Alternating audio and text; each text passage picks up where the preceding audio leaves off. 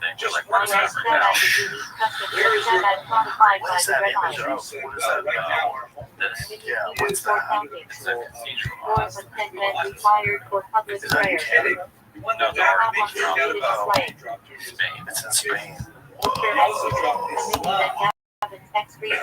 It's explicit in the text. Yeah, I dropped Islam because he said essentially, okay, I love It's the oldest doors we found. The oldest doors are like 5,000 BC in Switzerland somewhere. So he said, forget about it. Active doors in the UK from 900 AD, I think. What those images of sacred geometry? Right there, Leonardo da Vinci's original drawing of a flower flood. What Da Vinci? What drawing? Two things. First of all, How was he seeing it seems that? to have been, and there's a lot of debate about this. Yeah, well, that imagery, right? That's Most scholars symmetry. Those depictions have been around forever. Christianity was expanded Crazy to Western Europe. in a good way. Islam Yeah, it'd be bizarre and smart. It's weird when you have these outliers, these outliers that come out of nowhere and like model of flying machines. or they can put the atmosphere. They have like 3. And it's amazing artists. Yeah. These outliers that just, how many of them we've never heard of? How many of them were from 30,000 years ago? How many? Just, we have such a limited understanding of our history. And I always think, like, if something happened to us right now, what would really be left? The real problem is everything is either on paper, and there's not a lot of it on paper anymore. It's on hard drives, and those things would get cooked. If there was just a massive solar flare, something huge that took out our power grid and destroyed all of our cell towers and all our satellites, no more electricity. And even if it didn't get cooked, yeah, we do it. 10,000 years. Exactly. You found that, you wouldn't know what that was. You wouldn't know what that was. You would have to devise a new version of Windows to read it. You know, it would take so long. It would probably have been corroded and wasted away. It wouldn't be like long before that. Especially if something happened, it was underwater. Especially if, the entire world's on fire because we got hit with a comet. There wouldn't be much left. This is like a really shitty way to store information. It does feel like a bit of a risk, doesn't it? It's a giant risk. Everything we have, discovered and thought about it. So you know what happens when your phone dies and you don't have a backup phone? You're like, oh no, I don't know anyone's not out of our entire civilization. Right. And so then you would have just stories and myths of what things used to be like. There was an all-female flight crew in Delta. You're like, what are you talking about? What does that even mean? They had satellites. What? The thing is, like, I wonder how many of the satellites would still be in orbit, or whether their orbit would deteriorate and come crashing down to Earth. I think they would decay like relatively quickly, I think. I'm not sure most of them. Yeah, let's go back. How many satellites that are in orbit today? See if put this into AI. How many satellites that are in orbit around the Earth today will be there in 100,000 years? Perplexed. Do you have an answer for that? I think it'll like that. What else was it? Like space travel, sort of feeling lost. I think there's anything we see that. Yeah, that's the weird one, right? There's patients on the other side of the watchers. I'm sure. But then there's the weird square itself. That's the absolute perfect size, the perfect distance to completely block out the sun. Nice weird, isn't it? Real. It's real weird because it's not kind of right. It's perfect. It's precise. It's very precise. So you need the precise size and the precise distance. That's weird. And there's also the fact that it stabilizes our atmosphere, it stabilizes our environment. Yeah, I guess the argument for that is we wouldn't be here if it wasn't right. If it wasn't the exact right. That's the answer. It's thousands of satellites burning up each year. The atmosphere shit is what I got at the end of. Oh, so thousands of them crashed out. The first time so how long did that last? That's the first. That's why I was trying to track that down. The first call lasted 3 months. So Sputnik 1, Soviet Union in 1957. 3 months later, it fell out of orbit. They worked up to a 25-year rule. They don't expect it to last that long. So in 25 years, there's nothing left. I was trying to figure out how long until it lasts. If they stop with one, how long until Alaska crashes down. It seems like 25 years. That's why then I just get back to the did you put it in AI? I don't want to.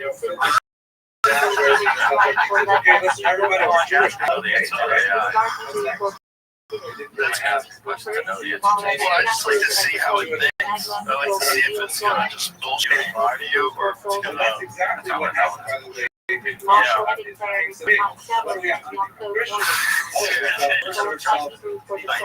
it's also basing all its information on websites. And I don't know what year it was trained on. I was wondering what's on sports cards. Like, it's not updated in the last 3 years, so you don't even use this data. It's not good data. Oh, really? Which one was that? I don't know which one you're talking about. There's so many AI opportunities out there. It's funny watching people on Twitter use Grok and try to get Grok to say things it doesn't want to say. And you realize, oh, there's an information blockade. And what Grok is like talking about. You can just make it, you can kind of trick AI to say what you want it to say. Yeah, I've seen people do that, like trick it into saying, like, how would you make a bomb? Yeah, and that's the way that you can do it. You can kind of become your own echo chamber after a while if you want to kind of convince it. Well, we've done a really terrible job of taking care of those people, and when then you give these people access to the kind of power that AI provides them, they're going to ask odd questions because they're not living in harmony. Because we're a selfish creature. It's crazy. Yeah,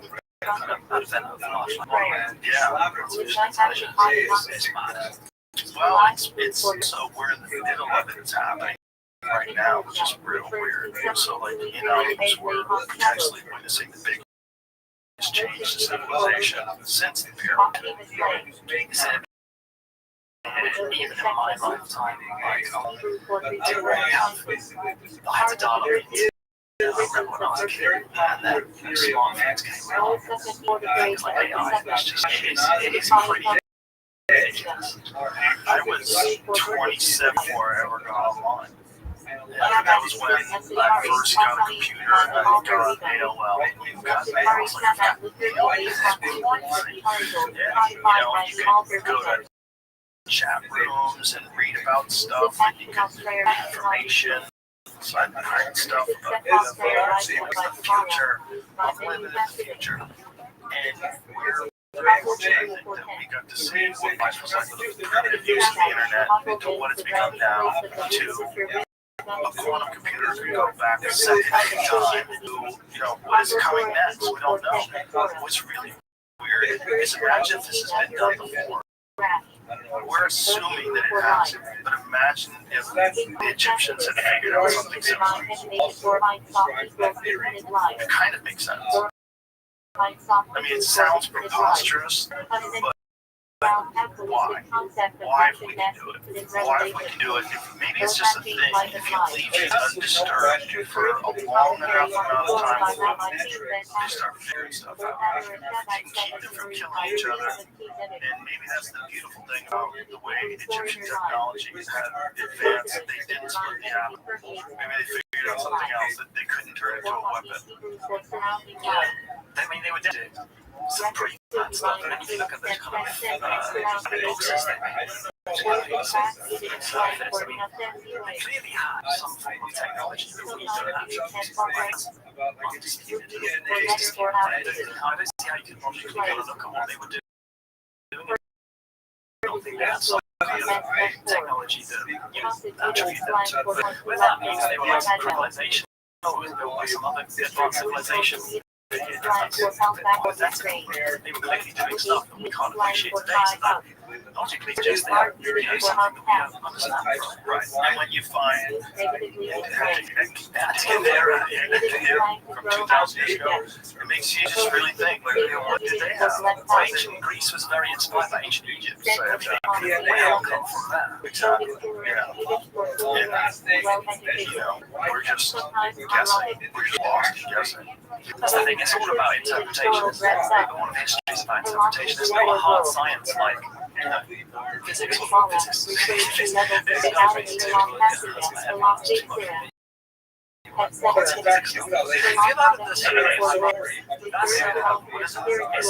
It's kind of linked to this. It's linked to this, ancient civilization stuff that could have been an advanced civilization on our planet, 100 million years ago, a non-human one. That was advanced industrial age, which is the only trace of how long ago it was. They could have been here, we just wouldn't know. It's kind of like where I'm with my human idea time span.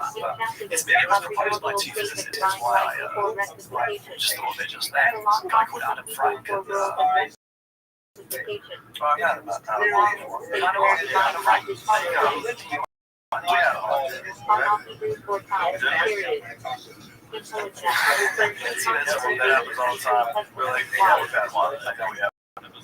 I've heard about Adam I just wanted to check because I haven't long before we talked about government. I talked over 3 hours. Okay, I get that before. So this idea is that something else other than human beings, which is the idea that if it happened, because they've been around for so long, multi-cellular life appeared, relatively early in our life. Million years, I'm not sure the dates, but we've been around, the Earth has been around for so long.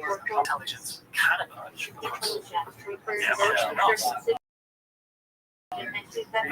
relative quickly when you look at the kind of massive timescale of the Earth's been around, how multi-cellular. So their idea is kind of like, what if civilization equals had become very advanced in industrial society. They say we would see absolutely like we're not talking about human civilization, some potential evidence like rock carving or whatever, but they would say you wouldn't see anything wasted because it's that long ago nothing would survive. And I think about that, I think, well, isn't it almost more likely that something did happen considering we know that intelligence can emerge relatively quickly? Multicellular life has been on the planet for so long. Limited understanding of fast molecules. Why couldn't something happen before then? And then you start getting a bit slowly, maybe they're still here because that's what I'm here. To go into conventional think like, well, you do these quantum computers that go back 1 second in time, and you move forward 1,000 years from now. They're run by AI. What can they do? Do they cease to the ability to be transdimensional? Do they no longer exist in our space and time? Is that like the emergence of this new life form and then they observe us? Is that what's going on? I feel like if you kind of survive get to a different level of intelligence, then why would you need the kind of physical body? Why would you need the physical realm? And why couldn't you kind of diverge different dimensions if such a thing is possible? Like, certainly could imagine that taking place somewhere else, on another planet with a similar atmosphere that supports life, and maybe they live in a solar system and have an asteroid belt, right? I'm sure they must exist, where they're not getting pelted all the time. We're just in a shitty neighborhood. We're basically a neighborhood that gets shot up all the time. Shooting gallery. Imagine them achieving where we are at, but then 20 years and you can go, oh yeah, well, I guess all bets are off in terms of what's possible. 100 years ago, people were freaking out if they saw a car. Now we're setting video from a tiny little screen on your phone. So yeah, it's nuts. And we don't even blink at that. You don't get pissed off if it's love. Instantly, like, and we were addicted to staring at it. It's like it's pulling you into its gravity. It's all very, very weird stuff. We are just very quick into real quick. Technology develops and it's just getting faster and faster, and it makes you think, where will we be in the kids? 5 ages.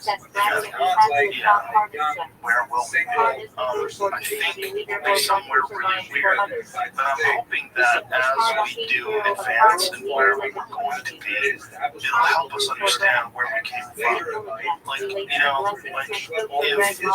if AI and super intelligence starts examining the history of the human race, then things get very interesting, and maybe it can give us places to look.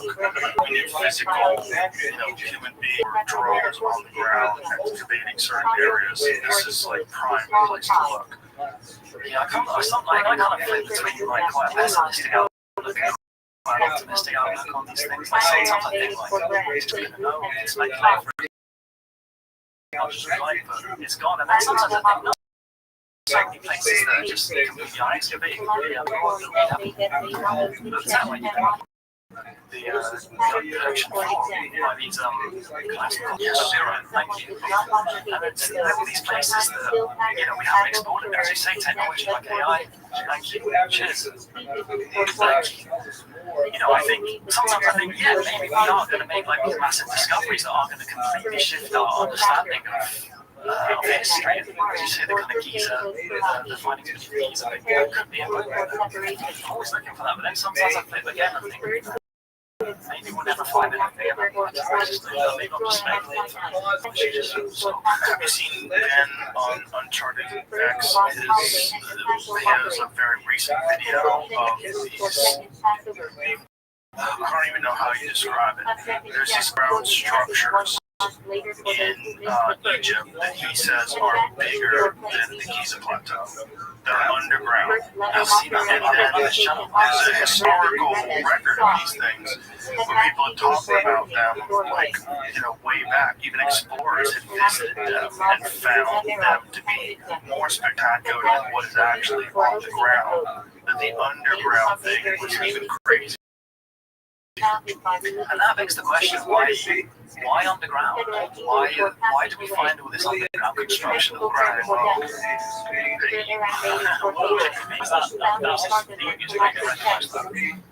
Shout out to China. Yes, he's coming up to talk about this very thing. He's really awesome. He spends so much time down there. So, he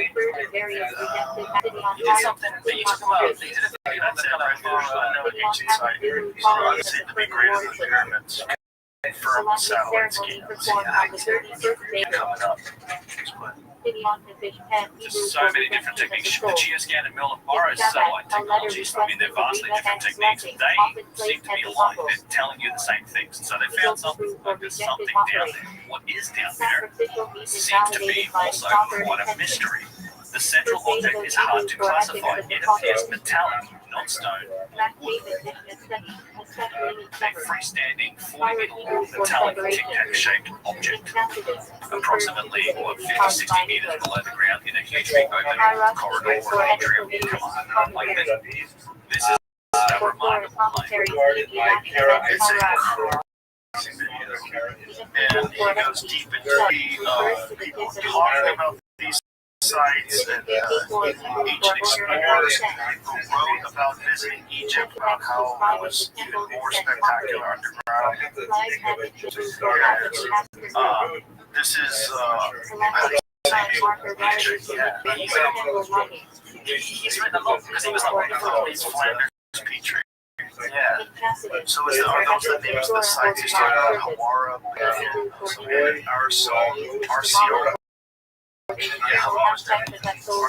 Arsenal.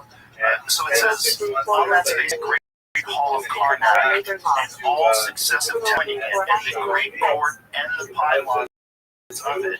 Also the temple of Amu, and that of Khonsu, and Amenhotep III, and Karnak also, the two great temples of Luxor, and still there would be room for the whole of Phoenicia. What does that mean? In short, all of the east of Thebes, and I'm sorry if I butchered these names, and one of the largest of the West Bank might be in the one area in the ruins of Hawara. Here we certainly have a site worthy of the renown which the labyrinth acquired. So this is an ancient explorer. He actually got into this area. The problem now is it's all submerged, so it's kind of flooded, and to do any kind of archaeological work now. Because he was one of the first. They're like crawling into these like holes and swimming in now. It's real weird. It's gonna die in there. So someone's gonna figure out how to get the fucking water out of there. What is that? So this guy is accurate. What he's talking about.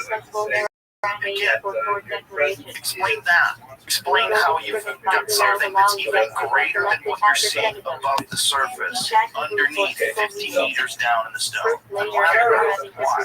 So much harder. Exactly. What were they doing? Were they hiding? Is this like what happened when the cataclysms took place? They said, listen, we need to develop a way to survive these things. Let's get underground. It's like many other parts of the world as well. People are always building underground construction. You can't explain how they did it, who did it, or why they did it. Again, no one in the mainstream really covered it. Yeah, that site in Turkey wasn't supposed to house like 10,000 people. And then I think there were like 2,000 people. I can't remember off the top of my head, but it's huge. They don't think it might be 20,000 people. That's up there. That sounds wonderful. But it is massive, and they don't know how they did it. They carved it out of stone. There's no evidence of the stone being left anywhere. It's like there's a big pile of it outside of it. It's real weird. Yeah, 20,000 people together at the livestock and food stores. So 20,000 people in livestock and food stores, extending to a depth of approximately 85 meters underground. And now we're using it. And their kind of argument is that they built it to protect themselves from an invading army, but that's never made sense to me, because those people you just it seems like more likely what they were doing was escaping whatever the fuck was on the surface. Because again, it's stuff that survived for so long. Right, and also, did you build it after the cataclysm? Like, how do you do it? Do you know it's coming, and that's how you build it? No, you don't know it's coming, unless it's happening, unless it happens regularly. They realize the only way to survive is to get underground. I guess you could, create the remnants of the culture that was wiped out. Right. They have like a memory of people passed on through there. I think like the first one they made. Yeah, exactly. That's so bananas, dude, that's 85 years in the ground. And then so and not the Great One is London Caves in China, which is just, there's just zero explanation of what that is or what they're doing. There's no record of this construction. Yes. Yeah. That's absolutely crazy. How was that supposed to work? They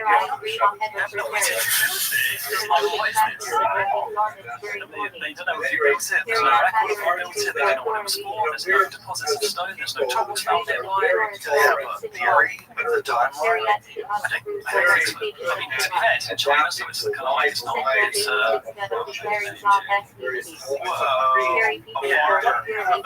farmers. There's 24 like that. Wow, 24 vectors of our faith. Go to a video of it so you can see. Because the caves, when you people walk around with a camera, there's 24 distinct ones that look like that. And it's just like, why? Still visit China without going to jail? This is my college, it's great. Yes. There's all that stuff about that. They kind of like get on to another stuff. Yeah, that man, very weird. I go back and forth about it. Yeah, that's the case with so many like these things. It's like it could be natural, but then not this one. It's definitely not natural. Can you imagine in 1992 some farmers are just fucking around and they find this, find 24 of them, and they're like, what did we find? I think the carvings are from 1982. They don't know what they are. I have no idea what they are. I think they kind of carvings depicting like mystical Chinese stuff. This isn't a modernization. Oh, like brand new. Yeah, like like since they discovered. Oh, really? Like even those ones on the wall right there? That's so gross. I think so. I mean, hell, what was just? I hope they didn't do that. Oh, gross. Can you imagine? That's like it's always baffled me because again, if you have a Wikipedia page for that site, it's just like 3 lines. It's like, yeah, so the carvings are those modern. What do you think that they're modern? Because like in the video, I mentioned this in the video, did you research about so the research found that they're modern. So the lines, it seems to be, the parallel lines seems to be like how they got all this stuff out one layer at a time, which I think that, yeah, like how they're using what? Right. 24 of them, and also they're all precisely identical. It's like what tool you're using to make sure this was so identical. Right. Like what tool carved the skull with make a giant cave. One particular cave stands out for its detailed carvings of dragons, animals, people, and figures, closely resembling ancient immortals from Taoist mythology. These depictions suggest a deep connection to Taoism. While these carvings were part of the original structure were added later after the caves were rediscovered in 1992. Remains a topic of debate. After close examining the carvings and noticing a unique method used to chip away the mark for these images, it seems likely that they were added later. Perhaps turning the cave into a sacred place reflects beliefs at the time. Oh, so some gross people carved into it in 1992. That's so crazy that you did that, guys, because that's probably what people have done throughout time. I bet that's, probably the people that like put their dead body in the pyramid. Yeah, and that's the thing with all the other things in Egypt is they put carved hieroglyphics onto them, but that doesn't mean that that's what the original thing is built. Can you go back to the video, please, Jimmy, of that site so we can see like what it looks like when you're walking around? Because the fact that and the fact that these farmers found it in 1994, when you see the scope of it, that's what really sets it. Yeah, because I think like images are cool, but the way this guy's walking around, you're going to get it. And you have to time out, that's why. Imagine those farmers, they're telling them, like, I'll do it, I'm killing someone.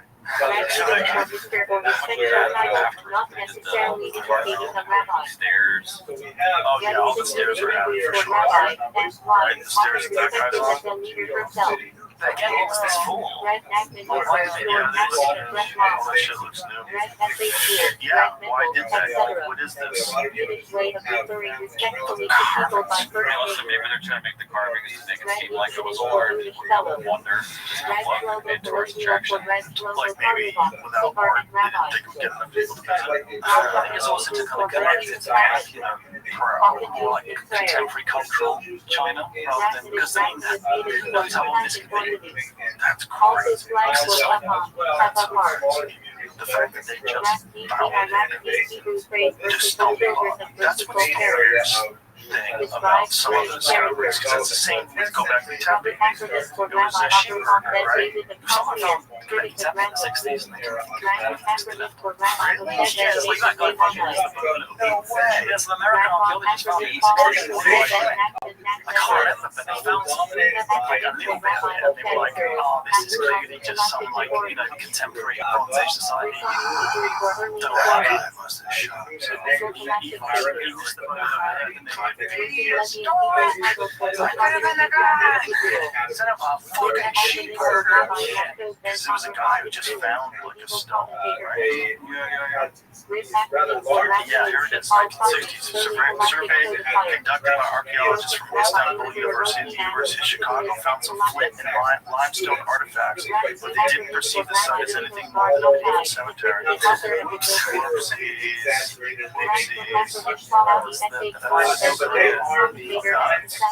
slip up. So, the sheepherder that found it, I think he just found like a corner or something, and he like kicked it with his foot.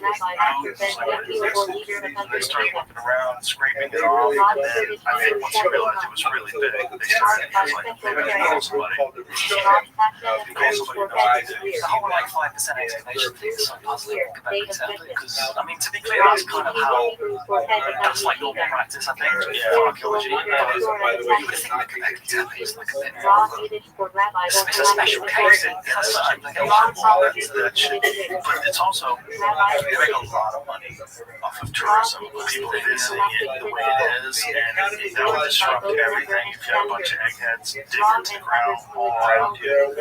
I see that, but you know, then they start doing weird stuff like planting olive trees above the ruins, and everyone's telling them like, hey guys, that, these trees are going to grow roots, the roots are going to destroy what's underneath them. Yeah, that's like, oh, it's going to be fun. And they realize, oh, it's actually destroying it underneath it. That's like microcosm of the problem with a small section of very kind of mainstream archaeology, like the whole tree controversy of Quebec Italians. It was Jimmy, right? Jimmy Brian was saying, why do you go there anymore, you know? Nothing was surprising. They might have snuck in recently. He did a video, yeah. I think he's banned from the country. I think he's banned from the site at the very least. It doesn't make sense because we're mad at him to tell the truth. Why do you think Jimmy Hughes are like, let's find out he's banned? I don't want to get Turkey mad at me. Because I think Turkey's probably that's probably the birthplace of civilization. What we think of as civilization, I mean, there's so many different things that Turkey has started leading people to think that maybe that's maybe, you know, there was probably a bunch of places like that in the Middle East where civilization has emerged from whatever happened before. What do you think about the Rashad? Let's get to that in a second here. Oh yeah, Turkey should have banned me. They had a chance. It went Jimmy's crazy. My prior work on Göbekli Tepe upset them. What I will share in the coming days, weeks is going to take things to another level. Because we were cutting around various security protocols and with exceptional timing, we got the footage. Our ancient history belongs to humanity. I agree. Anyone that opposes that has no place controlling our lost history. Yeah, I mean, what do you think about it? He was right about the trees, and I found out the Yankees people coming out defending trees and saying trees were good for archaeological sites. Just yeah, I don't know why Jimmy has a degree in anything, but he clearly knows a lot about ancient history, and he's really interested in it. And this, again, this game thing. If you watch his videos, and he constantly all sorts of different horrible claims. It's like if you watch his videos, you know that's not true. He's just a guy who's very fascinated and deeply informed on a lot of the timelines, all these different things, and how interesting and he likes doing videos of them, and that's a good thing. why should he be allowed to speculate? It's just a guy speculating, and he's really fair and balanced with how he talks about it. And he's good at it, man. He puts together arguments really well. You just mentioned the reconstructed thing. I watched his videos on that. I'm like, it's interesting, man, the way he kind of connects what Plato was saying about Atlantis and brings it all to his shots. It's interesting stuff. It's very interesting because it's also, he talks about how Plato would talk about the mountains to the north and the rivers and stuff. It's like his whole lines up. Like concentric rings in the same size as was described as a way. That's how the rest of the system used to run. How come everybody's like, Because you can't prove it. well, it's a little bit of that, but it's also because this YouTube guy is that's is right. That would drive them fucking crazy. That's trees. Yeah, it's sorry. But I think he's right about Atlantis too. I think he might be right. There's something about that that's with here. It's also weird if you look at it from a satellite perspective. The satellite imagery, you get to see where it looks like it's been washed over by water. Yeah. Like the whole thing looks exactly like sand looks when the tide comes in and then pulls back. It's all rippled. It looks like it was pummeled by water. Exactly.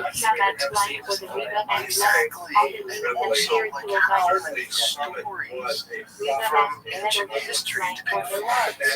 There's so many, like, we can't. Are we getting more on this myth? Well, the idea that myth doesn't hold any kind of understand the past is just ridiculous because myth is powerful because we've collectively remembered as a species, isn't it? So why would we dismiss that as a kind of historical record? And then you've got examples of like indigenous cultures that remember that has scientific information for myth. I always go to this example of these islanders during the tsunami in 2004, and they went to the Andaman Islands, and they kind of Western scientists went to the island after the Boxing Day tsunami. Wiped out the tsunami. They're fine, because they have this myth in their culture that when the sea recedes, you get to higher out because then the waves are going to come and will eat them. And that myth, that is encoded scientific information about tsunamis. That's something their culture's not to be like encoded. Western Everybody else is like, wow, look at all the sand. I thought the beach was over here. And then these people with their myths, scientific information survived. There's a guy who was hiking in Russia when the most recent tsunami hit, and he was on a cliff, and you see the ocean come in and like reach the top of the cliff where his dog is. See if you can find it. It's crazy because he films the thing coming in. Like this guy is way above the ocean when it starts, and then the water is reaching. He is with his dog. It's just a testament to the power of nature. We're just constantly understanding nature, and that was just a little bit over the ocean. That's just a little bit over the ocean. Well, they pointed at the ship is all talking about comet impacts. So look how high this guy is, right? Way up, right? And so as he's up here, he's seeing the waves come in. Now he must have known that this was going to happen because everybody knew this was going to happen. So watch how it's coming in now, and now it keeps coming.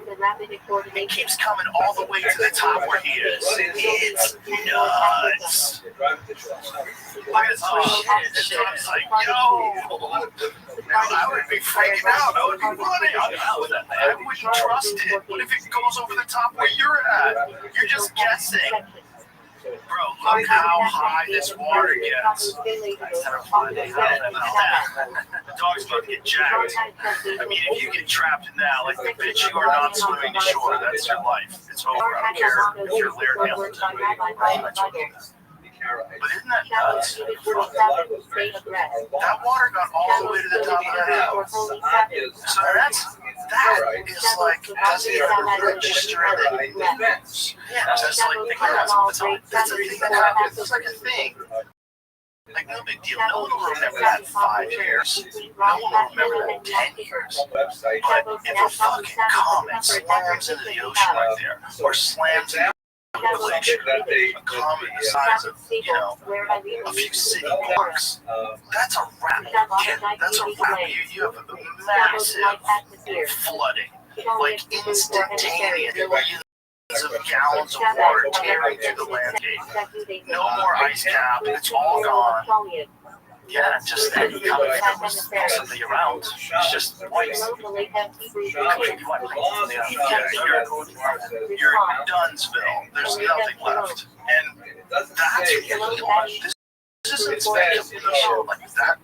We look at the Tunguska impact, and that was the same sort of comet storm that we passed through. At the same time here, and flat plane. This enormous chunk of Siberia that still doesn't have trees on it. And that's quite a small thing. Yeah, and it didn't even hit his hair. Yeah, so all these things that are okay. That's like so that could be happening on this planet on a regular basis. Yeah. He's confident. Yeah, we're always finding a crater. This one's 3 million years old. Look at this fucking crater. 3 million years ago, everyone's fucked. If that estimate is correct, that we're hit by a cataclysmic impact once every 100,000 years,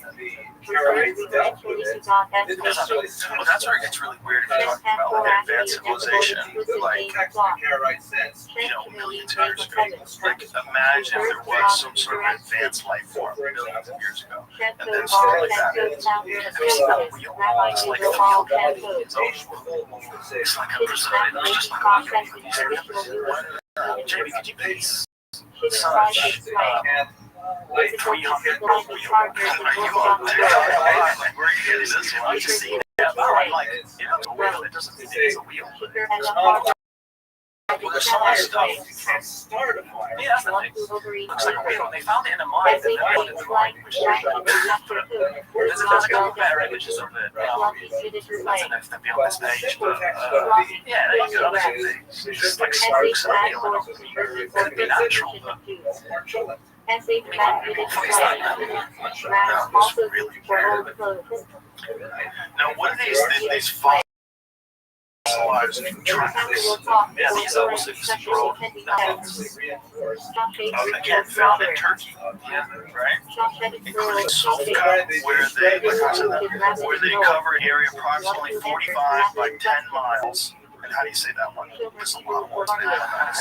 Cappadocia, home to several clusters of tracks. The discovery of these ruts around the world sparked debate regarding their purpose, age, and origins in Malta, especially due to the proximity of the tracks to megalithic structures and the fact that some are now submerged beneath the sea. Yeah, I've seen some of them in the they go off cliffs. Many researchers suggest these fossilized lines indicate significant antiquity. So if this is like mud that they were pulling these things through, or dirt that they were pulling these things through, and then it eventually fossilized in the tracks, like, what else would be the explanation for something that looks exactly like tracks? Is there a natural explanation for those kind of formations?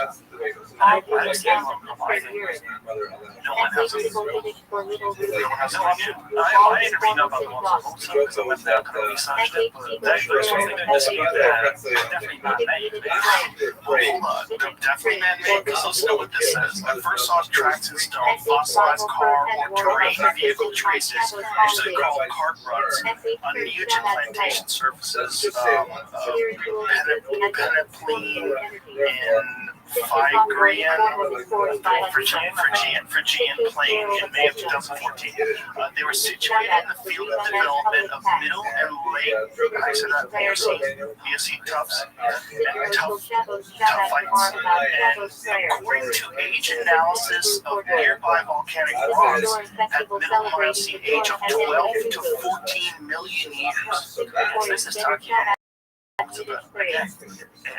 These car ruts that look like, some sort of track, and it's millions of years old, and then they find that weird nearby. That's fucking crazy. What is this? I won't look at what this says. Coltipin holds the region that Dr. Coltipin studied is relatively obscure, with guidebooks offering little to no information about it. Mainstream researchers argue that the tracks are only petrified remnants of old ruts left by wheeled vehicles pulled by donkeys or camels. Coltipin holds a different perspective, rejecting these conventional explanations. He stated firmly, "I will never accept it. I will always remember many other inhabitants of our planet wiped from our history." The research does a deeper, perhaps forgotten history of Earth and past civilizations. Like what? Imagine millions of years ago, people had a wheel.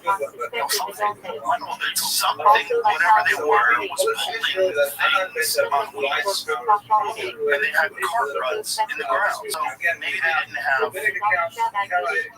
Very different. This is fucking crazy. Koltepin theorizes that the civilization responsible for driving these heavy vehicles likely built the numerous identical roads, runs, and underground complexes scattered across the Mediterranean region more than 12 million years ago. He acknowledges that petrification can occur relatively quickly, but points to the heavy mineral deposits on the tracks and signs of erosion as evidence of much older timeline.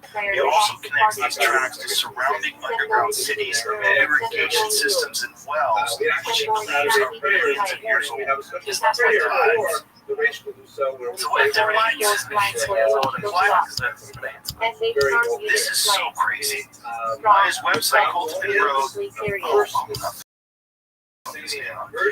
dealing with lithified petrified sediments covered with a thick weathering that takes millions of years to develop, full of multiple cracks with newly developed minerals in them, which could only emerge in periods of high tectonic activity. Whoa. Crazy, huh? That's the craziest thing I've ever seen in my life. That's crazy, because I knew those car ruts existed, but I didn't look into them. I didn't know what the timeline was. I didn't know that there's anybody that's even that thing looks like a fucking one. That is right. What these slice car ruts was printed in the sandstone of the roof. Guys, drifters trying to cut away the fine with the pick hammers, trying to take it out to the surface, but sandstone was so strong and firm that having to damage a print, they have left it in place at present. The mine closed, and access to the object is impossible. The equipment is dismantled, and the given layers are already flooded. Yeah, they get in there. Why would you fly that? I think it was something. I think it's like some conspiracy to hide the wheel at the wheel. I think it's more just like a practice of what they were finishing that line and they just really look at it. If that's a real wheel, if someone can carve that out of there and realize, like, if scientists look at it and get a 3D scan of it and go, okay, we have to completely rethink. If something wheeled 12 million years ago, The rabbis, however, Why we talk about it would be like the Silurian hypothesis. It would be unless what is that? just a different word hypothesis. So us that live like medieval humans. It's the same problems. Like we have no idea if they're living on Earth, they're dealing with the same kind of physics.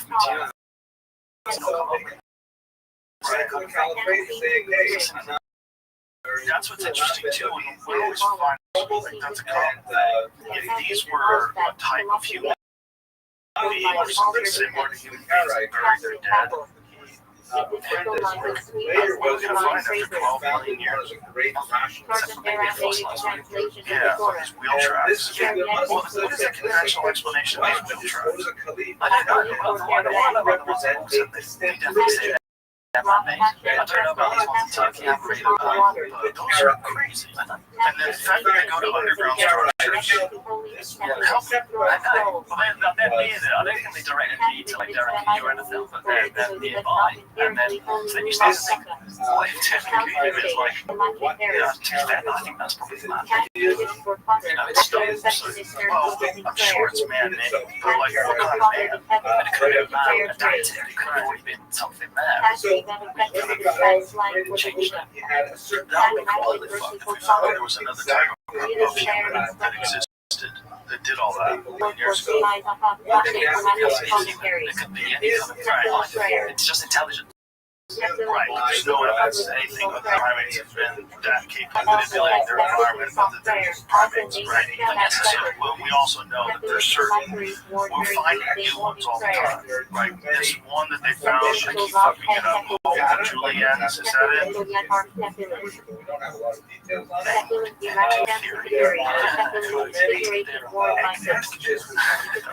From this room too, the whole Julien's. But this one was larger than us. It had a large brain capacity, and they know that they just. I mean, this was just published in December of 2024. So they know that they're constantly finding new branches of the human tree.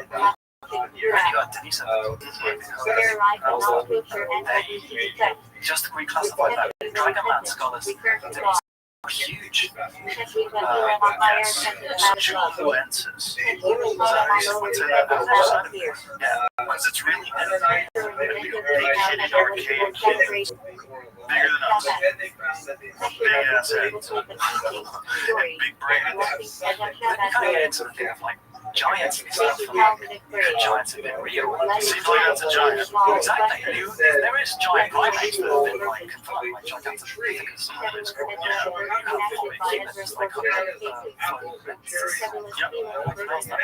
have hobbit humans, you have giant primates. Why can't you have giant humans? I think they did.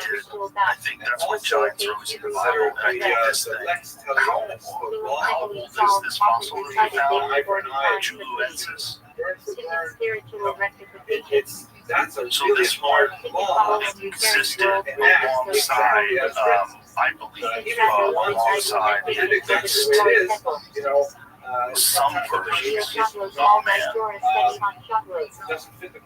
Does it say how old it is? 300,000 or 4 million. So that would just about us though. 300,000 years old? So, but here's the thing, they don't have a lot of this stuff. They don't have a lot of evidence of creatures. Right, so they have, I believe it's one site. Is that correct? Is it one site where they found it? Yeah. So, how many have they not found? That's the real problem with us in this whole fossil record thing, is that we're dealing with a very limited amount of information. It's very difficult to become information. It's very difficult to become evidence, Especially when you get observation. The preservation program, when you get about this far, it's so hard to find something. You should see what this thing looks like. You look at 3D image of a depiction. First of all, they make it look super primitive. They cover it with hair, give it giant muscles. Yeah, it looks like this freak. But whatever it is, it's way bigger than us. And it's human, and it lived alongside us. So, it's David and Goliath, it's right there. There's also it's called Meganthropus, which is, That's what I suppose. Meanwhile, I probably have a calculator. they make everything. Everyone's stupid and walking around it. Yeah, everyone's stupid. Everyone has a stick in their hand. Oh, I've heard of that too, but I heard that was the song. I mean, it doesn't make sense. I'll just go with that. It's not my thing, but the mark's still around. It's mostly 100 years old. Yeah, someone had an expectation. Someone Someone had an explanation for that. I don't remember what it was. wonderful discussing it. Why don't you look up Word of God. And I don't think that's possible. If you take the Bible, You know? I'm sure someone just I'm just wondering lots of people say it's real and fake. There's not a lot of explanation of how as it's the found. rabbis put it in their Okay, radiocarbon dating of the wooden handle and the geological analysis and largely debunk the idea of antiquity. More details, the artifact wooden hammer is a metal hammer with a wooden handle found partially encased in a concretion compact mass of mineral matter. Some have interpreted the hammer's presence in the rock as evidence of advanced ancient civilizations. Young Earth pointing to the seemingly endless placement of a modern-looking tool in ancient rock. Evidence of radiocarbon dating of the wooden handle is placed within the historical period of years. Geological processes, the concrete itself is not necessarily ancient. This is what I read. Minerals in solution can harden around objects, dropped or left in cracks, or on the surface of soluble rock to die out of place. Concept of outlays artifacts can be intriguing. The London hammer considered an outlays artifact, as is geological context and dating suggesting more recent origin. One of the things that I always Egypt is those really bizarre looking things, like a part of a machine, like that wheel. Something, I don't remember what's kind of a disc. It looks like a part of something, like almost a fan. What is that thing doing? Is that a turn of water? Is like something like what is that? The fact that that's real, that one drives me nuts. That's right. We get right on the share rational. Pieces of I've seen someone put it in and crank it up with water, like this place water in a very unique way. Yes. I don't know if that's they use it. So if you made an image of the actual one, because I think there's some of them recreated because I think it's a very valuable thing. So when people are looking at it, a lot of times they look at recreations. Particular tended to be whatever it was, and no one can figure it out, right? And it's hard to understand. So how? What are you doing? What's that thing doing? That thing looks like a machine. It looks like a part. Like if you have some ancient machine that does a bunch of things. Right. But I mean, if you look right our SEO, man, it picks up that stuff up somehow. That's true, actually, right? But it's probably just one of many different tools from back then. If that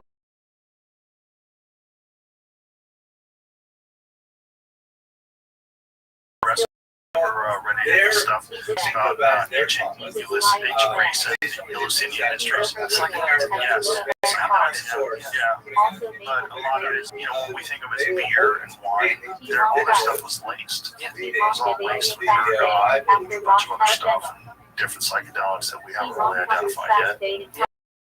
And they combine that with that kind of spirituality. Yeah.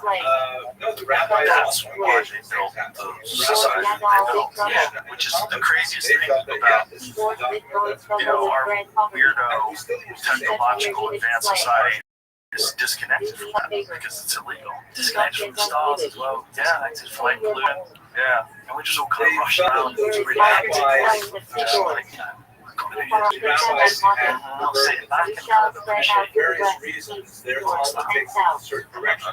Like for example, one of it and put it on a drill. That's great if you have a drill.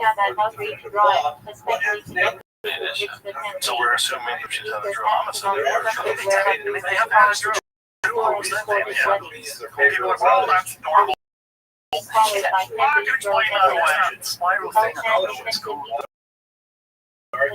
Chris Dunn put like a thread around the chest collar a little bit. Yeah, and he also estimated the revolutions per minute that would take to do something like that.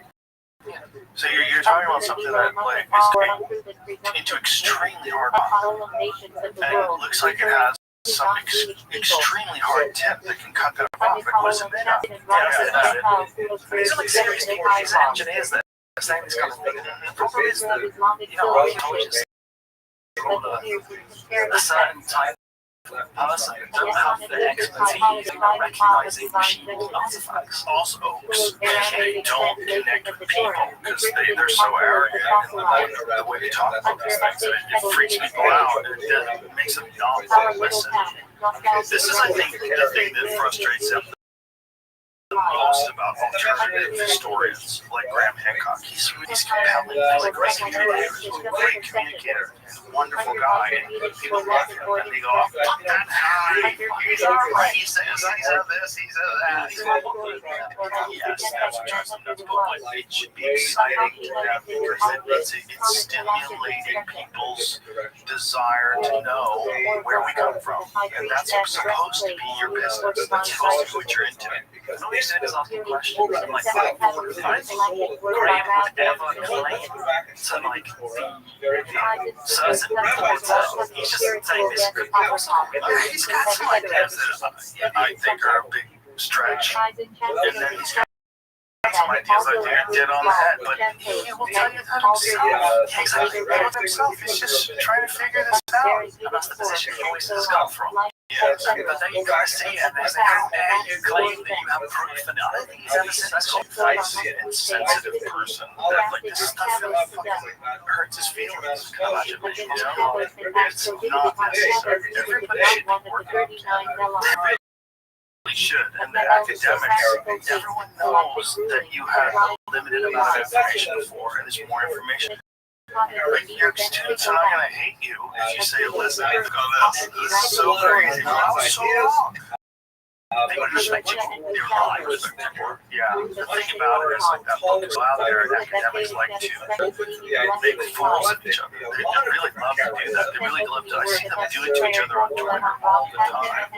They'll dismiss someone's credentials and say his work is shit. Like, God, you're such bitches. And like, some of them do so to each other. To each other, yeah, like high school girls, like talking shit about each other in chat messages, you know?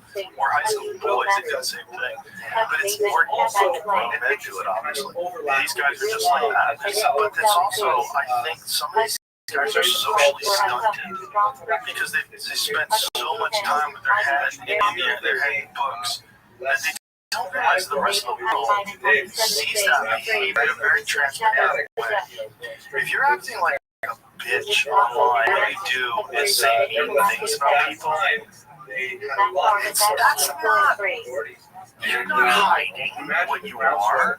Every reasonable person sees that and instantaneously knows what's going on. This is irrational behavior. You're calling people racist because they're questioning the timeline of human civilization based on evidence, based on really bizarre things no one can explain, based on water erosion on rocks. Now you're racist. Like, what are you talking about?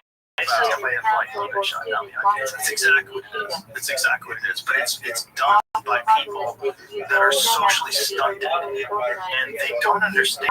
Most normal, rational people who see them behave this way are never going to listen to them again. By doing this bitchy thing, you have your own participation in any true like intellectual discourse, because everybody knows you're a bad person. You're saying things because you're trying to shut down the conversation instead of saying, tell me what you did. How did you get to this? So what is he saying? Water erosion. Whoa. Show me water erosion. Fucking hell, that does look like water erosion. Okay. Maybe we should bring you in to teach. You know, like, what are we doing? We're gatekeeping. We're gatekeeping information because it's protecting fragile egos of socially stunted people. I mean, we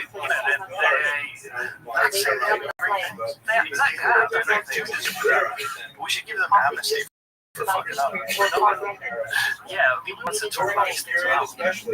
They treat people like no, and you can imagine when in the math department, when you've been shitting on string theory, and now it's like, oh, look who's wrong about the timeline. Oh, it's the fucking genius. Like, shitting at each other and throwing coffee at each other. They're a bunch of animals. They're just like any other group of men. You know, it's just a human thing, isn't it? We're all just human. Sure. Chess players cheat. I don't like even.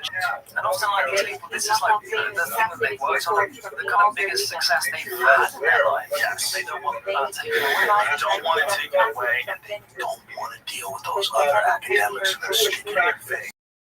40 years, Bob. 40 years, guys. How does that feel? How about all those college kids that left with a real fuck you of human history because of you, Bob? Yeah, he's got me poor Bob's like right now. His brains out. I mean, I don't know. I hope that things are going to shift over time over the next few decades. We're going to see one thing. I guess that is the max plan coming. But I don't think it's going to take that long. I wish people would shift their positions because, well, again, I think people coming in have a It's like a lot of things, you know, new people come in, they have no idea. The old dinosaurs. Yeah. But I think it's, I don't know, our adherence to these ideas is kind of distorted our understanding of history, and it kind of prevented us from looking at things because, you know, we assume that these things were always right. That wheel still freaking me out. It's crazy, huh? It's crazy. Just don't look for these things. Have you seen any of Jesse Michael's stuff? He's a kind of UAP kind of guy, isn't he? Yeah.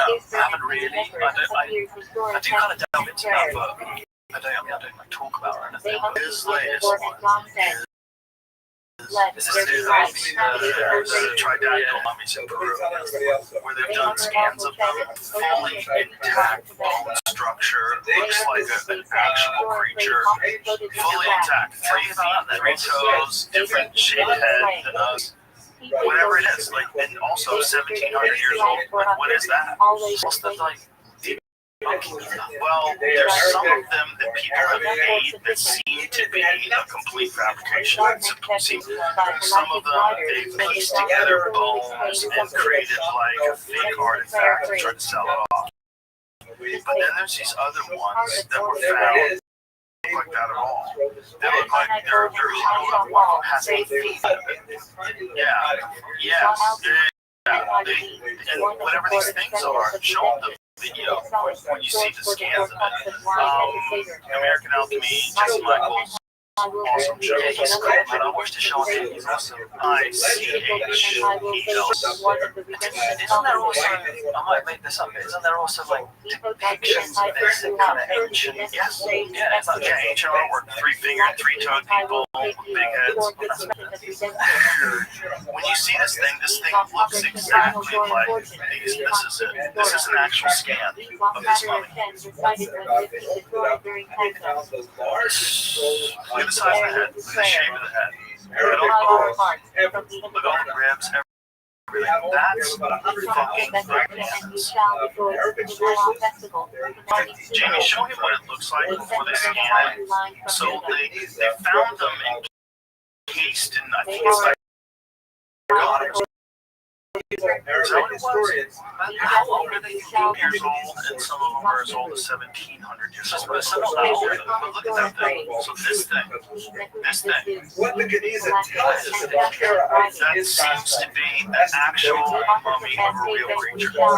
And here's the thing, like, it's not Jesse then. No, yeah, Jesse's right there. Jesse is doing real journalism on this. This is what it sounds crazy to everybody, including me, as it comes out of my. Then when you look at that scan, not crazy anymore. That's one, the smaller one, but the bigger one with the big head, that one right there, that one's crazy. Like, what the fuck is that? If that was a person that would run for the hills, with a head that shape, with 3 fingers and 3 toes, and the fact that they have artwork depicting these things. Yeah, because if it was a fake, then how are they depicting it? Right, what is this? Like, did they have, look at the scans of the foot. Go back there. This is crazy. It's almost like it defies the possibility of it being fraudulent. It defies it. It's like, make that. You show me how you can make that. You can scan it, you see the tissue, and the ligaments, and the tendons, and the cartilage, and the joints, and they're not human shaped. But they're in this. These are real creatures that existed at one point in time alongside us, and they're just now finding them. Now then you get to ultimate weirdness. It's like, okay, what's the Nazca lines for? Because that's the same part of the world. Yeah. I think there's other ways, like album of kind of like things that look alien. South America. Well, there's one of the Nazca lines looks like a fucking spacesuit. Looks like a guy in a spacesuit. And also, like, why would you make artwork that you can only see from the sky? That's always weird. Weird. So weird. The same part of the world where you find these things. They're like perfect, like lines and shapes and weird geometry. They keep finding new things to do. Yeah, it's very strange. I mean, South America is just, I think South America, Egypt / Turkey are the two areas that are the most kind of, you know, mysterious, and like there's so much going on there that I think we have a quite how much mystery there is still left. And, yeah, fascinating for this, and I'm gonna have to read into this crazy. So much. I wouldn't know that's not a human at all. I mean, it could be. I guess it could be something bizarre. Right, like those ostrich feet people in Africa. Have you seen that? Yeah. Yes. It's possible that there's some weird mutation, and this is a bunch of people with big heads and 3 fingers and 3 toes, but it doesn't seem like it. It seems like something different. Also, what are you doing with your fingers? You're operating electronics only. Like, you're not picking shit up. You can't do anything. You don't have opposable thumbs. The other thing that looks like us, it doesn't have opposable thumbs. Like, that's like a big evolutionary kind of advantage. What is this thing doing? What are you doing? Unless all you do is like put your hand on a machine and you control everything. Telepathy, and you just control it by touching it. You know, maybe it gets to a point where we stop using our thumbs, they just fucking drift away. We only need a couple of digits. So what is Jesse's theory? Oh, their fingers have an extra digit too. So you know how like your finger bends in a certain way. They have what's an extra phalange. What you call it? An extra little. You have like 2 or 3 bones. They have a 4th bone, so you can type quicker with 3 fingers. I don't fucking know. It's like that's not us.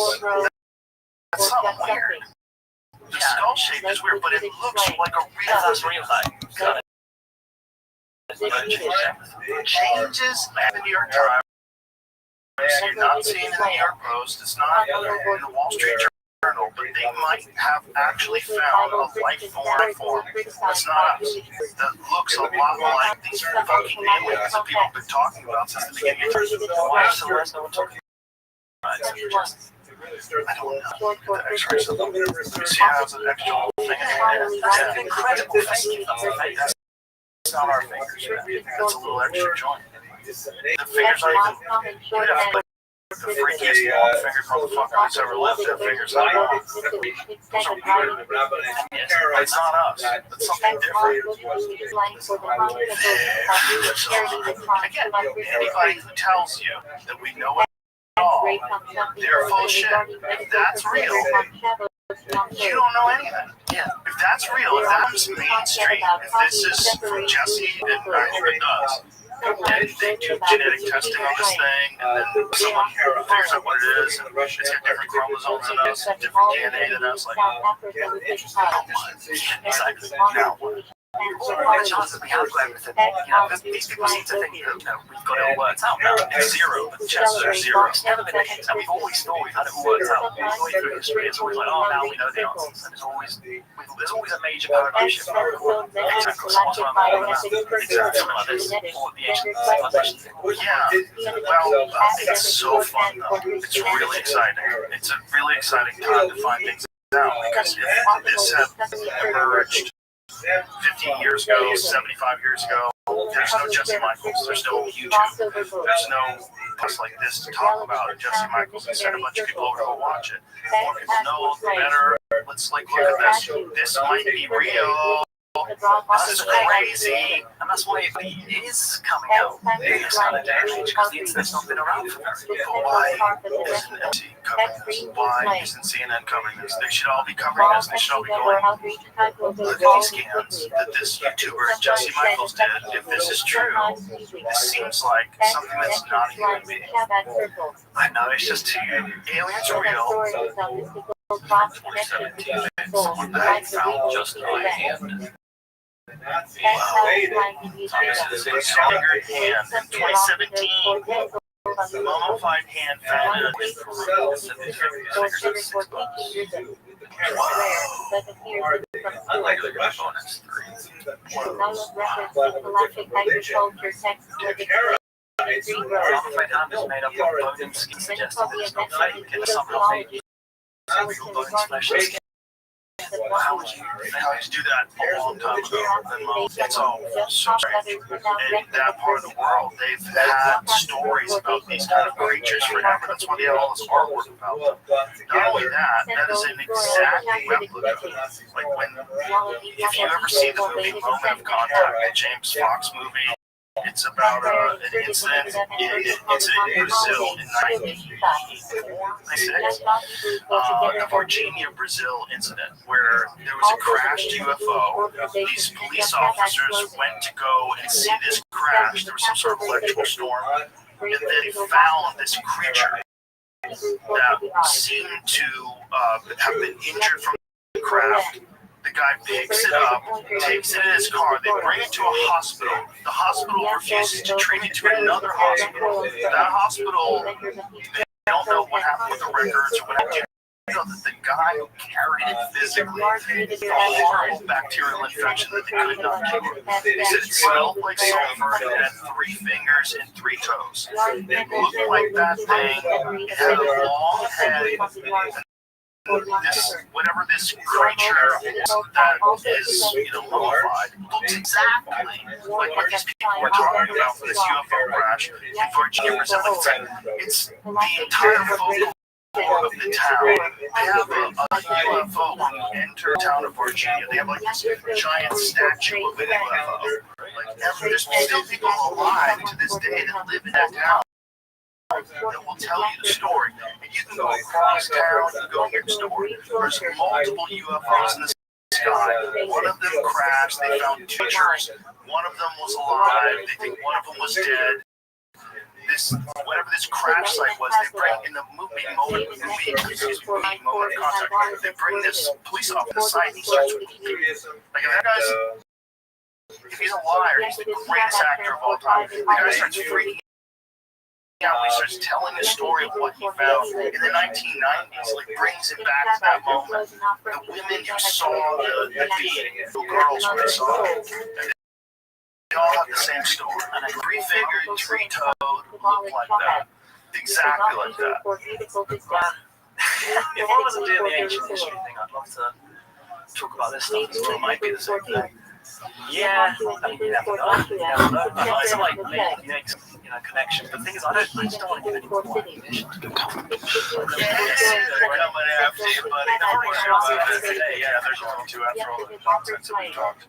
But it's fun to talk nonsense, and this is definitely fun nonsense. But that body's not nonsense. The Virginia thing is nonsense either. It really matters. It's kind of story time with how the good match to the that's big. Not just that. Biblical stories about creatures that are demons and smell like sulfur. Yeah. Right, if you're terrified of something and you think you've decided that it's a demon because it's actually an advanced life form from somewhere else and it smells like sulfur, like whatever they have that got on this guy's skin that gave him this horrible bacterial insult document, the guy died. He was like a young, healthy soldier and he's dead within like a couple of weeks. Yeah, that's not cool. They give him antibiotics. There's a knife that's not like that. Yeah. They treat him with modern medicine and he's fucked. He dies. Yeah. This is the guy that was carrying the alien. Are you fucking kidding me? It smells like sulfur. And it looks exactly like a thing that's a real thing. Yeah, they have a real mummy of these things. Yeah. See, you can get an image, an artist depiction. So they have these kids describe what they saw. And they drew this 3-fingered, 3-toed little, it's like a purple-looking thing. Do you think the place of this kind of mysterious construction we find in South America that no one can really explain? What is the image? The thing that was curled up in the ground. Yeah, that one. That one with red eyes. No, yeah, that one. That's what it's like. Somebody actually made a sculpture of that. The thing is, it was aliens. Why would it look so human? Unless it came to this planet. But does it look human? Maybe that's just like a maybe a constant thing when you evolve from primates. There's a thing about the alien gray, too, that's always been like this archetype of what we eventually will become. Big, skinny lips. Yeah, so this is how these guys describe it. This is how they describe what it looks like.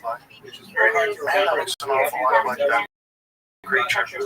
history lecture. Many guys on the deal, weird spindly body. That drawing right there where it's hunched over to run your cursor. Yeah, that's my favorite. It's just like, what is 1996? I don't know. I don't know what that is. But what if it's real? And those things in Peru are exactly that thing. And what if, this thing is visited multiple times in history? Would you say it's from another planet? Who knows? Might be from here. It just doesn't make because life is completely similar. It might look at these things they're finding these mummified remains in Peru. Clearly it was here. Why would we assume it's not from here? Maybe we just have a really inaccurate timeline of life on this planet. Maybe some things, which sounds nuts, but then there's all these fucking videos of things coming out of the water. That's what I would like to do. Flames coming out. Yeah. If you want to be creating a bubble around everything you are, you travel through it without any resistance whatsoever. They've clock things going underwater that are going like 500 knots underwater. I have no idea how it does that. Yeah, well, some kind of, it's like, you probably know more about this than me. My only experience in the kind of UAV thing was traditionally, I'm a big fan of Blink-182 and Tom DeLonge. Let's get Rothschild, he's the third. It's good people say, I'm in a band, I love Tommy. I thought it was crazy when I had him on before. Now I'm like, I think it might be on something. He's always an inspiration for me, like I make music, he's been a big inspiration for me, but he always got me into, he kind of got me into the UAV thing. He's all in. Yeah, he's all in. But I do have to say that if I was the government and I wanted to spread a bunch of crazy stories about UFOs, I tell and I tell them to people like me. I think people do that on this podcast. I think some information that gets shared on this podcast is probably bullshit. It's kind of like to haunt things. Yeah. And to prime people for disclosure. Yeah. I think if I was in charge and if I had done the Hal Puthoff thing, what Hal Puthoff was assigned to do was, so they gave him a numerical value for all these different things that would be positively influenced by disclosure and negatively influenced. And you assign a value of 1 through 10 to what's going to happen in religion, what's going to happen in politics, banking, all that stuff. And this was during the Bush administration. So Bush essentially said to Hal Puthoff, Bush administration said, we have been working on a program. We have vehicles that are not from this world. We are not alone. If we release this information to the general public and disclose it, what will be the impact? Will be positive impact? Is it overall positive or is it overall negative? And everyone, there was a bunch of different independent people that they assigned this task to. Everyone came up with much more negative than positive, so they decided to not disclose it. This is how the story. I can't tell you if it's true or not. But why say it was negative? Just because of the impact. Yeah, shock, the complete lack of any real faith in authority figures. Why would you let the president of the United States when there's fucking UFOs reading your mind and traveling instantaneously here from wherever they're from? All of our systems of control, they all go away because you're not in control anymore, clearly. The aliens control people who worship the aliens. But it must have been at some point come out. But then isn't that going to happen anyway?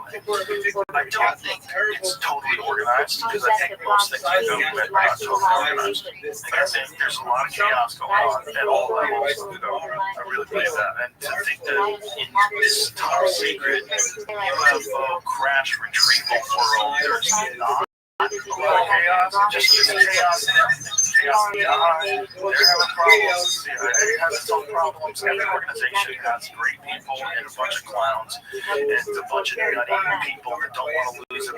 positions of power, struggle, office bullshit. In every organization with human beings. So for sure, that's the same thing with UFO disclosure. Yeah. And then I think there's also the problem with if there really is a crash retrieval program that's been going on for a long time, and it's been going on without congressional oversight, those who are lying, those who are money, and you guys jail. Everybody's fucked. Yeah. So what's the best way to you gotta slowly trickle out the information, and you gotta mix it up with a whole lot of bullshit. A lot of nonsense, including them flying some drones over here, they respond. That's a New Jersey thing. Yeah, there's showing drones over New Jersey, and then they try to find it with fighter jets, and lights would show up. What's that about? What's that? They fucking know. Yeah, they say, oh, it's ours. They didn't even tell us exactly what was going on. It was almost like a national emergency. I remember Trump saying it was not going to go play golf in New Jersey. They were flying in New Jersey. Was this pre-election?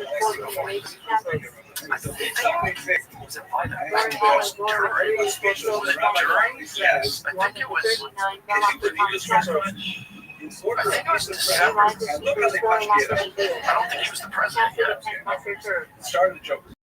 Right, but it was in post-election. Post-election, right?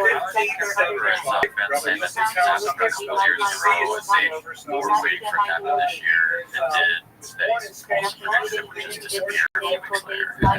Yeah, but what was that? Maybe it's just a grand show that you put on for us to distract us from some other stuff. Maybe there's some banking fucking decisions that were going on at that time that we would have probably paid attention to. Yeah, no, that's a real thing. I would do that.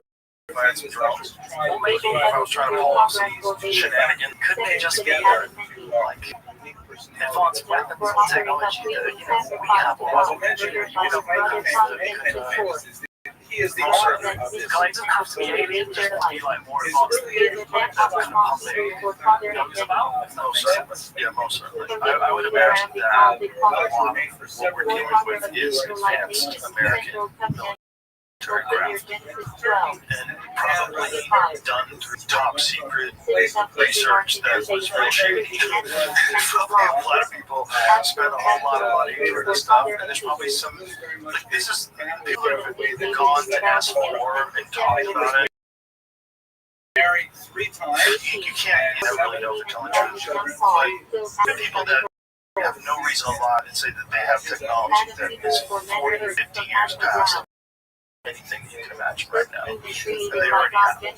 And they've been spending shit piles of money on these things your mind can never conceive of. And they already have it. And it probably looks super alien when they take it out. I mean, why would they tell us the most advanced thing? That's not going to be public information. Exactly. So even current history is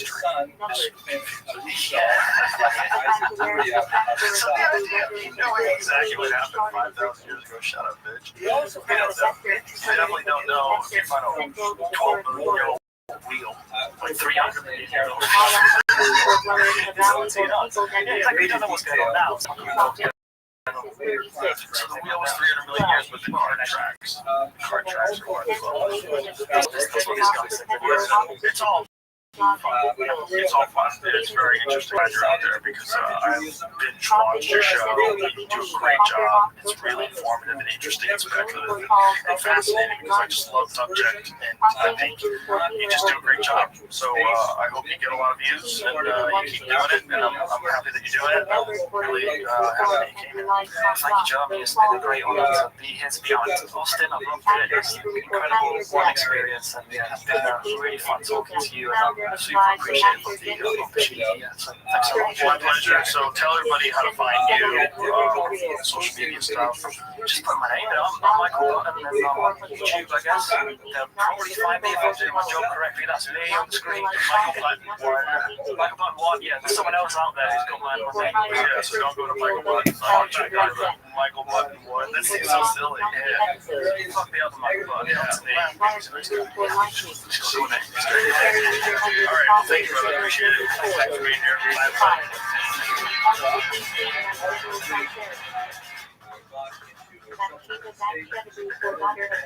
daughter of 7. Wife of Uriah, later of King David, and mother of Solomon to Samuel 11. Central to David has moral failure, but also to David and Experience. Showing my day, Joe Rogan podcast by night, all day.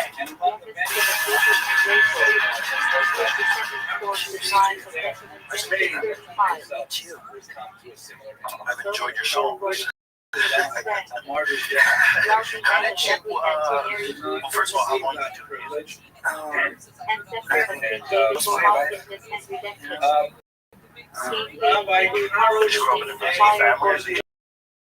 Picked up on your own. Everyone. Oh, okay.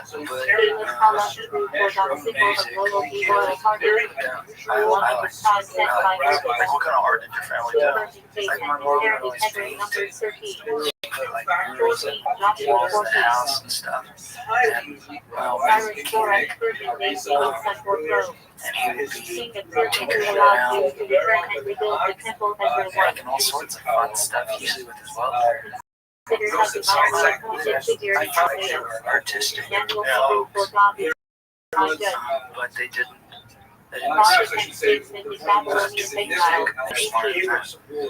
So I only know you from the videos that you put up on Instagram, and specifically healthcare guy was the first one, right? Which was really so the lyrics and the timing of it all, you captured the moment, and that song to me was like, yeah, that's what the fuck is going on, right? That's what's really going on. They don't give a shit about you, and they're just trying to make money. And that's why when this guy got shot, there was this reaction from people, which is very rare when somebody gets assassinated and people are celebrating. Someone's not, like, it must mean something. Because if people are celebrating, yes, somebody's dead. Yes, and all kinds across both sides of the aisle. It's not a political thing. It is a human thing. Like these people, they take your fucking money, you pay them, and then something comes up, you don't get covered. And it doesn't seem to be any repercussions. And to fight it, you have to go to court, and you usually don't have the money to go to court. And they have a fund, and they, have been doing this for a long time, and now they're using AI to make sure that they pay less. So they're using AI to approve cases. And the numbers are even lower than they were before. So United Healthcare always had lower numbers than industry standard. Right? Now it's even with AI, they're going to be able to chop it down even lower. It's like, at what point in time does this become against the law? Like, at what point in time is this like is a con game? Like, you're paying, you're thinking you're going to get covered, you're like, the system would have to be revolutionary from profit at that point. You have to socialize the medicine, which I agree with. Up until a point, the problem is human. And like if you hurt your shoulder, you want to get an operation in shoulder. You want to go to a guy who does the Lakers. You know what I mean? You want to go to a guy who is like this motherfucker is the cream of the crop. He's dialed in. He's been doing this forever. He's super focused and motivated. And he drives a fucking Mercedes, right? The reason why he drives a Mercedes makes a lot of money doing what he's doing. You don't want someone did not feel great, did not have the motivation to continue to really great at their craft. Like there's a thing with just there's a financial motivation that people have because it's a quantitative thing. You can see it on a ledger. You know that you're doing this and you're working harder and you're getting this reward, whether or not it makes sense or not. You eliminate that. Everybody gets the same amount of money, and everything, and then you lose all the killers. Right. Lose all the. You just don't want to have to go down there and that's a giant scam. So, but that's a scam that some of these folks are stuck in. That's only part of the scam. The healthcare scam goes so deep. There's so many different layers to this fucking horrible den of vampires, right? Because it's whenever you can make profit off of people, you're involved in a corporation, and the corporation has an interest. The stockholders want more money every year. They want more money every. That's what they try to do. That's their focus. When you're doing that with people's lives, that should be. That's a concern. I suppose that's why folks were there. It was upsetting to see.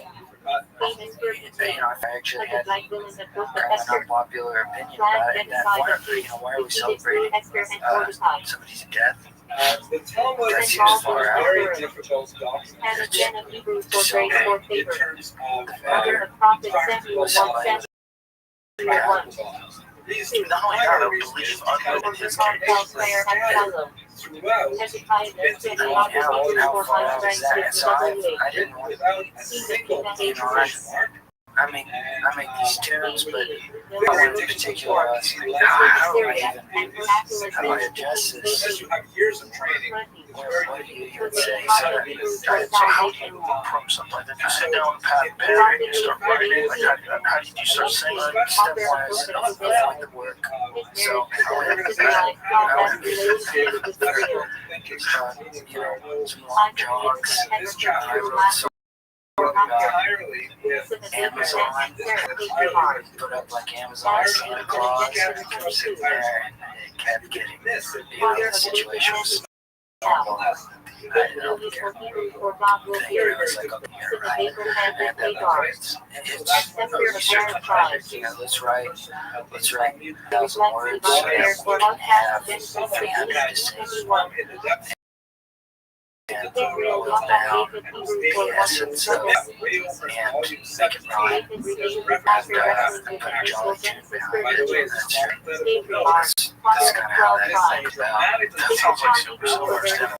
I can boil it down. Yeah. Make a person And you don't. regarded as It's just punchlines. You find a punchline of everything. recall. Find a punchline of everything. I never had the attention span to tell Nowadays, too much of a story or anything like that. So I like to just keep making a punchline. So I always like, Mitch Hedberg and Stephen Ryan. it's changing. We're so good at that. Just come out and lay a bunch of punchlines. Yeah. And on to the next one. They're always that was the daunting thing about their act, which is so it's all non-sequiturs. So every subject is new. Every time they open their mouth, it's a new subject, which is kind of crazy. It's a crazy way to do college. But when you're an absurdist, it's probably the best way because it's an absurd way, right? You're just going from one subject to the next each minute burst. Somebody asked me if I want a frozen banana, and I said no, but I want a regular banana later, so yes. Yeah, it's a ridiculous joke. I used to love listening to him, in particular when I was in traffic, because it would like chill me out. Like when I was at the airport in LA, and it was just fun, clusterfuck. I would just throw on Mitch Hedberg and just start giggling. It's just silly, He was awesome. Let's play that song. David, can you find that one? The healthcare song? I want to play it so people know what we're talking about.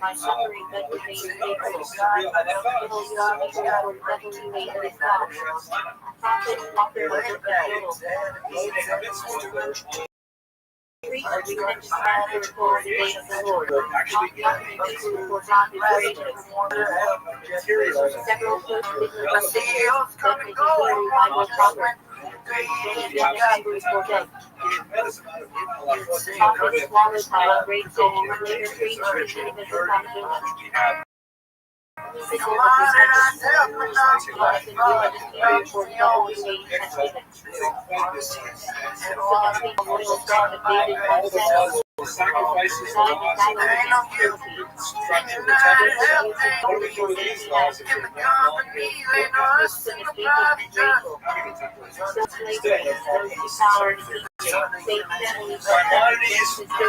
Fuck yeah, dude. That's a great song. That's a great song. And it's interesting to me how few people are doing what you're doing. I don't know anyone else. I'm sure there probably is a few people out there that I miss, but I don't know of anybody else who takes big guys to these big stories that come up and do a catchy tune and does it in a way where you're laid out. You know, really the problem and the whole thing, like you said, There's a lot of folks doing it right now, and more every day. But there was, I mean, there's a precedent for that kind of work. Especially as far as like what he got through his real life.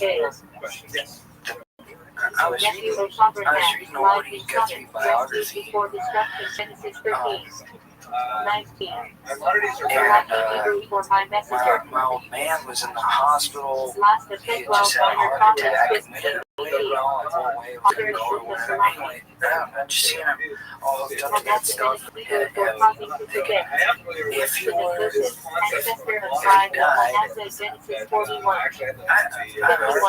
hardly had any time to even know him. He's hardly had any time to know anything. We don't get very long down here. And I'm reading this week Guthrie biography, and I was just like, oh, I'm gonna do this. You know, I'm gonna sing with you. Because that's really what this kind of doing his day. Because there was this folk music around when he came up with Pete Seeger, and he was on radio programs. He couldn't play, he had the choice. He couldn't play standards, he couldn't play country western music, and like that. Make folks laugh. And he liked John how it was. I like both those things. I saw what he goes through when I was a little kid in San Francisco. Arlo or what? I think, what? Which one was alive back then? Was it Arlo? Okay, so it must be Arlo. So it was 19. Yeah. So, yeah. No, San Francisco, so it had to be. I lived there until I was 11, so it's probably around 9 or 10. Yeah, he performed live. So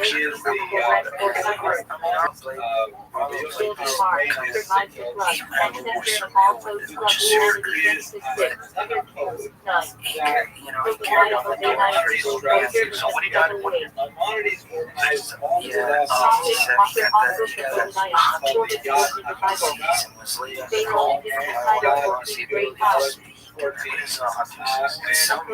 Genetic disorder, I don't really know what it does other than like he's pretty great talented of cells in the brain. His daughter also suffered from the same illness. Yeah. By the way, I'm bad luck. Maybe one of the others. Environmental toxin involved. Yeah. You know what I'm saying?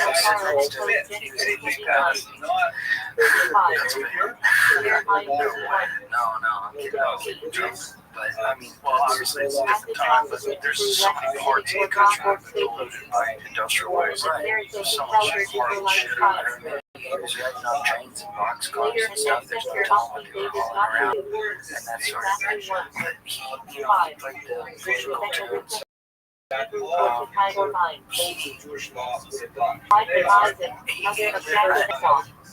maybe he's a continuation of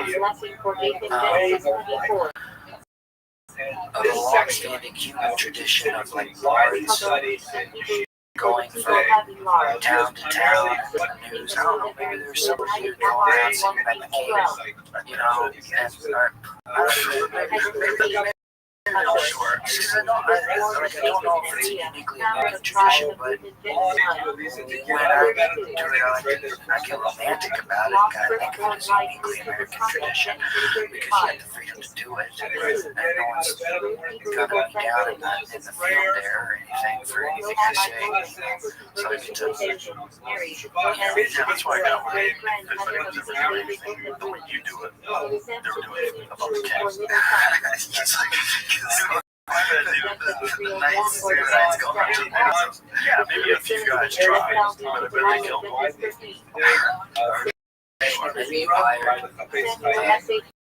You co-authored it all. You turned them into your kids. And then you saw the story about that the neighbor became one. That's a different guy. I think you're dealing with a different guy. The guy who Esther, fucking fire familiar. Like in Blade, the guys want to get close to the vampire. Eventually, one day want to be a vampire. They're promised it.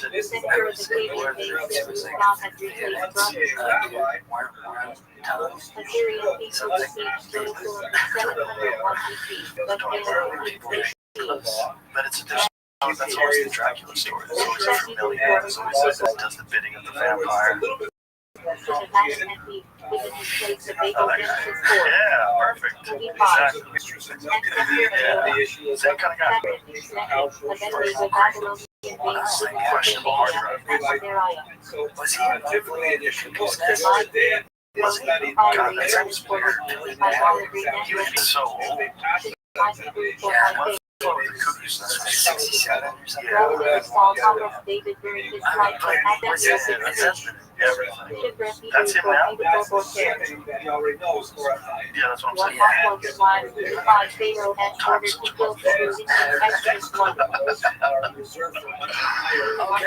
Well, that's in one floor. Wow. Yeah, 75. That's a great thought. Yeah,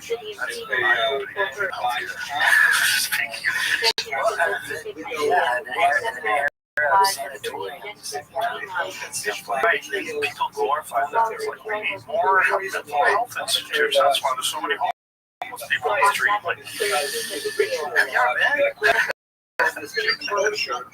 Definitely more mental health. 100% of those people didn't care, but do they need the kind of care that they were getting before they were released on the street? They were giving people electroshock therapy, they were cooking their brains.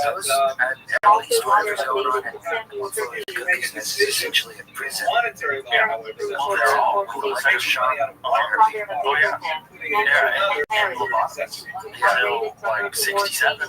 Yeah, they were just cooking people's brains with a wand. Get in there and scrambling up your brain. Dude, they did lobotomies for decades. Until enough people had their loved ones turn into zombies. And they were like, hey, maybe we should probably fucking stop that. Kennedy. Apparently, she was just wild. Yeah, that's all it was. First of all, I don't know if you would, yeah, probably. I mean, first of all, the men were wild. She was wild sexually. Part of the accusation that she was very promiscuous. They had a problem with her, and they wanted her to calm down, so they fucking screwed it. And apparently, she became non-functional. Like, they really had cut up, they dialed it up to 10. So, and that was it for her. This AG1, which I've done for years, and usually I like to talk about routine, and don't get me wrong, because routine is super important. Exactly. They can help you feel healthy, help you get the nutrients in your body. But even if you love a routine, isn't it nice to switch it up a little? Well, here we go. After 15 years of the original, has introduced 3 new flavors: tropical, berry, and cinnamon. Still daily routine. Under one flavor fits all, and honestly, the best part, besides new flavors, we're talking about the same science, the same 75 plus ingredients, and the same exact benefits. I partnered with AG1 for so long because they're committed to constantly improving, and now that includes offering 3 new flavors. Subscribe today and choose tropical, citrus, berry, or the classic original variety. If you use my link, you also get a free bottle of AG3 A2 and AG1 welcome kit and 5 AG1 travel packs with your prescription. Just go to drinkag1.com/Joe Rogan or the link in the description to get started with AG1 and try the new flavors yourself. That's drinkag1.com/Joe G1.com/Joe. Kennedy was 23 doctors told her father lobotomy would help calm her from the top of her occasional violent outbursts. So Joe Sr. decided to lobotomy. However, he did not inform his wife, oh my God, until after the procedure was completed. The procedure took place. Sent to the father in the book, 1996 biography. James W. Watts, who carried out the procedure with Walter Freeman, Bolton, George Washington University School of Medicine and Health Sciences, described to Kessler as follows. After Rosemary was mildly sedated and went through the top of her head, Dr. Watts recalled, I think she was awake. She had a mild tranquilizer. I made a surgical incision in the brain through the skull. It was near the front. It was on both sides. We just made a small incision, no more than an inch. The instruments Dr. Watts used looked like a butter knife. He swung it up and down to cut brain tissue. We put an instrument inside, he says. Dr. Watts cut. Dr. Freeman asked Rosemary some questions. For example, he asked her to recite the Lord's Prayer, or sing God Bless America, or to count backward. We made an estimate on how far to cut based on how she responded. When Rosemary began to become incoherent, they stopped. What a tragedy. Holy cow. Build 1,270 Yeah. Scroll back up. Go back up. Scroll up so I can hear. Okay. The nuns in the covenant thought that Rosemary might become involved with sexual partners, that she could contact a sexually transmitted disease or become pregnant. Her occasional erratic behavior frustrated her parents. So she got expelled from summer camp, and she was staying, it says, and staying only for a few months at a Philadelphia boarding school. Kennedy was sent to a convent school in Washington, D.C. Kennedy began sneaking out of the convent school at night. The nuns in the convent thought that she might be involved with sexual partners, and that she might get an STD or become pregnant. And so then they decided to give her a fucking lobotomy. Imagine that. You send a young, healthy girl to a convent with a bunch of fucking creepy nuns, and she just like breaks out in the middle of go to hang out with her, meet up with a guy, or fucking something. And so they go, well, the solution to this is cut her brain and have her talk until she can't talk anymore, and then we know when to stop cutting. That's insane.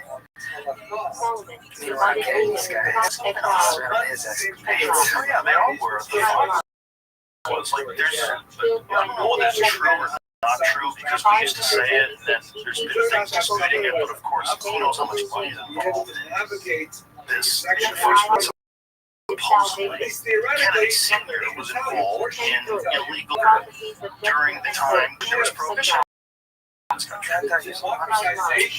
He definitely knew some people that would help his son win Illinois. Yeah. It's just like, I don't know what's true and what's not true in terms of him being a moonshine runner, but it tracks. You know, and the whole family. Seems like an incredible lucrative business into that prohibition. I don't know who would be running like this, Especially when you control the police. You know, especially when you have money or involved and your foot dipped in all sorts of organized crime. Then you have some tough NASCAR cars that are driving. I guess that's real. If it's somebody from the cops, if it weren't for Joe, we wouldn't have bail. You're right. Wouldn't have. Yeah, it's just a crazy practice that they did for a long time, just to get rid of people that were a problem. So what's the modern lobotomy? What are we doing right now? And we're gonna read on Wiki, you know, whatever. You know, holy cow.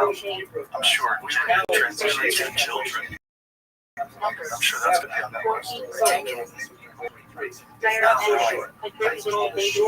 Like prescribing pills and stuff. Oh, that's going to be on that list for sure. You know, it's just like a chemical lobotomy.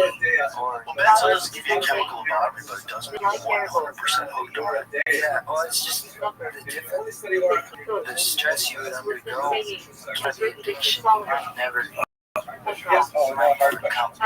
back from it, get your life back after an addiction. Well, I know several people that have had that problem, and it is a real struggle. Like Jordan Peterson has publicly talked about it. No kidding. It's not the same Just check check the shit on And that's actually going to rehab and stuff like that. There's a lot of folks say, they are going, maybe 30% Or do cocaine, or something. yeah, Or, one of the psychiatrists puts you on some transfer or whatever the fuck is wrong with it. which is It's a real problem. When someone gets on that ride, it's hard to get off. It's hard to get off to take this pill to fix it. That ride is a very popular ride. yeah, it's a straight having a doctor is all right, you know, I guess it's like a all in one straight line.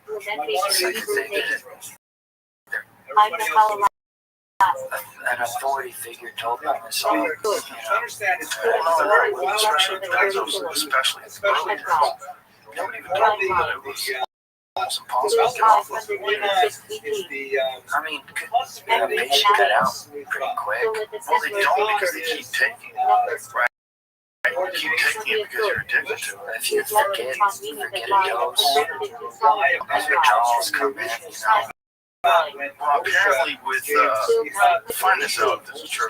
Apparently one of the things about benzodiazepine is that it alleviates anxiety, but if your anxiety maybe even elevates past where it was when you first took it. So there's like a slingshot effect. That stuff rattles loose in your head, man.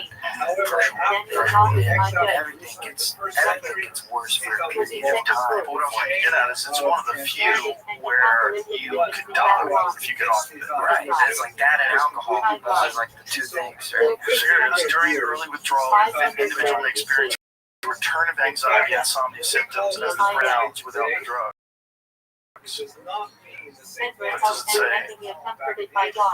Rebound, how will it last? Many people stop taking these medications, experience increased restlessness, referred to as rebound anxiety. Rebound effects from benzo withdrawal, such as anxiety or insomnia, typically last 2 to 3 days. I don't think that's true. I don't think that's true. The insomnia is enough to cause all sorts of different. Yeah. How long does benzo belly? What is that? Benzo belly. Can depend. Is it like a diarrhea, such as the type of dose of benzo? What does it mean? Some experience. 538 What does it say? Benzo belly. Good to know. Common side of cramps. When you're fucking poisoning your insides. Just Pepto-Lid. Your body's like, what are you doing? Oh, look at, you could get nausea, vomiting, diarrhea, abdominal pain, bloating, indigestion. You know how they do that at the end of the commercial? Yeah, indigestion, loss of appetite, constipation, weight loss. Bloody diarrhea, you might want to die. That's the craziest ones, when the simple side effects of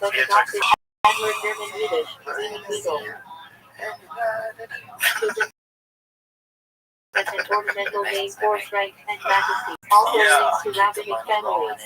But as long as they keep mushrooms illegal. There's a lot of things mixed in a very natural way that people have been doing for thousands of years that you can't do. At least in Texas, they opened up Iowa. So that's new. Where, you know, they're going to do these, they've done so far these trials with soldiers, and it's super effective, especially for getting off drugs. Yeah. Really effective, like 80% for one dose, in the 90s for 2 doses. People just quit pills, quit everything, quit drinking, whatever's amazing. Whatever's fucking with you. Yeah.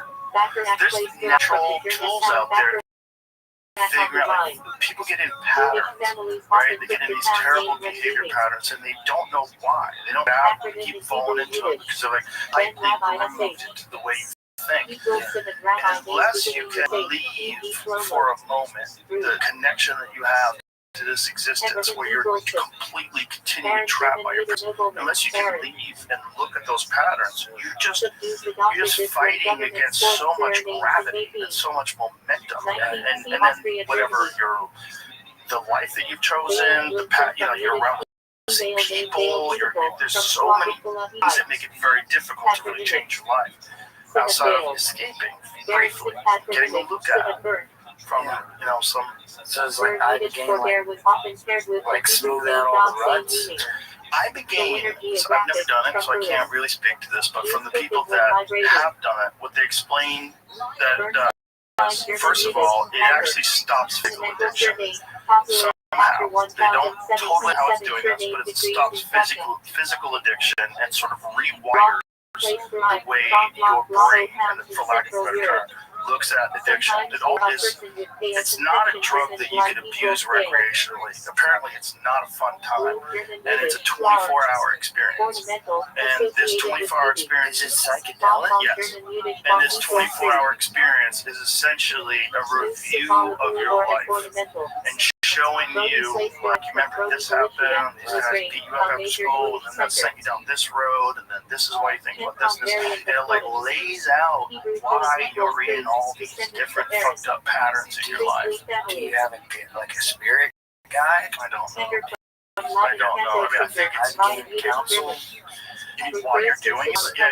They have centers. What is the place called in Mexico that Republican governor Rick Perry is an advocate of this? Right. And he went is it beyond OSD? They've been doing these things down in Mexico because it's legal. Right. Does ayahuasca do something similar? Yes. A lot of people go down to Costa Rica and do that, or there's certain churches that have religious exemption in America. What? You go to church and really meet Jesus. Yeah. Like for real. Like, are you ready? Yeah. New Mexico, places like that. It's like, somewhere where like, well, how many followers you got? You got 1,400. All right, well, don't get too big. I've been to two basements. Like, really? Well, the weird thing is if anybody wants to start a new church now, like, good, they'll crawl up and fucking ass with a microscope. Like, if you want to start a new church now, it better be a Christian church. Like, you better be following the same religions that people have been following for thousands and thousands of years. Because if you try to cook up a new religion today, they will window you, son. They will fucking... Yeah. I mean, you get a good following. Religions, they get weirder and weirder. Like, in America, they get weirder and weirder. The more west we went, the more we manifest destiny out. Because, like, you have, like, Puritan pilgrims land in New England. And the weirdest of them move a little bit more west, or they just go to, the Quakers just go to, like, Nantucket, to be on an island and be isolated. But, eventually, in about 100, you've got Mormons,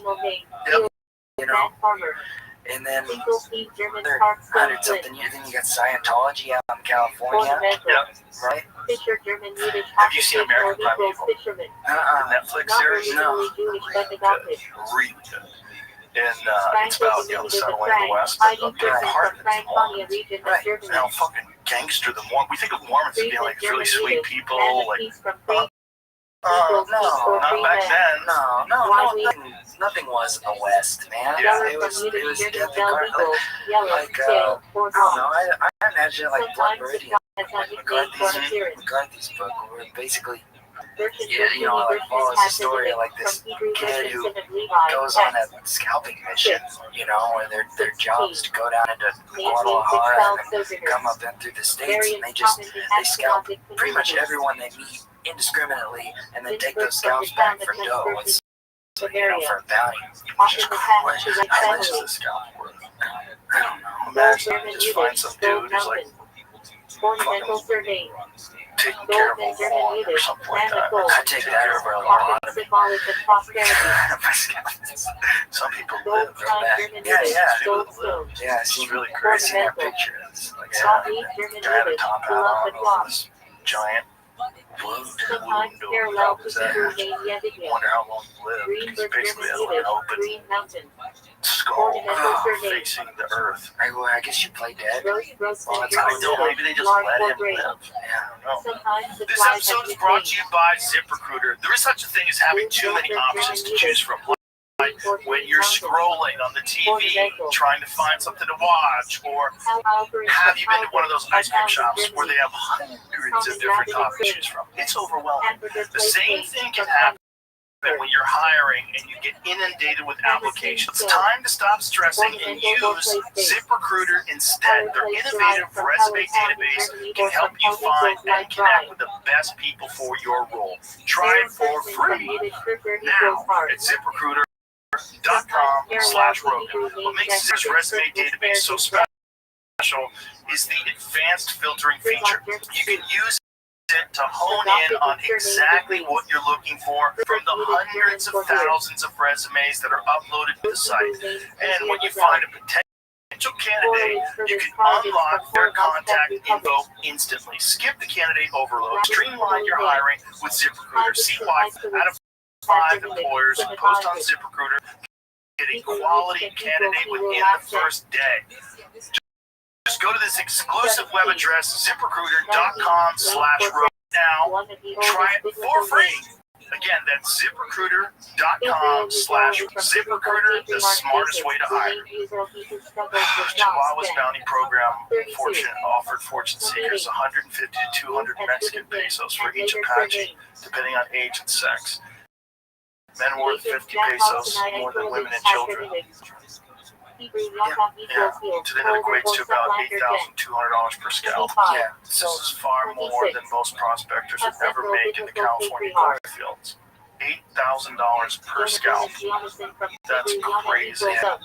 How many people, just innocent people, that just have dark hair and scalp? And like in McCarthy's book, at least, it follows the clan gang. Many times they kill some of their own gang. I'm sure. Just because they were dark haired. The most prolific of these operatives was an Irish American named Kirker, who led a massacre of more than 150 Apaches in 1846 and ultimately killed at least 320 Indians during his bounty hunting campaigns.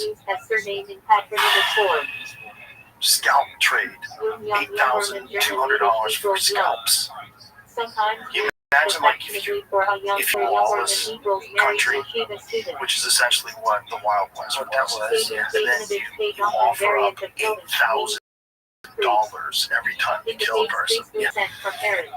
Ooh, you can get rid of people quick. And you're gonna have the wildest of the wild and go out there and tame that land. Yeah, the craziest of the crazy. Yeah, that's essentially what it calls it. Oh, and that was not long ago. No, that's what's, you know, we're talking about 150 years. Like, what is it? How long ago? Not that long ago. In California, scalp warfare has eliminated nearly 90% of some tribal populations. Oh, fuck. Were they doing that into the 1890s? That's crazy. Yeah, that's 135 years ago. How crazy is that? It's pretty wild. That's hard to believe. Direct government support for bounty payouts. Whoa. Direct government support for bounty payouts. With blunt calls for the extermination of tribes and mass murder of men, women, and children. Provides an important new perspective on the question of genocide across the long arc of Euro-American interaction with Native communities. The Apache scalp that FBI agents seized in 2022 is one of thousands, perhaps tens of thousands, that were taken, redeemed, displayed, and in rare cases like this one, preserved as part of a long, gruesome history of scalp warfare.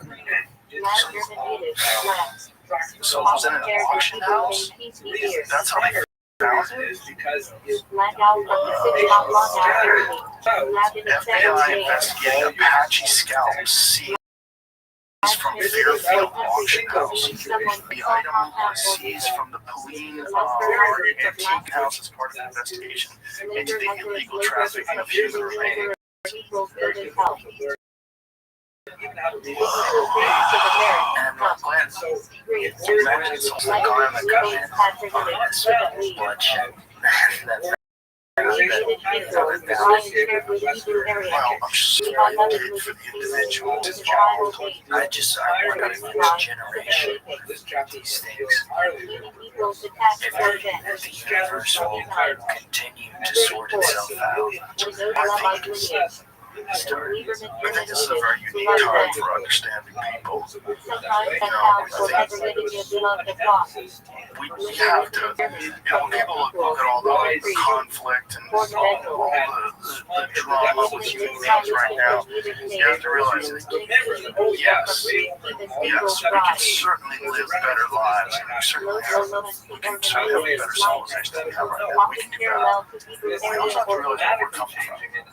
Like, to make an adjustment from 1890 to 2025, I mean, this is a big swing as far as battleship. I mean, guys, people were hard all throughout human history. I think that's what we really have to come to grips with. It's not just, I mean, we can go back to the Mongol invasions. What was the year 1200? How long ago was that? What year was that? I think it was in the 1200s. You know, I mean, the Inquisition, you can go to World War I, where the people were fucking horrible for that. It's just, more people are talking about it now than ever. You know, you had universities in America, which were the anti-war movement started in the 90s, and the hippies, and they were starting to get acid, and realizing there's more to life than this bullshit. The way our parents are living and die, it takes a long time to grow out. But I think we have to give ourselves some understanding past. And realize, like, part of the reason why we're so fucked up today is, like, look what we come from. I know we definitely can do it. We should do it. We could have way better life, way better society. But look where we come from. We come from absolute chaos.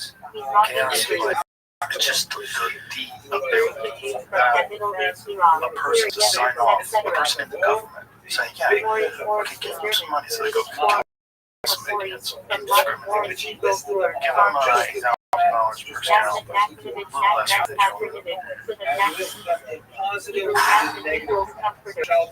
You know, 130 years ago, 140 years ago, 150 years ago. That's nothing, man.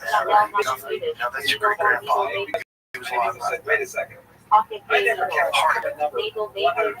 It's funny. I wonder, it's probably seem a lot cleaner as far as chaos and bloodshed now in the Continental US actually stuff, but folks go do that abroad to protect the homeland. You know, under the auspices of protecting the homeland. Who was doing the exact same thing. Yeah, they were doing that just in a different way. I really think we stand as much as has changed, and we can measure that, but we totally can't. I think also we stay the same. Until we're forced to change. Until something, or until we recognize things need to change collectively. But there has to be a discussion. It's not something that just organically happens. You know? I think of, like, do you ever see Apocalypse Now? Sure. Because of Francis Ford Coppola, Guy Martin, Marlon Brando, Dennis Hopper, Robert Duvall, all those cool cats. But it's written on this premise of a book that was written in like 1899 by Joseph Conrad, like Heart of Darkness. And Heart of Darkness was talking about a conquest of, I believe, the Dutch, I'm not sure, into the Congo. And some atrocities and stuff that were happening there, treating people subhuman, I don't know if there was scalping or anything, but I think that there was slavery and that sort of thing. But culture was able to adapt to that and then put the Vietnam War going into, I think Gene's mission in the movie at least was to go over into Cambodia or Laos, I'm not sure which, and take out a rogue U.S. general who had basically enslaved the population of indigenous there. I have to say, I wonder if, like, in Vietnam, that the folks fighting out there felt like in that moment where you're killing somebody, if you realize at that point that nothing's ever changed, and that this is there's something primeval in man, and with this violence, and this violence is innate. Is this violence innate? Is this how folks are? There's no helping it. There's nothing that's ever going to change. You get kind of cynical that way. And I kind of tend to be more idealistic, and at times it seems naive or stupid to have an ideal that folks can live in harmony and peace without taking care of others' lives. That's my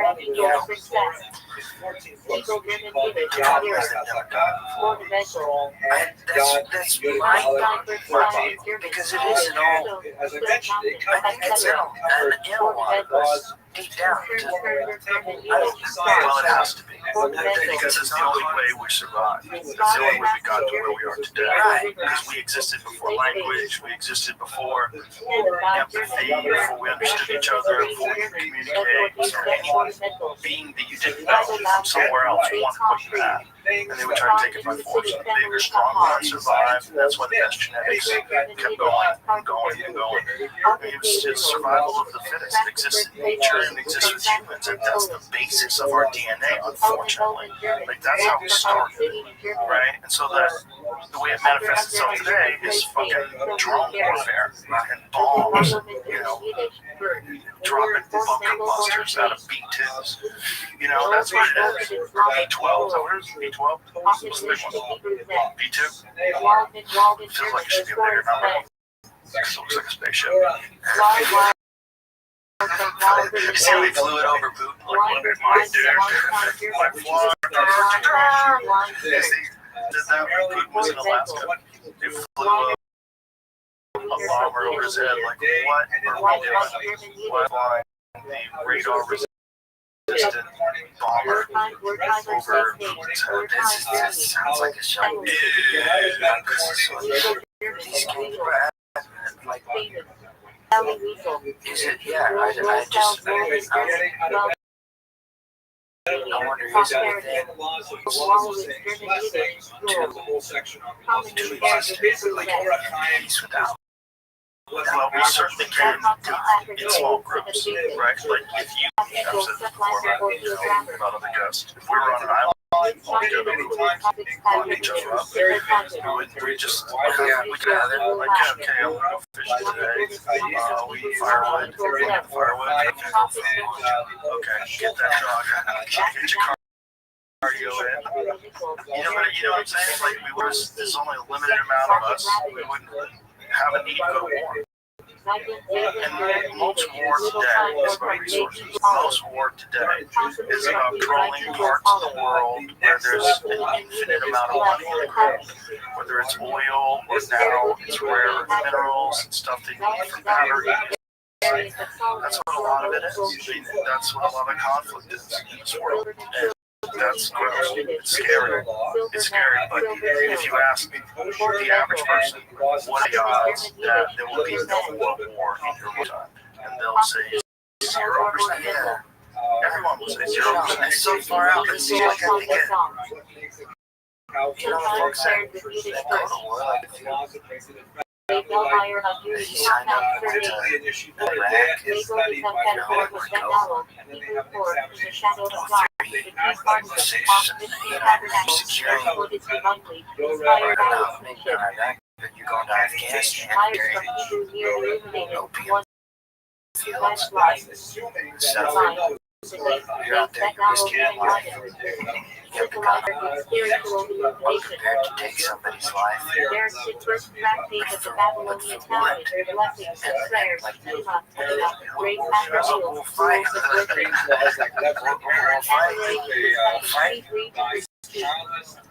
It seems like for the sake of Just for the sake of the hunt, If you would ask the soldiers when they're signing up, hey, you want to go to Afghanistan and guard pie field, they would no, I want to fight terrorism.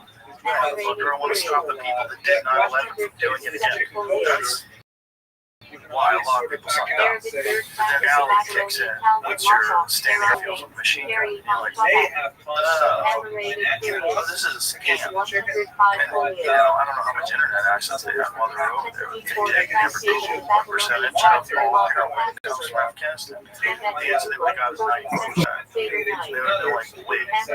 so then it takes a larger, it takes essentially a psyop in order to get identify for the entrance of forming the psyop. Yes, you have to create a psyop that puts a narrative out there that makes it noble for us to be doing what we're doing. No, that's where some suckers. Yeah, what's more noble than letting somebody live? Yeah, we're less suckers now than ever before. But yes, a lot of us are suckers for these narratives. I'm a sucker for it. Oh, I am too. Did you ever read that War is a Racket? It's really good. It is essentially outlining what we're talking about. It was in 1933.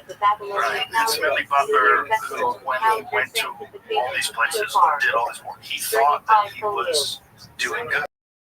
He thought he was protecting people. But then at the end, when it all fought war and got faded, you recognize patterns like, hold up, Jimmy, just Especially the one where there was a coup and they had asked him to. they asked him to overthrow the fucking government. There was a documentary on this one by Francis O'Connor, but it's called Evidence of Rich Man's Trick, and he would always talk about Smedley D. Butler. Yeah, he was a bad man. Yeah, in a good way. But this thing that he wrote, if you get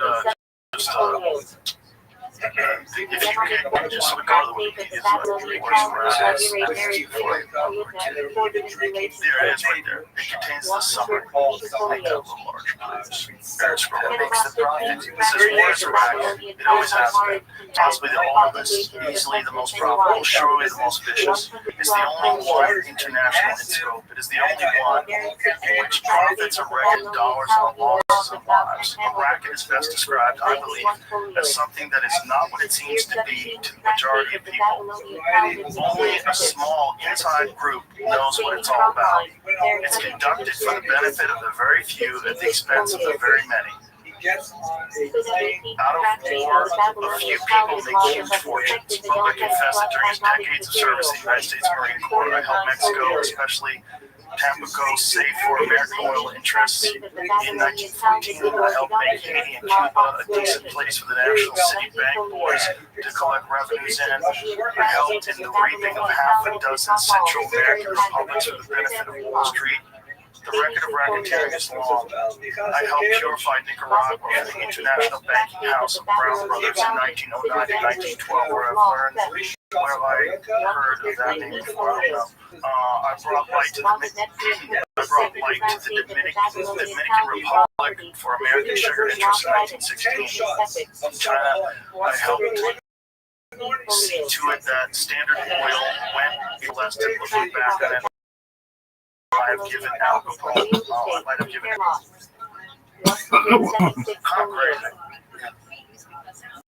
I've been doing that forever. It wasn't for this one guy writing about it. This one very decorated man who Pull up the thing about the coup where they tried to enlist him, which is part of the reason why I'm sure he wrote this. So he was like, what the fuck is this?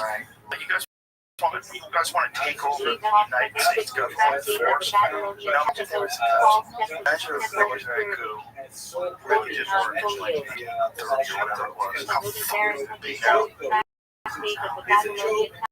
It's interesting how history pivots oftentimes on one or two crucial figures. This guy saying, you know, who knows? Is that the premise of man? I should say, what do I need for that? Wasn't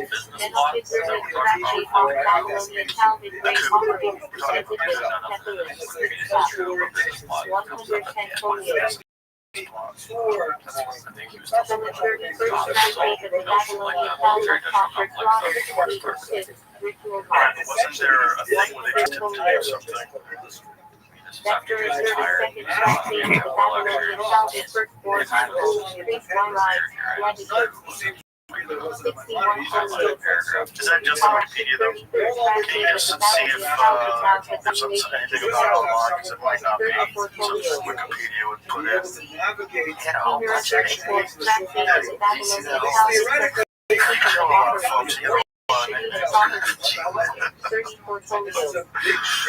it's so weird to see even about going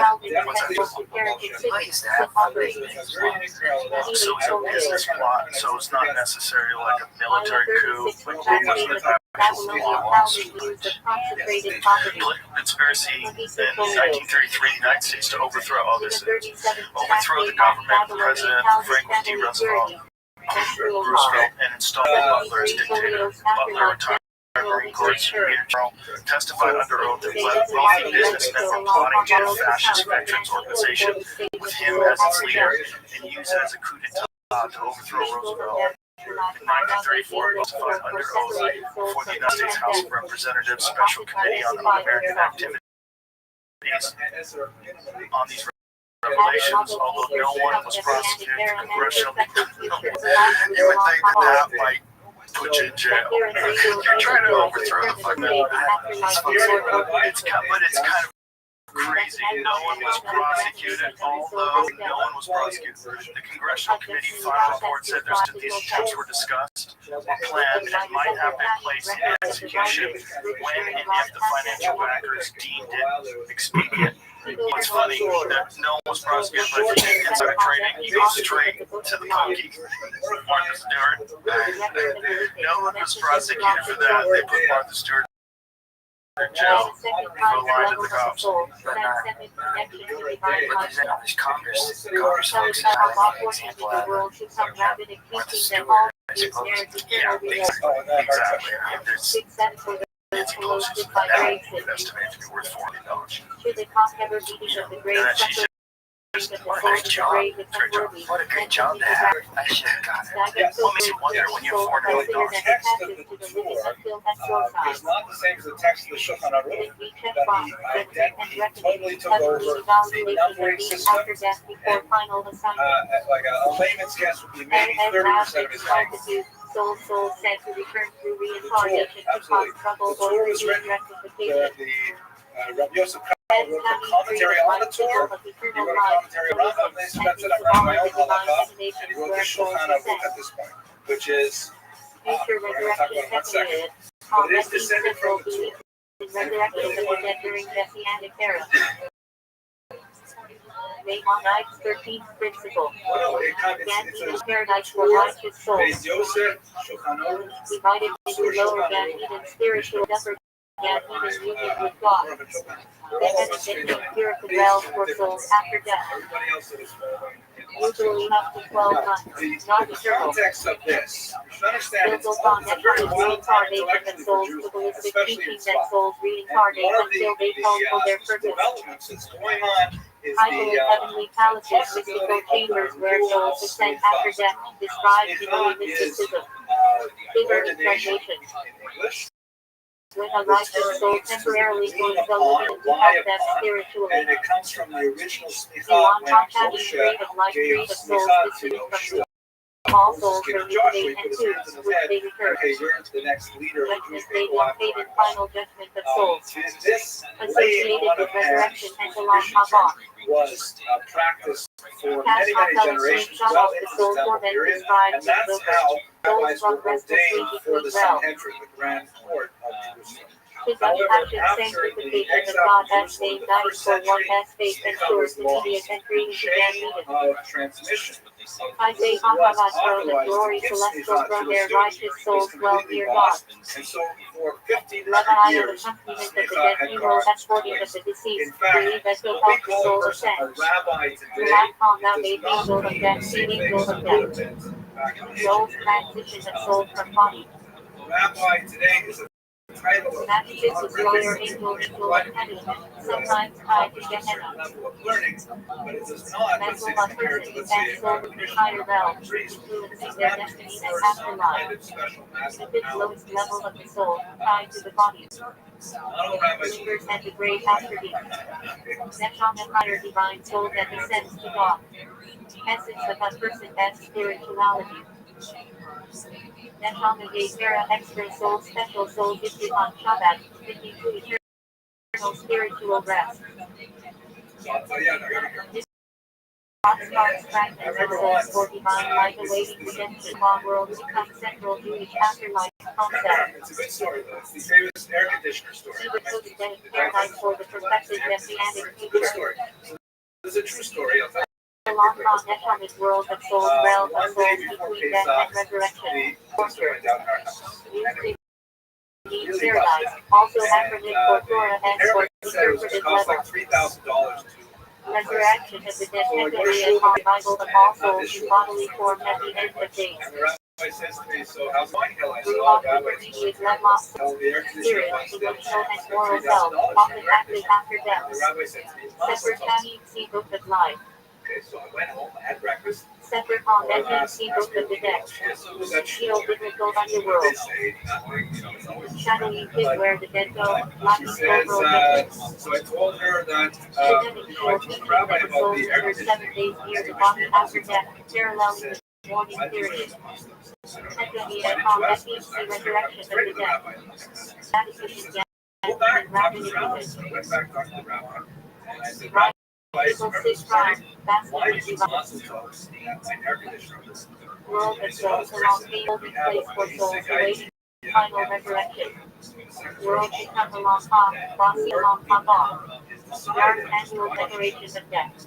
Whatever money we're going to make the rest of the Believe year. to be how they when the Besides soul that day, undergoes renewed judgment. obviously what happened is, Yet Hashaka, seed of vision, symbolistically of their purified souls for divine wisdom. that in itself Yet was in a hard. higher level, But I purity said, and okay, response, but then, eternal and if that's the case, indestructible. why a mazel tov? And then he said, Our very record wise, where he from said, Hebrew root meaning block or yes, uncircumcised. we have a tradition in the Metaphorically, Kabbalah. a barrier of The the heart. fastest way to get rid of that kind Our of village formal excess state of income being is uncircumcised. From Hebrew word for mazel tov. covering You or got to get rid blockage. of your excess income Abraham, by David, getting a Abraham, air our conditioner. father, the first to perform circumcision, Genesis 17. It helps a little bit. Name means father of many in Hebrew. Father of the body, literal There's master a of the certain covenant. Rabbi Yaakov Ben Rav in Baal Sfat, equals South. master, great He equals said, covenant. he relied on a rather Says great Yiddish term for daughter of the covenant, a naming ritual. the world's Says greatest equal daughter rabbi Aramaic Yiddish, great concentrated equals in covenant. the land of Israel. That And Genesis all is that these mother great naming rabbis ceremony agreed for with one girls. another, which is a very That difficult equals thing. daughter. Shana And equals they 7 appoint often linked one to of their blessings. membership as Garrett Villa Great real Villa Great rabbi covenant with of Smicha, circumcision. then Smicha Hebrew great restarts. equals In covenant. other Villa words, equals he wanted covenant. to That is resurrect the the Yiddish Smicha pronunciation. that had the power of the Great Sanhedrin Yiddish holy covenant. 1,500 years earlier. Kodesh means And holy. sure enough, in Sfat, you had this unusual circle of individuals. And it truly is. Refers to the first body circumcised at 8 days. The Arizal Yitzhak found it means you really will laugh. much more even than the Baal Shem Challenging Tov. or ritual I night. Hasidic movement only a couple hundred years Challenge later. means Charlotte The also Lamach to change.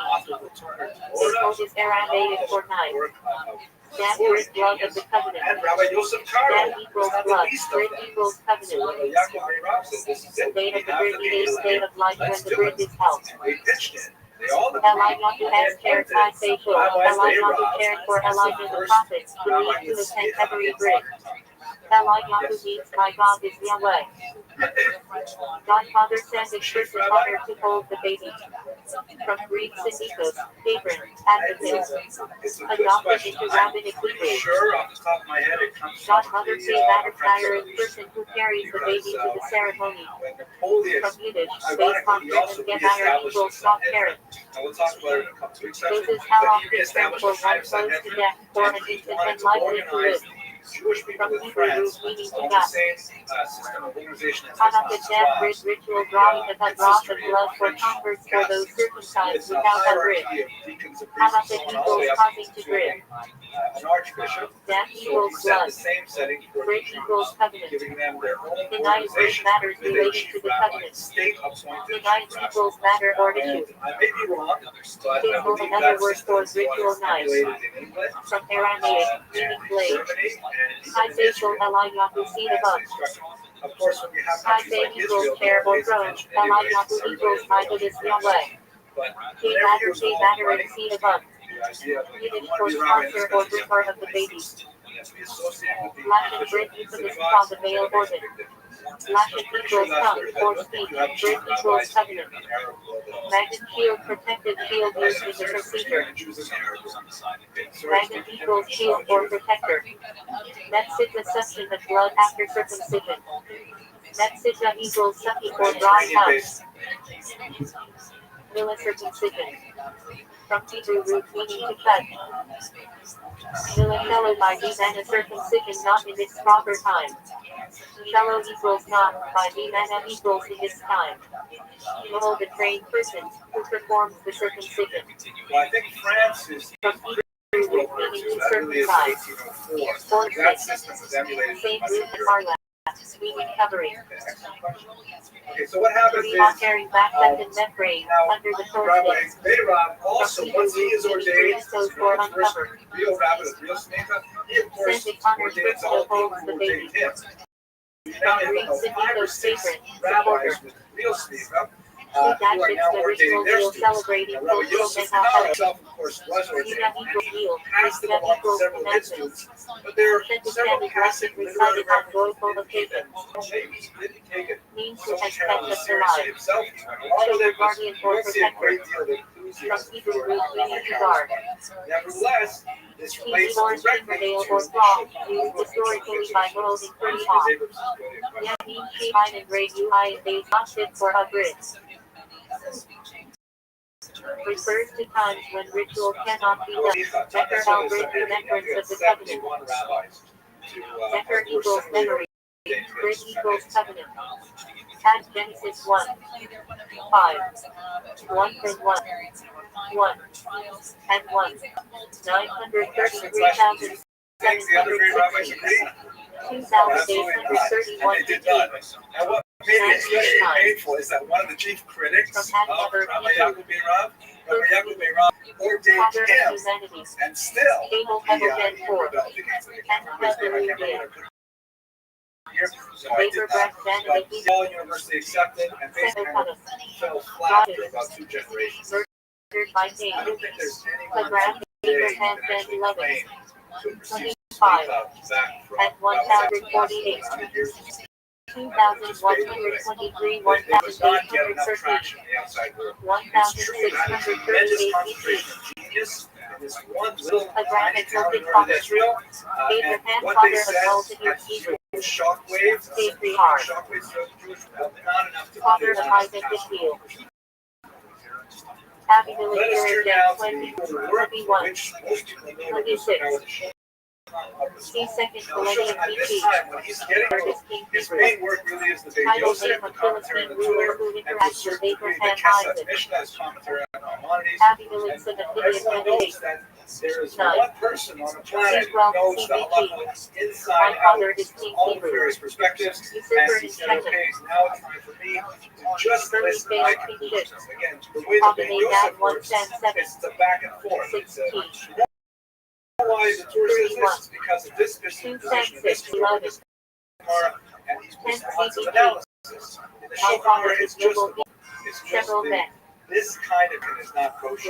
This kind of chicken is kosher. Also, And that makes it much smaller as a work, much more manageable. But as I mentioned, he used the same term. Father is like It Hebrew. really was found Called widespread as general. adoption. One small He detail, stated however, that's right. particularly the Jews of Filled Europe, by hope. and that was the Shulchan Sally's Aruch. Abraham S. When he 215. felt uncertain, See he that took it to his 2048. Beit Din. And what I mean by his Beit Din, or what scholars mean by his Beit Din, God is is three my key opinions. For ages on Rabbi Rebecca Mack. Joseph Al-Nasi of Trusted Dr. David. Rothschild, Abigail Double S. Widow 1 Sam 25. the Rambam, of course, 2 Sam 2. stayed in Egypt. 3. Between those three opinions, whichever way it went, BT. positions to one, My that's father the destroyed position you Hebrew. take. Since Why two of peacemaker? those rabbis were Because Sephardic, David S. Why? and of course Rabbi But he failed also three. Sephardi, the Shulchan 35. Aruch definitely Mistakes tilts 2. Sephardi. Whenever there's a difference between Ashkenazic Etc. and Sephardic practice, Various. it definitely tilts towards Sephardic My practice. father. Several And persons. one of the major sets of Esther. opinions that he basically But he ignored had were the six. Tosafos Left hand. of that time, those are the Ashkenazi At scholars, 2,448, 1,330. his work. He is my So many father, my Ashkenazi father felt is the Hebrew. resentful and Aaron felt Edson. disenfranchised God by this offering great strange scholarship. fire. They were, however, qualified with the work of this man, Rabbi Moshe Isserles. This, like many other portraits of RC 913. actual likeness. 911 Moshe BT. Isserles is a 16th He century is my rabbi. father Hebrew. He was a young son Son of Judah. when Rabbi Yosef Karo Wars with was Israel. Baby a not senior hard one. scholar. 2 He Sam. was so One amazed BTS. by Shulchan Aruch and by the 10 erudition CBT. of its authors. The mother is Decided great Hebrew. that he would Priest write for David. Later belong composed by and Solomon. to that Samuel work, 1 Sam 9. a tribute to it 1. by appending 14. Ashkenazic 51. customs. And so he where the where it's known as the God set is my table. father Hebrew. The mappa, his commentary Ancestor is of called the Saul table of Jonathan. law. Passenger John 17. The Shulchan John 6. Late serves 7th several millennium functions. BT. Basically, My if father is Ashkenazi Hebrew. spies, Gideon S. Plan Happy Prize. it makes more Ashkenazi. Abigail David They and should Sister have 1 CH2. describing dissenting opinion of European custom. 17. But from time to time, he disagrees with the Shulchan Aruch My openly as father well, destroyed just on Hebrew. logical grounds or Mother of source Amasa. text. Abishag 1 KBS 1. One of the Ten brilliant CBT. aspects of his Possibly work, father however, of wandering and to through. discover whether this was his intent, was the publisher's David. intent. But the way they Abby 1. presented it was 2 Jesus. Samuel. Instead of 10 producing CBT. two separate My books, father is Jesse, or father let's of say Hebrew. the Shulchan Aruch in the center David and then the Matthew. mappa around it, Elite they warrior. actually interleaved Absalom text 2 Sam so that they 13. used two different 18. fonts, and you read the 10 same CBT. work. Shulchan Father Aruch of printed in Hebrew. traditional Assyrian block print, David S. and the Ramah Rebel. written in Rashi Dies style in war. cursive, right there in the Abishua same X sentence. 6. And it feels like two people having a conversation. Exodus You read era. them together. The My Shulchan father Aruch is will begin a salvation sentence. Hebrew. The mappa will add a few comments, and then the sentence will pick up again by the Possible 2 Shulchan Aruch. Sam 3. And it feels like a 4. unitary whole 10 that CBT. makes together My Ashkenazi and father is Sephardic Jew custom. Hebrew. Together One with of the David S. mappa, wives. the Shulchan Aruch Hudson became the Child Josh 7. universally accepted, 1 and CH dissent 2. virtually disappeared. 7. And that's why it is to this day the most widely Double Hebrew. code Soul in and Jewish oil. history. We keep that high. The legacy of the Officer is a transfer and Esther. RC in terms of the 486. Smicha, before I go on, 465 BT. one of the criticisms of the Shulchan Aruch at the time was that perhaps he wrote this relatively easy code because this was a way of disseminating the authority of the rabbis of the time. This was a way of describing that this is the ultimate code He for has the grasped Jewish held people. fast Hebrew. However, it didn't work out that way, but it was a kind of democratization. Ahazaya Israel 1 KBS 22. And one last thing that's very important to mention that ties this all RC together. 853. The 850 Shulchan BT. Aruch, Yosef He Karo, has seized was Hebrew. also a King profound of Israel. columnist.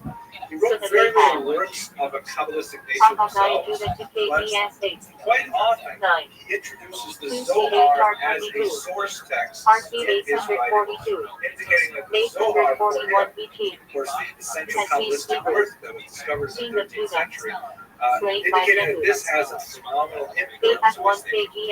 And in fact, as he confided to his students and possibly even wrote an autobiography, with some controversy over the actual authorship of it, possibly he Uncle claimed Six not Men to have figured out, not to have deduced it from the text, but rather he was visited nightly by a and spiritual being called the Magid.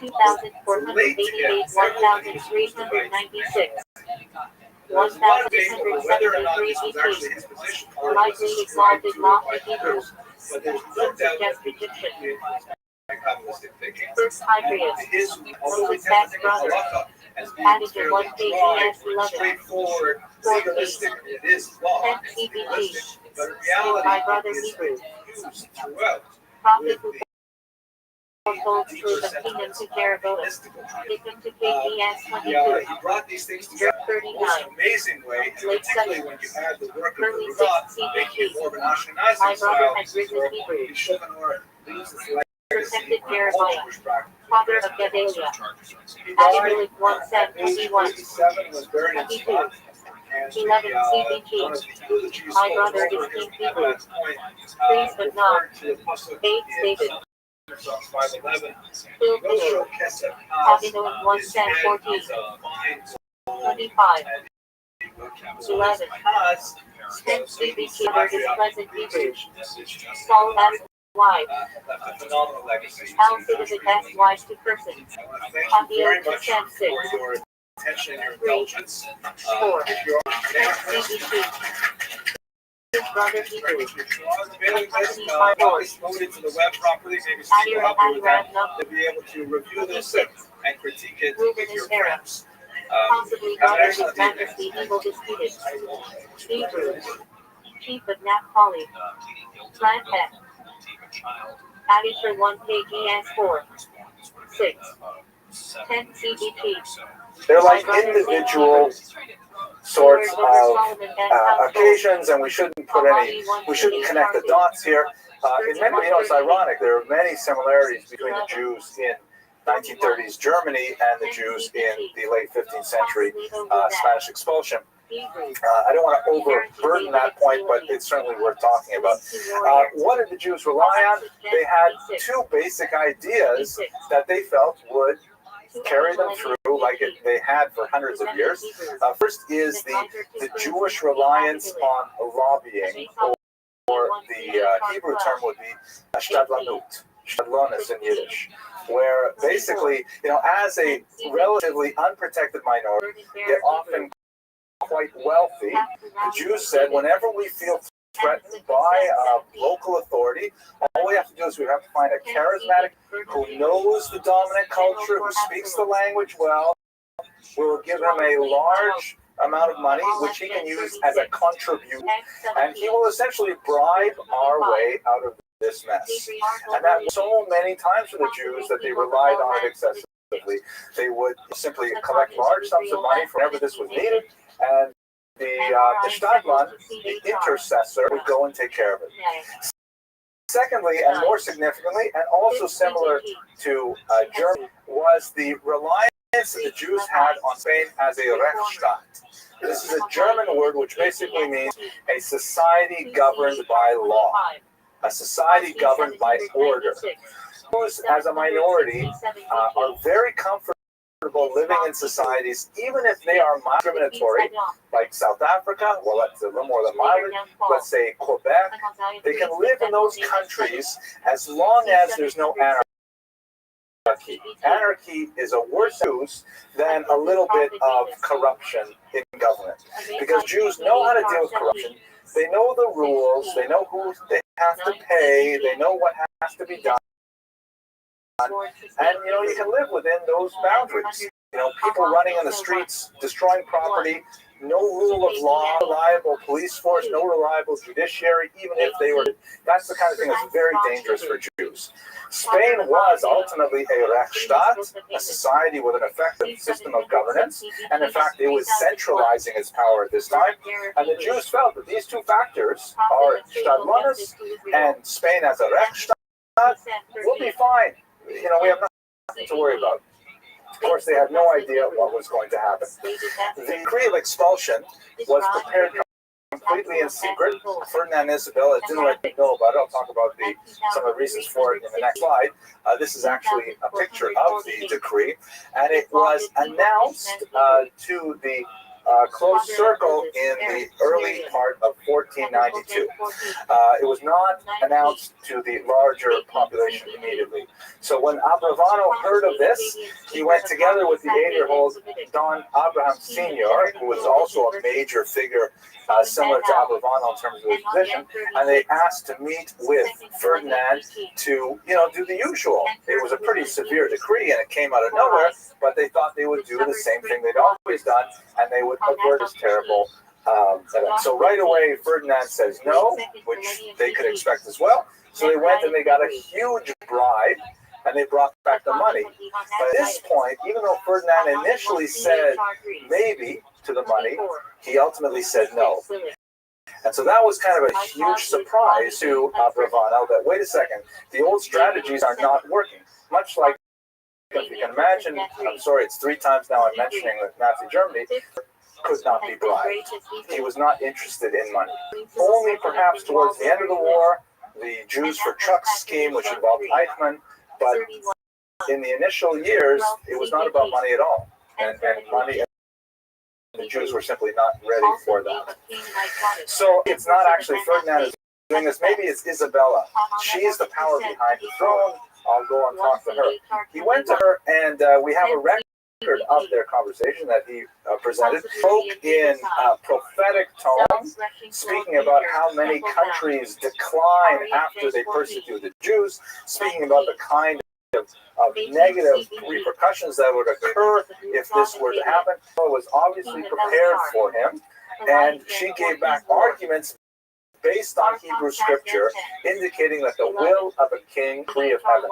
She quoted chapter and verse from Psalms, indicating that the heart of a king is guided by God, and she rebuffed him, sending him out of her chamber. This was a completely unexpected event, and in fact, it signaled that the expulsion would in fact go through. Don Abraham Senior, that I mentioned earlier, actually converted to Christianity. Many of the commentators in subsequent centuries looked down on him for this, although some researchers question, to what degree that's merited. But many refer to his name Senior as Sone, or Hater of Light, because of his capitulation. But let's turn to what's the main reason for the expulsion. So I like to tell my history students, my undergraduates, there's such a thing as the Abramson rule in history. The Abramson rule is, I have a history major here. Ms. Herman, what is the Abramson rule in history? It's all about money. That's good. Thank you very much. Want to know how to explain something? It's probably about money. In Russian, you have an expression, kto kogo, whom, which basically means who's taking from whom, who's beating whom, that kind of thing. So in this case, just look at the economics of it. The annual tax revenue from the Jews nationally in 1472 was about 500,000, I forget the unit of currency, I think it's called Medellin or something like that. But the value of confiscated Jewish property in Burgos, one region alone, was like 7 million. Just think about the immediate first-term economic bump of expelling all these Jews was overwhelming, too tempting to resist. Even though staying there and be generating tax income over years, that would generate a greater profit. But the short-term bump in cash flow was so overwhelming that this cash-strapped kingdom that was engaged in rapid centralization and at the same time fighting 7 wars simply said, you know what? This is a great source of income. Let's simply expel the Jews. I'm not going to go there. I'm going to stay. This microphone only reaches here anyways. Okay, so the edict was made public in late April, and the Jews were told that they had to leave Spain by the end of July. Ironically, the last day of July was Tisha B'Av, National Jewish Bad Luck Day, the day upon which so many great trials came to the Jews. Created a mass panic as Spanish Jewry rushed hither and yon, selling their homes at ridiculously low rates, getting rid of their property because, like in Germany, under the Aryanization rules, it was impossible to remove from Germany more than a very minimal amount of currency. So in Spain, same thing, Germany and Spain, the same laws. So people are trying to liquidate their currency, trying to buy diamonds, sew them into their linings of their coats and so on to flee the country. But severe limits were placed on these things. As I mentioned here, Abravanel himself was pressured to convert. He was offered a huge bribe by the crown. They wanted to keep him. They wanted to keep his financial expertise, and they begged him to become Christian. And as I mentioned, Senor, in fact, took that offer, although it was unlikely that it was done perhaps with the most get on.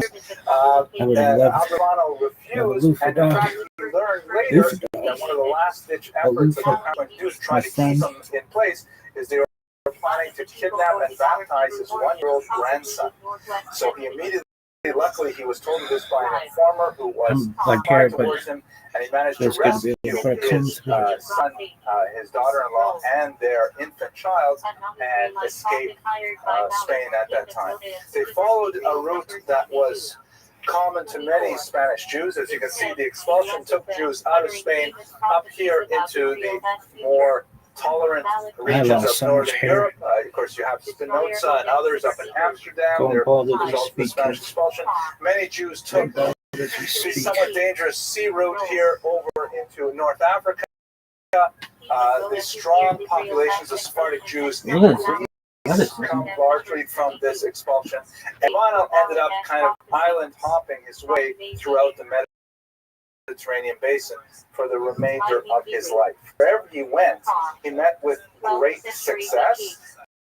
His expertise in finance was valued by whichever ruling power he came into contact with, and he once again engaged in rapid, prolific writing, completing his commentary on the Torah during this very difficult period of separation from his family and of the total devastation of his entire community. I'd like to speak just a little bit about some of his ideas here. We're almost out of time. This is a quote from my undergraduates. I like to use this word a lot. It impresses strangers, makes them thinker than I am. Weltanschauung is a German word meaning way of looking at the world. Welt means world. Anschauung is like looking, and it refers to your political philosophy, your religion, optimism or pessimism, your extroverted nature or introvert. It's a large term that refers to basically how you look at the world around you. So his Weltanschauung was obviously colored heavily by his political experience and then his terrible personal experience. So one of the things that's fascinating about his later writings in particular is his fervor that the Messianic period was nigh. And in fact, in a publication he issued in 1407, that should be 1497, not 1407, he believed that 1503 would be the year that Mashiach came. He lived past 1503, and of course he met with appointment once that year went out, but he believed that the tremendous persecution of the age clearly indicated that God would not tolerate this much longer, and after the Messiah. Unfortunately, there would be much more pain and suffering in place over the next 500 years. By way of conclusion, For much of the scholarship on Abravanel for the last few hundred years, he comes across fairly weak as a leader. And to some degree, there's a lot of arguments to be made. He failed to perceive the warning signs of the expulsions of Spain. He failed to understand the dire implications of the Inquisition.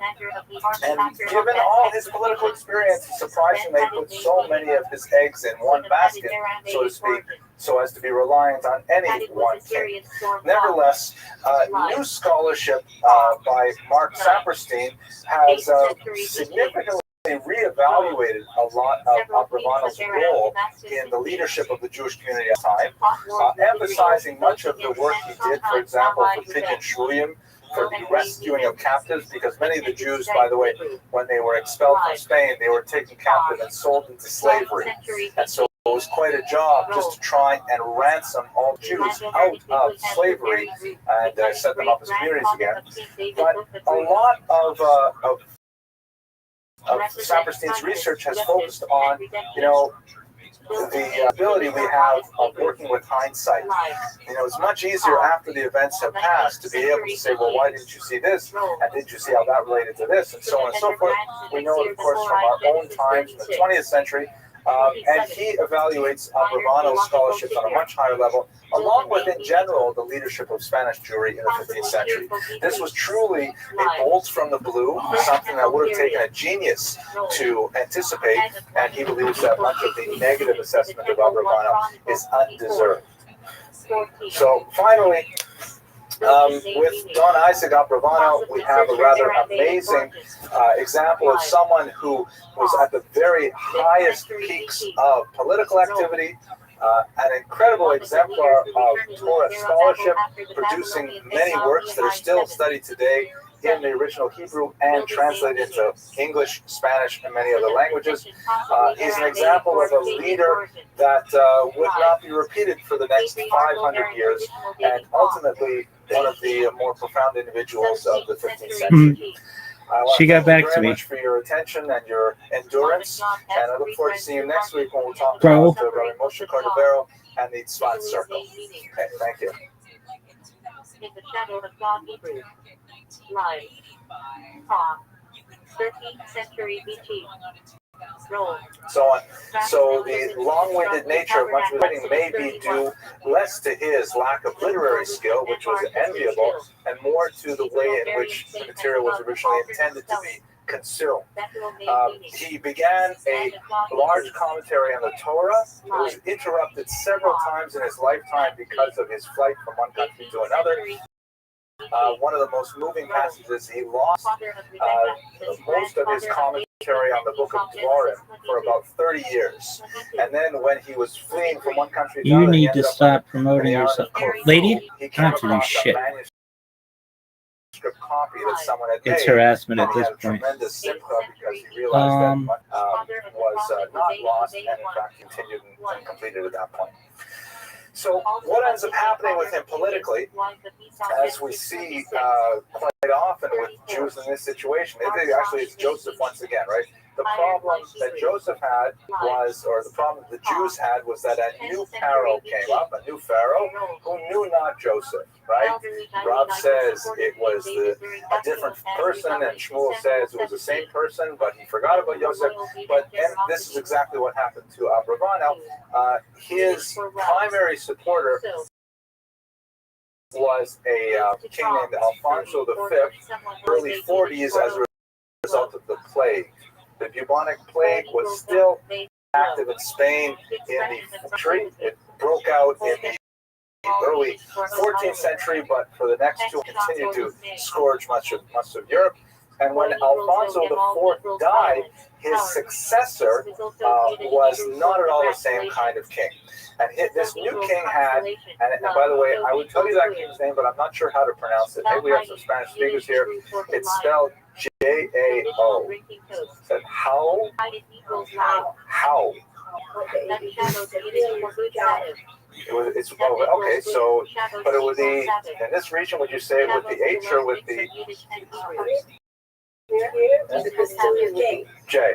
Okay. I remember, I'll tell you a story for a second. Don't cut this out in the Torah Cafe version. But when I first moved down, we got lost. And we got off we got our car at the Orlando, we drove the car train down. We drove down, and we were supposed to drive down the turnpike to Golden Glades, but we kept going all the way down south off I-95, and we were on US 1. Sorry, Finally not said, sorry. we probably passed it. Let's stop at a gas station and ask directions. I, of course, being male, did not want to ask for directions. I figured we'd hit the ocean and then we turn around, but my wife said, no, we have to ask for directions. So I went into the gas station, and there's a Hispanic woman there, and I got on. This was, I think, before, it was phones, or at least we didn't have a cell phone. And I got on the payphone, and I called our real estate agent directions. And he said to me, well, where are you now? And I said, well, I don't know. And the woman behind the counter, I said, what street is this out here? And she said, US 1. I said, what? She says, US 1. And so I said to him, I don't know. This place, Jews 1. What kind of street is that? Jews 1. But anyways, we found the home. Okay, so his successor was quite tyrannical, and to make things worse, Abravana was associated with a noble house called the House of Braganza, and these were, of course, the principal rivals of the new king. And so all of a sudden, Abravana went from being one of the most trusted and respected officials in the court to being persona non grata. He was summoned to appear before the king, which probably would have been a terrible moment where he would have maybe been stripped of all his wealth and his position, thrown in jail. And Abravano got the idea that this was going to be a dangerous invitation, and so he decided rather to flee, and he left Spain heading west towards Portugal. He couldn't simply cross the border. He had to travel a little bit north and then move and get into the country a little bit later, but he realized that this was the end of his promise at the time. He managed to cross the border, and amazingly, afterward, of course, Spain, he was absolutely correct that this is what they were planning for. They sentenced him to death in absentia, a decree that would remain in effect for the rest of his life, even though he would end up later working for the Spanish crown again. During this time, when he was separated from his wife and children, living in exile in Portugal, he had an incredible creative energy. And he produced, it's amazing, about 400,000 words of biblical commentary in 5 months. If you think about 400,000 words, let's see, 20,000 words is 100 pages. So 400,000 would be like, 20,000 words is about 100 pages. So 200,000 would be 1,000 pages. So he produced about 2,000 pages of material in 5 months, which is an astounding literary output, all publishable, of course, and all utilized today. Especially fascinating are his commentaries on the early books of the Bible after Dvorim, which deal with, for example, the kingship of Saul and the split of the kingdom of Judah and Israel. And his insight into the political structures of the day was absolutely fascinating, undoubtedly colored by his own experience in the royal houses of Spain. Netanyahu, in his biography, influences speaks to this influence of political experience, and also notes the wide exposure that Abarbanel clearly had to many Christian classics that were circulating in the day, including Thomas Aquinas. So he managed, nevertheless, to have a. Did I skip something here? He managed actually to get back to Spain, despite I'm sorry. He fled Portugal to Spain. Thank you. No one corrected me. Torah Cafe, please remove all those things when you edit it. But when he's leaving Portugal, here he is in Spain. He has the death bed in Portugal, and in Spain, he once again rises to authority. He likely is the principal financier of the court, And he does this primarily by advising Ferdinand and Isabella, and Queen who was later expelled from Spain, advised them how to finance their wars with nearby kingdoms. He is incredibly successful in this regard, and he is allowed to bring his family to Spain with him at this point. And then he moves into a new type of industry, one that was tried and true for many Jews in Europe, and later would become the downfall of Eastern Europe, as we'll talk about in 2 weeks. He engages in tax farming. What is tax farming? Tax farming is a type of economic tax collection method within a corporate society, meaning works in a type of feudal society where you have people divided by classes on a very large scale. This is tax season, and we all know how the taxes in America, the government knows each of us individually. We have personal income tax. Unless we are dependents of someone else, we all have to fill out our own individual taxes, and we all have to individually pay to the government. We can also file jointly if we're married and so on, but that's about it. The government deals with us all as individuals. That's something that only really develops after the French Revolution of the 18th century. In the medieval period, that was way too detailed for the medieval monarchs to handle. And so they say, okay, all you peasants have to produce so much money, all you nobles have to provide so much money, and so on. And they would not, they wouldn't care which person paid more than another. So we want, at the end of the year, April 15th, we want so much money in our treasury.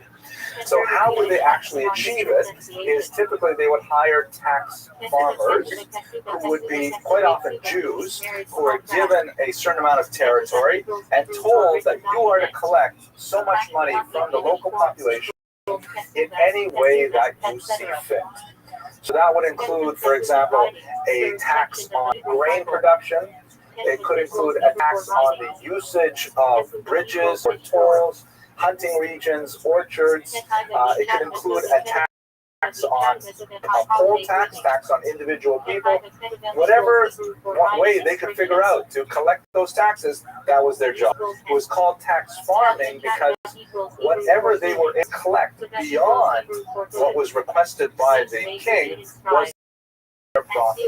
And so this worked very well for Jews because here they are a separate, and they move into a region where they have, a large, let's say, peasant or serf population, and the local nobleman says, I cannot be bothered collecting money from all of these people, but I figure they're good for 6,000 gold coins, so you have a whole year to go in there and get me 6,000 gold coins.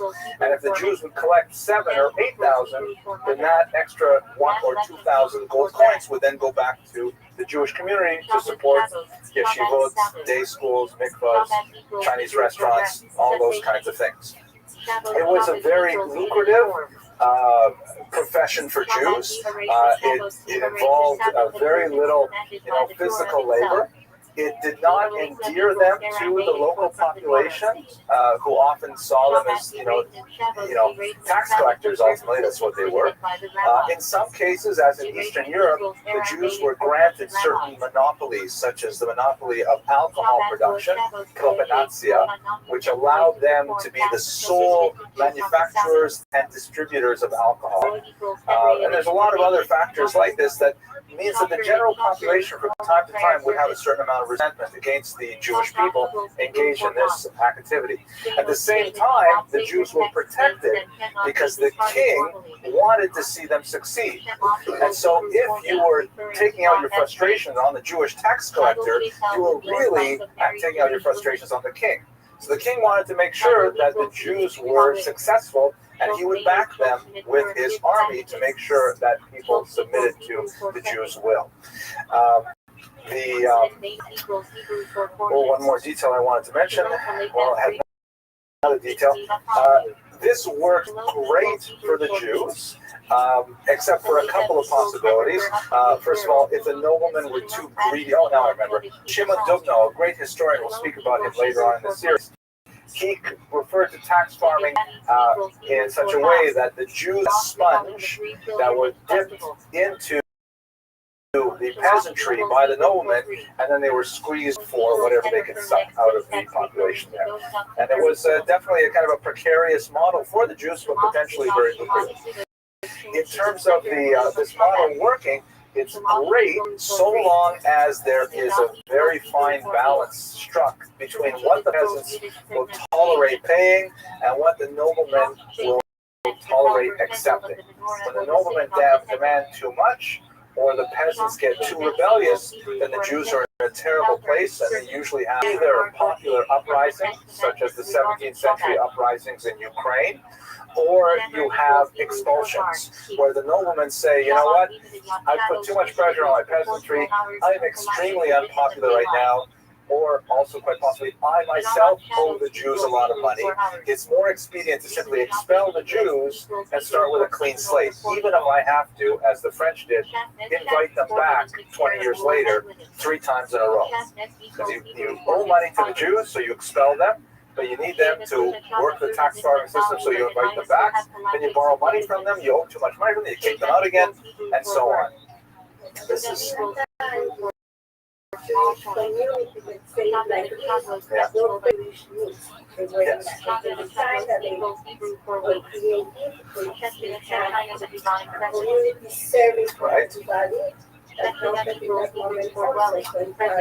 Also, guided by that fine line, as well as getting exactly.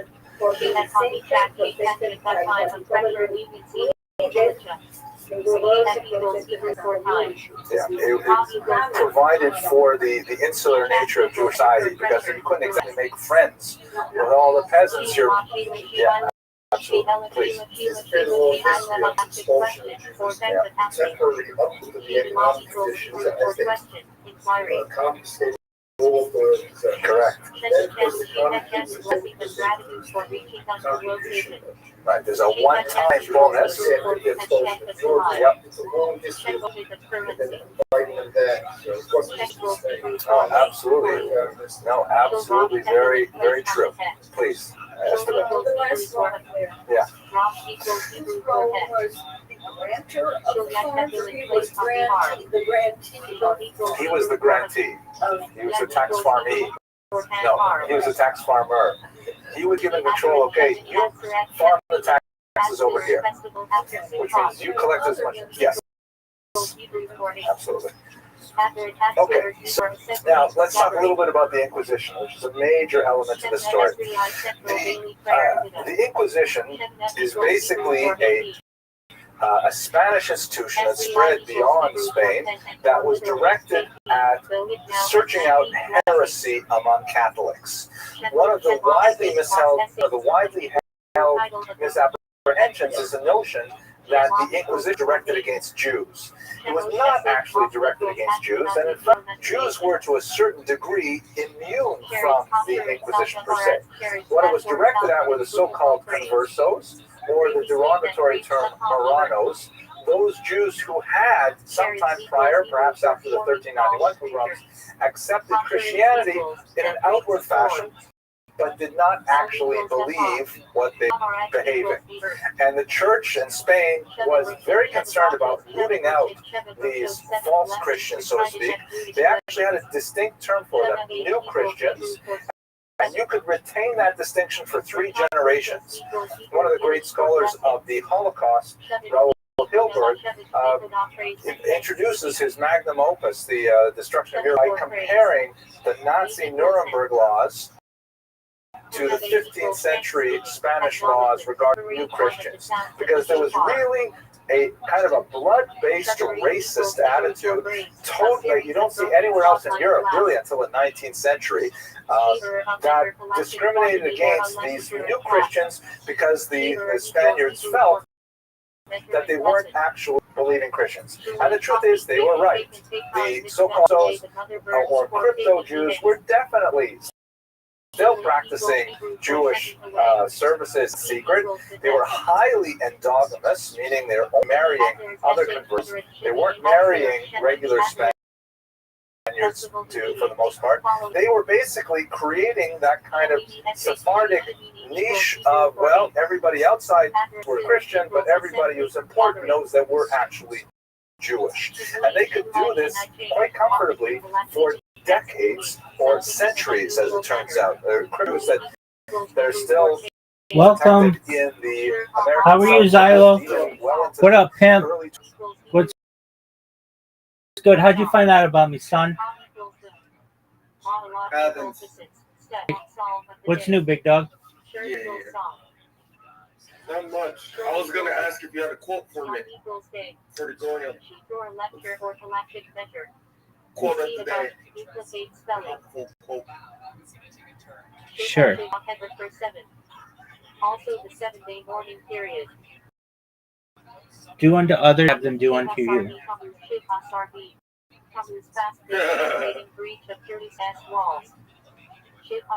Did you watch those documentaries?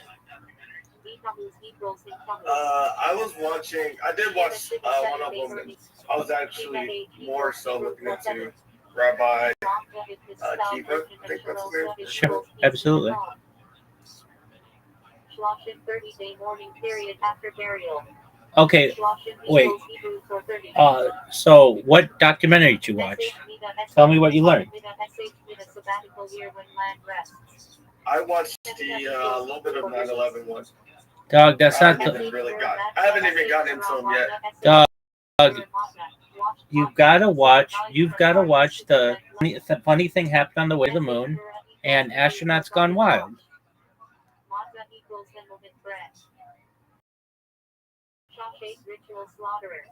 I'll watch him with you one.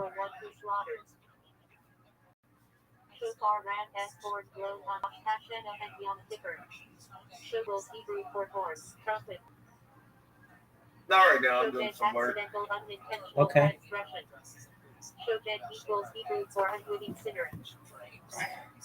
What's on your agenda for this weekend? I don't know. I might do some gaming.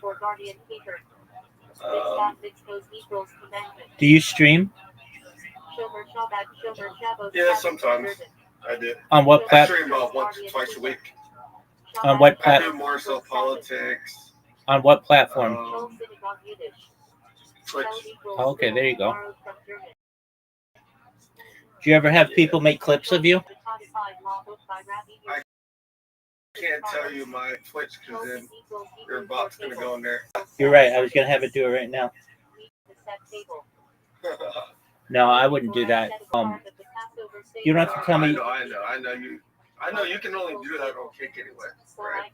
No, I'm doing it on Twitch right now. The thing is, though, doing it on Twitch, it's less advantageous, I feel. Twitch's system is such that they have featured clips, and then also their clip system doesn't seem to.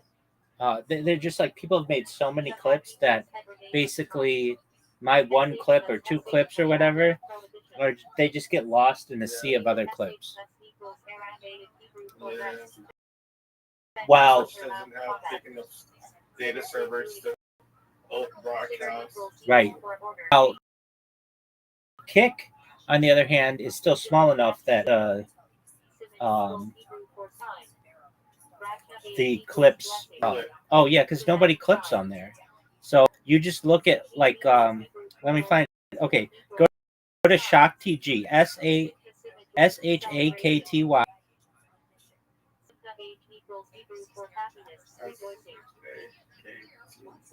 Oh, ShockTG. Yeah. Go to his clips.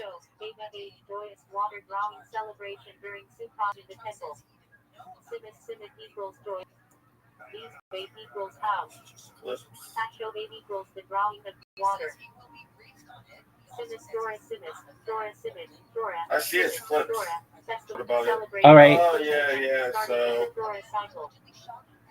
yeah, so you do have a lot of. Go by most recent.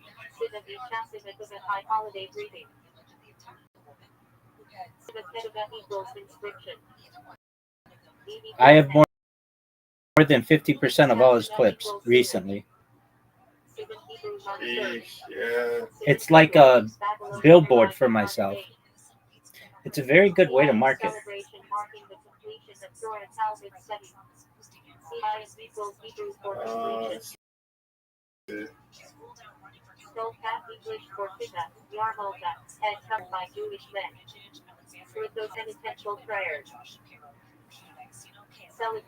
Did he get pissed off about it? No, he's cool. He and I have seen before on Discord, and we've done video calls together. He's really nice, and understands why I do what I do. He thinks I'm very smart. Sheesh, yeah, there's so many clips, dude. Holy shit.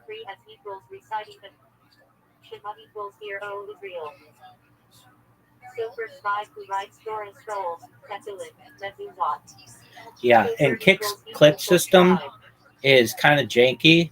It doesn't always save your clip. So, considering that it doesn't always work, to still get that many on there saved is pretty incredible. And I'm not saying every person's is like that, but because a lot of people have to go in and delete them. But most small creators who have streamed in, say, the last 2 weeks, that's what their clips look like, unless they go in and delete them. And if anything, I'll still slip 1 or 2 in, even on like big streamers. Like Does it work on YouTube? I don't do YouTube because that's where all my data's stored, so I don't want to mess it up.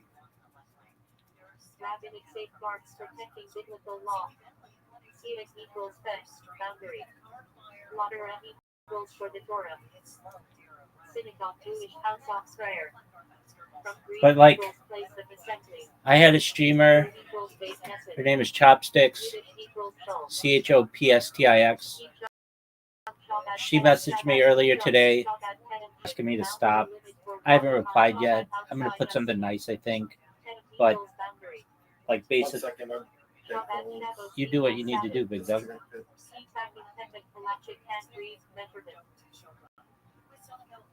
Okay. So just like a pretty big female streamer, or a pretty big streamer in general, asked me to stop, and I'll put together a nice message to respond why I do what I do. But basically, I'm starting to get noticed. She was in my YouTube stream yesterday. She joined my server yesterday, so it seemingly has an impact on the community.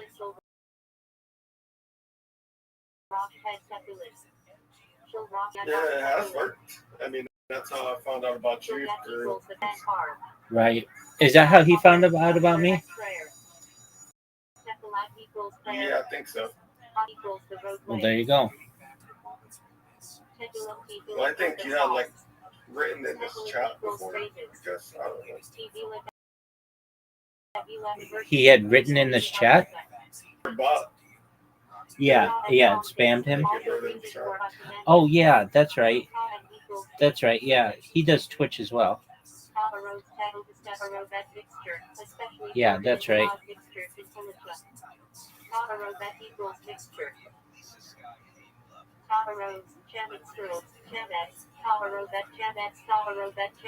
Mixture containing leavened bread orbited on Passover. Chemex equals leaven. Tabernacle English term for the sanctuary. Trump just said that the Epstein list is Democratic vote. There you go. I asked him about it. There you go, He Big didn't Doug. want to answer the question, but he did. Supplicatory prayers after Hamidah. Yeah. Takanen equals pleadings, supplications. Interesting why he wants to avoid it. Ritual purity. Have you ever seen, well, I know, have you seen the Katie Johnson interview? I bet you haven't. She does a 30-minute interview. No, I haven't seen it. Dog, you gotta watch it. If you're interested in that, that's the thing. YouTube? Yeah, it is. So type in Katie Johnson, Trump, And Oh, okay, yep, I see. and she talks about in deep detail how she was recruited as a model for Epstein, and Donald Trump took her virginity at age 13, and she goes into depth about it. He fucked her like over the course of like a year or something like that. She talks about his fantasies, and um Oh wow, I have to look into dude, you have to look into it. I've never seen her as an adult, but I've seen pictures of her as a young woman, and neither side, neither the left nor the right, want this woman's story to get out. But like you've heard, like, oh, whatever, that even the Democrats. they don't want this woman's story out either. No. I thought that would be helpful for them to use. Yeah, but this then opens the door on it being much bigger than just that island. Yeah. It opens it up to like these massive parties. I mean, just it's 30 minutes. It's the best 30 minutes you'll watch on that issue. Look, I'll tell you this. I thought there was a chance that he could be innocent until I saw this woman's interview. And then it caused me to think that he is a rapist. And it's really unfortunate that this woman's story isn't out there. And I think in 2019, she wanted to press charges against him while he was president, and she got threatened by all kinds of his supporters. And so this is the interview that they have on her. So or on the situation. So that whole situation is so garbage. But this one, at least for the president, is like after watching this woman's interview, I don't know how anybody can think he's a good person. Like, let me just look at what the comments say. And it's not like this woman came out just recently. Just like, or that one woman who they said Trump assaulted in Bergdorf Goodman in like the 1980s. This isn't like that. This is a straight up took my virginity. When I told him, what do you do if you get me pregnant? He says, then you'll get a fucking abortion.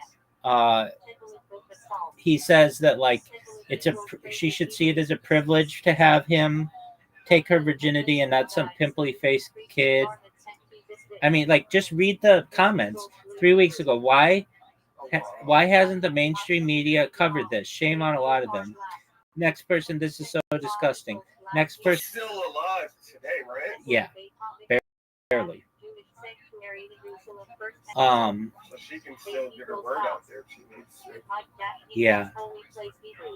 So I don't believe Katie Johnson. I don't know if that's her real name, but the thing that hurt her, I feel, and I understand, is the blurring of the face. If she came out and you could put a name with the face, but then they can straight up.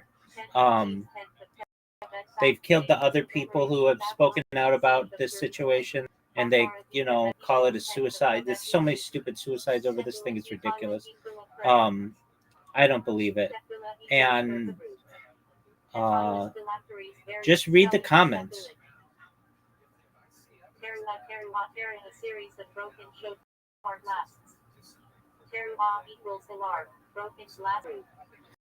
Like everyone in here they're all like, what's on the news? Why don't they talk about this? I'm convinced the past couple presidents have been mannered by an end about it. Yeah, to some extent. Trump, no. Yeah. Teshuva repentance, literally return. Shep equals to return. Teams Tebet Hebron 10. Tebet equals Babylonian name of month. But I know like a lot of people involved in it. Like you already know Bill Clinton, Hillary Clinton. I know Hillary Clinton was tied in with Anthony Weiner and Huma Abedin, and that laptop, everything as well. and that lap, and that Married to Alec Toros. right, and that laptop that with the NYPD. Yeah, that laptop as well, which she had like Skype sessions, minors, tried to learn. So it's like many cases of different rings, I guess, you know, like the Pizzagate stuff. So that's tied in with it.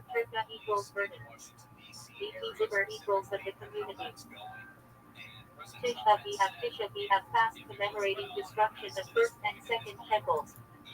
Tishbei equals 9. F equals Hebrew month. But if it's true, then Katie Johnson's story, which I haven't really looked into it yet until now, so I'm gonna watch it, see. But you watch it, and then there's definitely some blackmail. You watch it, and then you come back and tell me what you think. Talking equals grinding, crushing Hebrew. Tuna Thanksgiving offering. Tuna equals thanks, gratitude Hebrew. Celestial and constructive benefit. Principle in Lashon Hare laws that speech must serve a positive purpose. 2 Ellen equals benefit Hebrew. That's like a Christian Zionist network going on. It's a powerful network. Torah divine teaching, especially the 5 books of Moses. Torah equals instruction, teach Hebrew. Trade, pride, non-kosher. From Hebrew, carrot equals thorn, improper. Which documentary do you have on now?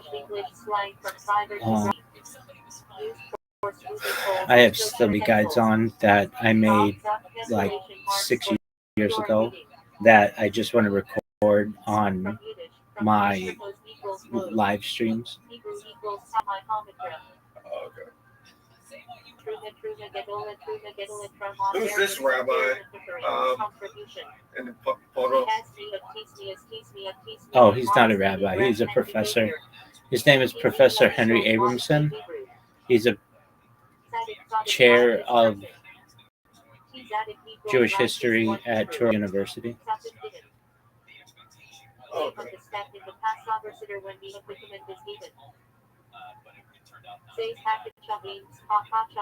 All variants nightfall, defined as the emergence of the stars. How are like Jews able to understand the truth when there's a lot of Zionists who, you know, manipulate the media, and then there's some professors, rabbis who know like the real truth, but it seems like their word doesn't get out over kind of like the Hasbara that comes from like the governments or kind of like the big banks or like the media companies, like the big money stuff. You know what I mean? Yeah, but it's not just Hasbara. You've got to think there are powerful players involved who aren't Jewish, traditionally haven't been Jewish. The Rockefeller family, the Astor family, the Bundy family, the Carnegie family, the Collins family, the DuPont family. Seems like you know a lot of like truth. The Lee family, Kind of what actually happens. the Merovingian bloodline, the Reynolds family, the Russell family, Van Dunen family, the Vanderbilt family, the House of Windsor, House of Saud. None of these that I just named are Jewish, and they wield much of the power of the world. Now, I'm not saying that we Jews don't wield much of the power as well. But at the top, it's not about religion, it's about power. Yeah, there's a lot of different corporations.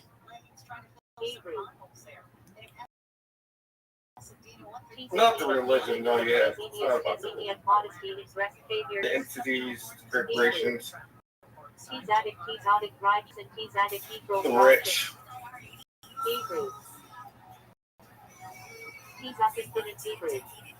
Passover date when Beneficum and defeated. T-base packet Chabin, T-zite packet Chabin, all variants emergence of the star T-zite equals, going out, top Chabin equals stars. Hebrew. Galactic nightfall. T-zanua, T-zanua, T-zanua, a modest or humble person, T-zanua equals modest. Hebrew. T-zadaka, T-zadaka, Chizaka equals righteousness, justice. Hebrew. T-zid, T-zid, ritual fringes on guards. Hebrew.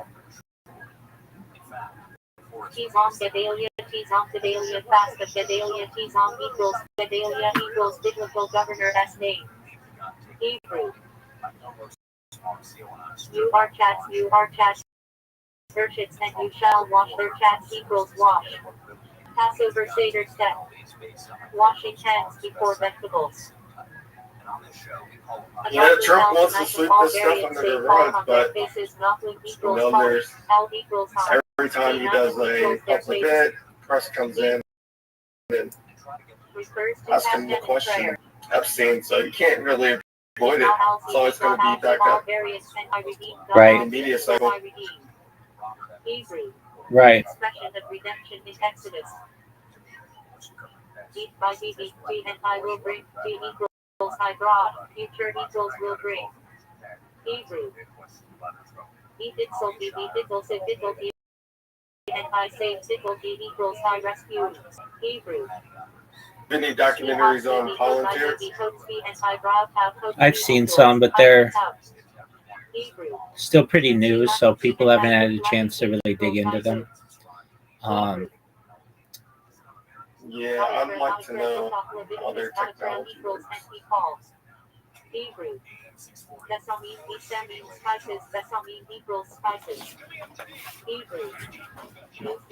Can't really find any documentaries on them. Yeah. Equals confession. Hebrew. I understand that. Wadi dry riverbed Arabic, not Hebrew.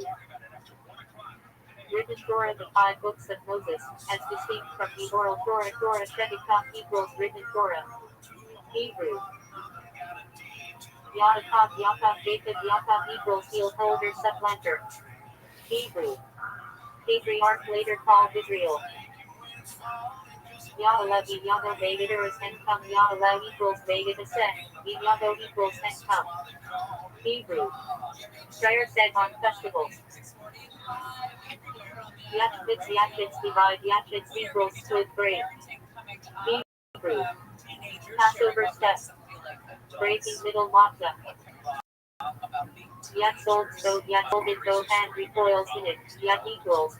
Sold it equals recoils, though equals in it. Hebrew. Refers to hot temperature 110. 113 degrees Fahrenheit in Policha. Yard, Candlel variance anniversary of Adek. Yard equals year, Zeit equals time. Yiddish. Kept in memory. Yarmulke, here, Multiskel, Yarmulke from Yiddish. Also Kita in Hebrew equals go. Yashin Gold Hebrew. Grain category forbidden before Omer offering. Yade and Nesek wine of pouring Yade equals wine. Nesek equals libation. Hebrew.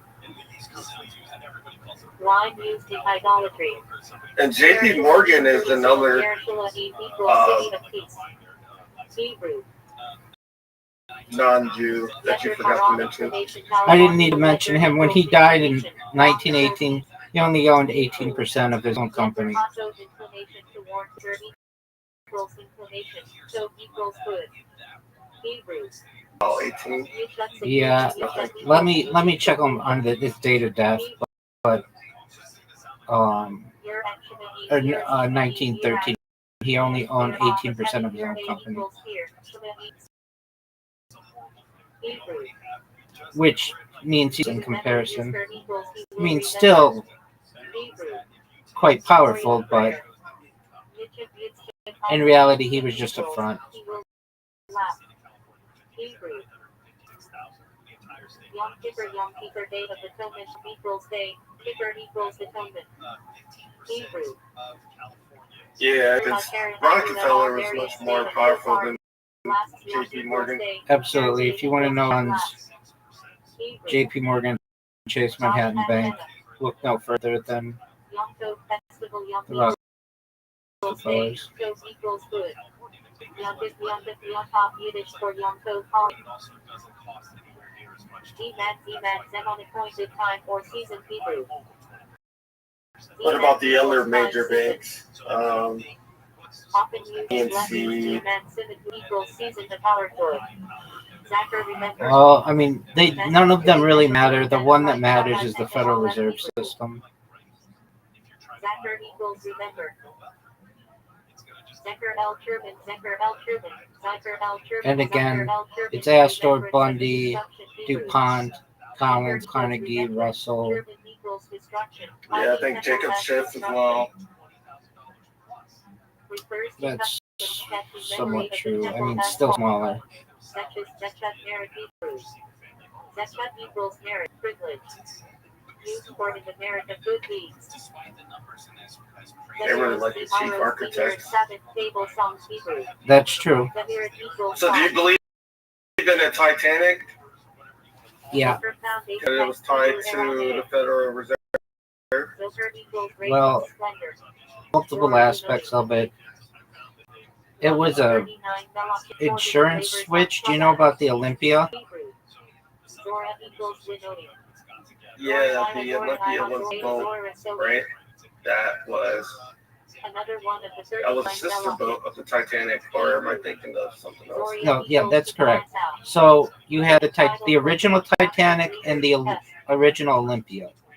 The original Olympia got into an accident, and they were going to have to scrap it. So what they did is they switched the names on it. So the original Olympia became the Titanic that sank. And then they put all of their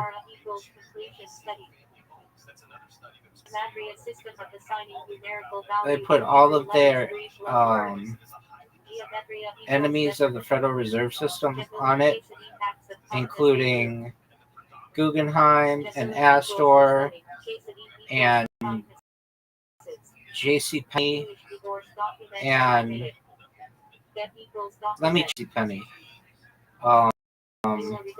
Cross-personal and national Hebrew. Ulam equals redemption. From Gaal equals to redeem. Soil lot, as in casting lots Hebrew. Not JCPenney. But definitely Astor, who was at the time the wealthiest person, and Guggenheim, and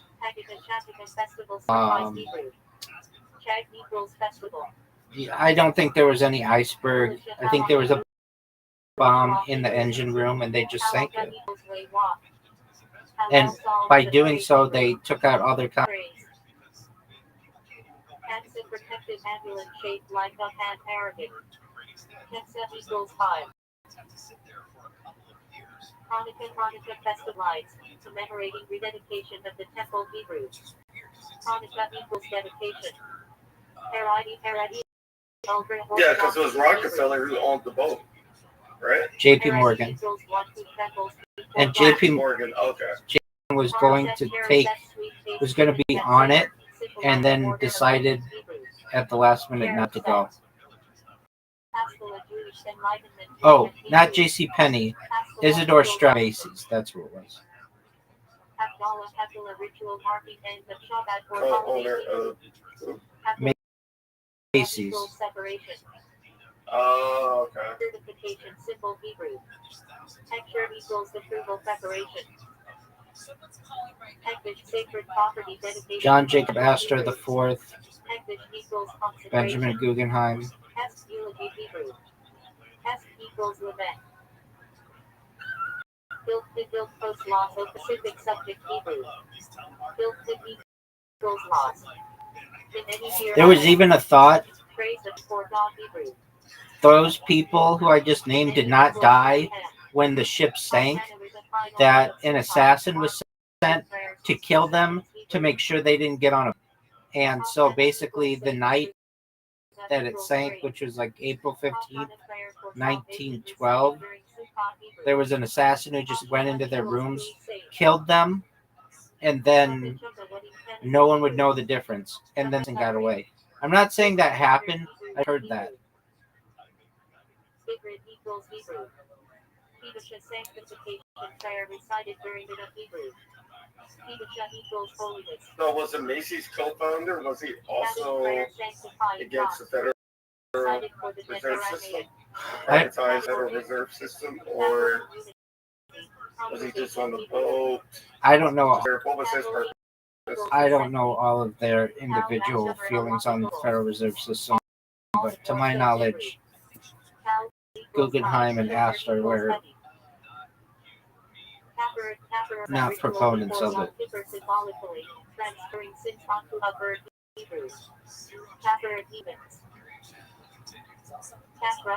Dietary laws Hebrew. Kashrut equals fitness properness. Kavana intention in prayer or mitzvah Hebrew. Kavana equals direction intention. Devotion holy ones, also Torah portion Hebrew. Devotion equals holy oaths. Kendala organized Jewish community Hebrew. Kendala equals ascent. The light of Kelita test, discovering that hides holiness Hebrew. Kelita equals shell. Kairos Jewish outreach Hebrew. Kairos equals drawing close. Kiddush sanctification of Shabbat holiday with one. Yeah, even Woodrow Wilson and that he made a mistake. Sanctification of Right. last name Hebrew. Kiddush equals sanctification. Federal Reserve allowing it to be privatized. Kiddush equals sanctification. There's a quote. Thickest skull cap worn by Ishmael Hebrew. Yeah, it's a quote. No, I know. I know. Illegal acquisition transaction Hebrew. Opinion equals acquisition. High Cohen priest descended from Aaron Hebrew. Cohen equals priest. Yeah, I am a most unhappy man. I have unwittingly ruined my country. Equals priest. Gadol equals Great industrialization is controlled system of credit. That's it. Something at the end, like upon which the very ground it so fought so hard to. It's something like that. Yeah. Carry on equals carry. Google traditional Jewish baked dish Yiddish. Google equals pudding, fall. And he basically did that in exchange to be president. The way that it worked, I believe the election of 1912, he advocated to not go to war. He was like, and I think they ran Teddy Roosevelt as for the Bull Moose, which I believe allowed Wilson to beat Taft, something like that. And because instead of it being a two race, it was a 3-person race, and then also they allowed him to win the Nobel Peace Prize.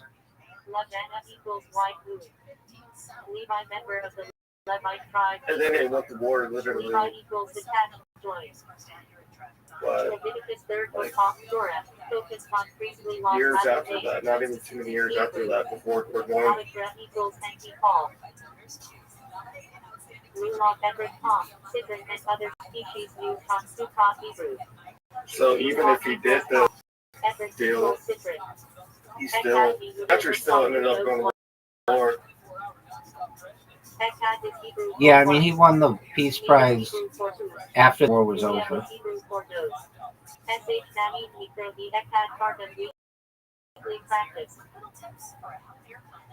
Read twice and the translation once.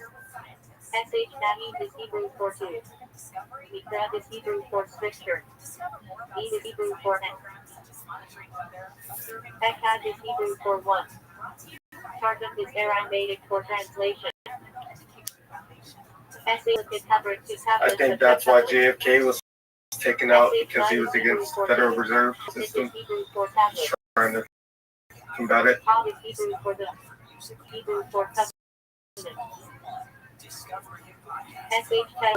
I think that one was perhaps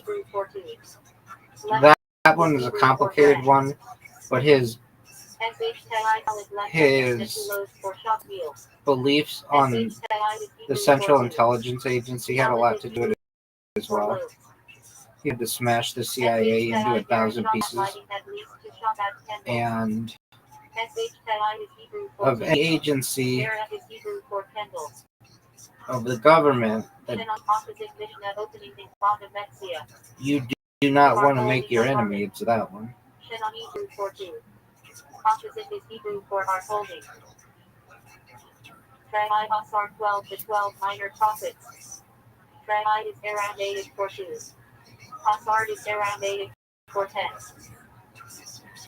Rabbi Abeda 200 equals 201 used in monetary ratio context.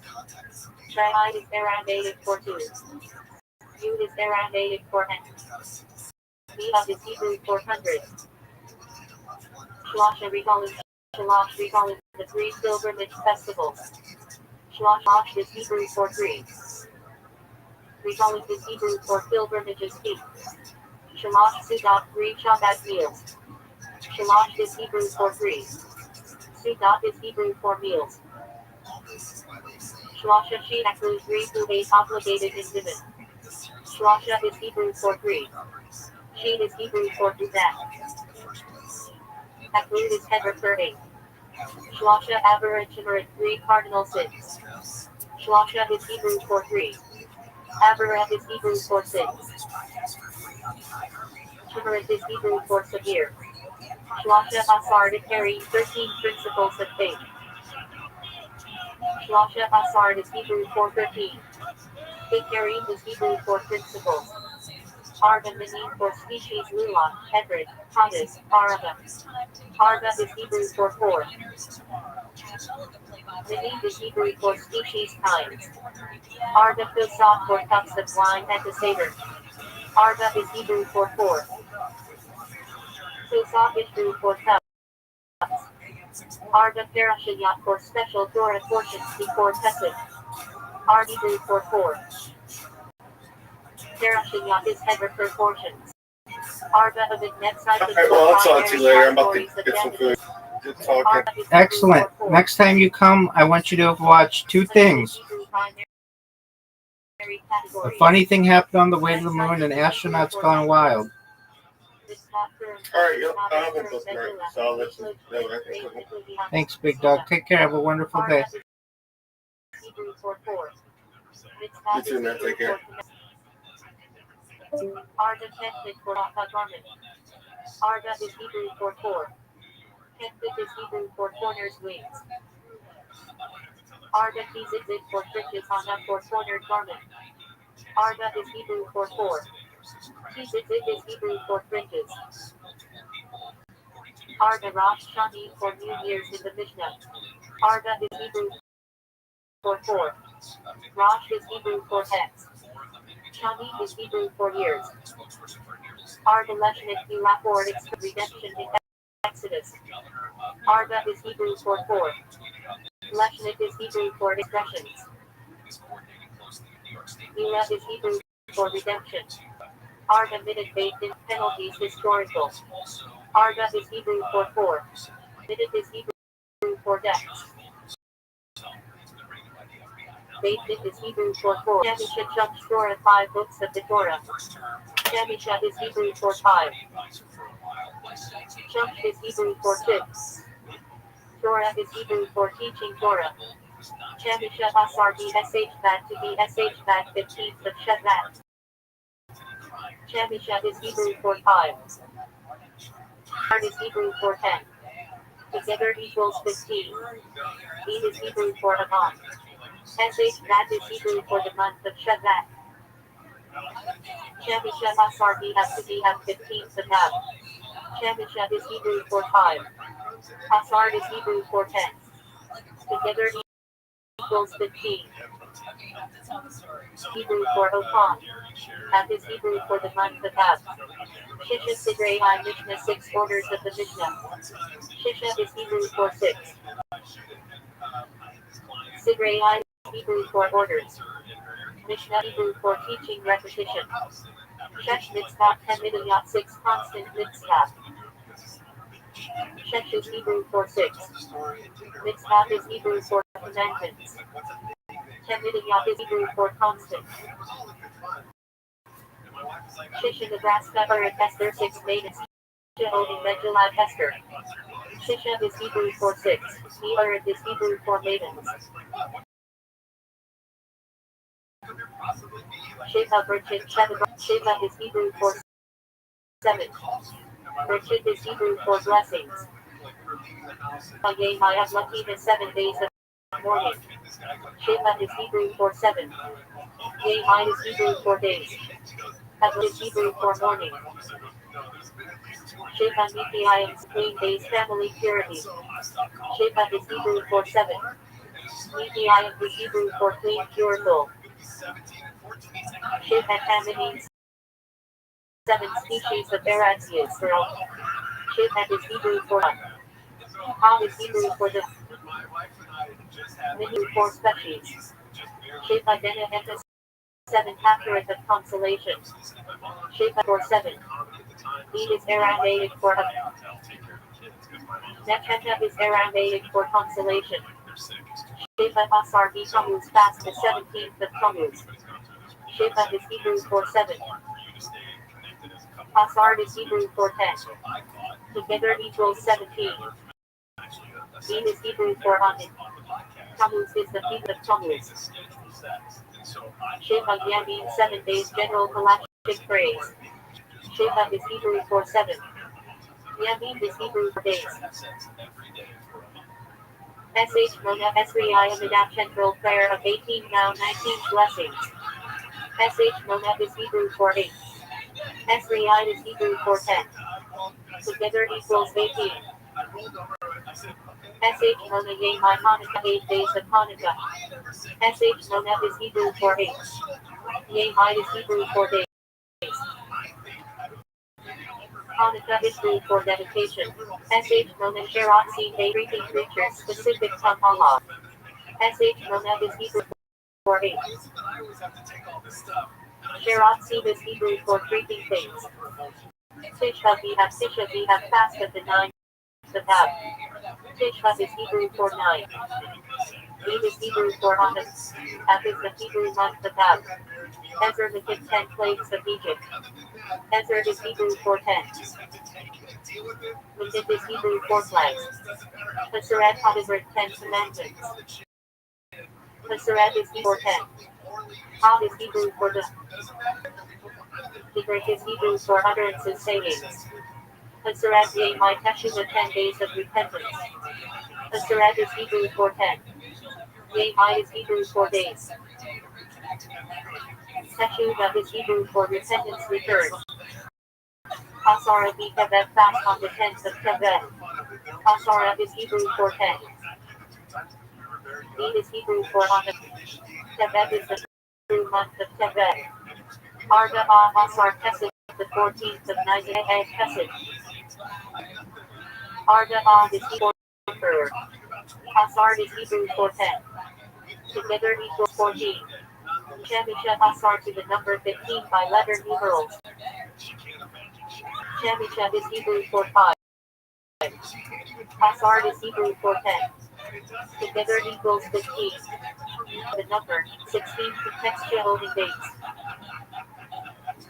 Shisha is Hebrew for 6. Asard is Hebrew for 10. Together equals 16. SH Monef Asard are the number 18 contextual. Monef is Hebrew for 8. Asard is Hebrew for 10. Together equals 18. Shloshin 30-day morning state. Shloshin Hebrew for 30. Shloshin Yom Tovim Hashad law to study festival laws 30 days prior. Shloshin is Hebrew for 30. Yom is Hebrew for day. Tovim is Hebrew for before. Hashad is for the festival. Lamb Tet Belacho 39 categories of prohibited labor on Shabbat. Lamb Tet is Hebrew letter animals. 39 lamb equals 30. Tet equals 9. Melachit is Heber's categories. Arda is with a chaser at 40 lashes, minus 1 in practice. Arda is Hebrew for 40. Within Hebrew for lashes. Chaser at is Hebrew for minus 1. See on the required mikveh volume. Arda is Hebrew for 40. See Hebrew for a Calvinist volume measure.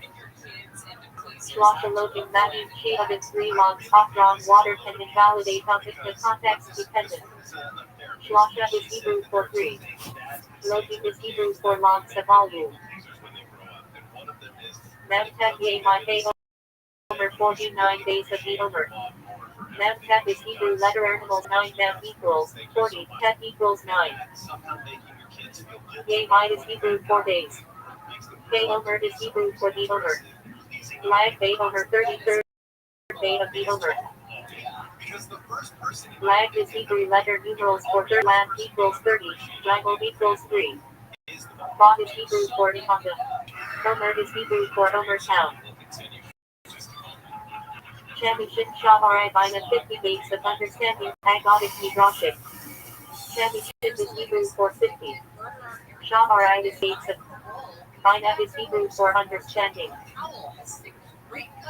Yovel Championship Shana Jubilee year at 50. Championship is Hebrew for 50. Shana is Hebrew for year. Rigo 600,000 on period times 60. Shishit is Hebrew for 60. Rigo is Hebrew for 10,000. Together equals 600,000. Shiv and Heavy, Lauder of 70 faces aspects of Torah interpretations. Shiv is Hebrew possibility. Heavy is Hebrew for faces aspects. Lauder of is Hebrew for to the Torah. They kind of 70 elders sent Shiv is Hebrew. They kind of is Hebrew for elders. Aiden Bet Shem Hashem 70 to the 72 names mystical tradition.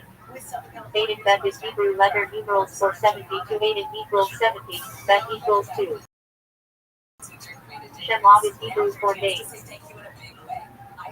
Miha Richard 100 daily blessings. Miha is Hebrew for 100. This is Hebrew for blessings. Miha the Echad 100 used intelligent speaking. Miha is Hebrew for 100. V is Hebrew for N. Echad is Hebrew for 1. Magahim does 200 does classic Calvin sum. Magahim is Hebrew for 200. Does his Hebrew Aramaic for a coin. Reedish chap at 225. Rare sometimes used as letter numerals in text. Reedish chap head are Hebrew letter animals equals 200. Chap equals 20. Head equals 5. Reedish none chat 258. Rare letter numerals usage in some responsa. Reedish none chat are Hebrew letter numerals 258. Reedish none ya 260. Rare letter numerals. Much none ya are Hebrew letter animals 250. 10. Reedish summit at 260. Rare letter numerals. Reedish summit at are Hebrew letter numerals 265. Reedish summit at 266. Rare letter numerals. Swedish Sonic Map are Hebrew letter numerals 266. Swedish dated at 275. Rare letter numerals. Swedish dated at are numerals 275. Swedish dated 280. Rare letter numerals. Swedish PR Hebrew letter numerals 200. Swedish P-Zani 290. Rare letter.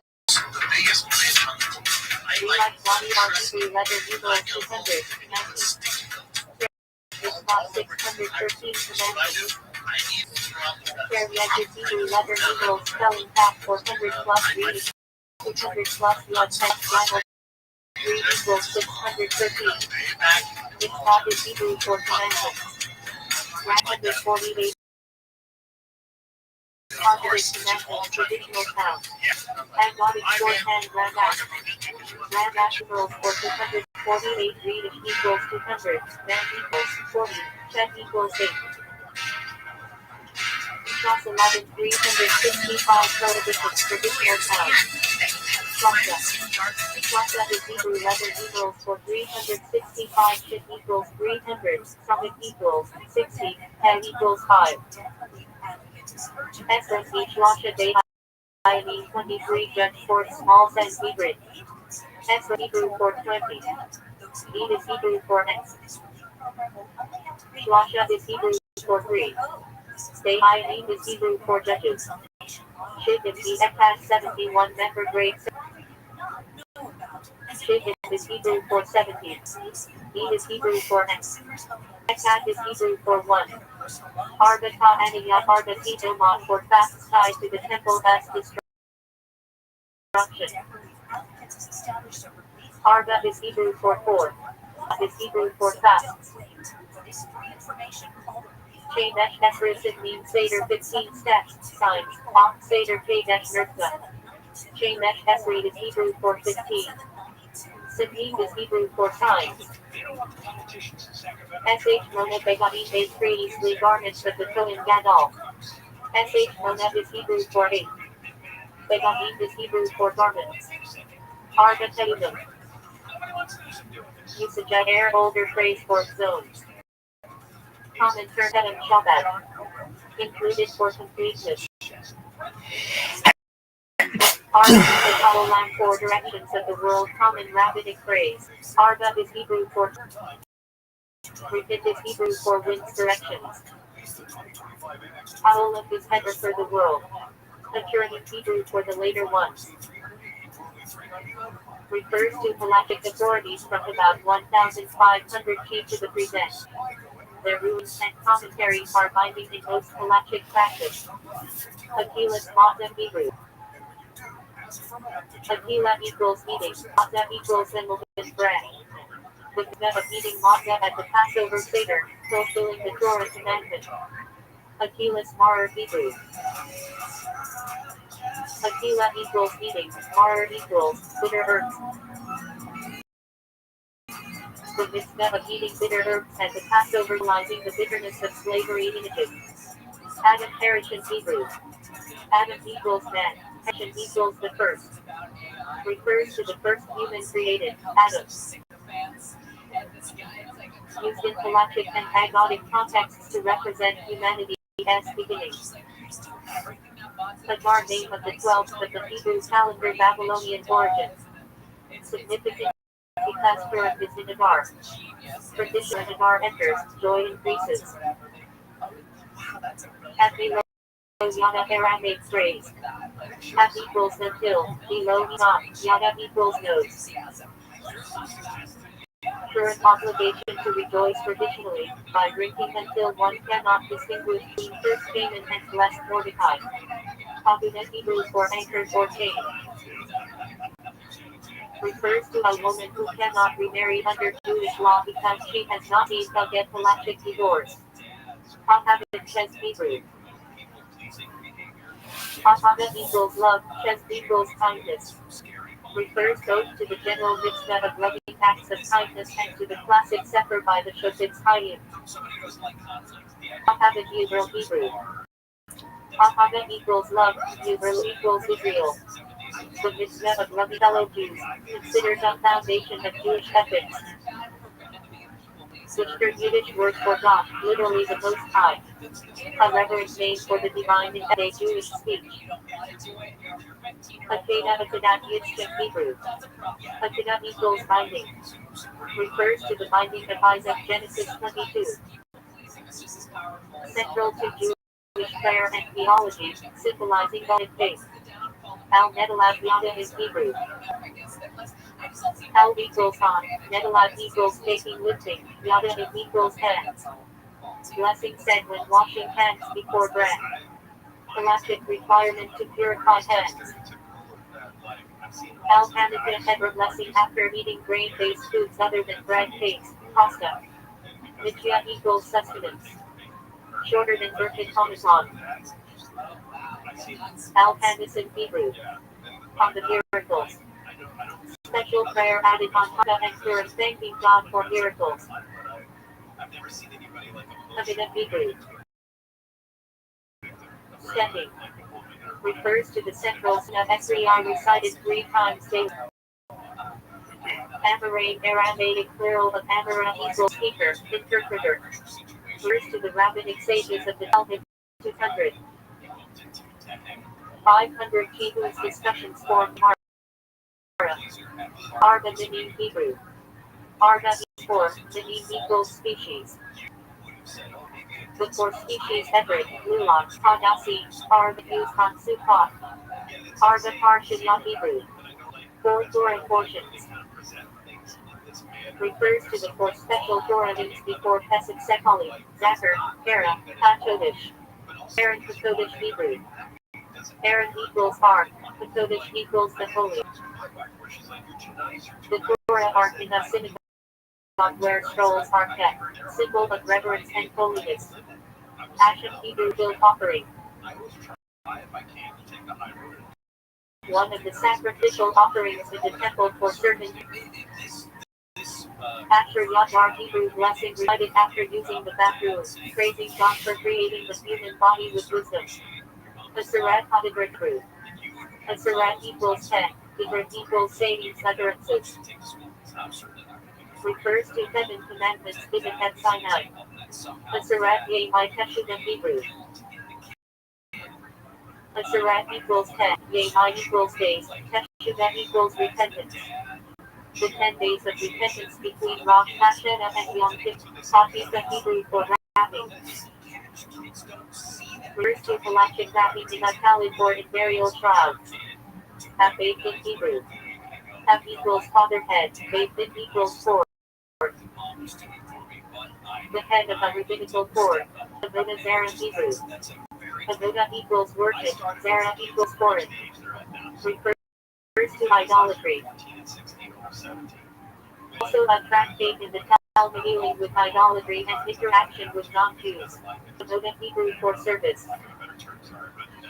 Refers both to the temple service and to Torah's divine service. Central term in Halacha and liturgy. Avodah Zarah, another spelling of Avodah Zarah, idolatry. Avodah Hebrew. Father's ancestors. Refers to one the tractate birthday of the ethics of the fathers, to Avodah Halacha equals primary categories of prohibited labor, on Shabbat. Avodah Halacha Hebrew. Avodah equals categories, Halacha equals labors. The 39 primary labors forbidden on Shabbat, derived from the Mishkan-esque construction. Arizona Terra Hebrew. Memorial prayer.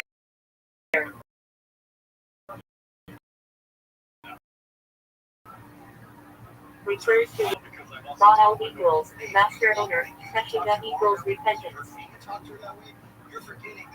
A person who returns to religious observance after having been non-observant. Highly praised in Jewish tradition. Baal Torah Hebrew. Baal equals master, Torah equals reader. The designated Torah reader in synagogue services. Baal Tapu. Baal equals master, Tashbit equals destruction waste. The Torah prohibition against needless deception or waste. Athlete broadly in Palicha. Baal Tefillah Hebrew. Baal equals master. Tefillah equals prayer. Refers to the prayer leader Chedlon. Baal Nefish Hebrew. Baal equals master. Nefish equals soul.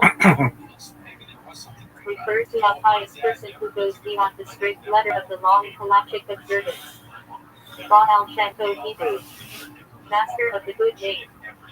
Founder of the Hasidic movement 1700. Revidista holy man and miracle worker. Baal Teshuva movement modern phenomenon of Jews returning to observance. Often discussed in halachic responsa regarding their unique needs. Bama Maglife in Hebrew. Bama equals with what? Maglife equals do rekindle. A section in the Friday night service Mishnah Shabbat 2. One listing which woods and oils are acceptable for Shabbat candles. Bama Tomlin Hebrew. Bama equals with what? Tomlin equals do re-insulate. Mishnah Shabbat 4. One dealing with insulation of food on Shabbat. Bama At Hebrew. In what are you engaged? A halachic query in Talmud about that person, as occupation and Torah study. Bar mitzvah Hebrew. Bar Aramaic equals such, mitzvah equals commandment. Boy as coming of age at 13, obligated in mitzvah. Bat mitzvah Hebrew. Bat equals daughter, mitzvah equals commandment. Girl as coming of age at 12, obligated in mitzvah. Marita Aramaic. Bar equals outside, ta equals teaching. Tannaitic teaching not included in the Mishnah, often quoted in the Talmud. Baruchi Amar Hebrew. Blessed is he who spoke. Opening blessing of Tisu, Zimra in Shantur in prayers. Baruch Hashem Hebrew. Blessed be the name of God. Common Jewish expression of gratitude. Not halachic per se, but central to Jewish speech. Baruch David Hemet Hebrew. Blessed is the true judge. Blessing recited upon hearing the Hadah.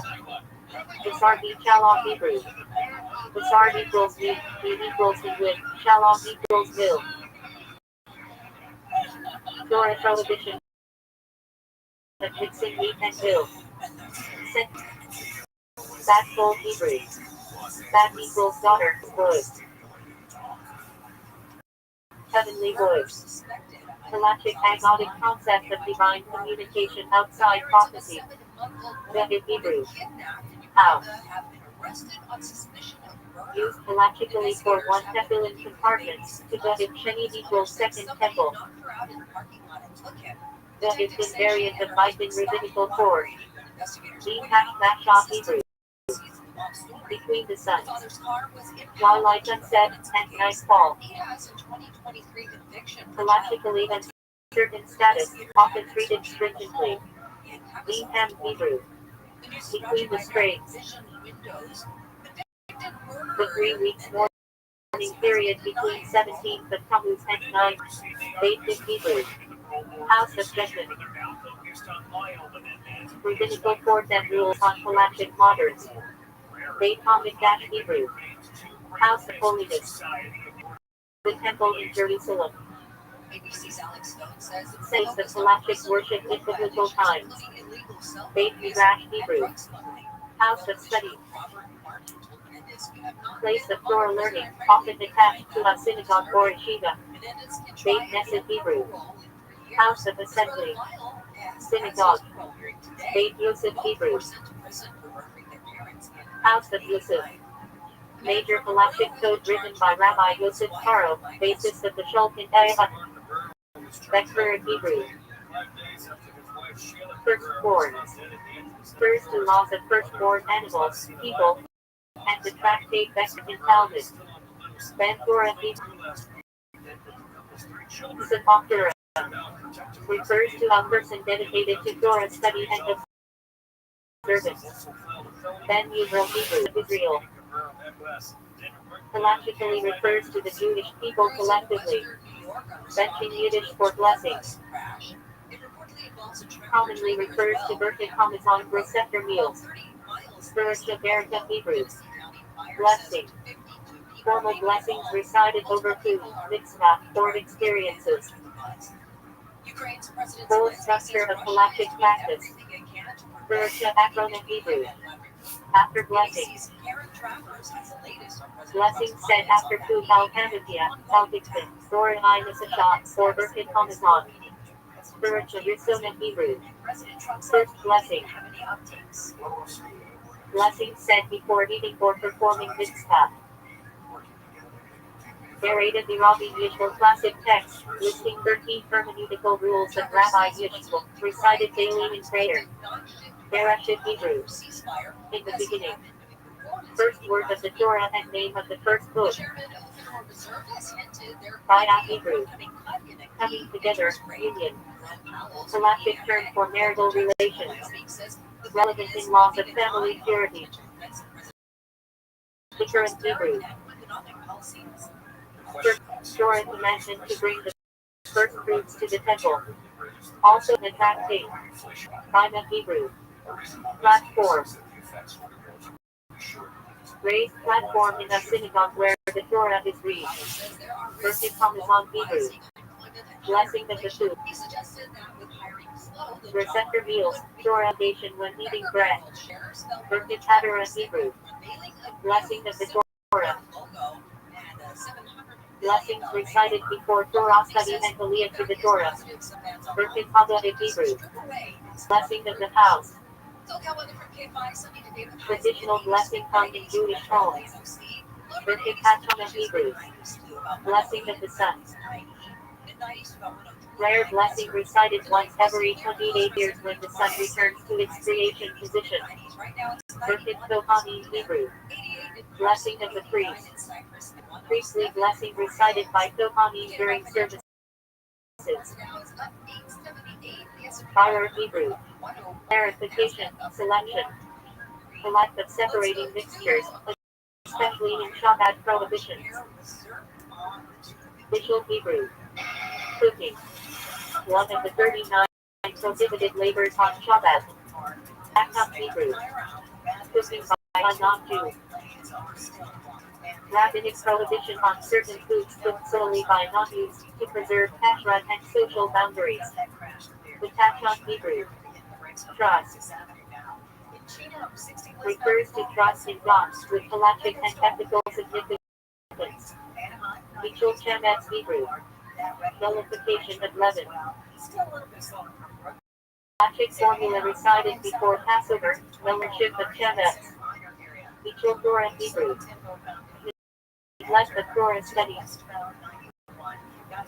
Considered a serious lapse in Jewish law. Though I am Hebrew. On that day.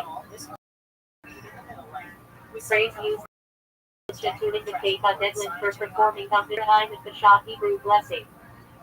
Creates many souls. Recited after eating foods that do not require al-Hanafiya. Birkat Hamazon. Torah I 3 competent Hebrew blessing. Creates wine. Receipt over wine and grape juice. Torah I 3 eats Hebrew blessing. Creates the fruit of the trees. Recited over fruits that grow on trees. Torah I 3 Adama Hebrew blessing. Creates the ground. Recited over vegetables and produce from the earth. Torah I Minai Mezana Hebrew blessing. Creates types of sustenance. Recited over baked grain products not considered bread. Great Villa Hebrew. Covenant of circumcision. Ritual circumcision performed on the 8th day of a baby boy's life. Torah obligation. Dracula Behala Hebrew. Wasted blessing. Saying God has made in vain through an unnecessary blessing. Halachic prohibition.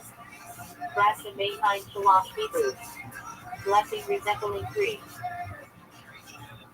After blessing, combining themes of per capita on forte, wine, and fruit of the seven species.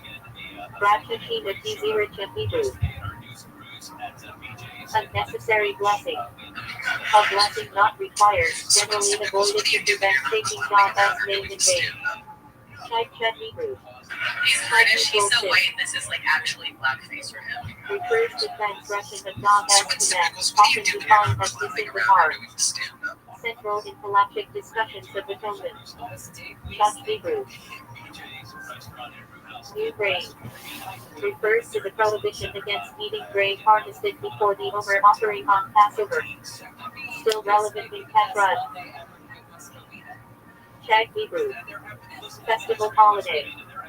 Specifically refers to the Greek pilgrimage festivals Pesach, Shavuot, Sukkot. Chagavan Hebrew. Offering. Sacrificial offering brought on pilgrimage festivals. On the name of a Talmud tractate. Hebrew. No offering. Torah mitzvah to separate a portion of dough for the priest. Today, symbolic separation is still practiced. Shalom Akam Hebrew. Milk Jew. Rabbinic restriction requiring supervision of milk production trust. Shalom Israel Hebrew. Milk of a Jew. Milk supervised by a Jew from milking to ensure no non-kosher milk is mixed in. Chamex Hebrew. Leavened bread. Prohibited on Passover. Central area of Palatia with extensive laws. Chamira Aramaic. Leaven. Formula used in legal Chamex nullification of Chamex. Chana Hebrew acronym. Shalom, Nina, Hadlock and Mera. Green mitzvah traditionally associated with Jewish women milk, kosher, family purity, candle lighting. Chashmal modern Hebrew. Electricity. Halachic discussions about use of electricity on Shabbat center on whether it is done a building, a lead creating, or mob or kindling fire. Shaven Torah Hebrew. Drive-through. Honor given on Simon Torah to the person, called for the final aliyah of the Torah. Shaven Bereshit Hebrew. Bridegroom of Genesis. Honor on Simon Torah to the person, called for the first aliyah of the new Torah cycle. Chat Hebrew. Half a measure. Consuming less than the halachically defined measure of forbidden food. Prohibited rabbinically even not punishable biblically. Chat Halal Hebrew. Half Halal. A shortened recitation of Halal psalms on praise on certain holidays. Chatter Hebrew.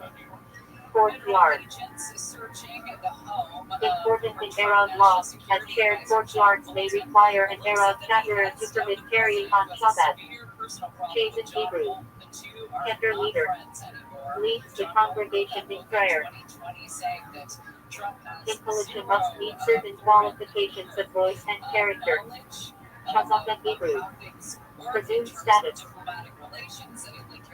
Galactic principle assuming continuity, open situation until proven otherwise, e.g. ownership, kashrut. Shazonic Hebrew. Cantorial practice. The tradition of prayer leading and melodies, with galactic discussions about embellishment. Chazara Hebrew. Repetition returns. Refers either to one the Chezaret passions. Repetition of the Amidah by the prayer leader, or to review a Torah study. Chezikvish title. Visionary man. Classic 20th century Halachic authority, Rabbi Abraham Yeshaya Perlitz. His rulings are foundational in modern Palatia. Ches Hebrew. Kindness.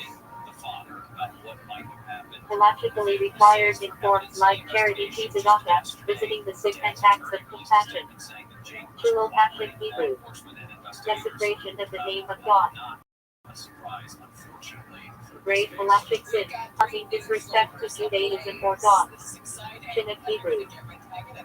Education dedication. Halachic category for training children mitzvah observance before bar bat mitzvah. Shinyan Hebrew. Obligation. Used to denote halachic requirements, e.g. Chinyan Tekil equals obligation to pray. Shizak Hebrew. Transitioning. Kitzalacha refers to rabbinic enactments to reinforce observance of Torah laws. Tola Hebrew. Sick person. Halachic discussions about the permissibility of treating the sick on Shabbat. Shola Sheish Basakena Hebrew. A sick person in danger. Halacha mandates desecrating Shabbat to save a life in this case. Shola Shimai Basakena Crew. A sick person not in danger. Certain rabbinic prohibitions may be waived, but not Torah prohibitions. Dol Hamo Hebrew. Weekday of the festival. The intermediate days of Passover and Sukkot, with unique halachic rules, word limitations, added prayers. Cholet Yiddish. Slotik stew. Halachically significant as a traditional Shabbat food, cooked before Shabbat and kept warm in line with law's official cooking. Chashin Mishpat Hebrew. Breastplate of judgment. One of the four sections of Seshel Kin'eva, dealing with civil and financial law. Shabbat Hebrew. Wedding canopy. Halachically required structure under which Jewish weddings are performed. Turban Hebrew. Destruction. Refers halachically to the destruction of the first and second temples, with mourning practices tied to it, e.g. Tisha B'Av. Nal B'Nim Hebrew. 4 species. Refers to Hebrew citrus, lulav palm branch, hadassine myrtles, and Harvard willows taken together on Sukkot. Central mitzvah of the holiday. Dal is Yiddish for fourth, from Hebrew Dali, the fourth letter. Medid is Hebrew for species or kinds. Dal Kosah Hebrew. 4 cups. Refers to the 4 cups of wine drunk at the Passover Seder, corresponding to the 4 expressions of redemption. Dal Amos Hebrew. 4 cubits. Halachic unit of personal space of rods. 6. 18. Carrying outside Dal Amos is a key category of Shabbat laws. Dam Hebrew. Blood. Source of numerous halachic prohibition against eating human blood, purity, impurity laws, dam midah, and sacrificial rituals. Dam midah Hebrew. Menstrual blood. Creates a state of ritual impurity requiring separation and later purification before resuming marital relations. Dam midah Hebrew. Abnormal human blood. And separate halachic rules from midah, requiring a different count offerings in temple times. Dam Tower Hebrew. Was part of blood of purity. Biblically distinct from midah blood, with more lenient status. Today rabbinically equated to midah. Dan El Kaf Zechat Hebrew. Judge to decide of merit. The ethical principle to give others the benefit of the doubt. Shade in Hebrew. Judge. A rabbinical court judge with authority to rule in halachic matters, especially civil law. Say I mean Hebrew. Judges. Plural of Daim. A standard based in rabbinic court requires 3 Dayanim. Then Hebrew. Rule page is enough. Recited at the Passover Seder as a declaration of gratitude.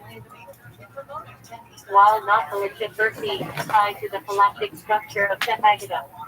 Areda Aramaic Hebrew. From the Torah. Refers to commandments or prohibitions directly from the written Torah, as opposed to rabbinic decrees.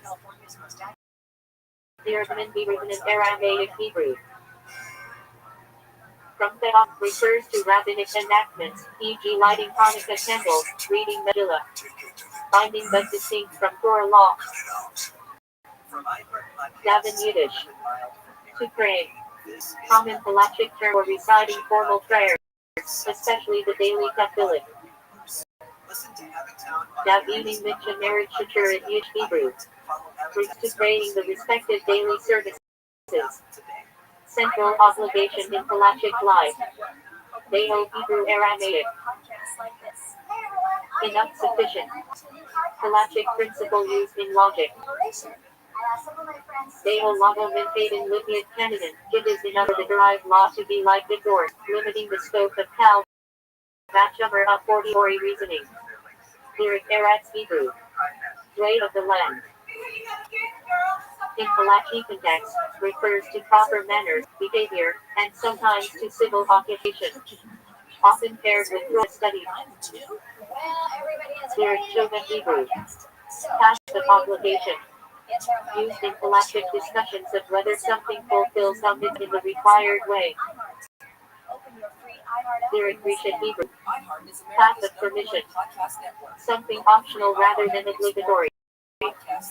Lyric Shabbat Hebrew. Ordinary way of breaking. Streamlining laws of Shabbat, e.g. breaking food packaging in a non-destructive way. By Hebrew. Common way. Used in halachic discussions of damages, e.g. liability when something occurs normal way. Berisha be Chakir of Hebrew. Examination and investigation. Halachic requirement for judges in capital cases to cross-examine witnesses. Devat Torah Hebrew. A word of Torah. Often refers to a short homily or halachite insight, given during meals or study sessions. Devarim Shivaisha Hebrew. Holy matters. Specific prayers are to requiring a quorum of 10 men minyan, according to traditional halacha. Devarim Shibala Hebrew. Things in halachic principles and unspoken thoughts do not carry legal weight. Only expressed intent matters. Devarim Ha'ashulam Hebrew. Forbidden matters. General halachic phrase used in laws of prohibited foods, speech, or actions. Devarim commentary Hebrew. Permitted matters. The opposite category, lawful actions within halachic bounds. Deviated Hebrew. Cleaving attachment. Spiritual concept of clinging to God, with halachic expression in prayer and mitzvah observance. Dinai Mominative Hebrew. Monetary laws. Halachic civil law. Damages, contracts, business disputes, handled by a Beit Din. Dinai Mitzvah Hebrew. Civil laws. Halachic rules governing cases involving life and death, e.g. Capital, requiring AI and judicial standards. Dinai Torah Hebrew. Torah laws. Refers either to biblical law as opposed to rabbinic or to court cases judged by Torah law. Dinai Asher Beheader Hebrew. Laws of prohibition and permission. A halachic category covering Hadrat and rituals. Ina Imal Judah Ina Aramaic. The law of the land is law. Halachic principally obligating Jews to follow secular laws of the government, so long as they do not force violation of Torah. Nagriai Torah Hebrew. Century. And Mr. Rodriguez, to go further than that, the 20th century, it goes right up to the 21st century even. It looks like it's an amazing phenomenon. So the purpose of the Inquisition was that the church in Spain was trying to root out these false Christians, the Jews who had converted to Christianity but did not actually believe what they're saying. The Jews technically speaking, had a false sense of security because they felt like, well, the Inquisition isn't bothering us as long as we keep to our traditions and we openly practice as Jews, then we have nothing to worry about. That turned out to be a false sense of security, but nevertheless, much of the bulk of the animus was directed at these nukes, including even old Christians who were suspected of Judaizing or being tempted by Jewish values and so on. Please. Now, crypto Jews were very successful because they had all the restrictions removed from them. And so the Christians, in the word resentful of them, they could practice all the trades and at the same time still not being fully Christian mind. And as a matter of fact, I think the Christians were actually very supportive of the Inquisition because I thought the betrayal said, Yeah, and that was certainly not the best moment of Jewish unity, I think. Did I tell you the joke about a guy who wants to join the country club? Yes, you're right. Well, see, you remember all my jokes. Do you mind if I tell it again? Okay, the joke goes like this. So, for those of you who are younger, that up until it was Mr. Schwartz in the original. Okay, that was Mr. Schwartz. Okay, so up until really the history of most of you, but until the 1990s, a lot of these clubs, even here in Miami, were so-called restricted, right? You could only join if you were Gentile clientele, and there was no problem with this. I joked about the 1990s. There were some that were still like the 90s, but they were openly like this until a great film came out called Gentleman's Agreement that really turned around the way people thought about these things at the end of World War II. But at any rate, up until the 1940s, Jews could not get into this. It would be forbidden, ridiculous. And hotels, forget about it. So anyways, the joke goes that there's this Jewish guy who wants to belong to this restricted country club. And so he goes to the membership director and he says, listen, these are my assets. I have these boats and these apartment buildings, and I really think that I belong in your crowd here in the Flaming Crosses Country Club. The membership director says, listen, what's your name, Cohen? I can't help you because, we're a very exclusive club and you can only join, if you have a sponsor. And I don't think you're going to find a sponsor. He says, well, who's on your membership? I'm sure I know someone. So he says, look, here's the membership list. Show it to him. Cohen looks down the list. They see someone named Schwartz. And so he says, oh, I know this guy. I'll go talk to my friend Schwartz. So he leaves, he goes, he knocks on the door of Schwartz, and Schwartz opens the door, and Cohen says to him, Shalom Aleichem, listen, I wanted to join the Flaming Crosses Country Club, and I need a sponsor. So I was thinking, maybe, you're a Jew, I'm a Jew, you can help me out. So Mr. Schwartz looks him in the eye and says, listen, Mr. Cohen, what's your name? Let me tell you something. I am a Presbyterian. And my father was a Presbyterian. And my grandfather, Oliver Shalom, was also a Presbyterian. All right, so let's go on. The Inquisition. Now, so you have this scenario where the Inquisition is directed primarily at these new Christians, these conversos, and Jews who were remaining within the traditional Jewish community felt largely immune to the pressures that the church were exerting. And even though there were some really distinct warning signs, the edict of expulsion took them completely by surprise. A couple of the expulsions that are significant, Andalusia and Aragon in the 1480s, some really nasty trials and executions that occurred in a few places, including a blood libel in 1490 and 91. But the traditional Jewish approach was, these things.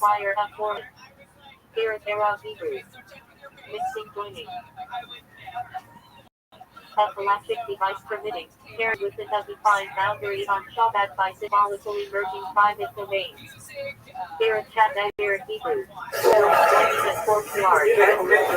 Sound? Sense sound? It sounds okay? You have no way to tell, right? We'll find out later. Okay. All right, ladies and gentlemen, why don't we get started? So, thank you for coming. It's the first night of the spring semester, and I'm sorry that my lovely daughter Aliza is a little bit unwell. They have the notorious Taurus Emis flu. It starts with one kid in Taurus Emis and it spreads through all of them. Even though some of them are, beyond that stage right now.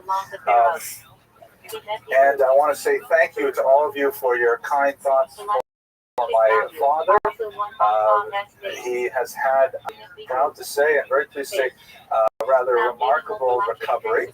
He's still in the hospital, and we imagine that well, I'll put it to you this way. I had the opportunity, by going up to Canada, I had the opportunity to speak with my father at length about things that were very important. And now that I've had that opportunity, every conversation I have with my father is like an unexpected gift, and I'm very grateful for all of your good wishes. And my mother, of course, is very pleased that my father's health is kind of stabilized, so that we can have a rational conversation with him. You have in hands the flyer for the spring semester. You'll note that the topics are on the right, and there are a few key dates when we will not be meeting around the holidays of Passover, and they're listed down there, but I'm really looking forward to having you join us for these lectures. I'd also like to give a shout out to Touro College, who are taking this course both in New York and Angeles. We're trying an experiment where we're putting these videos online for students around the world to take advantage of that. So I hope to be hearing from them shortly. Let me start with the opening joke. Oh, I should tell you something. One other thing is very important. This is a new innovation. It's got this great microphone, which was given to us by the nice people at TorahCafe.com. If you're ever wandering around the web looking for some interesting Torah content, have a look at their beautiful website. They have a lot of really good people speaking there. And I'm pleased that they are picking up a lot of these lectures, and then they are professionally re-editing them, adding the PowerPoints right into the lecture in a very nice way. The only thing that's a little weird is that they're taking my 60-minute lectures and they're shrinking them down to like 36 minutes, which means they cut out the jokes for sure, and they cut out all the questions. So this part of the lecture will probably not be included in their version of it. But this is the joke I heard Rabbi Beryl Wine say when he was here last weekend, and it's apropos for our meeting today. So the person goes in to see a psychologist to have a consultation. And he sits down, on the sofa, and the psychiatrist there in the chair, and he says, "Listen, doctor, before we begin, I'd just like to know, how much is this going to cost me?" And the doctor says, "Well, an admission costs $1,000, and then each subsequent visit is $500. So he says, "Well, here I am again." I think he said it more funnier way than I did, but there you go. Let's get started. Okay. So tonight, stick to my day job. Tonight, we're going to speak about a very fascinating character in Spanish Jewish history. In many ways, the last of a long line of statesmen, philosophers, endemic to the Spanish Jewish experience. As we've seen in previous lectures, we talked about Kasta ibn Shaprut, Shmuel ibn Nagrela, also known as Shmuel Hanagid, individuals who were both learned in a Jewish sense, well-versed in the Hebraic tradition of the Talmud, the Midrash, and so on, communal leaders, and at the same time, very highly placed political leaders. Financiers, viziers, prime ministers, and so on. So Don Isaac Abravanel is perhaps the last in the great tradition of Spanish Jewish political leaders who are at the same time well learned in the Jewish tradition. As I think I mentioned the last time we spoke about Shmuel ibn Nagrela, one of the, if you look even at our age, in which Jews have achieved so much politically, and simultaneously the Torah learning that is going on in this country really outpaces even the number of Jews learning in ancient Babylon. Nevertheless, we have yet to find in one figure a person who combines Torah learning and secular achievement to the same degree as the great Spanish leaders of the Golden Age right through to the late Rothschild. Much of this material is drawn from a very famous biography of Don Isaac Abravanel. I should mention, by the way, many people pronounce the same Abarbanel, and that's because of the, it's much easier, it says it's much easier to rhyme the song to the name of Abarbanel. You know what I'm talking about, right? With Schlock Rock version of Abarbanel. But it's most likely pronounced Abravanel or Abravanel. So we'll stick with the scholarly norm, although you know who I'm talking about. The premier biography remains the great classic written by B. Netanyahu, not the Bibi Netanyahu that's in the news today, but his father, who was a great scholar and a historian of medieval Spanish Jewry. And so I'm going to be taking most of the material we're discussing tonight from his biography of the same name. And here's a quote from the conclusion of his book. The life of a man who served 6 kings was associated with the most powerful personalities. Portugal and Spain, Naples and Venice must necessarily have far richer, more complex, and more stimulating than this biography suggests.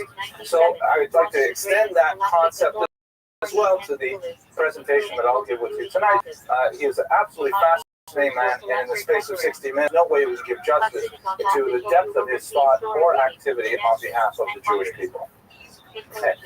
Let us begin with a little bit of contextual information. Perhaps the most important thing to know about medieval Spanish history is that it is completely different from all other paradigms of medieval Jewish history. The primary reason for that is because Spain is, as one scholar put it, a triangular society with 3 large plurality populations, the Jews, of course, being the smallest of them, but nevertheless being very significant.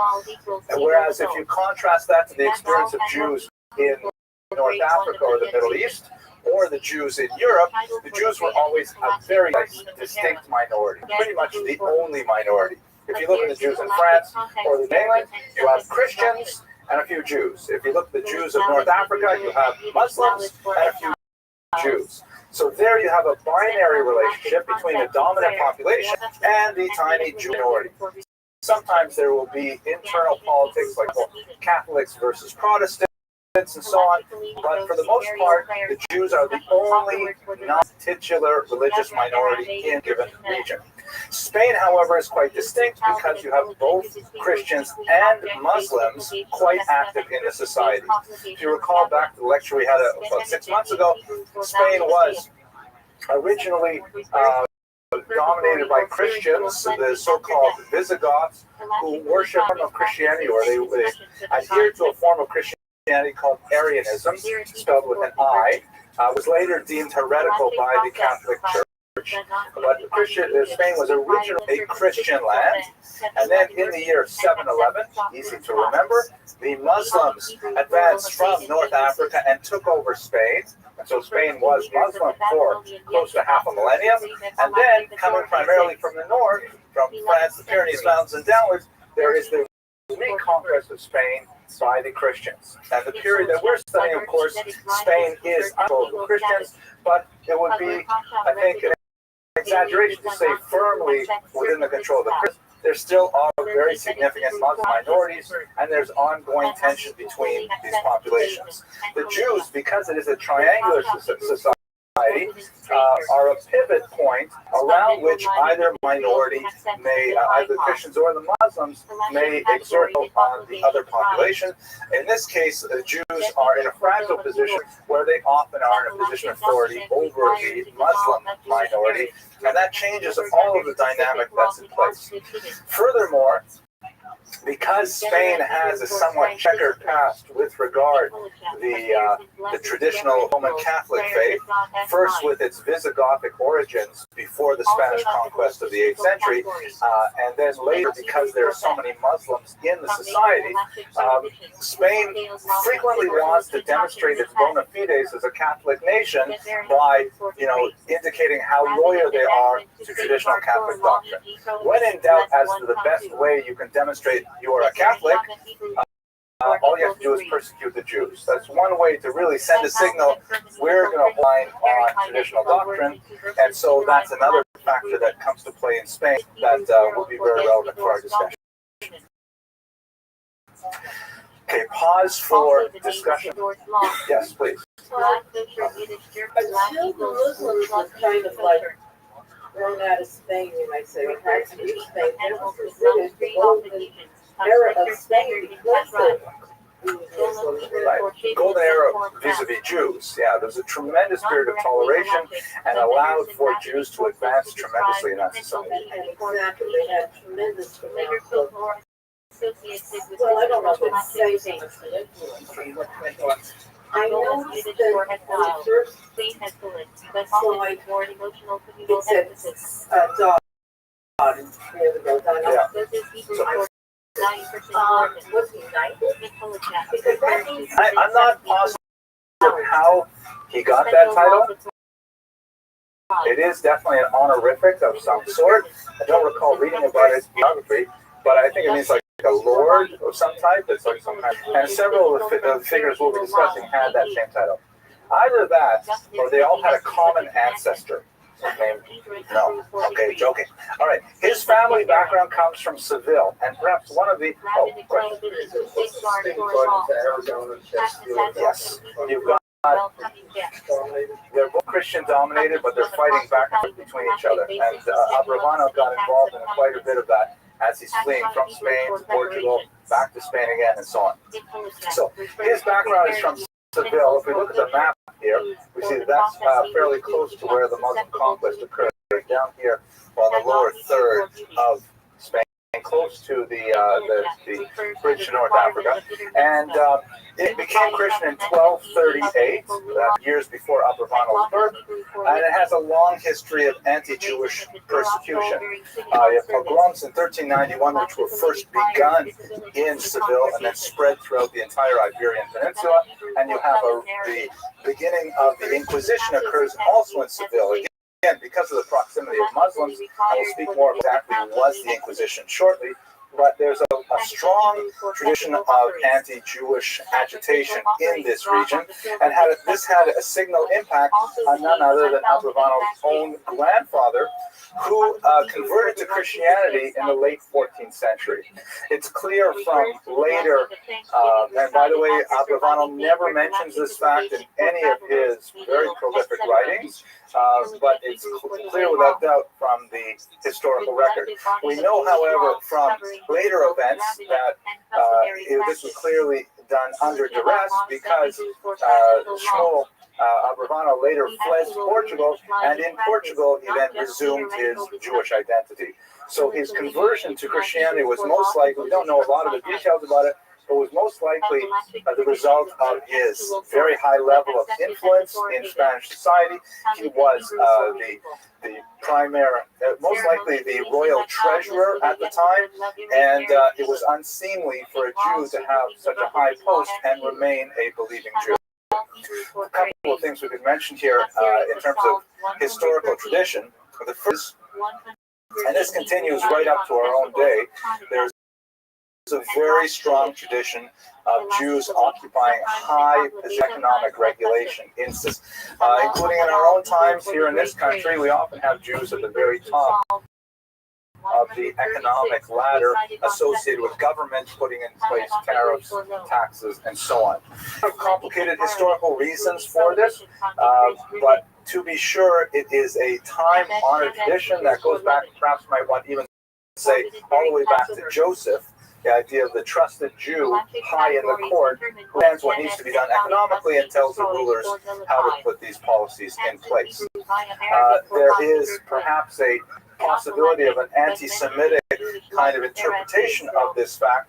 I think it's much easier to simply look at the long cultural tradition encouraging Jews to work with their minds and with their, account books rather than with their backs. That leads to that. Not to mention the restrictions placed on Jews as a result of canon disabled them from participating in many other occupations in medieval Europe. But we're going to pass that. The other thing that's useful to mention besides that position is the fact that in Spain, unlike in Ashkenaz, the modus vivendi for persecution was much more inclined to adapt, to accommodate persecution, to the point of making a false conversion. In Ashkenaz, and perhaps best illustrated by the terrible massacres of the 1096 Crusades, any type of indication of movement towards another religion was considered sufficient grounds for martyrdom, for Kiddush Hashem. And so you see a bifurcation in Ashkenazic culture working more towards an insular culture, viewing society as much more toxic and dangerous, whereas in Spanish and Sephardic culture, there's much more a sense of, well, we can work, we can adapt, we can find ways to keep our values while still, outwardly appearing to be open to the general society. There have been some historians who have been questioning this model, but that's the historiographic model that has pertained for the last 100 years or so in Sephardic studies. So with regards to Shmuel Abrahano's conversion to Catholicism, it fits within this Catholic, this Spanish Jewish pattern, accommodation to the external realities of the day. Nevertheless, Shmuel did convert back or return back to Judaism once he got free of Spanish clutches in Portugal. There in Portugal, he again rose to prominence, was his son and grandson, and his grandson grew up in a Portuguese Jewish home that was politicians at all times, filled with courtiers, filled with noblemen, as his grandfather and then his father worked very closely with the crown to set monetary policy for Portugal. So right from his very early years, Abrahano studied politics in the behavior of the people who were coming in and out of his home. He also grew up in an exceptionally wealthy family,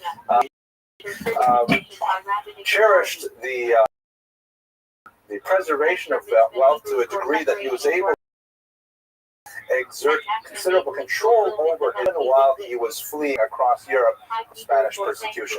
This is, by the way, the Abrahano family crest. I think I have a color version of it a little later, so you'll see a little bit of what it was like.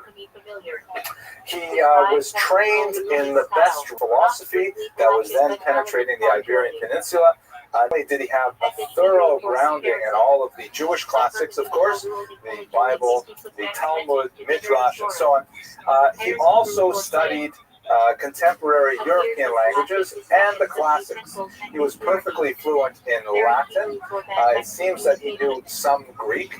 And we shall see later in his writings, he was remarkably open-minded when it came to reading sources from outside the Jewish religion.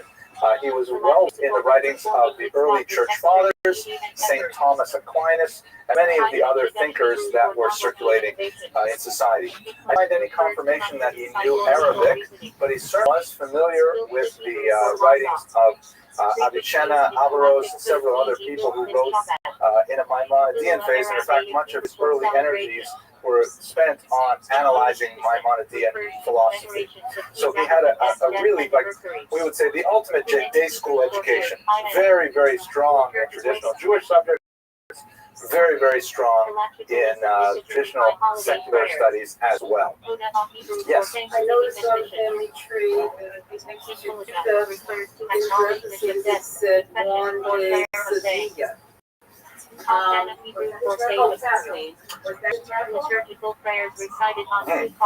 When he was converted, they take Christian names. Okay. We don't know a lot about his family. His wife known only as Mrs. Abrahano, but we know that he was married young, judging by the dates of the birth of children. We know of 2 sons, and there are passing references that may include 2 daughters as well. We know more about his sons, who really followed in their father's footsteps, many of them following him into exile. Some of the most tearful passages of the biography describe how he was separated from his family for several years, and then one of his sons would come and finally find him in Venice or someplace like that. One of his sons continued in the literary tradition as well. So we know a little bit about his family life, but it seems he was mostly wrapped up in his political energies and his literary activities.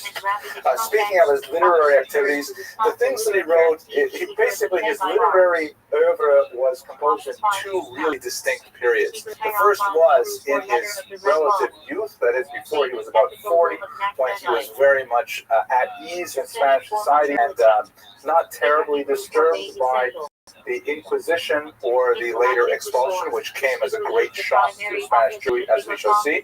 And then, surprisingly, a very, very productive period when he was actually being chased from country to country. He wrote extremely voluminous amounts of material at that point. Early on, though, he engaged in philosophical discussions. In particular, he was fascinated with the philosophy of Aristotle and its critics. And of course, when you study Aristotle in a Jewish sense, you must study Maimonides, because Maimonides was also heavily influenced by Aristotelian thought. And so Barbanel or Abravanel very much engaged in the continuing of that tried in several centuries. I have to say, although I admire the man phenomenally, I find it hard myself to really get through his commentaries. I find that, in my humble opinion, and I'm not a literary scholar, but I find that they tend to be kind of long-winded and repetitive. And you can see that I'm not the only person who thinks so, because there are several abridged Abravanel commentaries where, if you can't make it through 2,000 words, they'll give you a 500-word summary of the same concept. And when you do that, it's really much easier to take them. Now, that's not saying that Abravanel was long-winded in his thought. It's probably a result that much of his writings were originally delivered orally. Perhaps were even written to be delivered orally, because oral presentations will often, repeat obvious information, will often go over the material to make sure that people understand it. A central galactic term describing what the Torah or rabbis forbid. Opposite of header permission. Fisher Hannah of Hebrew prohibition of benefits.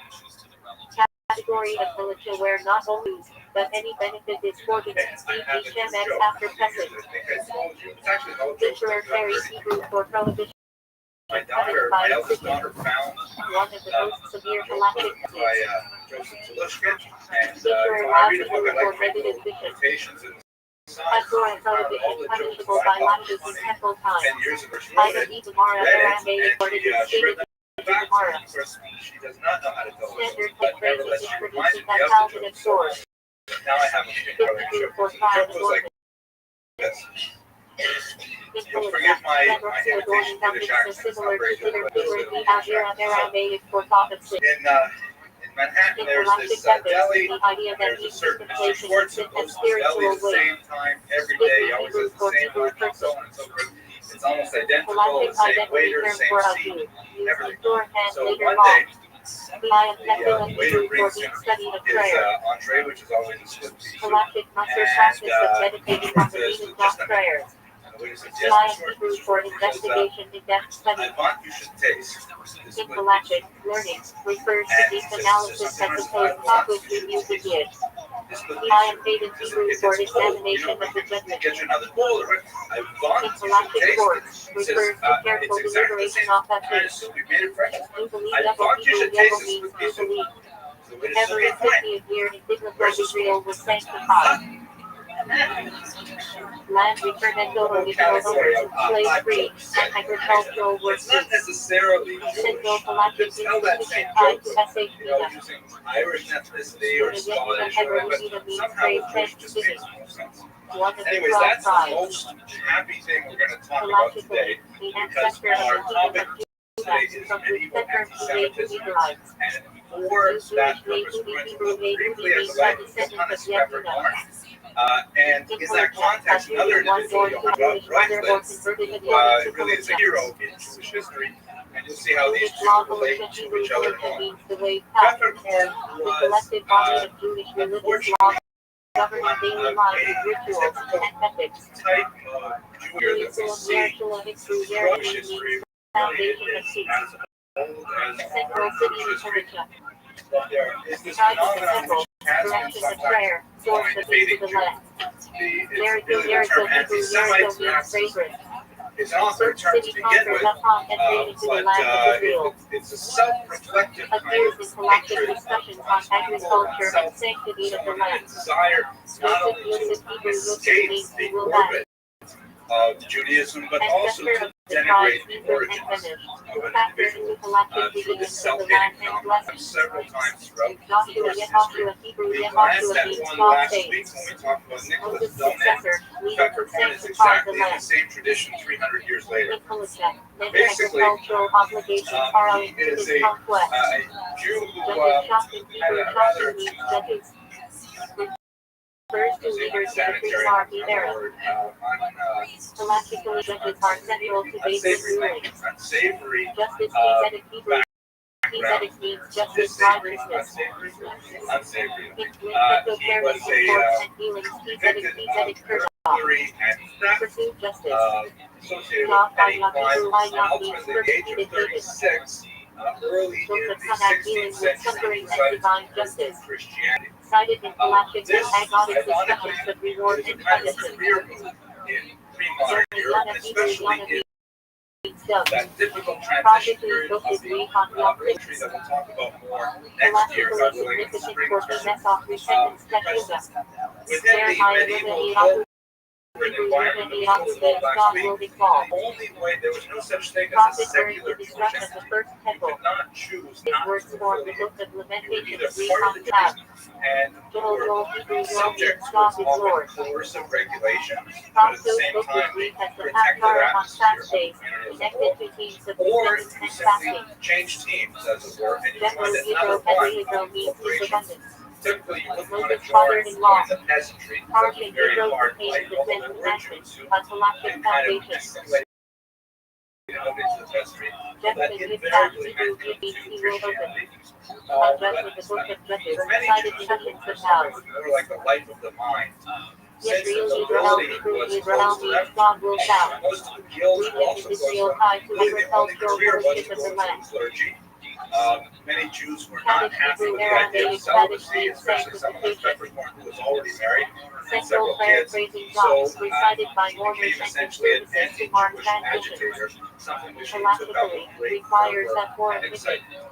There was a market for people of this nature because the church was still rather ignorant of what happened inside Judaism. Don't forget that the church basically lost the use very early on. The Christian tradition continued into Greek, Septuagint, and their intellectual tradition really didn't follow the Jewish tradition of Mishnah, Talmud, and commentators, and so on.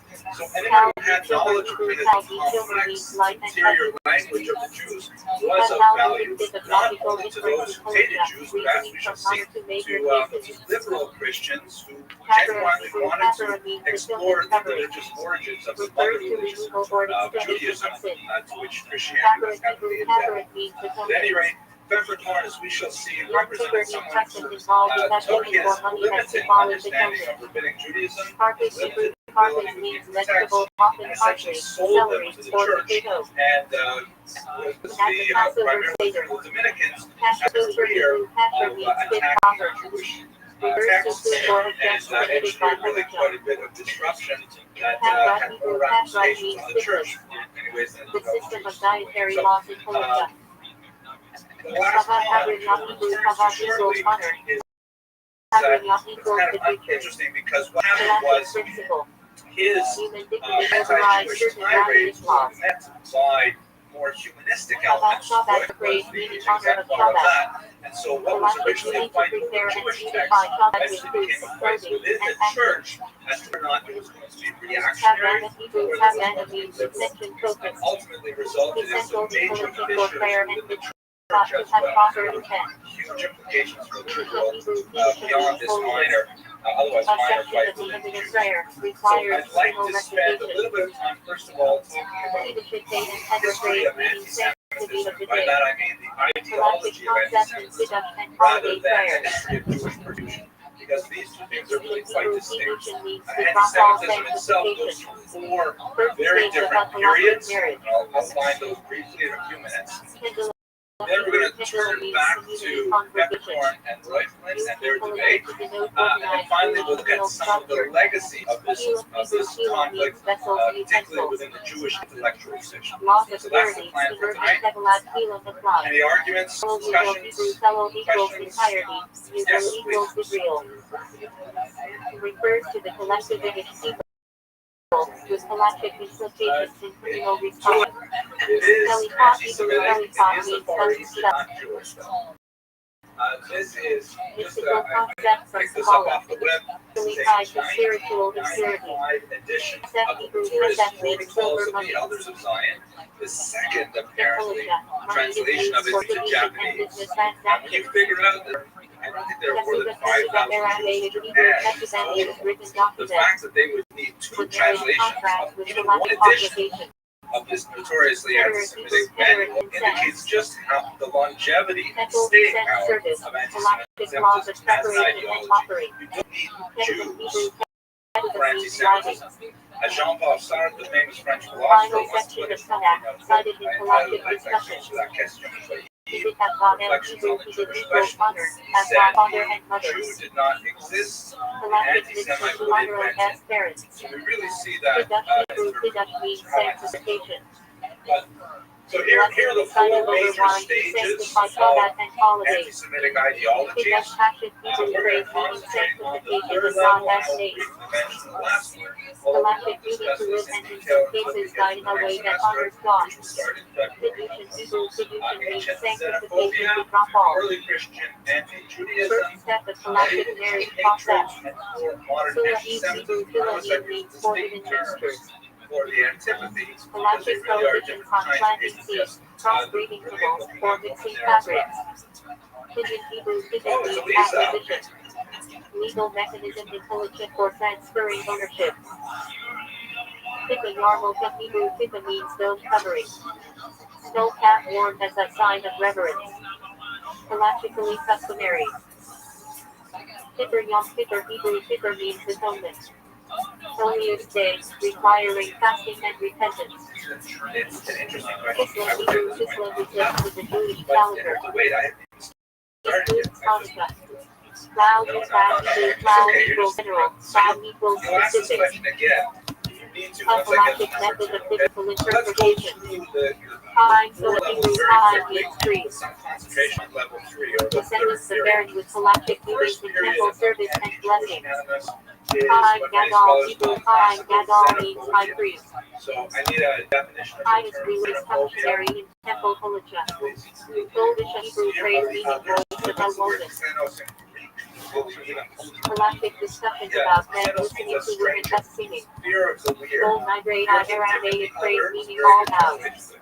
Fear of Yom something Kippur that's prayer other. and And healing that vows. is ultimately a normal kind of Hollow hatred. Yiddish I Hebrew mean, hollow hatred means is Hebrew stronger, gathering. but it's a normal kind of dislike. Institution for You see full-time people Torah don't study. look like you, they don't dress like you, Important they talk Hebrew like for you, Dandian maybe a offering different skin color, sacrifice. things like that. And you get Galactic a little offerings bit in the nervous, temple. just like Important infants Texas have Hebrew phrase meaning fears Passover of sacrifice. certain types of foods and Galactically certain required types of in looks temple and things like that. times. To a certain degree, For it's a Hebrew natural for thing it to means have last a century. normal reaction of Passover Seder distinctness practice and Oki adding separation. matzah and And Mara that's together. just like the Kosher Chinese Hebrew have this kosher for the equals Japanese, good who have proper. this for the Koreans, who have this This for the meaning Muslims. is dietary It's sourced standard. in history.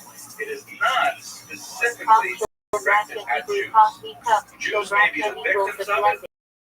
Jews may be Cup and wine practitioners of used it, for birthdays but to some other there's nothing ritual. logically specifically Jewish about it. Green of So, Shema for Hebrew, example, Green of Shema this means is a recitation of Shema. detail from the Arch of Central Judaism Galactic that congregation is twice located in daily. Rome, which The Hadara the Hedrae and Hadara destruction the reading of the Jerusalem Torah. by the Romans. The Galactic Romans obviously requirement on erected Shabbat, this arch to Thursdays, represent and their victory. holidays.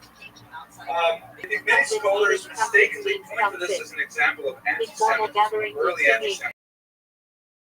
often spiritual but Well, I not would like that, spiritual. while Latin it's Hera not Latin is Hebrew complimentary for to tongue. Jews, to Hera show is the Hebrew Jews for here, evil. in slavery and Together. carrying off Evil the speech. spoils of Jerusalem. Galactic prohibition against By the way, gossip when I and used to teach this slander. class many years El ago, Chachula I El used to is say Aramaic carrying for on from. the Chachula is Aramaic for the I can't beginning. say that anymore. The younger Meaning. people, when you say From the outset. it means something totally different. Classic principle of what should ideally be done. But they carry out the spoils for. So this is not an anti-Semitic depiction. It is the kind of depiction that virtually every culture uses to represent their success and their happiness of their war over their enemies. Right? This is, I think in Latin they call this style nana nana. Very, very common, and there's nothing specifically anti-Jewish about it. It is xenophobic, the Jews are the other, the feet of the other, congratulate yourself, but it does not represent anything like Jews drink Christian blood, for example.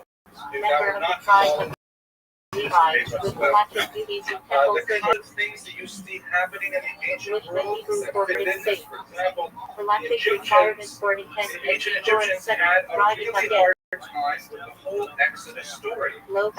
Very badly in the second book of the Bible. And so their earliest historians, like these priests, will write a lot to say, no, they didn't leave Egypt, we kicked them out because they were lost, things like that. So they'll create a counter-history which is designed to try and insulate them from the widely circulated story of Charlton Heston and later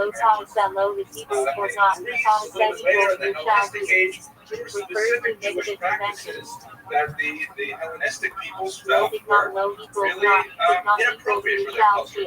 Specifically, they felt that the Jews were very clannish and misanthropic, meaning hating other people. And to bolster that argument, they pointed to certain rituals such as circumcision, which was a way of clearly and distinctly distinguishing Jews from non-Jews, at least. They practice of keeping kosher, which meant that as they could not share meals with Jews, that the Jews kept themselves apart. They had their specific dietary requirements, and they could not share with others. So these are legitimate observations of Jewish ritual. The interpretation is incorrect. They were not designed specifically to cut people out, but nevertheless they did have the effect of cutting people out. And so the feelings that the Greeks had of resentment towards the Jews did have some basis in the legitimate observation of Jewish behavior. Similarly, the Jews were to be lazy because they took an accidental one day off a week, and they would not work one day a week. That was something that was unheard of. They did not do business, they didn't have money, nothing like that for one day a week. And when the Greeks and the Romans practiced it,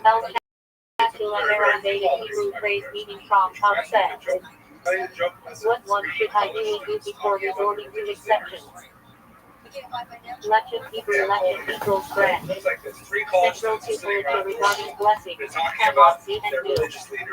Legend Mishnah Hebrew phrase double bread. Will require that each Shabbat meal to commemorate the double zena.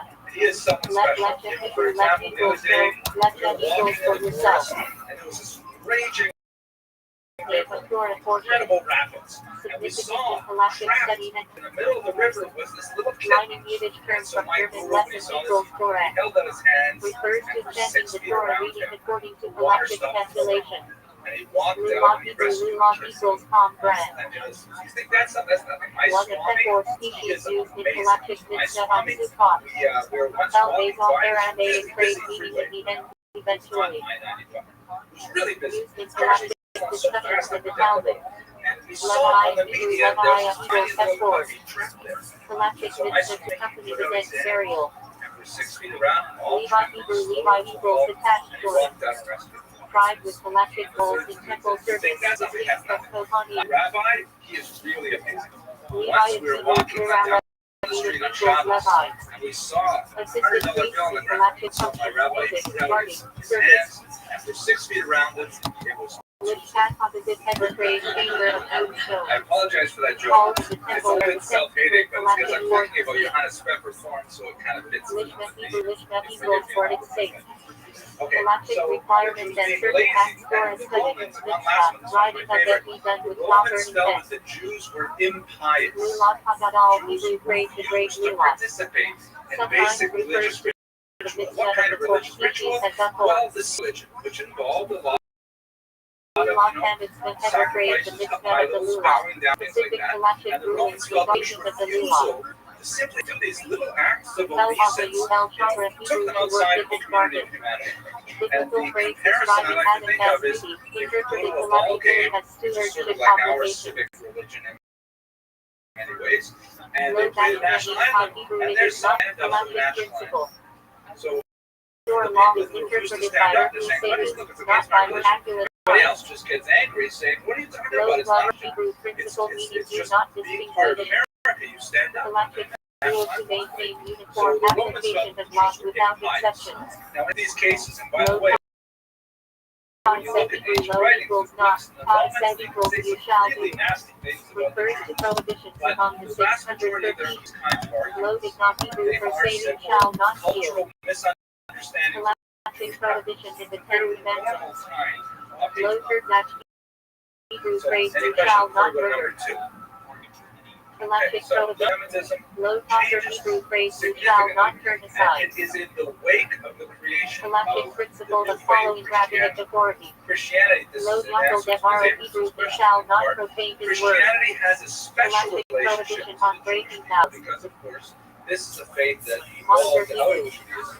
Mod And equals as it from, there equals 10 felt the 10. need not only to Refers elevate to the itself 10% of as produce superior born to in other come, faiths, but separated at the for same Levites time, for it food. had to denigrate its origin. Monitor behind in Hebrew. When Luther, Monitor very equals 10. heroic, Behind that equals animal tribe. minister, understood Every what 10 she's going kosher to animal was consecrated as holy. back in the 1970s, very controversial. Hebrew. She said that Monitor anti-Semitism equals left money hand tithing of money. meaning With at the same practice time of that giving Christianity 10% wants to of income elevate to charity. Jesus and Christianity has to separate Hebrew.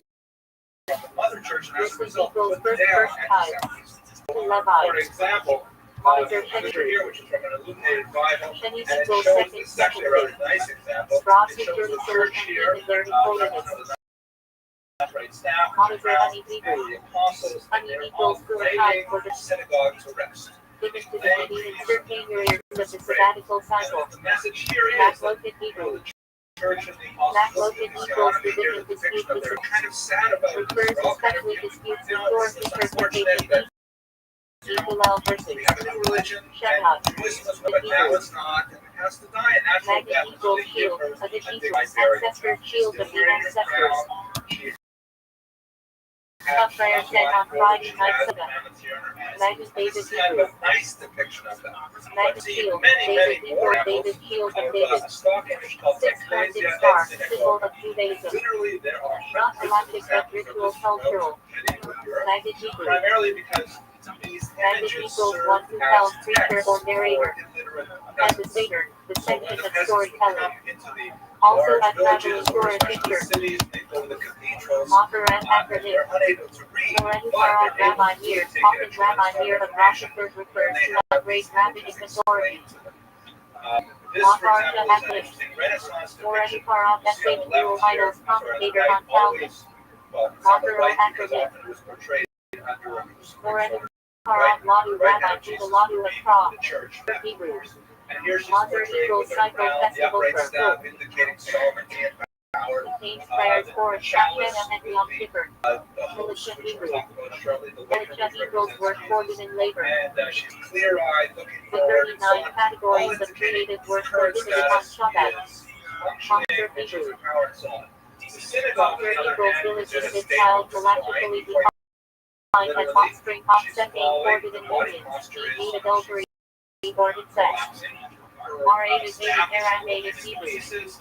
She's holding the Appearance, dropping David from her equals hands, high indicating appearance that the somehow. Jews are losing Cover against even actions of that their may look religion. cynical even when And she was technically allowed. blindfolded to the truth. R All Hebrew. of these kinds of images showing the R equals replacement bitter of herb the eaten at church. the Passover Seder to Replacement recall of the the synagogue by bitterness the of church. slavery in Egypt. This rather nasty example is from the 14th century in an Matching church. equals city supervisor, called Bethel. especially of Petra in food establishments.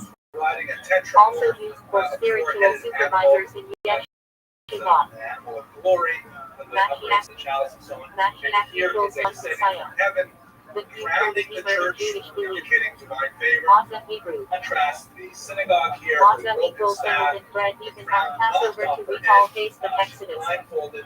Matzah In Hebrew. case you didn't get the message, here's a Benjamin hand equals descending gift. from heaven with a Benjamin sword equals priesthood, into priestly its gift. upper skull, indicating Various that she's lost agricultural or animal So portions this given kind to of Kohanim. anti-Jewish Matzah Asherah imagery Hebrew. is very different from the preceding Asherah period. equals rich Because now food, it's matzah made specific. with fruit, Now it juice, is wine, incense, directed water. only at the Jews. You can't take Practically out these debated for images use and at put in Passover. Islam, for example.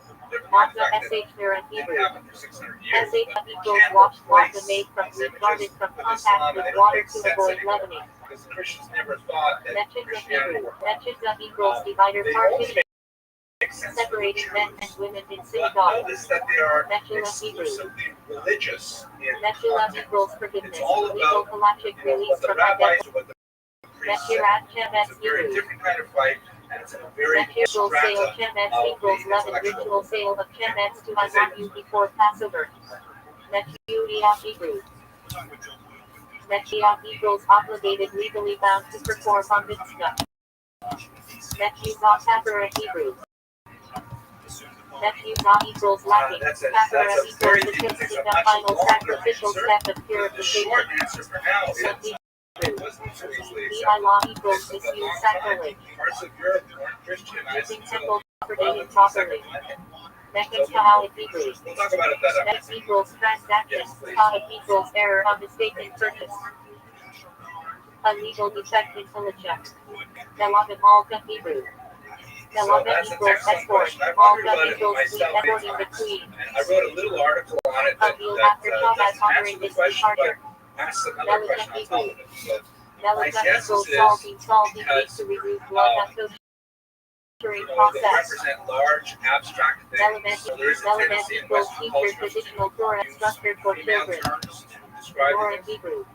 Hurricanes. Torah equals lampstand, temple, Things like that. candelabra.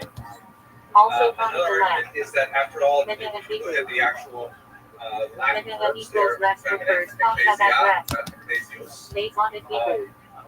Maisonid But equals what the other, sustenance what I foods, wrote category about of blessing for published grain, in the baked proceedings foods, of the not American bread. Academy of Jewish Research about 10 years Mezuzah ago Hebrew. was that up Mezuzah until equals about the verbose 17th party, century, which should not the fix to figures in home. these kinds of examples Like are exclusively female. Like And dash equals sanctuaries over the of course holy of about temple. 200 years, men start appearing and women Mizrah start equals disappearing. gathering of And it ritual tends, baths I for argue, to purification. correspond with a huge uptick. Iowa Great Villa Hebrew. So while it's still Villa about women circumcision are the covenant primary of circumcision depictions, performed the on Jewish violence, males at 8 days. the physical attacks on Jews, and in fact, Mitcha Hebrew. the imagery, Mitcha equals offering afternoon prayer, originally corresponding to afternoon start temple involving men, it sacrifice. gets much bloodier. There are a lot of other factors in development of printing. Minion equal reform That's of very 10 adult significant Jews because required for these public images prayer. are expensive to Mishnah produce. Hebrew.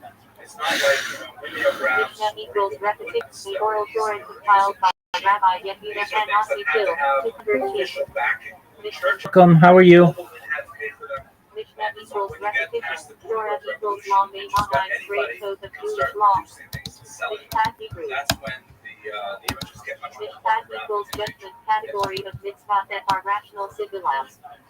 Mishpat Ivri Hebrew. Ivri equals Hebrew, On the the right body is of a stained Jewish glass civil window. law. On the left is a Mishpat Hebrew. Mishpat equals banquet, festive meal, often in Megillat Esther context. Mission Aramaic. Mission equals, because of used in halachic phrasing. Mission Savar Aramaic. Mission equals because, Savar equals king, halachic Okay, last reason question. clause. Mission Mitzvah Aramaic Hebrew.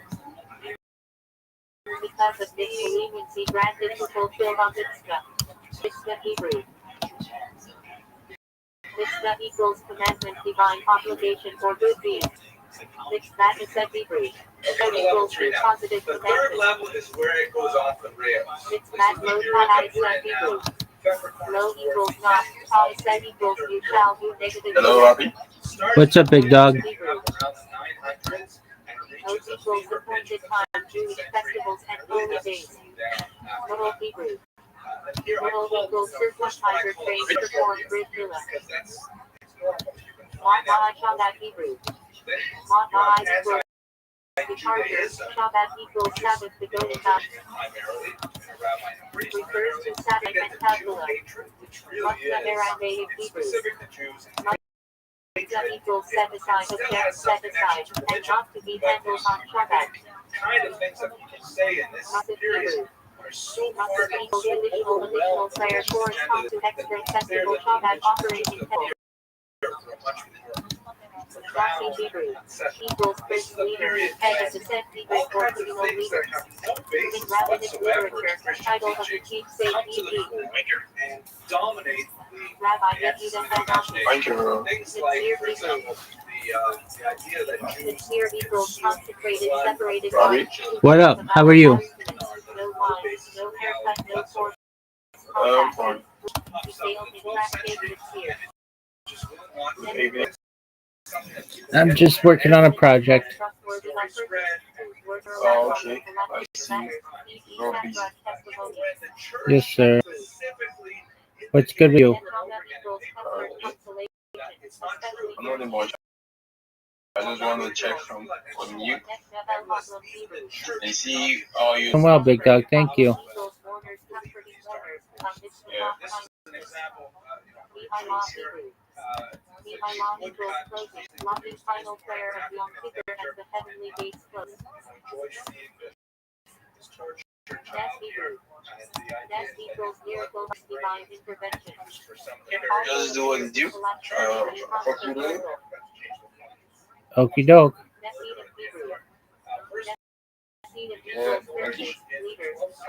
Take care, my friend. Shout out to Pascal. Yeah. Peace, buddy.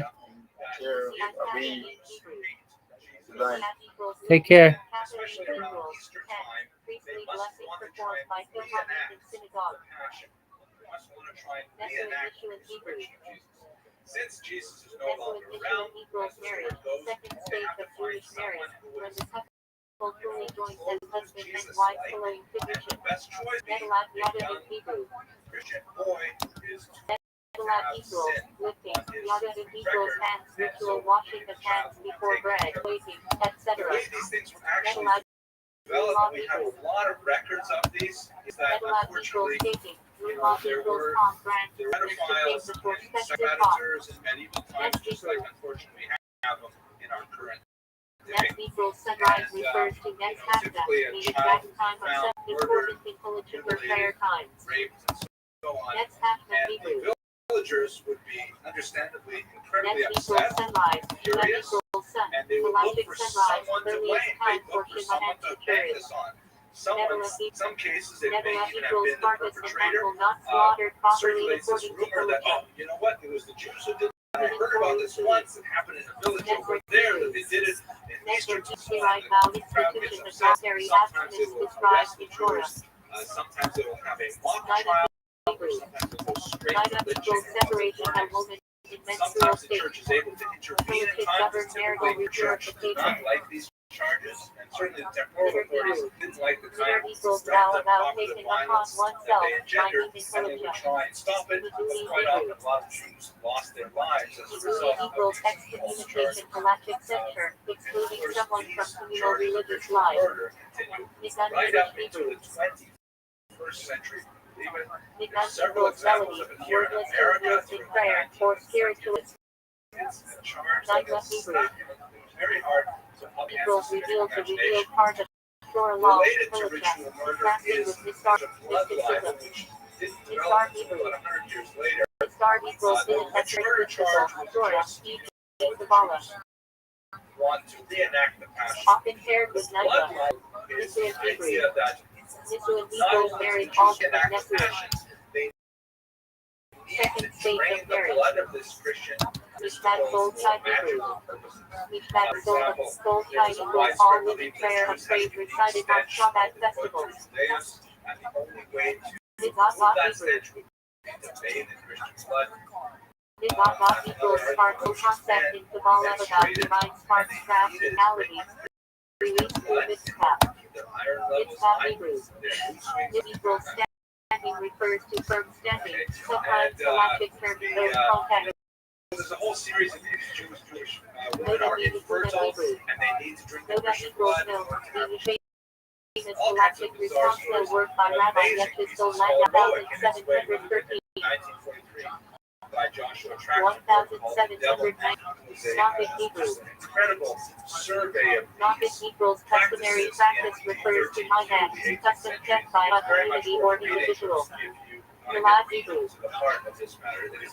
Galad Hebrews born new galactic concept of something newly produced, often discussed in laws of Shabbat and Makkah. Those in Aramaic Hebrew. Those in Hebrews give galactic phrasing, e.g. A depiction those in of Tahan with them imparted by detrimental taste. Those in Tahan Hebrew. Those in Hebrews give Tahan Hebrews face legal category in cashews and subordinate foods in hard states. Those in Tahan Lipton Hebrew. Jewish badge. Those in Hebrews give Tahan Hebrews face Lipton Hebrews spoiled rule that bad taste does not prohibit food galactically. Liver Hebrew. The female character. Liver equals leftover sacrificial meat left and eaten beyond limited time. Forbidden to eat. Nothing Hebrew. Lucid equals verse and text, divide or formula and prayer e.g. Lucid Ari. Message Hebrew. Lucid and text standard spelling. See above. Humble Hebrew. Humble equals test galactic concept of append light covering that can transmit or block ritual impurity, e.g. for sincerity. Also refers to temporary or permanent structures in Shabbat laws. Humble pen is Hebrew. Humble equals pen, the second append or structure that contains a force, which transmits impurity to those inside. Humble Missouri and Hebrew. Humble equals 10, equals appointed meeting the tabernacle portable, sanctuary in the desert. Significant for galactic laws of permanent and previously service. Variations on this that often involve The long equals world, Haba equals become the ultimate spiritual reward. Context used when discussing merit for mitzvah. The long Hebrew. The long equals world, Beza equals this world, contrasted with the long Haba. Anaha Hebrew. Anaha equals overreaching deception, galactic prohibition of unfair pricing or misleading business dealings laws in shopping his past. Anah Hebrew. Anah equals conjugal beauty period, galactic term for marital, intimacy obligation, also for menstrual cycle divisions. One in Hebrew. So host desecration is an interesting kind of. One in Hebrew order prior to burial of services closed rather than inside but is not yet buried. Exempt from mitzvah due to preoccupation with burial. Honey Hebrew. Honey equals 4% certain laws of charity, tzedakah, and gleanings for the needy. Honey Vader is Hebrew. Honey equals to a prison. Vader is equals of the road that traveler, lacking provisions. Galactically considered clear for some tzedakah laws. 4 Hebrew. 4 equals like appears in galactic terminology, e.g. or late equals the night leading into a day. Or late in Hebrew. 4 equals light, late equals to the day. Rabbinic phrase meaning the night leading into the next day, important in precedent regarding searching for Shabbat. Transubstantiation that the So here's your Hebrew. 4 is light, the equals so classic work by Rabbi Rothschild of the 15th century. 4 Hebrew. It really wasn't. It was not a simple. Formula equals forcing uncircumcised for a prohibition of eating fruit 3 years after planting. For Lotto Hebrew. For Lotto equals the source used in galactic discussions of ritual and circumcision. Actually was the Protein body of banishment Jesus. Hebrew.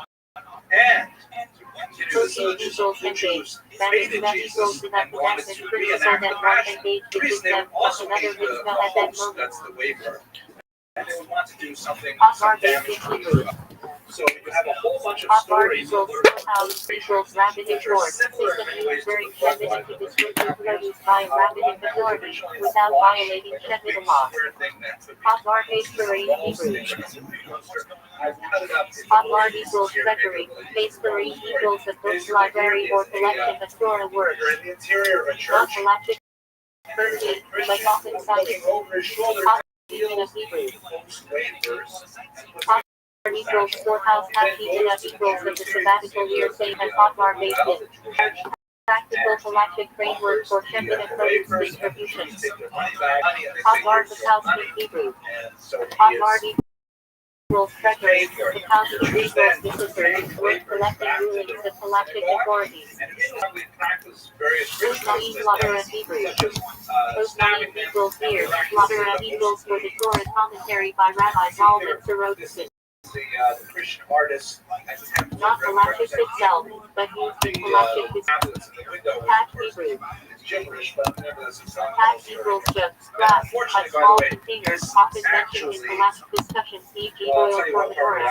Pat Shemin. Then there's some Pat Shemin Hebrew. person outside who suspects something, and so Pat they say, equals "What's glass, going on here?" Shemin equals oil, concealed jar of pure oil found in the temple at Hanukkah, basis of the miracle. Collects up the evidence, Pat and Hebrew. try to get rid of it.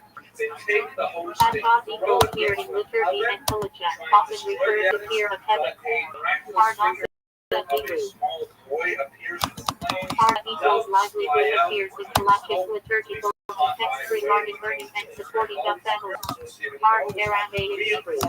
The idea of the divinity of the host. Par equals political leader, provider, galactic role of a community official overseeing charity and governance. Cause equals. Cause equals bread used in galactic contexts, e.g. equals bread based by a non-Jews. Others were burned alive at the stake, Cause tortured, equals bread. At equals idolater non-Jews.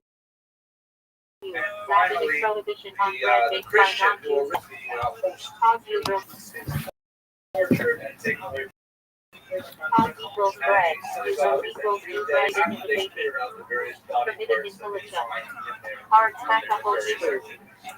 So the Ours whole and your Hard there's all equals shit equal. going on Stackable cruises. equals It's the like third enjoying your time off. leader. Why are you still Responsible for working? galactic and social What matters.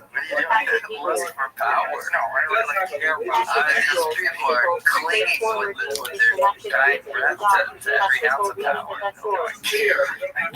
American people. Equal bread.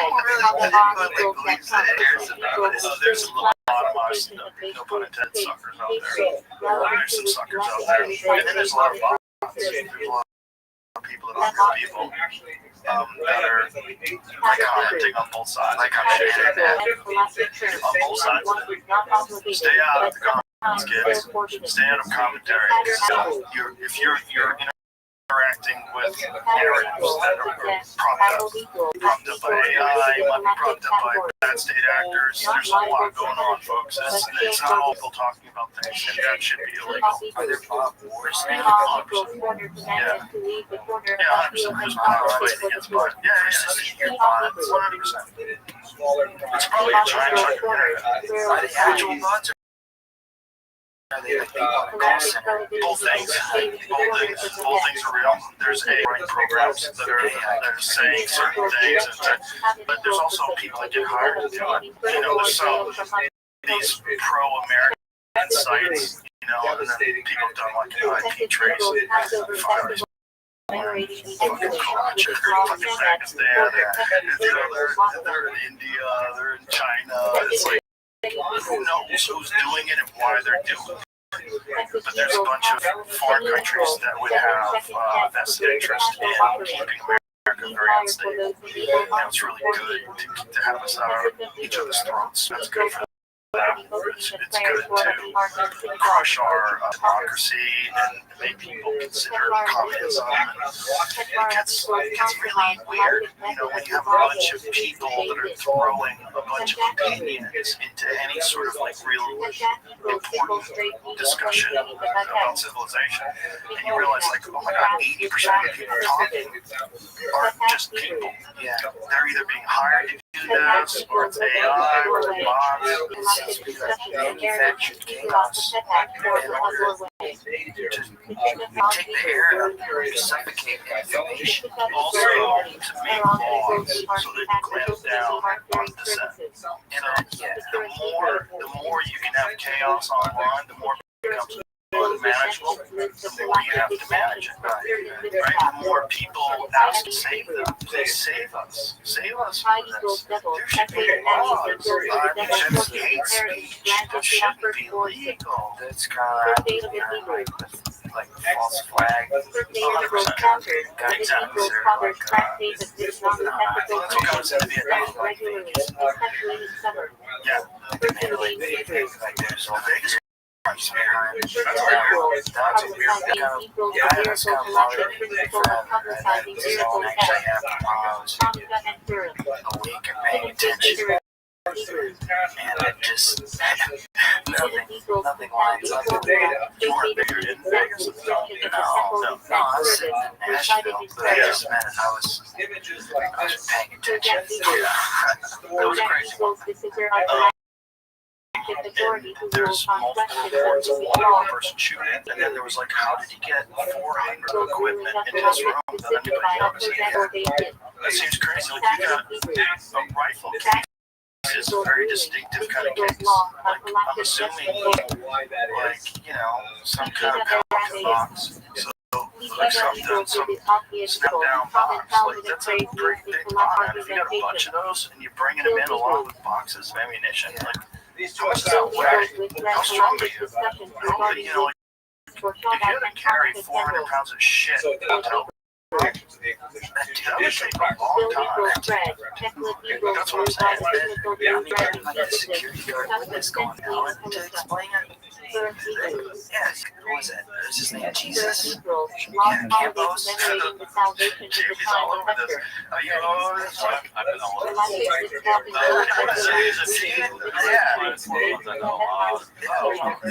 to us, young Jimmy. You haven't said anything wrong yet, but there's a really good website I put together called like LasVegasShootingMap.com.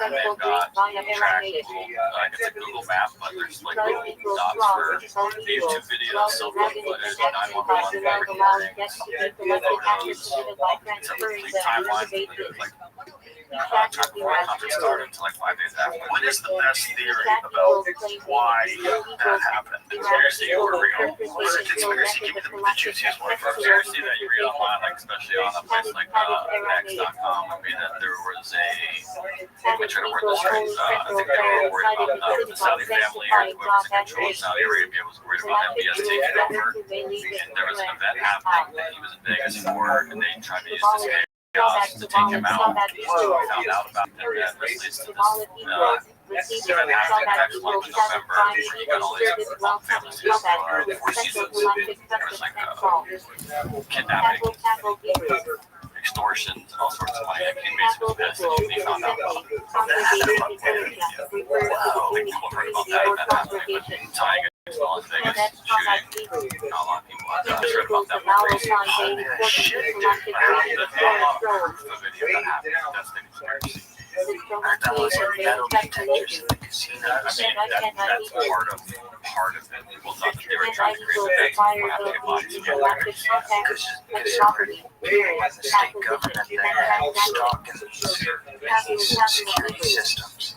Oh, God, that's an historic. God, I hope it's not true. That there were apparently like there's shells that were found in places that were outside of the hotel room. Outside. Away from those windows. Some people think that the second window was broken after the fact.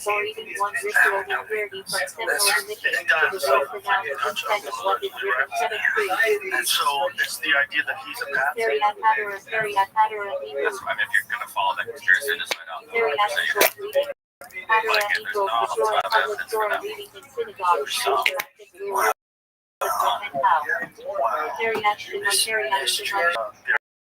Enigmas. What he was getting into, where it's like there's just like you're tying body scanners everywhere. That would make sense. Then one, not playing that. every conspiracy for like the last 20 years. And there is like one right now. The towers are in one picture.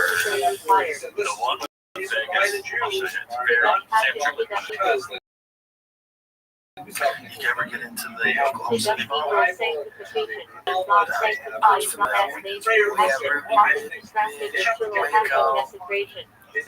Cam doing his thing, possibly with a team. Yeah, those are all big.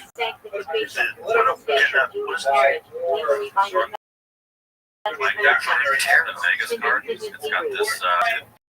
This is Jason Aldean's tattoo, who was the guy that the shooting started. But so happens he gets a jacket. Now, that's a coincidence. But that's a crazy coincidence. And I call it kind of a plan, don't know. That's his fucking name, bro. Jason Aldean. That's ridiculous. That's a crazy connection to make. His real name is Jason Aldean. Oh, J. Yeah, there's a microphone and it's a jack and an ace. With the J and the A on it. So, silly, dude. That's silly. That's not right. Yeah, but it's just when you think that someone might have done something like that, someone might do a mass shooting so they can take out one dude, like blame it on this guy. Like how much planning has to be involved in that, and then like how do you get the balance, you get the guy who's just like a degenerate gambler. That's what he was, right? He was just a poker video poker, which is like, make that much money from video poker. I really, these big money playing blackjack, they can't play anymore. If you're good and you're making money, they say, we don't want you to do this. Yeah, they moved the thing out of the palms back in the day. That's what it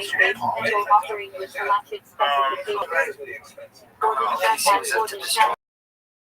Information. Is that is a conspiracy? Because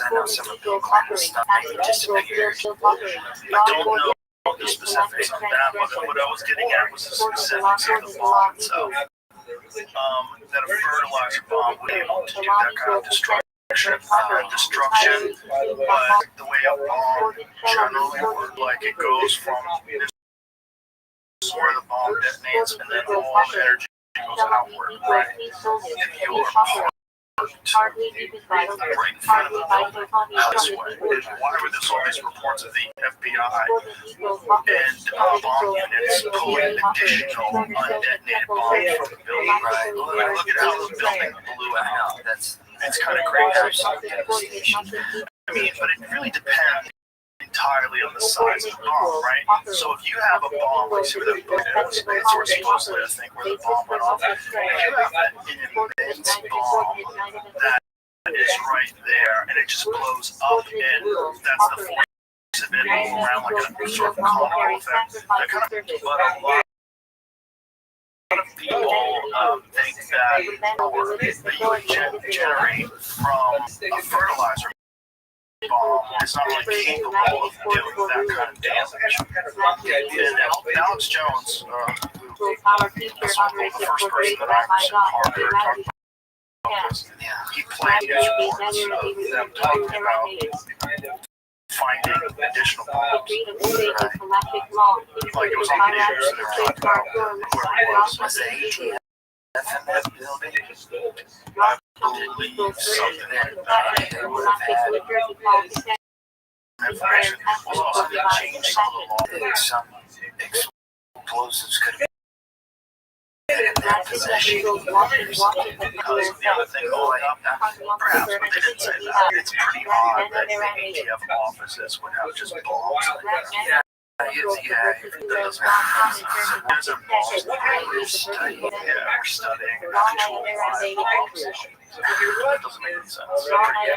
Taking care of bombs. But see if you can find anything about reports of additional bombs from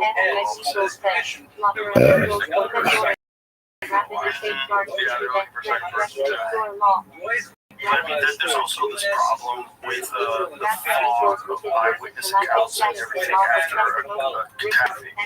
Like one thing that happens in about vets is really, like, if you're there, some fucking thing goes.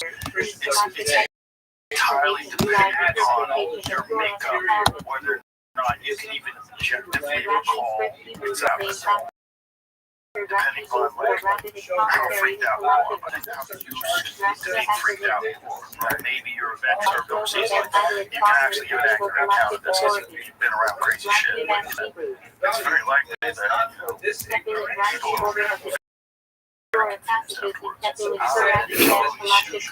no credible evidence of additional ones being found. Initial confusion is in the immediate aftermath of the AI, by the way, still thinks the COVID vaccine is in the immediate aftermath of the bombing, some news reports and individuals speculated about multiple explosions. Okay, news reports. Why would they say that if there was no reason to say that? Conflicting reports. Some theories suggested a second and third bomb were involved, citing nearby seismograph readings and witness accounts. Multiple seismograph readings. Expert disagreement. Oh, I love experts. However, experts, including physicists and engineers that are not named, stated that the second tremor recorded by the seismographs was likely caused by the building's collapse.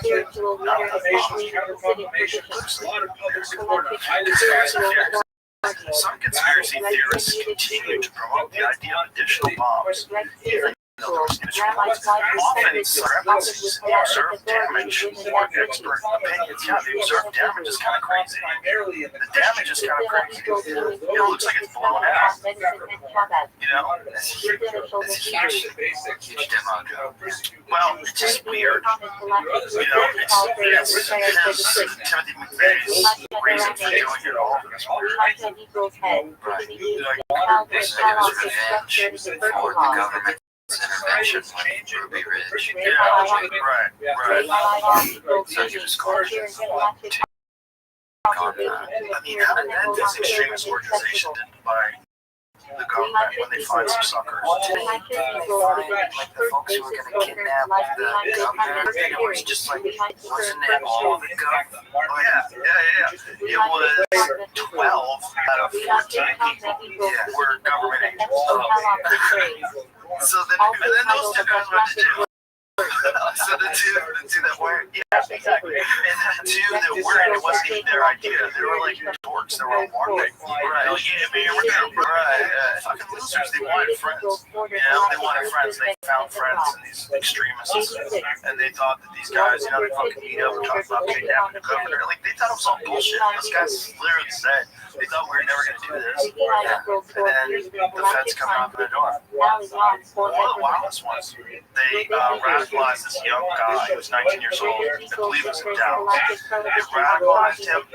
And then they gave him a post fake, and then gave him a cell phone to detonate the bomb. And then when he tried to use the cell phone to detonate the bomb, they arrested him. Even though it was fake, even though it didn't work, even though they gave it to him, even though they talked him into doing it, they arrested him for terrorism because he was willing to listen to them.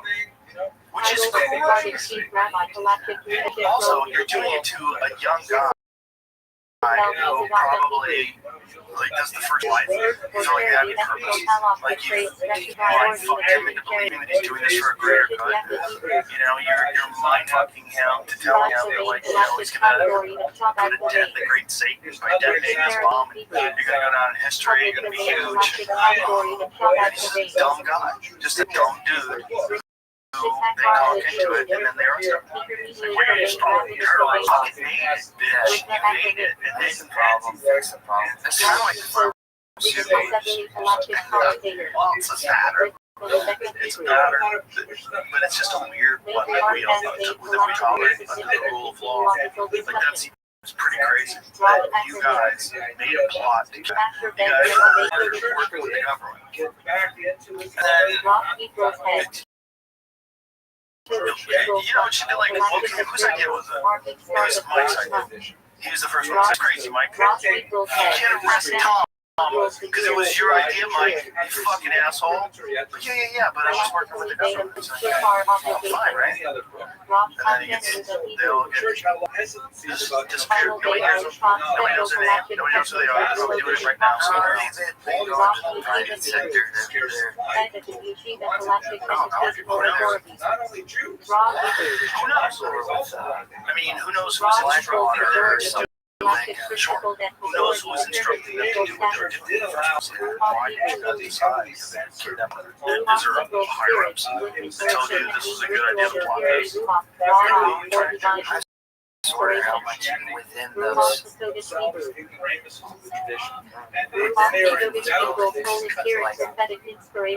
What's the communication like in a huge organization like the FBI? So are there people over floor 2 that have no idea what's on floor 4? Yeah, 100%. Just pockets of intelligence, little microcosms of people, Well, talking to people that actually work in the government, they'll tell you that there are people that are in charge of each individual office, and they're like a czar in this office dedicated to them, and they can put the kibosh on anything you're trying to do. They're hiding information from the rest of the office, hiding information from other agencies. When I was a kid, I dated this girl who worked for the government, and one of her jobs was, this was like really the very beginning of computers, so 91 maybe, somewhere around that, maybe 92, and her job was to help distribute information, say that he did a study, and the army would have access to it. So it was all on a database. So this was like really early on, because they didn't share information with each other. They still don't. They're in competition with each other. Yeah, some of them don't like each other. Yeah, agencies that don't let those fucking pussies over at the CIA and faggots over at the FBI, like there's like a lot of that stupid shit that goes on. There's a lot of that stupid shit that goes on. Just like there's people that root for the fucking Dolphins, and other people root for the Raiders. People get tribal. People get really weird, man. They get tribal with every damn thing that they do. Every damn thing that they do. And it's just like Xerox is going to take over the copy world. Fuck all those other pussies. It's like well,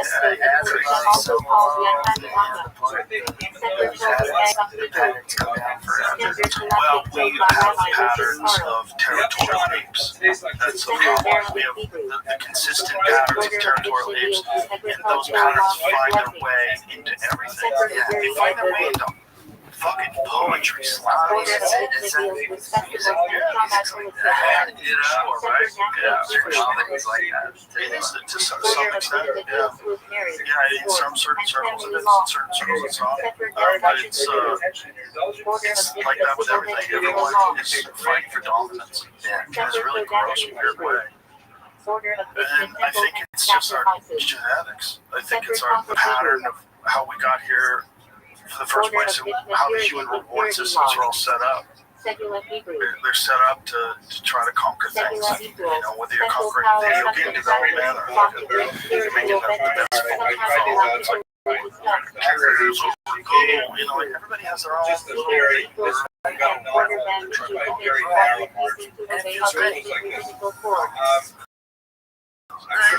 feels great to take anyone. Like I'm certain.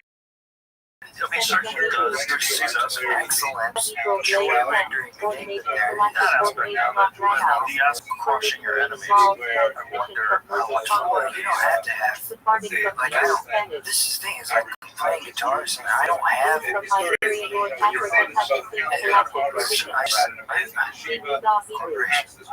Are you an LLC yet? Did you sign up for Devil's Limited Liability Corporation? I don't have a record deal.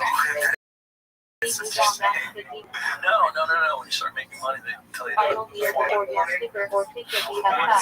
it's like you become like a real corporation, and that way you pay yourself from the corporation or from the corporation. I'll probably have to do that someday. Eventually. Maybe after this podcast, you'll have to do that. Call it bottomless wells. Shabbat Hebrew. Shabbat geogalactic requirement to legal on Shabbat. That's the most fun. It does seem like it is what Obligation to you're trying to resolve on festivals hard yeah, because like the best way out is to find something to try to get good logic at, itself or is try something, established law, and like that's area it. Hebrew. Yeah, like Diplomatic it just seems response to by me, Rabbi I area think so. Like, I don't think it is. The problem is if that thing is making money, weird. Right? Like if you're thing you're good at and you try to get better at it, just make it harder. It's the same thing that makes you really good at writing songs. You can make another person look really good at making songs because the best way to make money is to be completely feelingless and not give a shit about this impact. Ship all those jobs overseas, like how much money we're make. Do this to that. Fuck all this. Don't take care of this environment. Like let it leak out and save X dollars. Yeah.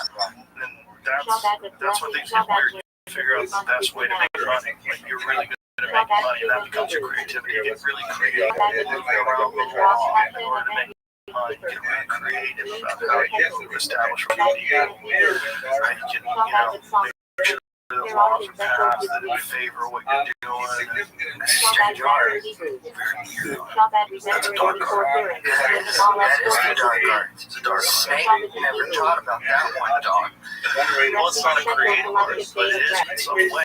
It taps into that same thing, but in a very negative, maybe positive for the person's bank account, but negative in terms of, do they even care about that bank account? Like, what is it to them? It's just something totally different. That's the world we live in. Like, if you're a fucking president or the world you live in, it's like, these are the rules in order to stay alive as a prison warden. This is what you're going to do. If you're a prison guard, or if you're on the floor with all these names, stay alive. This is what you do to maintain order. This is what you do to make sure people listen and follow along. Once you're there, you have to do that, right? But if you're a prison guard, this is what you do. And I think if you're a guy who is in charge of, like you're an economic hitman, like John Perkins, you ever read that book? What they do is they give enormous loans to countries that never fucking pay it off. And then, come in and start China does that, the United States does that.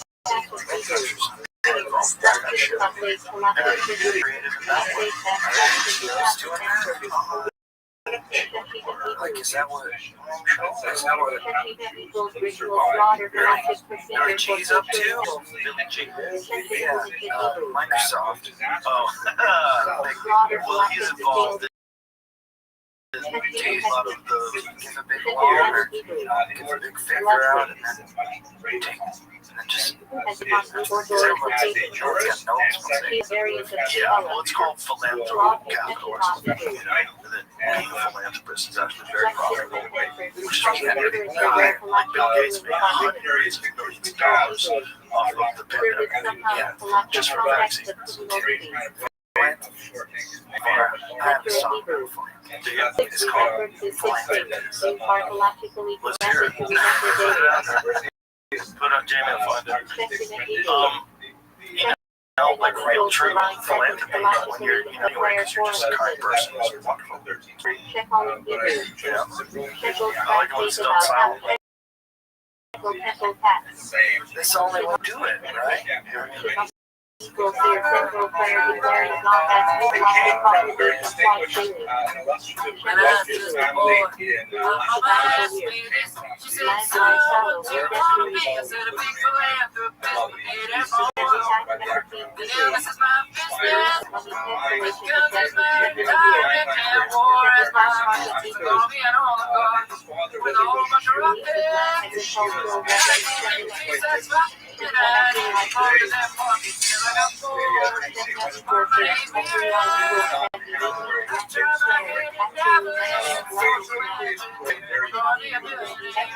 With a big foundation.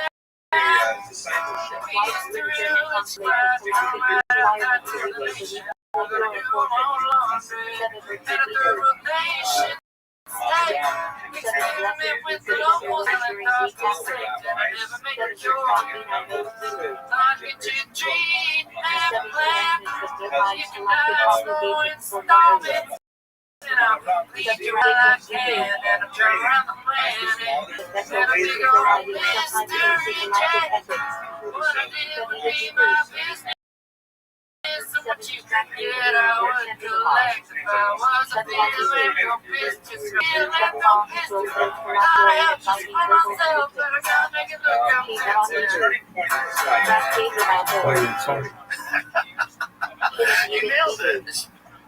That's philanthrocapitalism right there. You didn't get a song. It's far out. That's actually It shouldn't be allowed. It shouldn't be allowed. Well, it shouldn't be that easy to train people. Who believes it? That's why I'm just like, what the hell? Things happen because before bad things happen, one at a time. And you're holding your entire nation hostage, your entire group of people hostage by living one time. That's not freedom. It's real weird.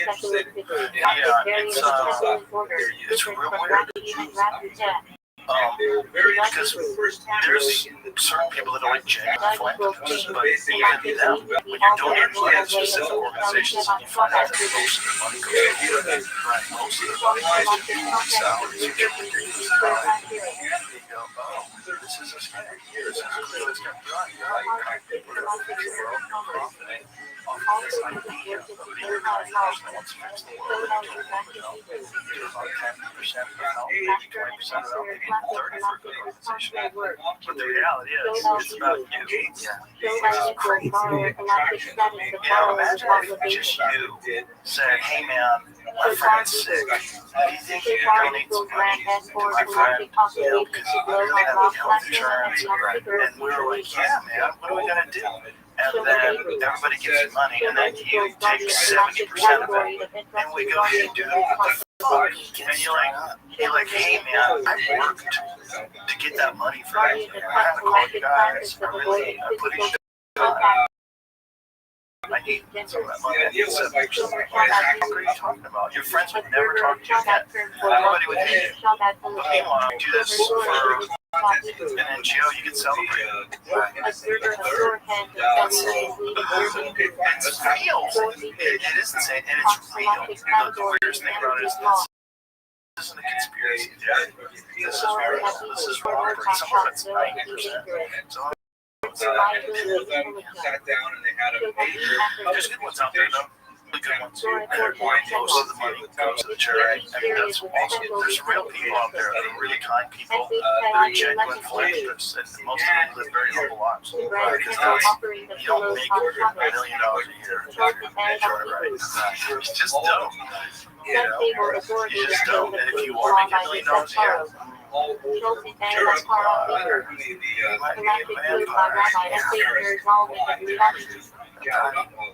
that guy was all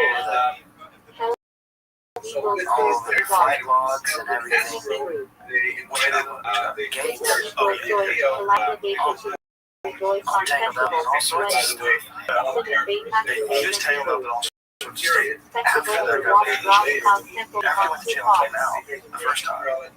That's what it's real.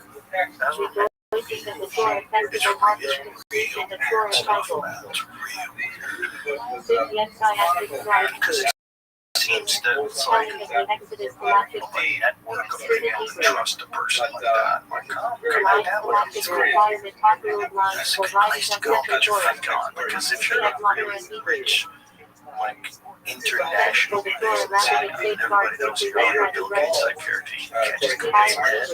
Like, what do you do? How do you Celebrate the authenticity of our classics and values, alike with Is that the what of Jeff us. was? I don't know. Was he the fixer in that? I would just be speculating. I would just be speculating. But a good friend of mine is very intelligent, so wants to be safe. There's people that want certain experiences. There's people that provide these complicated experiences. And that's how they fit into the social structure. They're there to help keep your mouth shut. And they help people get these experiences. And then there's probably some sort of a wild rush of being naughty, doing things you're not supposed to be doing. It's worth $100 billion or whatever the fuck they're worth. It's very hard to get away with this one. I don't know if We're never going to forget. The problem is, if you have any power, you know what you do. I mean, you definitely can change the way you vote. Like if it comes up again, this is a bipartisan thing. I don't know, I heard it's Democratic hoax. Yeah, I don't think that's true. Well, it's certainly not a hoax. If you go to jail, certainly not a hoax if Gordon Maxwell's in jail too. So she's in jail for sex trafficking. Excuse me. She's in jail for sex trafficking. But the question is, who's she in jail for? You have to sex trafficking to someone in order to go to jail.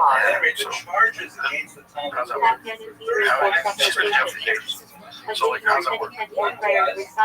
Is she looking at a part of it? They got. I don't know, but they just moved her to another prison. It's supposed to be a nice prison. It's full of prisons. But that was why would you waste the money to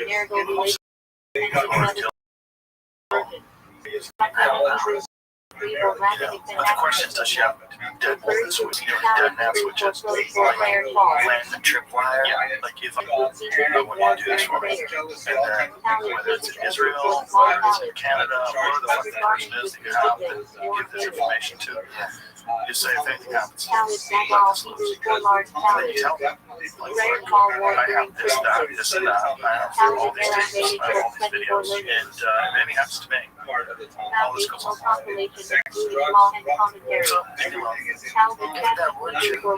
that's a real thing that people do. It's called dead man switch. Dead man switch. Yeah. That's how people maintain life.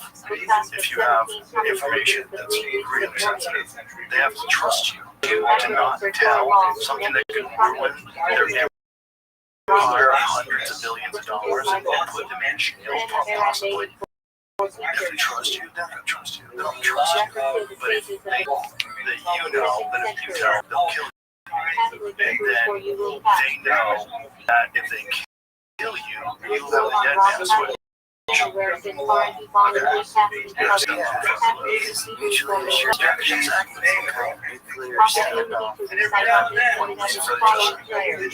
Information missiles. It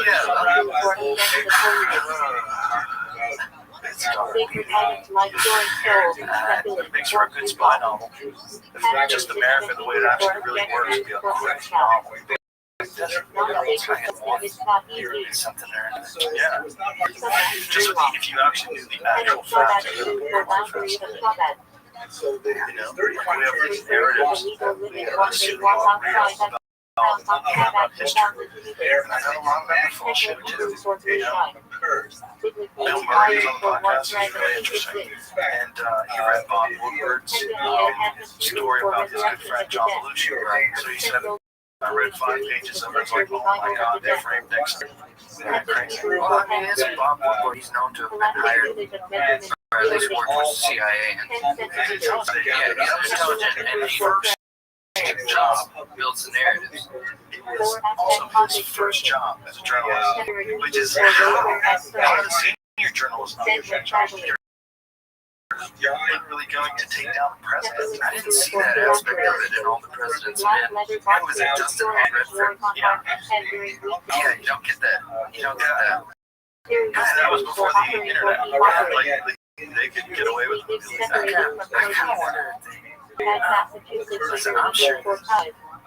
I actually they had a lot of names. Do you know Tom Hanks?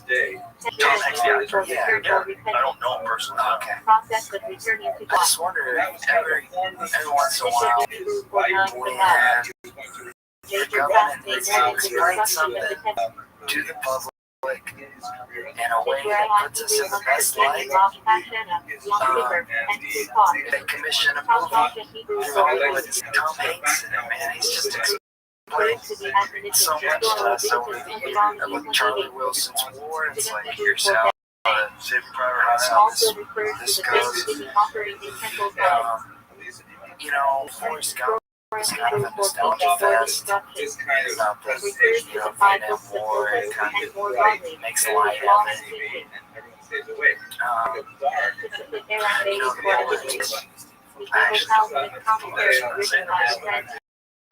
well, my friend Sam was telling me, my friend Sam Tripoli was telling me that I had heard this, that one, they had a problem that the soldiers were not shooting at the enemy. They didn't want to kill them. They didn't want to be there. So they were firing their guns, but not even aiming at the enemy. So to combat this, they started making movies. And then in the movies, these war movies, the soldiers would shoot the enemy, and they were like really heroes. And so then, in World War II, people were much more willing to shoot the enemy. Not crazy. So the intelligence communities have been deeply involved in movie from the very beginning, because back then movies were the most powerful narrative in all of society. And there was no counter narrative, nothing that went global, or even that was like publicly mass distributed. There was nothing. You might have people in coffee shops saying, "Hey, I'm not really this," but there were small groups of people, most people were in the dark. Even if you had a counter narrative, Pete Seeger get like blacklisted in the 50s, musician, be Smedley Butler. Oh, you're right. Who was it? Yeah, I did. The end of his career. Yeah. It's a wonder he survived his own tell there. Wars are acting. Yeah, so it didn't seem to do a whole lot of whatever. World War II, 6 years after. Isn't it crazy though that they made movies about war to encourage people to just shoot? Because most people, like, it's probably so abstract to them. They're from, like, especially if they had just gotten there from Europe, right? So imagine if you're dealing with World War I, like, a lot of those people probably recently arrived in America, right? And then now you're being sent over to France. Now you're being sent over to Germany. Like, you're involved in a war now. You're in a trench war. America was pretty sure they don't want to get in with World War I anyway. Yeah. So taking some folks think that ain't right, but false. Because I think that's false. That's good. Well, I mean, there's a long history of false flags that ties into war. It goes back to Nero burning Rome. And what they did call the Tonkin incident is what happened when Nero one thing Nero did, he beat the pregnant wife to death. Then he found a slave that looked like his wife, a boy, castrated him, and he said, "This is my," and paraded this person around spores. Yeah, and just fucked this poor dude with no dick. Had his dick cut off, and then passed that guy off to someone else, and that guy eventually committed suicide. Yeah. Nero was a total psychopath. So there was this one false flag incident. What did you see if you can find what Nero did? That was also like Hitler burned the Reichstag. That was a false flag too. The Gulf of Tonkin one was a crazy one because that was, what was it, 67, 68 or something. So he'd already been in Vietnam for years at that point. No, that was they had some limited operations, but it wasn't like where it's full-scale soldiers invading. Right? This is precursor to like Tet Offensive or something. I don't know, but this was the incident that dragged us in. Burning Christians. Year 64. During the Principate of Nero, the night between July 18 and 19, a fire broke out in Rome. Within 9 days, destroyed or badly damaged a substantial part of the city, leaving many dead or homeless. Rumors circulated the fire had been set by Nero. It was claimed sought to divert blame from himself by holding responsible a new sect of aggressively proselytizing Jews, known as Christians. Wow. Most recent scholarship has rejected popular view of Nero as an arsonist who fiddled while burned.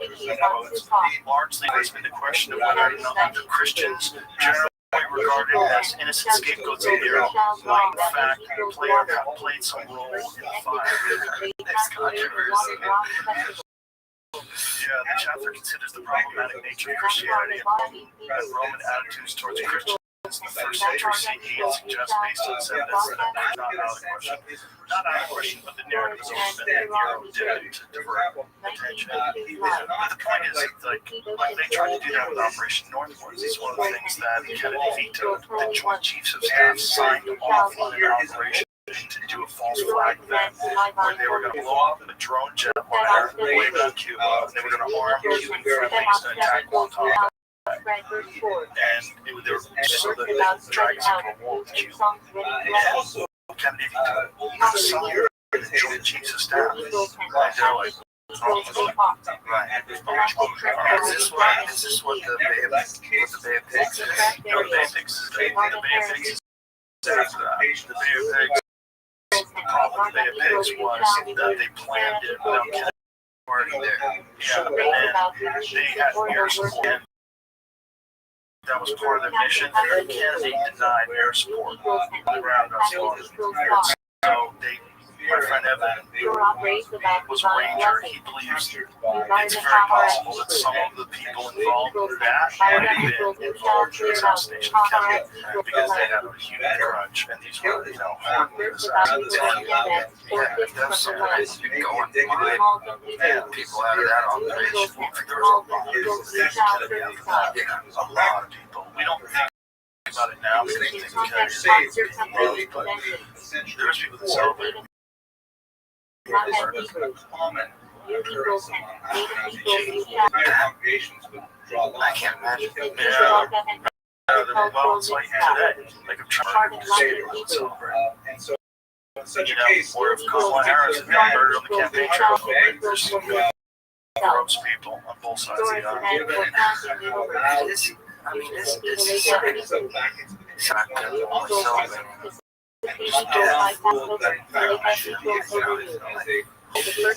society that's lost its way. If that's the only solution is to kill people. Well, if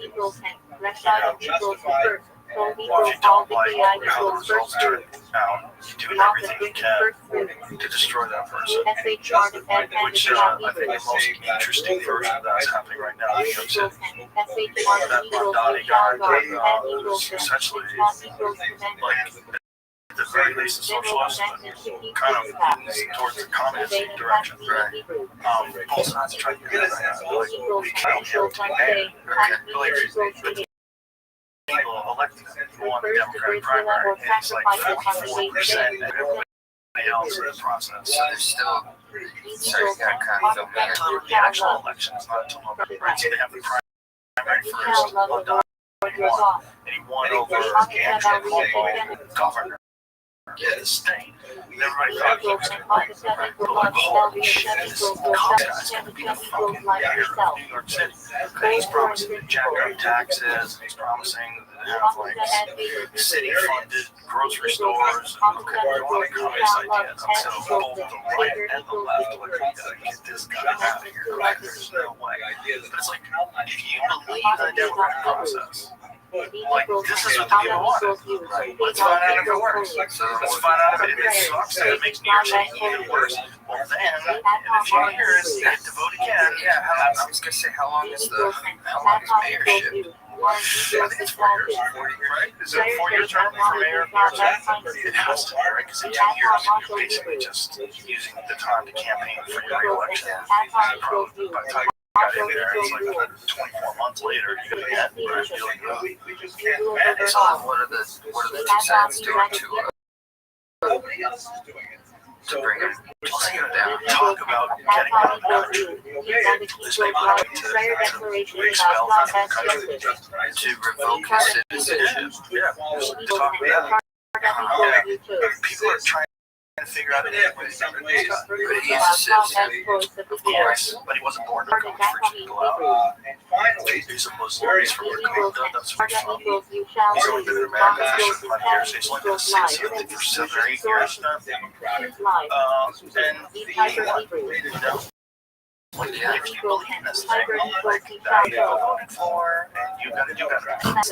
That's what the vote wanted. Yeah, well, the thing is, there's a lot of people who live in New York City that live in, any city really, that don't feel like they need to be led by the government. And they don't feel like the government has their best interests. Some guy comes along with some radical ideas that he says are the solution. Well, if the people believe him and it's not true, you've done a terrible job. You've done a terrible job of both distributing information and taking care of these people, because it looks like any kind of solution, even a solution that might wind up causing a bunch of corporations to leave the city and a bunch of money to leave the city and a bunch of jobs to leave the city. It's things It's not are completely desperate. democratic. For example, one very important What the politicians element of really society controlled by franchise. 3 main things: their special interests, Absolutely not really democratic. donor class, and multinational corporations. So anybody who looks like they're disentangled from any of those things is looking pretty appealing. Exactly. That's why he's way ahead. He's ahead by 44%.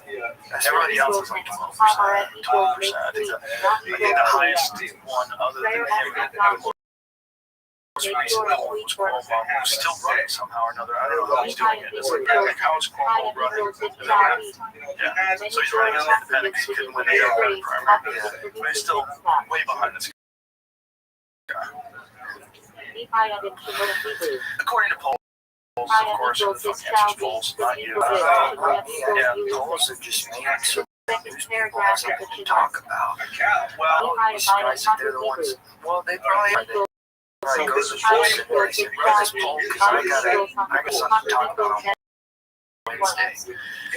yeah, you could rig them, right? So you could rig them, like, say, if you went to people that you knew, right, and you started asking them questions on things, or specifically people in the city that you knew was more progressive, you would go there. If you wanted to rig polls, and then you push that narrative out, this is how people feel.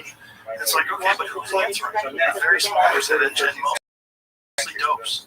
Mostly dopes are answering polls. Sorry if you answer polls, but most of the people have nothing else to do. Because if you call me, I don't know anybody who's answering. Exactly. Everybody wants to play. No, and the presidential polls are the weird ones because sometimes they're wildly wrong, and yet somebody got paid to It's the news. I think the news is an incredibly lucrative. It's an entertainment business. There's not news every day. There's nothing just, and they gotta run 24 hours. And then they're making up. They should call it. Oh, it's on the same shit happening. It's not even. It doesn't matter where you get it either. It's also odd. I mean, CNN tried to separate themselves from that when they realized it was like financially kind of devastating to the company to have like bad editorial comments, which is what they did. That's why they got rid of all their head newscasters. Because everybody was terrible and everybody hated them. So they just got rid of most of them. And they tried to go objective with the news. But the problem is like, that way people aren't outraged. And the only people are going to pay attention now, because if you spoil it, you give them candy. And now you can't give them filet mignon. Like, this is bullshit. I want Cheetos. I want snacks. Like, you ruined them. And you gave them this for decades. And so now, if you want your ratings, you have to give them outrage. You have to have a bunch of people yelling at each other on TV so they pay attention. the most colorful people that they would have had on their things have gone indie now. You know, like Tucker Carlson has his podcast and let's see, Candace Owens with like Daily Wire, and now she's got her own thing. And then there's smaller ones. You got like Breaking Points is one. The real problem is the left ones never succeed once they're fired. The people that leave CNN, they're always like dismissed. Well, the talent, I mean, we have to be talented to do that. Just sit there and look at a camera, just talk for like hours about it. You gotta be really talented. So just really dedicated. And you have to understand how people are receiving what you're saying too. And the problem with like a CNN type job is that you're told what to do. You show up, you read the news as written by these people, you have a television, you really can't stray very far from the narrative, and you're allowed to elaborate inside the narrative as long as it fits with what CNN is trying to promote. And as soon as you deviate from that, you're cooked. You're gone. Yeah, so then there's really no career for you. Yeah, because once you leave, everybody knows you're a propagandist. Like, no one's ever going to really, truly believe it. You're encouraged. Exactly. And then we also watch you elaborate on your own about what you thought of the narrative. You're a dope that's only on television because they put you there. You're not like, you didn't rise through the ranks of this one of those interesting television. That's not that at all. You're not sincere. We want people like is authenticity. You want to know that someone is actually telling you what they're and you don't get it from them. Assume from people you never want to listen. Whether you believe Tucker Carlson or not, he's being authentic. What he's saying, he believes. This is who he is, and that's why he works. That's why he works outside. Those folks, all these folks do. I think even Bill O'Reilly, after he got kicked down, from the podcast he has, he's got his podcasts and stuff. I mean, they really believe their stuff. Yeah, whether they're right or wrong. Yeah, well, it's not about that. I feel like the folks understand that at the end of the day, these guys aren't, whether they think they're not, this is entertainment. These guys are entertainers. This isn't the news. They're telling you stuff that they know to do, and you gotta take things with a big ass grain of salt. This stuff is, these are entertainers. Well, there's definitely that aspect of it. And if you're not going to move in your job, you get a different place. But someone is better at your job. Or hot. Someone who's got a nice drag in a short skirt and is really good at talking. Wow, I want her to talk. I guess that's what the kids think or something. Yeah, I mean, that's part of the gig. Right? Like, how many of those ladies on Fox with the Sun are telling you whatever the fuck they're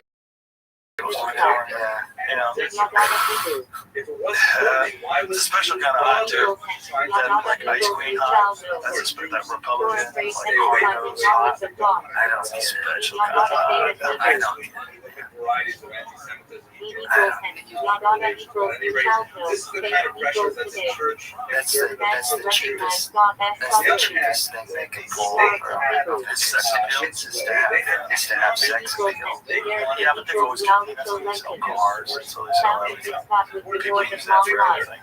It's where to go. I'm optimistic. I think we're gonna wake up and we'll say, I don't care what the hot lady on the block says. They're murdering people. I'm optimistic. I think you're right. I think we are. Believe it or not, your songs. Whatever percentage you reach, it's not zero. There's people that you reach. Like that United Health. How many views did that get? from a board and very circulating the water is strong and used in both. I know I've sent it to a lot of people. Big W is running around native parents look word. Did I repost that? I reposted it, right? Okay. If I repost it, After I that, know how many area people includes by area just users. saw the one that I Clarity reposted. selected figures. After the It's like content, 8 it is people certain or word for word. how long? When you shared the list, that one Sometimes blew up users appear too. to be rapid and driving to the foundational sources. How long was that? Police baseball includes include used in collective works for the actual ordinary days, not combat or not code. Chat, Kathy. Little almanac includes collective translations for almanac by women who work in the What's wrong with relative Tom? intelligence of legendary narrative inheritance and inheritance. Ultimately, we all have to be treated as One individuals. day This was English not true collective of term any for Hebrew names. There's no shortage. Just like Weddings, to and make residence that stop. belonged to the How do you Movement decide said item what English goes on each translation cell for Hebrew when language. something like the pisses you off? Selected Yeah, the like central when something areas, is like, resorts, gee, tracks, and capital I got cases. cross boundaries as you Word might I delegate got English something I could collective say about reference that. to Hebrew be able to delegate. count if you were a peasant. The 39 Yeah, categories of that's labor right. prohibited That's on what you Shabbat I are can't find code. it. Attached to the land. You could not World marry has without a the lot I know of it's on English here. trade How for would I food search along for it? Shabbat, the afterlife for Bessie and its future, the rabbited thought. Here we go. Long Hebrew Sorry. words, Adonai memory English collective translation for the prohibition of verbal expression or verbal statements. There are big variable pairs and some of them rare transliteration. The watch time is 3 years, 104 days, 17 hours, 13 minutes. Too much Sometimes the theory in collective There's a lot of people on the toilet right now, bro. They need something to listen to. You ever go to the toilet without your phone? Just sit there with your It's like a spacewalk without oxygen. Read the Dr. Bronner's book. The thing is, like, that, the 6 million plus people that heard that, like, that affects the narrative. And then the list one, that affects the narrative. And this one, Wednesday, that affects the narrative. There's everyone's like their coins into this big pile, trying to figure this out. And more so now than I think has ever happened at any time in human history. There's more discussion. It's just, we're so upset that it's not fixed. And Major debate. it's not way in the right direction. I think it's just not satisfying the pace in which progress is happening. Everybody can get money now too. I mean, like it's just like a problem with my iPhone. And I play it too. Everyone can just play it. Yeah, anyone can now. Which is great. I mean, this allows guys like you to just have fun. You don't have to go. Have some talent, some creativity, some hard work. It's kind of, I mean, that's the beautiful side of social media. It's good. There's no rules as far as, especially music industry. There's no rules anymore. Anyone who tells you that they know what to do or that they know what they're doing, they're so full of shit, dog. Yeah. Everybody knows what they're doing. And like we want people to know because we want to ask them like, what could I do to, to have to be successful or whatever. Nobody knows. Nobody knows. There's no gatekeepers or anything like that. All you have to do is idol worship. Trade and stamp jam line and go and Hebrew do for it on ordinary your phone, see wine. if anyone likes you. If they like you, Rabbinically that's prohibited good. wine made by And non-Jews everybody will come used to you in and the say, I service know of I like this idolatry beer. and And they intermarriage. don't know what they're talking about either. Yeah, Generally, for Jerusalem, there can equals inheritance, shame equals peacefulness. Central to selected from the pilgrimage, offer you a bunch of money. Not a bunch. They'll offer you a little for a lot, Yeah. I didn't want your future, right? Yeah, there are all sorts of folks in the early days coming through with those kind of careers. We'll give you 10 $10,000 for like 30 songs or something like that. It's like, this is insulting. I don't want any of this. I don't want any of this. Right after Richmond, north of Richmond. Like they just have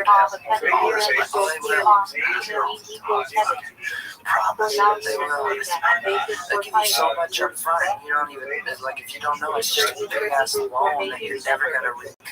You're not living off your own dough at that point. You don't live off of Broadway like everybody else in the state.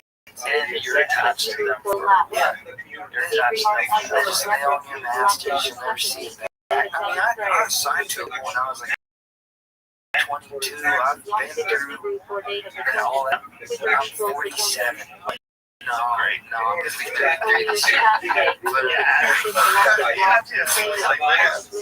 kids living good. Just, but, this is a new time where you really can become hugely successful and get a gigantic following if you know what it is. But you don't have to have all those people they're not going to help you. No, they don't. In the kitchen.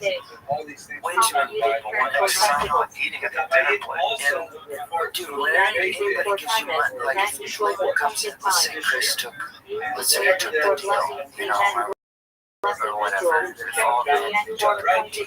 And he's got all these people up there in the office with tax write-off MacBooks telling him what to do, open their wallet. And they're going to have to give their notes.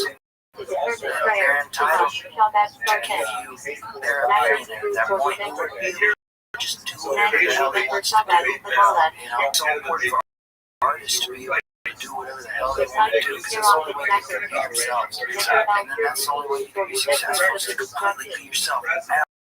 Times 100%. And you see that one thing that does happen. That long goes away. Because even though you think you're kind of sort of being yourself, everybody knows. You're not totally being yourself anymore. And don't change life in a way that you might not like be ready for, or something. It's gonna be I got this dough, now I can get this town I don't like, or I can get the house that I was wanting. When it was being in that town, kind of having these difficult pressures around you and stuff that was creating these diamonds, that was putting you in and stuff like that.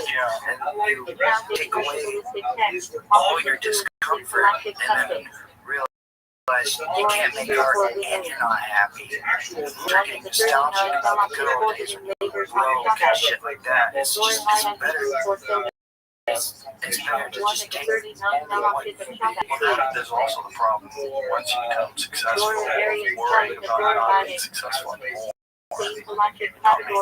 That's true, guy. I gotta keep this going. I can't fall off. I can't be successful. I used to be poor, now I've got money. I gotta make sure this doesn't go away. It's how you measure your thoughts and you measure it in what you say. Your measure of success is like, how much can I be myself and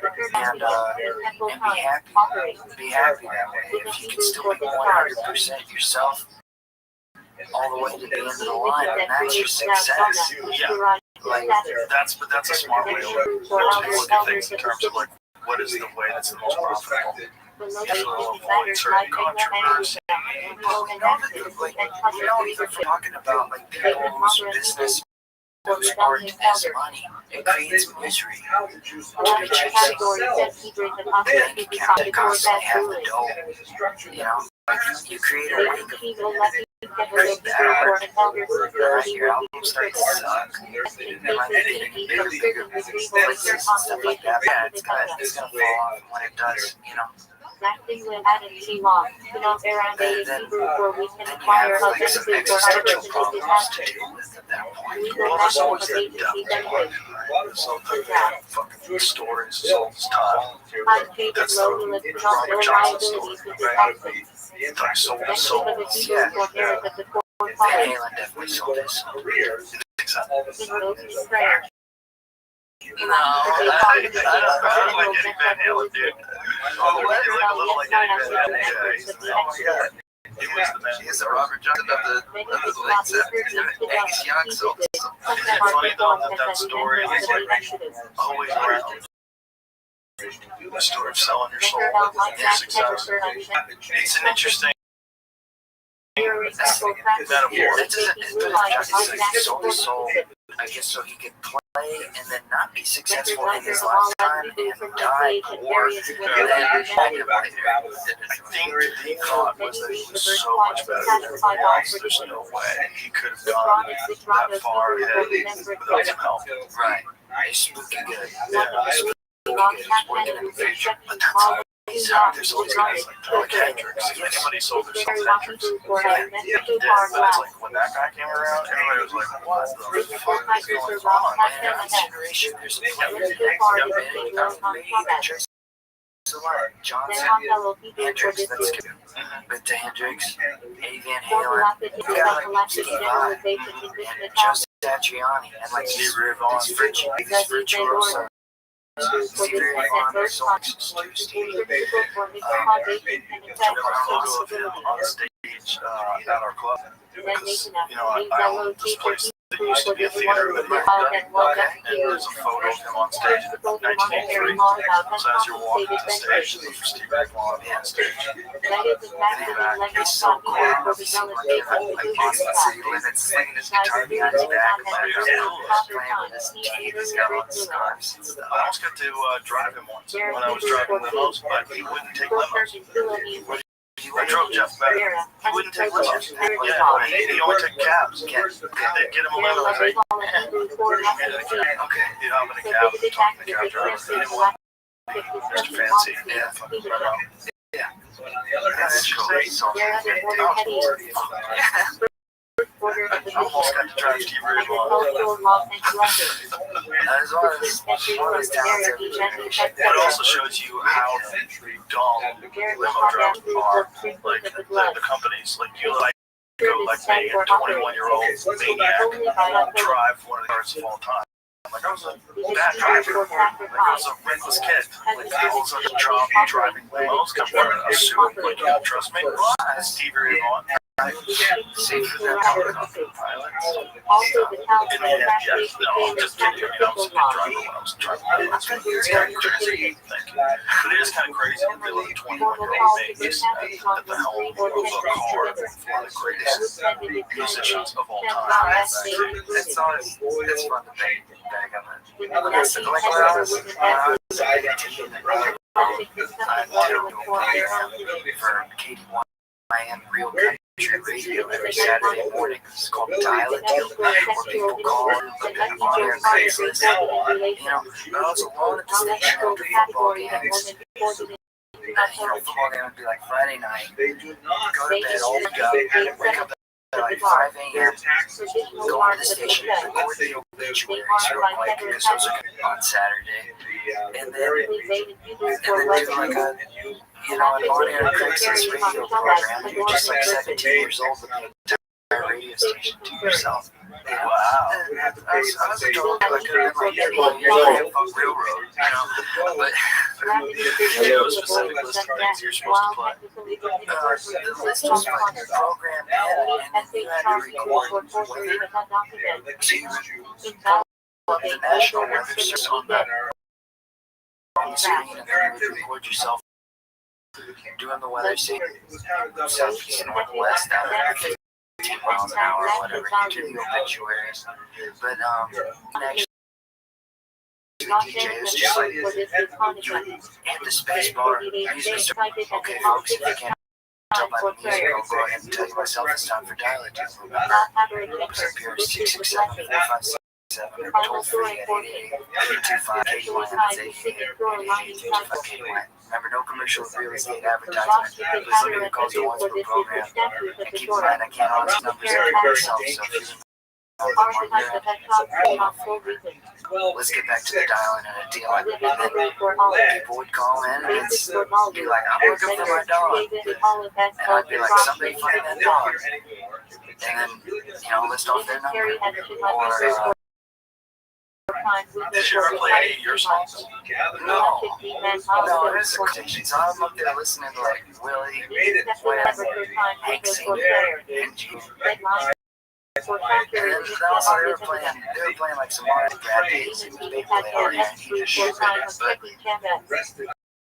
But no, I couldn't. I was in a grunge band at the time. I couldn't play. Really? Yeah, I did that. Yeah. I couldn't put, once I printed out this track listing for the record that I would make $5. I make more money in song ads in high school than I was an adult. Printed out all the song lists. Anyway, the album was called Mama Gay. I left a bunch of them like at the radio station. I remember the guy who was running it, he came to me and he was like, did you print these out? Are these yours? And it's just kind of awkward. After that, small town.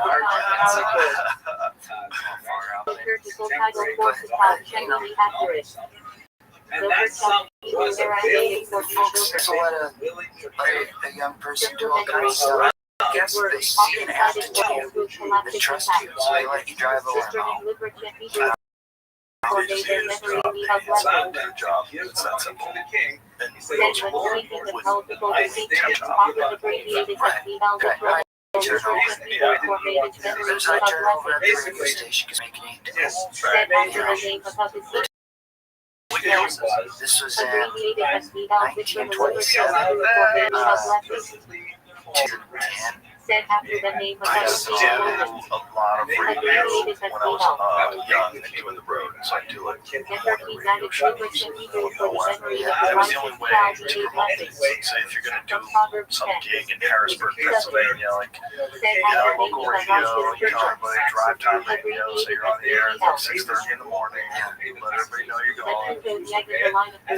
Radio was a weird thing because there was like a local connection, and all that stuff is kind of gone now. Local connections fun. There was something about listening to local radio in the morning when you're on your way to work. It was kind of cool. It was great. And you knew that most of your friends were listening to. They had a program. I forget what it was, but every morning they would go through the sponsors of the radio station, which were all local. Here's a cup of coffee from Burns Drug. And it was just like a call out to Burns Drug, Burns Pharmacy, or whatever, and then you'd hear the sound of coffee up. The obituaries ran, you'd listen to me like, oh, Jimmy died. Damn it. When I go to the morning, they would tell what the hillbillies, like the mascot was the hillbillies, like how high school football was doing, stuff like that. I wonder if anybody's creating that in podcasts. Whenever they could, local podcasts that are just about the community, that you could like tune in, like here's the I only have to talk about the local. yeah, just don't even say it's you. Yeah, Bob Butts. And they go to do a different voice. I know you, but you don't know me. Are you gonna change your voice? You should do that. No, I Do the local news. I Have know. one of those things like an FBI informant. We went into the house at 4 p.m. You know what I mean? Those are funny. You have those people on TV with their face blacked out. Those fights. Are you sure that the government was involved? 100%. They had to know. The information came down from the top.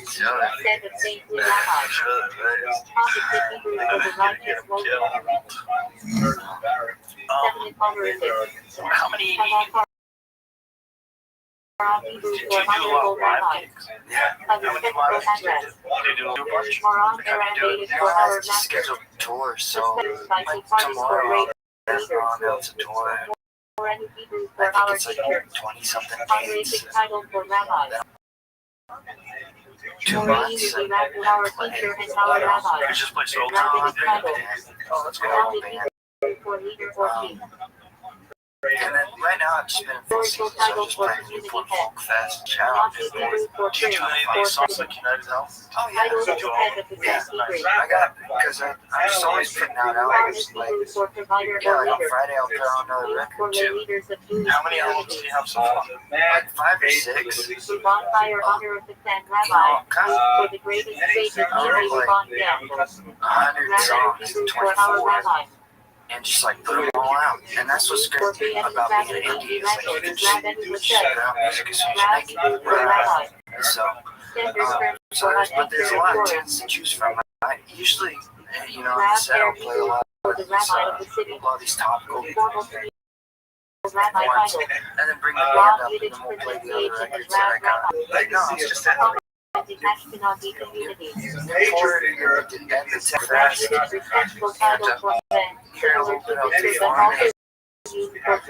Keeling Appalachia.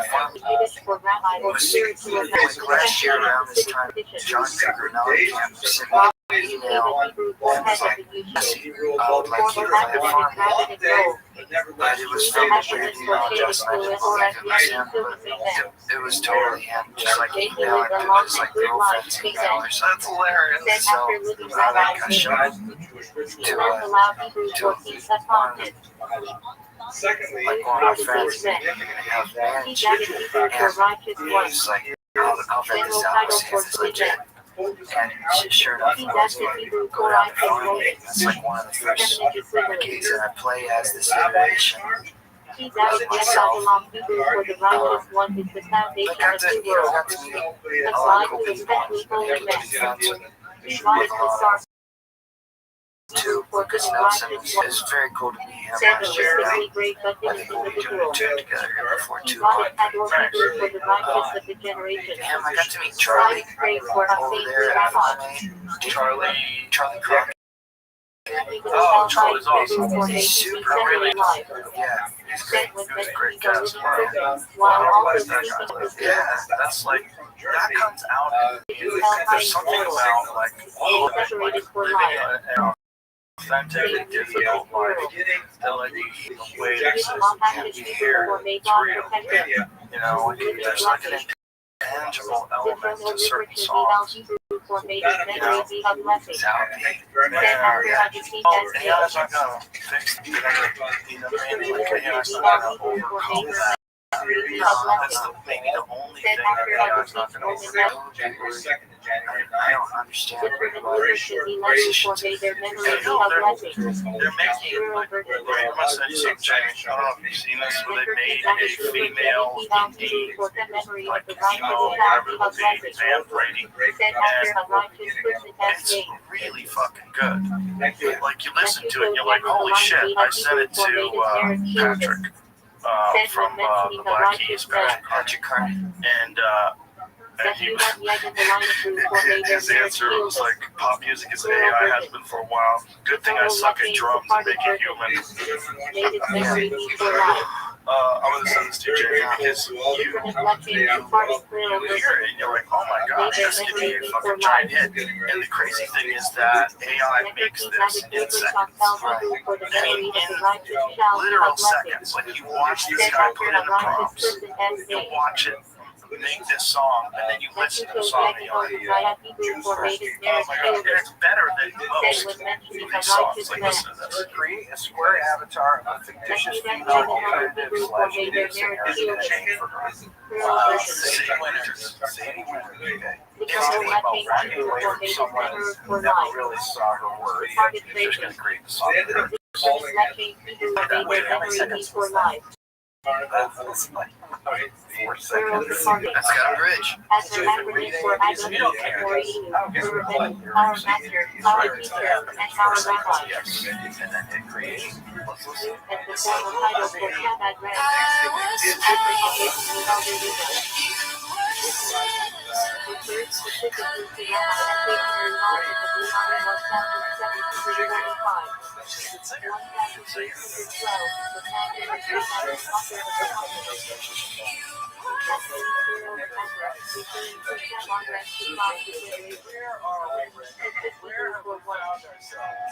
How crazy crazy is that? Look at that. Jewel even says, Jewel goes, wow, it's a great melody. Can't be replaced. Will be replaced. Okay. And pop music was already Patrick has a great point. Not the artists that you make it.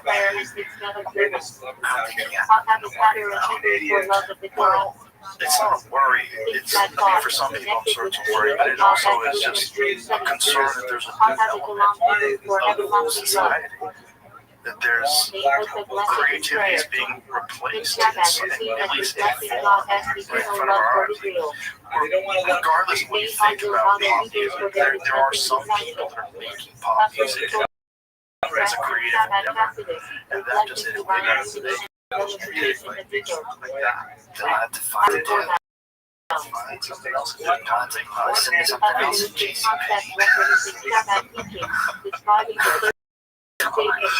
Where all divine lights are found in the vessel. I'm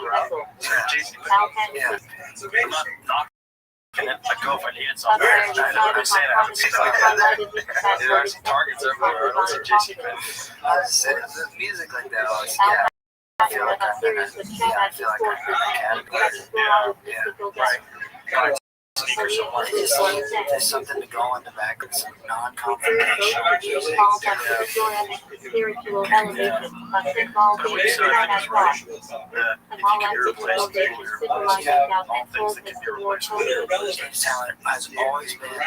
As long as man has been around, it can't be replaced. But there are things that are irreplaceable. I mean, that's kind of iteration of technology. We're seeing things like when I was a kid, this technology, we call it how you can watch it at home. No one ever thought blockbusters were going to go away. It was every Friday night, that's when it was blockbuster. Friday night to watch it. Gone. Yeah. Doesn't exist anymore. Gone like that. Streaming. Internet feeds, pick up, it's over. Yes. Yeah. I mean, you remember record sales? Oh my goodness. Just from selling records now, it all went down to control. And so people freaked out. Some people lost a lot of family freaked out too. Like, trying to stop the tide of inevitability. One of the more spiritual worlds, representing divine closeness. I mean, Metallica was actually kind of right. Like it's abstract, right? Oh, they did. Yeah. All they did was going away. It was all going away. I mean, everybody kind of understood that this is. If you're logical and objective, you can pretend, oh, don't worry, we're going to be fine. But if you're logical and objective, you go, oh, this is just the first fluid that landed in this network for digital information, which is where you're not able to prevent this from happening. Record companies figure out how to make money on the streams and to make sure that the artist probably doesn't leave. If you're independent, even all if you're doing, which is really where it's at. You know, just make enough to pay for another tour. But this is what's really crazy about some of the deals that some of these artists are signing, where the label gets a giant percentage of their touring, which didn't used to be the case. Maybe like an artist, They gotta find a way to pull it inside somehow, because they're not selling the record. a piece of that, sugar, they get a piece of this, they get a piece of everything. They just know what to do. And what do they provide? Getting the security of saying, I'm on board. Standing in the way every time you try to put out an album. They go, I don't hear it. It's like, well, because there are. Okay, wait for the next record. It's out in 2 months, you know. But they want to make as much as they possibly can off of one record. One record puts an immense amount of pressure on an artist without developing the artist at all.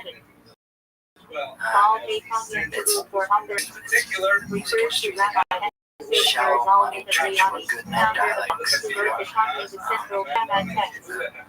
It's a racket.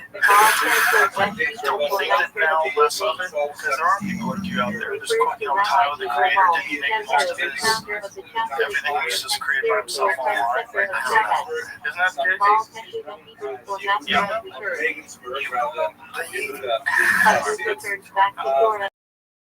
Was it weird? all kinds of legends. Okay, but some people have done it, right? Oliver has for sure. It's, you know, if you have something that really resonates, like your United Health song, that's all you need. You know, and then that one thing can change everything.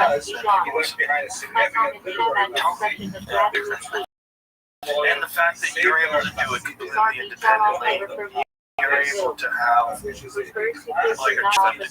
Like it's like about what's the guy that created it that doesn't give a fuck? What's his name? Richard T. Bird. Yeah, Bird. You can sing about Richard T. Bird. Doesn't give a fuck. Like, it's, no one's in your ear. I always tell you, be careful. No one has. So, like, I'm hearing, I'm like, yeah, you know, people know. They know something's off. It's real weird. The way people tune into a song, there's something going on with songs. You know, it's not just like a bunch of music and a bunch of lyrics. Like, it changes the way you feel. It's a trend. It's a weird, like a good song is like a good trend. Yeah, dude. I hear it free. Oh, fuck yeah. Dude, I've heard that song about thousands times. Yeah, listen to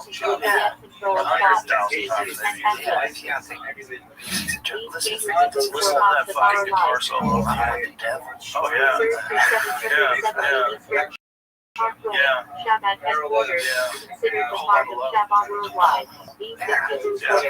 The songs will change the way you feel. That if that was a drug, that would be a very valuable drug. Capsules. Yeah. I want to feel melancholy. Here's Yesterday by the Beatles.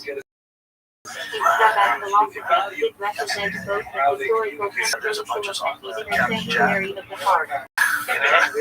Captain Jack. Oh, Captain Joel's fantastic. Captain Jack's one of Billy Joel's great songs. It's a great fucking song. It's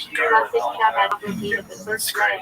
It's a great song. It's like you listen to it, you're like, God damn, he nailed it. He fucking nailed it. It's one of the greats. I really appreciate it, and I really love where you're going. I just wanted to have you in here to shoot the shit with you, see what your process was, how you think about things. Yeah, I really enjoyed it. Thanks for having me. Pleasure. Tell everybody what's the best place to find you, find your stuff. What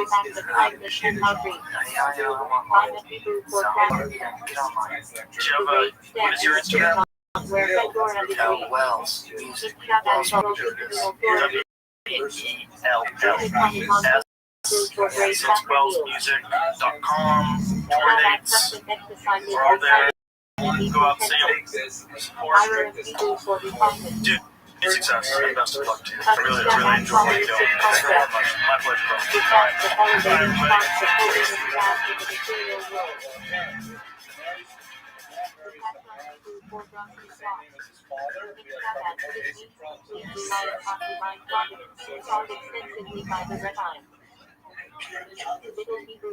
So a man cannot marry a woman. Central Shabbat idea. Train my name, Joe Rogan. Podcast my name. All day. I'm traveling all the time. Affects your health. It feels so much better. Yeah. I'm on planes now. Oh, I know, man. Like, what happened where, like, these are fairly regular? Like, at airports, you see brawls at airports all the time.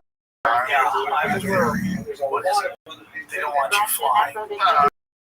You think I'm crazy? You think I'm crazy? I'm dead on Agenda 2050, and literally in there it lists no more commercial flying. And you see them at all these like WEFs and all this stuff in Dallas. That would be hilarious. Like it was only the elites that got the flying. That's literally the plan. For real, that can't be responsible for approvals at the Spirit Airlines. Yeah, I mean, dude, they send in all these people all the time. I mean, it's crazy to me. Wait, they're always right. But lot of that happened because of all these military planes are almost hitting commercial. I'm telling you, if they want you in a 15-minute city, why do they want you flying around? Okay, I see what you're saying about the 15-minute city, and I think that's true. But I don't think there's this grand plan to make planes slam into each other. I think it's a lot of it's incompetence. Whatever happened on the Black Hawk in D.C. That was weird. That's weird because apparently that lady was instructed to not go in the direction that she was going. What's the specifics of it? Well, she didn't. They looked the wrong way. Like they go, hey, they looked this way, and it was coming that way, or they looked that way, and it was coming this way. They didn't. They looked the wrong way. When they just tried to see what was coming. Was she a part of the Biden administration at one point and then left and went back to flying helicopters? It's so hard to know because you online. But if you even study like the Vegas shooting, the LA fires, they want you to blame DEI. Like even that one fire chief or whatever was like, oh, if I come get you and you're too big, you're in the wrong place, wrong time. Yeah. Why would you say that? Why would you? It's hubris. I don't know. Listen, you got an all lesbian group, right? You got a woman who's the first head of the fire department. Woman, and this lady's a woman talking about how great it is if someone who looks like you comes to say, you have to do it. So they're wrapped up in that cookie knowledge, the inadequacy and the absence of like physical standards for difficult physical jobs. To pretend that that's not necessary. They should be able to take the guy out. The guys that I knew that were all firefighters, the guys that I've known, one of my buddies is a firefighter, his son jiu-jitsu black belt. The other one is a fucking big giant Irish guy. Like they're always big people, right? Folks, I agree. And you have to be able to do like crazy physical things. You have to axe down doors sometimes. You know, it's right. Imagine if you have a 100-pound woman and tell her to axe down a door. Okay, so I agree with what you're saying. What I'm saying is, what causes more chaos? What causes more infighting? Push everybody to this is DEI messing up, and not that this whole thing is purposeful. Okay. So you're thinking that they're instituting DEI on purpose, and they're putting in compositions of power on purpose so that they'll fuck up, so that people will complain, so that it creates more chaos. Yes. So, I mean, I don't know if the narratives that's leaving chaos. The bullshit lizard people. I don't know. I mean, I don't know if they're lizard. Well, they probably are lizard people, but I mean, when Karen Bass, here's the thing about LA. Very few people are calling out anything anymore. It's a city of conformity. And nobody wants to because to get a job in LA, you need 20 green lights. All you got to catch is one red light and you're not working. So if you're out there going, hey, dude, this is like, hey, what's going on with this? This seems pretty purposeful. You're not going to work. You're just not going to work. You're going to get mugged at a gas station pumping $7 a gallon gas and still never complain about what's going on and still vote the same way because you don't want to rock the boat. If you ask me, it's a big part of moving everybody into these big cities. It's towards conformity. I don't think it's like that everywhere. LA is particularly like that because of it's a city of conformity already because of Hollywood. Yeah, because you're auditioning for guys. 100% auditioning for things is crazy because it's really the only thing you get a chance, right? But the way it's set up is like people choose people, and if they choose, you go on to have this life. You become Brad Pitt, right? But if they don't choose you become that guy that everybody sees at the party that's 45, dyeing his hair dark, and it's not happening. Everyone knows it's not happening, and maybe he's got talent because it's weird. So you have to conform. You have to say what they want you to say, whether it's about whatever political issue, social transition, climate change, whatever it is. You can't have any opinions that break from there. I totally 100% agree, and that's kind of like nobody's saying anything. It's a culture. It's part of the culture, but I really think it has something to do with the original way that LA was before the whole reality star thing and everything else. But there's definitely a lot of that going on. But it was all acting. Everybody wanted to go to acting, so it was like the primary way that someone would get a gig was an audition. Yeah. There's a term. It's a communist term. It's like Cornelianism. Butchering by the way, that is a sweatshirt. Oh, man, I need one of those. You got one? I got you. Who's running 10 minutes? Oh, no shit. Shout out to all the cheers. Sure, yeah, dude. I need one of those, though. I need the Wu-Tang. Okay. Oh, dude, I'll get you one. Is that stink? No, that's why you want this one? Later. It's hot here, dude. So you gotta see my otherwise yours, dude. That worked out perfect. I'm swimming a pickle. Anything will get down with her. That's my man eyes. I'm just getting hurt by Mexicans all the time. They took the V in the end. Yeah, It's just like tag. It's a great tool, dude. I'm trying to get a blue belt. I'm just old and fat. It's hard. I'm older for fucking 20 years. He's great. I love him. Yeah, probably 20 years. Yeah, dude. He's great. I love jiu-jitsu.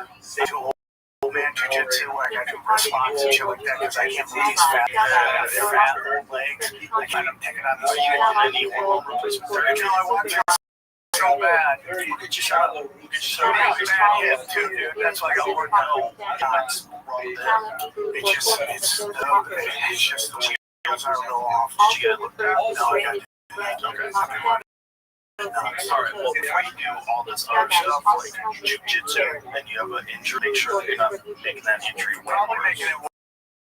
Yeah, that's kind of important. I love that. I know I like pain. I'm glad you like it. But just listen to this. I've fucking surgery road many times with jiu-jitsu. I've had 2 knee surgeries because of jiu-jitsu. You have to make sure, and I have a bunch of back issues, you have to make sure that it's not like a labrum tear or something like that where you're continuing to tear it and make it worse. Yeah, because you can get that fixed. Yeah, and if you get it fixed, you'll be way better off. Yeah, I gotta get it fixed. MMA fighters do it all the time. Like Sugar Sean, before his fight with Rob, he tore his labrum the first fight. And he was going to get a surgery, but he realized he couldn't. There's no way he was going to. He wanted to make that sphere show. He said, "Don't have the sphere." It's like, fuck it, that guy. He's an athlete. Yeah, he's savage. You took a chance. But he needed to get it fixed. And then he finally got fixed. He was like, dude, I feel fucking infinitely better. You have to fix it. If it's a labrum tear or something like that, you just don't want to ruin it. You don't want to get it so you need a hip replacement, which I know a gang of guys who have hip replacements. Okay? Yeah, I mean, I can't believe how many people know that have hip replacements. I went home I brought the kids back to the homeland and all my family was like, I got this fixed, I got this fixed, I got that fixed. The hip one's nuts, man, because I know guys that are 40 that have hip replacements. Like, not just one. You know? I think it's in Connor. Did you ever meet Connor? He got his hips done. Yeah. You know, I know like a bunch of MMA fighters that get their hips done. John Wayne Barr, Muay Thai guy, he had his hips done. He's one hip. It's rough, man. They saw how your bone off and put a fucking on it, a different socket and screw it all there, and then that's good for about 20. I think I messed up some joints during my run in a couple days. I'm not drinking enough water. I think I got injured a bunch of times, didn't notice it, just kept going. There's those, what they can do now. Like before in the past, if you had the inflamed hip and arthritis, and you're missing calcium or missing meniscus or whatever the cartilage, labrum tears in your hips, you're crippled for life. They just give you an artificial one, and they say, well, it probably lasts about 20 years. You know, well, at least for 20 years, you can, like everyone I know that has one, walks on. Yeah, I see that's so bad. You don't. You want to fix your hip. Yeah, I know. That's why I'm fixing my hip. I'm not going to do it when I go back. I'm not going to look that way. Really? It's not this year. From here, I'm leaving tomorrow. What time tomorrow? Like 7 a.m. Yeah. We might be able to get you in this afternoon. My hip. Look, I'll fly right in. Someone should look at it. What you really need is an MRI. Because they find out exactly what's going on inside. Paying $50 in health insurance, I better Bro, that doesn't get done these days. That's unbelievable. Do you know what happened? Oh yeah, dude, that's so tragic and sad and just disgusting. It should be like an cover that should say, "Oh, your money back." How crazy is that? He had health insurance, a terrible infection in his lung that led to, I think it's called necrotic pneumonia. He had to get a big double lung transplant. Health insurance says we're not covering it. How's that possible? That is an obvious catastrophic illness that just hit a guy, right? Like this is not like a chronic smoker. There's no terrible thing that he did. He just got sick. Yep. Isn't that what health insurance is for? And 100%. I want to know what grounds can you deny something like that? That seems to be like a break in the narrative. Like something like that. You can't say, oh, this person's responsible for that. They did something they weren't supposed to do because of their insurance. Yeah, 100%. And that's what that whole Luigi thing was about. That company was using AI to determine whether you should be covered or not. And AI doesn't have any emotion, or you can't look at it going, well, maybe we should cover this. It's very analytical about it. And that's why I guess he was having problems with his back. Just got pissed, and that's what happens, man. And that whole thing was weird too. Yeah, I heard he had a screen too, though. His friends were saying that there's like he had a break, like something went wrong. But that connected to the surgery, by the way. You know, if all of a sudden you get discs fused in your back and you're in constant pain, that can completely change the way you interface with the world. You know, Michael Bisping had his neck fixed. It didn't go well. He had to get it done again. It was so much pain. He couldn't do anything. He could only basically lie in bed and then go to his UFC duties and then go back and lie in bed. Just motherfucker was sitting there and keeping it together. I say keeping it together, but don't keep it together when there's pain all the time, man.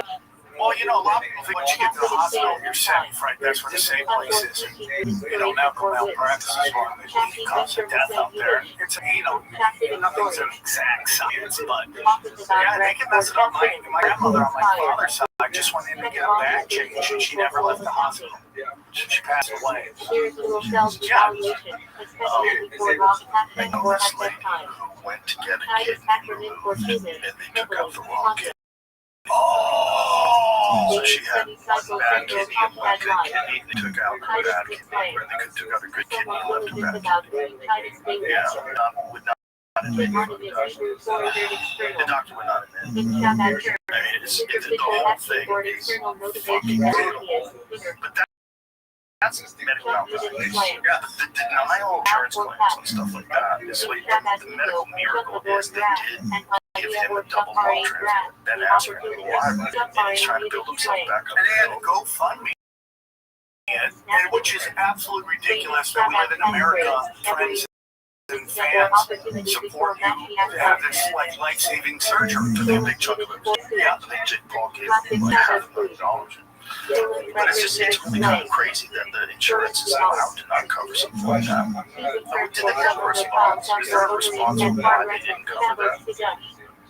I just try because it seems insane to me. Unless there's some legal loophole, how could you not cover someone who just gets some crazy illness like that? You know, when Obama was, I think Obama was like, not the guy I thought it was. Obama's first term was the last time I voted for either Republican or Democrat. That was the last time. So, you know, everybody wanted change. I get into how they basically break that thing for them. You know, because America, after George Bush and Dick Cheney, ate more than white Yukons. And then who did they have run against the slick, good-looking young black guy? All I knew was a Bush at the time. Who they have? John McCain, who is the poster child or the mascot for the old white Yukons, right? So they basically run everybody. We're like, yeah, we're gonna have change. And he was running on like everyone getting health care and all that stuff. And then so they have this giant Washington about, universal. And this dude gets on a plane and runs to Germany and gives speeches and stuff like that during the debate on his major campaign, issue. And I'm like, oh, this is just a giant setup. And I've never voted for another explain that. So he went to Germany to give speeches. He was going to go give speeches to German diplomats and politicians and all that stuff while we are debating his campaign promise. And I'm like, why aren't you here fighting for what you said you wanted to get? Now you're out of the country, you're not even part of the debate. Is it possible that they set those debates up at the same time when they knew that he was going to be out of the country? Yeah, but if you run on a campaign and they're like this, it's in the heat of the debate. When you like, I can't go right now, I think it's possible that that was a plan. That they didn't want him there to defend it, and it would be easier to shoot. Yeah, of course, on purpose. Yes, on purpose. And when it happened, they scheduled those meetings at a time where they knew that they were going to be doing the debate. So I would get at it having to defend not having lived up his campaign promises. That's my whole thing. But there's got to be some 3D chess going on, right? I know all of it isn't, but there's some really smart people that are involved in the government, obviously. So they've got to be thinking, like, this is the way we can handle this. Like, there's probably a bunch of nerds in the room, and they're brainstorming, and someone says, listen, here's how we get out of it. Yeah, we sent him to Germany, and he's not even here. We say they're actually already on files. Yeah, we say there's no video, even though we said there's 10,000 hours of video. Actually, it's not true. Those people should not have spoken. We can't find it. We know where it is. There's no list. There's no things. And I love how like they shoot her just eating a salad. She's perfectly shot. You can hear everything she's saying. She's not there. My whole thing goes, everything is, who's eating a salad? Oh, she was eating a salad. Yeah, but anyway, it was very thorough. Keith puts out that video. What is the video? The video talking about how there's like tens of thousands of videos of hurting children. Oh, so that video is... but that video is like one of those Veritas type. Yes, Keith. Okay. He's also the one who put out Karen Bassett's phone call about her going, talking. Have you ever heard it? Or creepy? Bro, that guy gets everything. He gets everything. Usually chatty gay guys. Yeah. Oh, dude.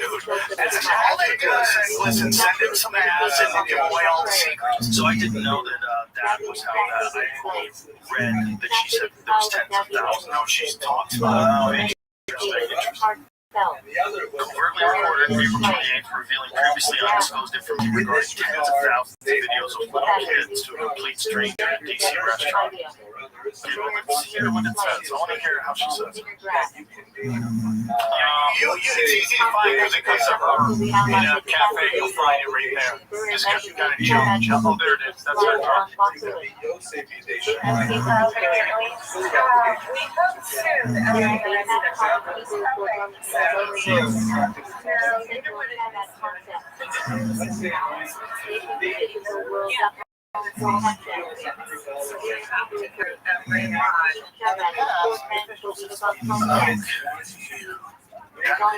Say underage girls. She said little kids. And that's the big thing. I said this a long time ago. Is like they're just trying to set it up so it's like, dude, they're high school chicks. You know, they're hot. In reality, it's like really. And there were statements, I believe, that you can't find it on the internet anymore because they clean everything up. Like, people talking about like what Bill Clinton was fooling around with, and it was a little girl, you know. And I've always said this, you know, Clinton is the dick of the White House. He just sees holes he wants to find.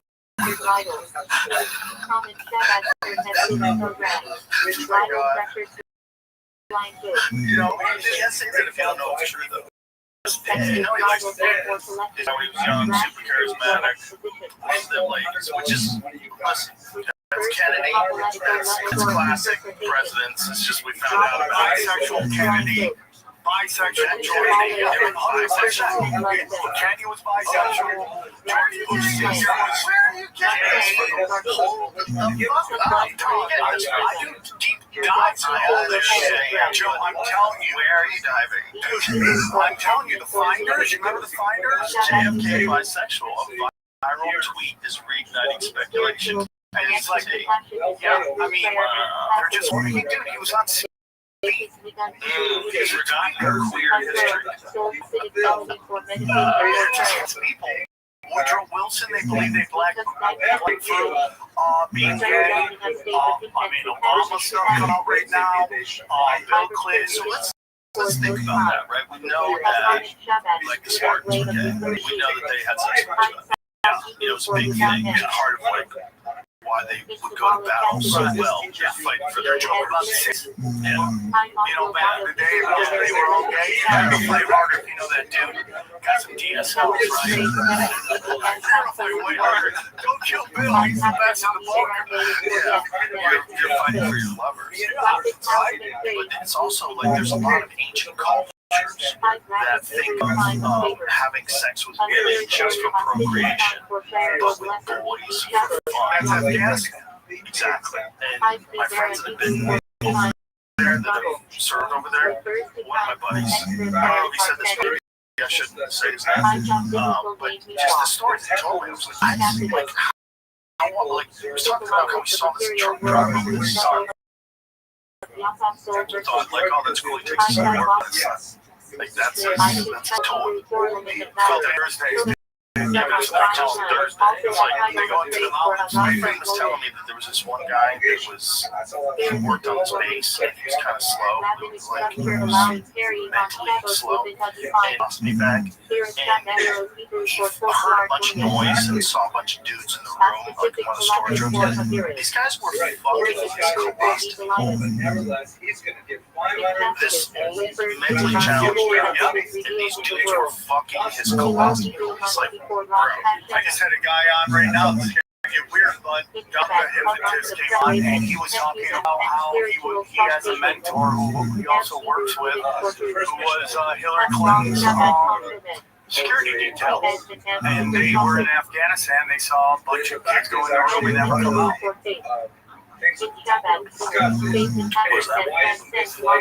That they like 3 or 4.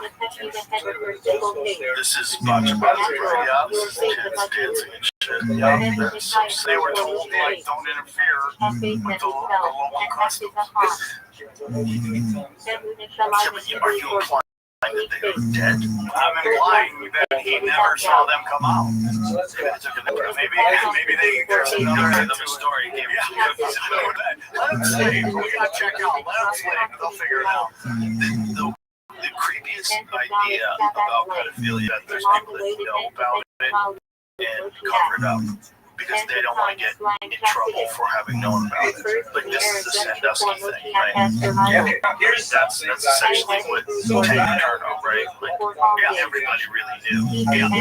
And they all let it go because they were winning football games, and then the states right back into drug control. But here's the thing, that over time, what they can blackmail you with changes. Like, way back in the day, if you think like you're cheating on your wife, they can blackmail you with that. But as culture grows and we start accepting more and more stuff, it's going to get weirder and weirder. Back in the day, we're around the same age.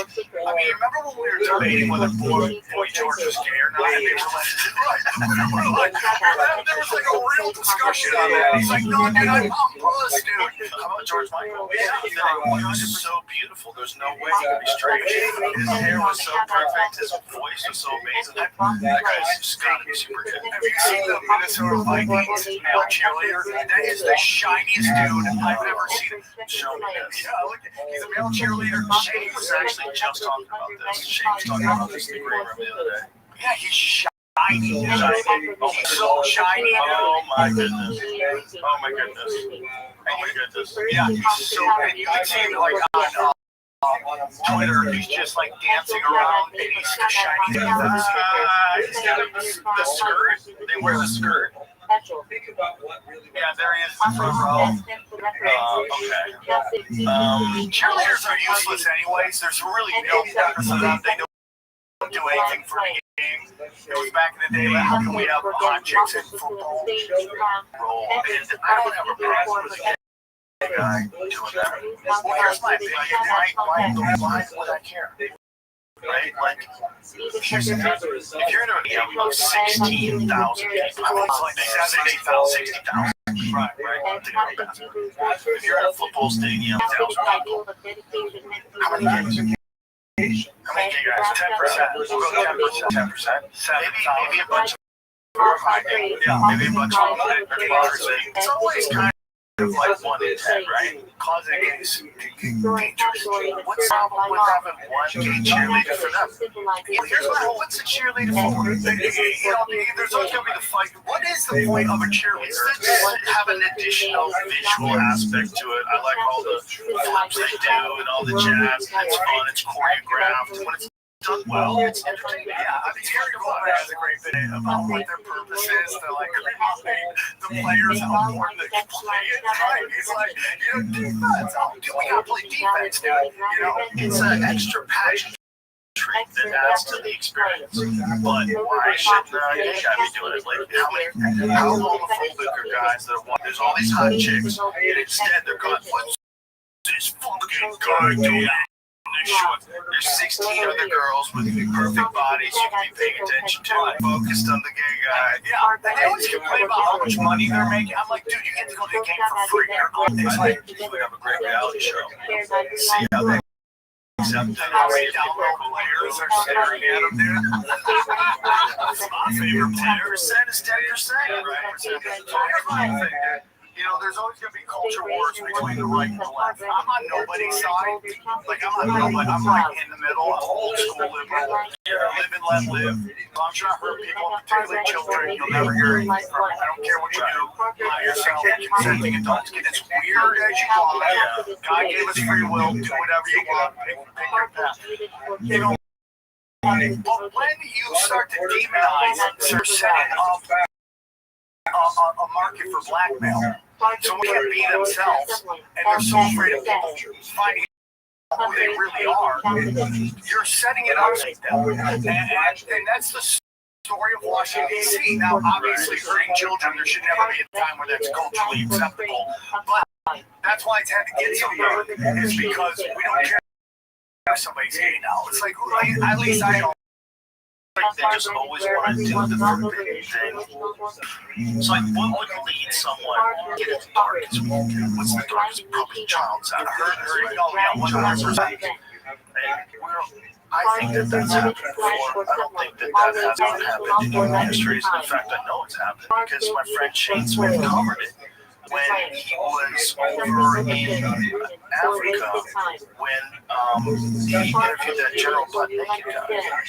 That guy used to sacrifice children from the enemy tribes before everyone in Liberia. He would sacrifice them and cut open their chest and eat their heart. He would eat a piece of their heart before going into battle. But that's a real human being that did that. So we know that he didn't invent that. He didn't invent that. I mean, it's in the Bible too. Like when they want to take out the Canaanites and atheists use that as like, oh, we want to kill all women and children. Think about that. Well, the Canaanites were practicing child sacrifice. There's a reason why. Now the language, when you get into like the Bible language for some of the First Testament, like is it the language of the time? They were a lot more blunt with it. The Canaanites were sacrificing children. I mean, that's a big part of it. Goes all the way back to Chronos, the first god, which is the god of time. And the whole story about it was told that his kids, every time his female would have children, he would eat the kids. Time. Like he was savage. Make it weird. They're only going to look at some of the things that pharmaceutical drug companies have pushed through in the future and the impact that it had on kids, and whether or not they're going to think of that as similar to child sacrifice. Because it really is kind of, if you know that it's causing death, but you're doing it for money, you kind of sacrifice 100% for money. How to stop Indian superstitious killings ended in exile. What's this about? Human sacrifice, particularly that of minors, has been prevalent in many parts of India for a long time. 85 kids, all under 13, were ritualists touching in the last 6 years per government. Last year, there were 14 cases of parents or relatives sacrificing or attempting to sacrifice children on the advice of Assad. Bro, when I get to that, that was a part of history. And it's still happening. That's what I'm saying. Like that in 2025, people think that sacrificing a child is the right move. That's what we need to do. We need to sacrifice a child. That's the whole thing. Kids are the closest to God. Yeah. When you think about like things like that, like drugs that are pushed on kids, that's just for profit. Medications that kids are forced to take, that's just for profit. Things that are fucking up with it. Yeah, it's just because people want to make money. And how are you look at that in the future? You know, they look at child sacrifice when they were doing voodoo or the Mayan stuff, they were sacrificing people. That's what they think of it as barbaric, right? How are they going to look at what we've done? What we lied about stuff and skirted around the truth and gave distorted versions actually selling to kids. And then those kids wind up dying. They wind up having heart attacks. It was probably directly related to this medication. And no one wants to take credit for it. No one wants to admit it. And everyone's making money. Programming. Even those people in India, the programming of their religion tells them like to sacrifice their own children. I mean, like, it goes against everything you're wired. It's like that's the ultimate control you have over a person. You get them to sacrifice their child. Right. I mean, if you're at a kid's park and a kid's in trouble, it doesn't need to be your kid. You run over to make sure the kid's okay. I've done it 1,000 times. But now you have people like, especially like if you look at like what's going on in Gaza, you have people labeling newborns as terrorists. Like that is your basic thing, which is to protect children at all costs because they are the future, and that's powerful. So my whole theory is that anxiety, depression, and anger, and all that stuff comes from programming and your reality clash, and they don't meet up.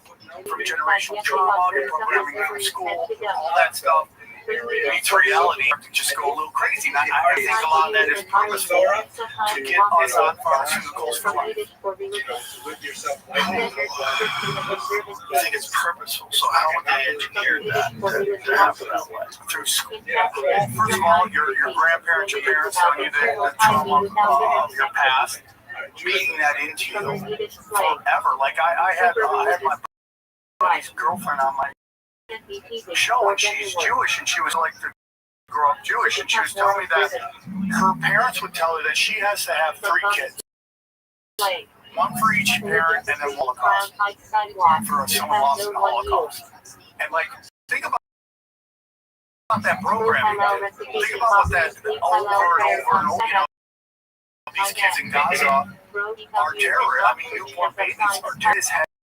Heavy stuff. I mean, I've heard about the Armenian genocide my whole life to the point I got a tattoo right here about it. You know, like that is, then you go to school and it's been infiltrated by all these cultural Marxists, and they're just pushing this thing to get you to hate your own country, hate the establishment, hate all this stuff.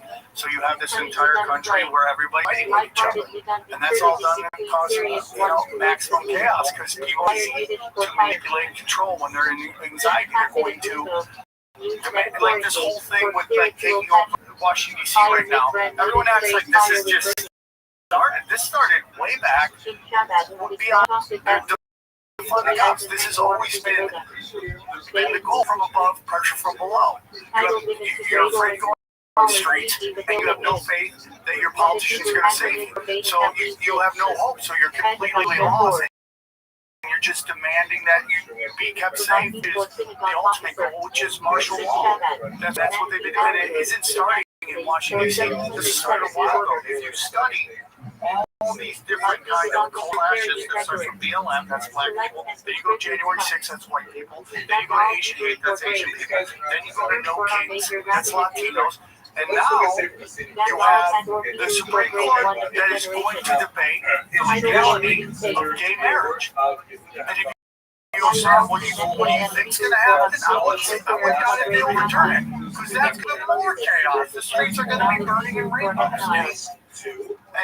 And then that is what they want, martial law. There's all these judges who are completely politicized are like releasing people who are hurting kids or murdering people you have no faith in the system, and that grows your anxiety. Now all of a sudden you're angry, you're depressed, and you don't trust anything, and now you want to basically give up your God-given rights to be safe, and that is the goal. Pressure from above, pressure from below for Marxists. If you ever want to watch a doc on it, really old, 69, last night on Twitter. It's GM on Earth, and it's called Capitalist Consent to a bunch of people. I can't get anybody to watch this thing, and it breaks it down, dude. There was famous cases in the this edition, which is not the 50s and 60s where kids were like radical communists on the campuses. Something's going wrong here, and they broke off and they testified in front of either Congress or Senate, and they basically said the goal is to basically bring in martial law. And these kids all think they're racing. They don't realize the machine is funding all of this stuff. That, you know, it's like the No Kings. When it came, the Latinos are really smart. Like when Eddie and I do shows all the time, there's tons of Mexicans, tons of Latinos in the crowd. They get conspiracies. So when No Kings was happening in LA, there were like gang leaders who told their entire flock nobody can go to these things because they all thought that was funded by the Walmart. Like that's what always happens. The billionaires fund these kind of radical groups to sow chaos. So because they don't want that kind of crackdown on illegal immigration. Like there's a lot of people who don't want that kind of crackdown because they don't want paying. Well, there's that, and they're already hiring people that are illegals.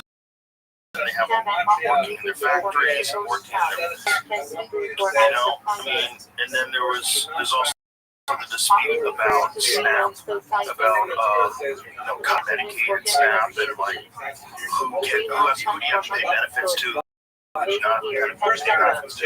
was one of the things that this guy was telling me about him. He had a conversation with someone who said that he's really upset they're stopping illegal immigration because it's a big part of what makes. And he was like open about it. He was saying he does it because he doesn't have to pay the benefits. You can pay less and you don't have to pay benefits. He was just saying it out, you know. So that was part of the thing too of letting people leave the country. There was like you need more of a supply of people that are willing to do the construction jobs and slaughterhouse jobs, like jobs that you know, slaughterhouse type.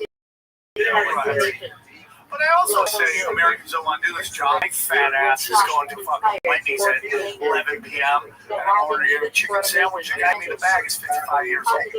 I mean, Americans want work. That's a whole psyop that they don't want to do. So sure, but those jobs are right. If you're picking vegetables, if you're, you know, you're working in a slaughterhouse, dude, that's a brutal job. You're around water all day. Yeah, it's freezing cold. You're cutting things up. You're covered in blood. You're just around death all day long. Death is supposed to be something you occasionally see. Fucking kiss it to the sky. Thank God for the deer. You're not supposed to slaughter 24 hours a day. That's crazy. That's like not normal for a human being. And what's really weird is how like I've seen so much death. And when I see a dead person, which I think the first time I saw a dead person, I would be driving home from Vegas with my then girlfriend, and there was a giant car crash. Giant car. I mean, it was nasty. She's like, "Don't get out of the car." And I'm like, "I'm here to get out of the car to see if everything's okay." Car flipped, and there was laying there, and the car was on top. And somebody ran with a car jack and like hit it up. I go, "You're gonna look at something you're not ready to see right now." It's like it's done.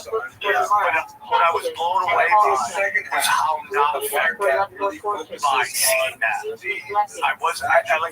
the first time I'd seen it, like outside of a funeral. I'd seen a dead body, like, it just had a violent ending. Why do you think they were affected? Because I think I've seen so many movies where I've seen dead people that it just was like, and I didn't have any reaction to it. When the first days I moved to LA, you know, I've lived in LA since 98, 99, and like I was back there in Crazy Days on Hollywood Boulevard, where it was still Friday, and there was this weird store inside that you could smell death. And I looked at it, and there was something laying down there again. Not affected by it. You don't think that's a dead body. The guy's like, get out of there, there's no dead body, go away. But it smelled like death. But I still was really amazed. That was probably the first time I saw a dead body, and this was the second one. But I was just amazed by not how affected I was by seeing this. Like, I've been programmed and conditioned to see these things, which normally back in the day would be giant. Most would think a lot of people would be horrified by it, maybe hardened by life. A lot of people would be pretty horrified. I don't necessarily deconditioning from movies. Well, I can tell you something. So I used to do tours, and the first time I go, I think it was with Brian Allen this time. No, that was my first one, but that was the first one. I do with Steve Byrne, David Hall, and Brian Callen. We had this very nice man who was showing us around. He was our kind of our leader of our tour, and he was telling me World War I, they found that the guys couldn't shoot. Then they want to kill them. They didn't have it in them to kill another human being. So he says that's when you start to see in movies guns coming out and shooting people. It's programming. And that's when it got real way easier to start shooting people. Now you got these video games where you're just going in somewhere and you're murking everybody. And movies. In movies and video games. Tons of movies, tons of video games. We were just talking about that the other day when you see people getting in fights, like in parking lots and shit. It's almost like people think life is a movie. Like you don't really understand what a fight is, like how interesting it is and scary it is. And you're doing it like you're in a movie. And I wonder how much of that is because people see people fight in movies. And they just don't understand how crazy it is when there's no rules. And you're just hoping this guy fights worse than you do. You have no idea. You don't know what you're doing. You're probably drunk and high. But you having all the women in a movie, you think you're in a fucking movie. What about all the women that have been kicking everybody's ass on fire here? And every movie is a way to beat shit out of a fucking 300-pound Russian. Every movie is, and then you see videos where girls just go up and start swinging on guys, and I'm like, that's Brian Holtzman's bit that he used to do way back in the Charlie's Angels. Yeah, that's a great bit. That was a great bit. It's so nice having him out here. I love him. He's so great. I want to get out here. He's the best. To show it, man. I mean, it's one thing if the woman has like superpowers, but if it's a cow who's 100 pounds, she should have a 50-pound Russian dude with a neck as big as my waist. This is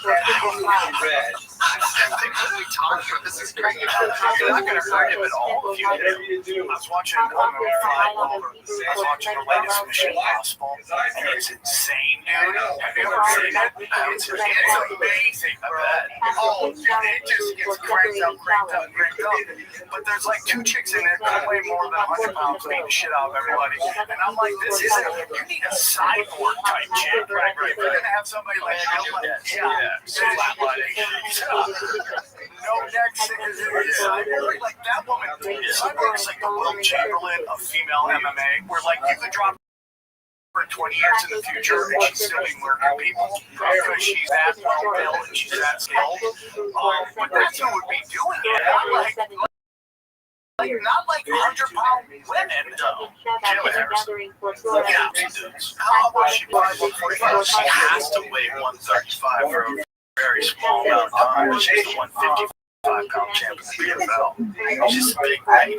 She's a juggernaut. She's super powerful. And I like that ladies. It's like the difference is so she's so fucking strong. So if that lady's really fucking people up, I'd be like, I was trying to be like, I'm out of this bitch with supermodel wife and needles, this fucking throwing sidekicks that are perfect. Like, come the fuck on. I used to have a joke about Carol Knightley.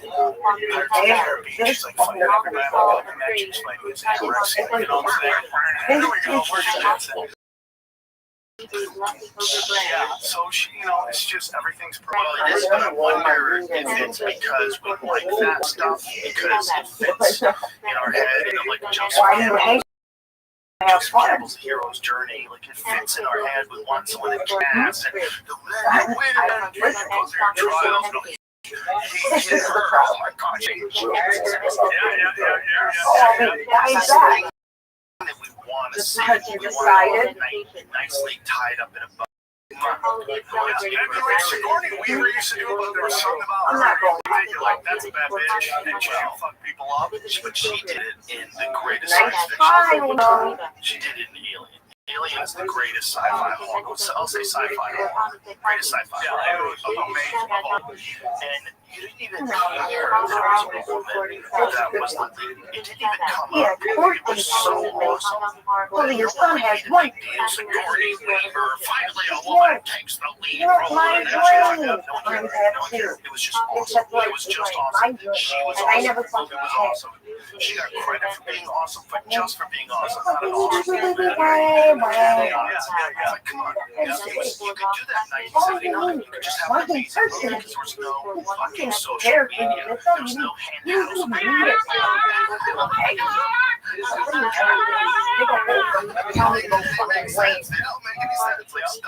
Stop concentrating on fucking. That's right, and I said thank you. Stupid. Right, so can I, why can you buy me liquor, but I can't put what I want in my body? Magnified because of gender or sex or color, but stop!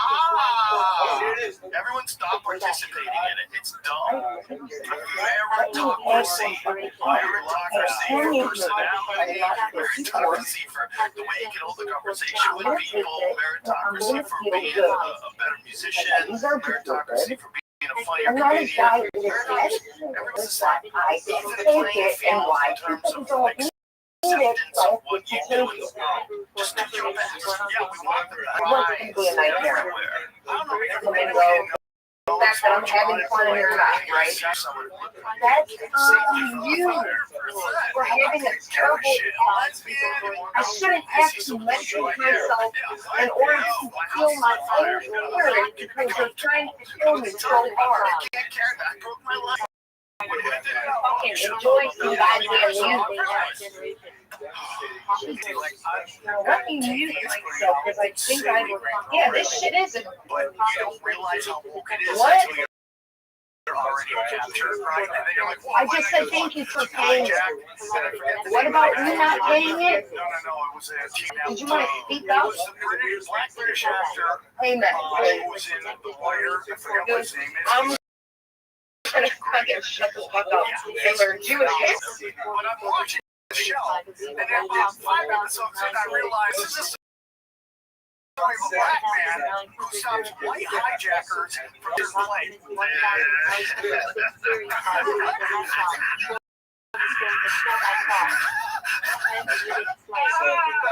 You two halfway in. What is the Mark Wahlberg? The one that Mel Gibson directed. That was good. That was another like same type of situation, right? What's it called? Flight Risk. Flight Risk. Solid one. Yeah. Wahlberg plays a great psycho. He's got some darkness. He plays a great psycho. He's also very lucky to get on play on 9/11. Lucky as that guy. What do you interested in? Heads up. I'm just saying. Just get lucky sometimes. Some people, him and Seth. Who did Family Guy? Seth. Originally scheduled to be on American Airlines Flight 11. Wow. He changed his plans to a different flight to Toronto, Canada for a film festival instead. Later made comments how he would have fought back against the hijackers. Yeah, I don't buy that story. Not his story. I buy he would fight back. I mean, he's shredded at this point. He's still shredded. But they have box cutter. Son, come on, man. Yeah, what do you think happened?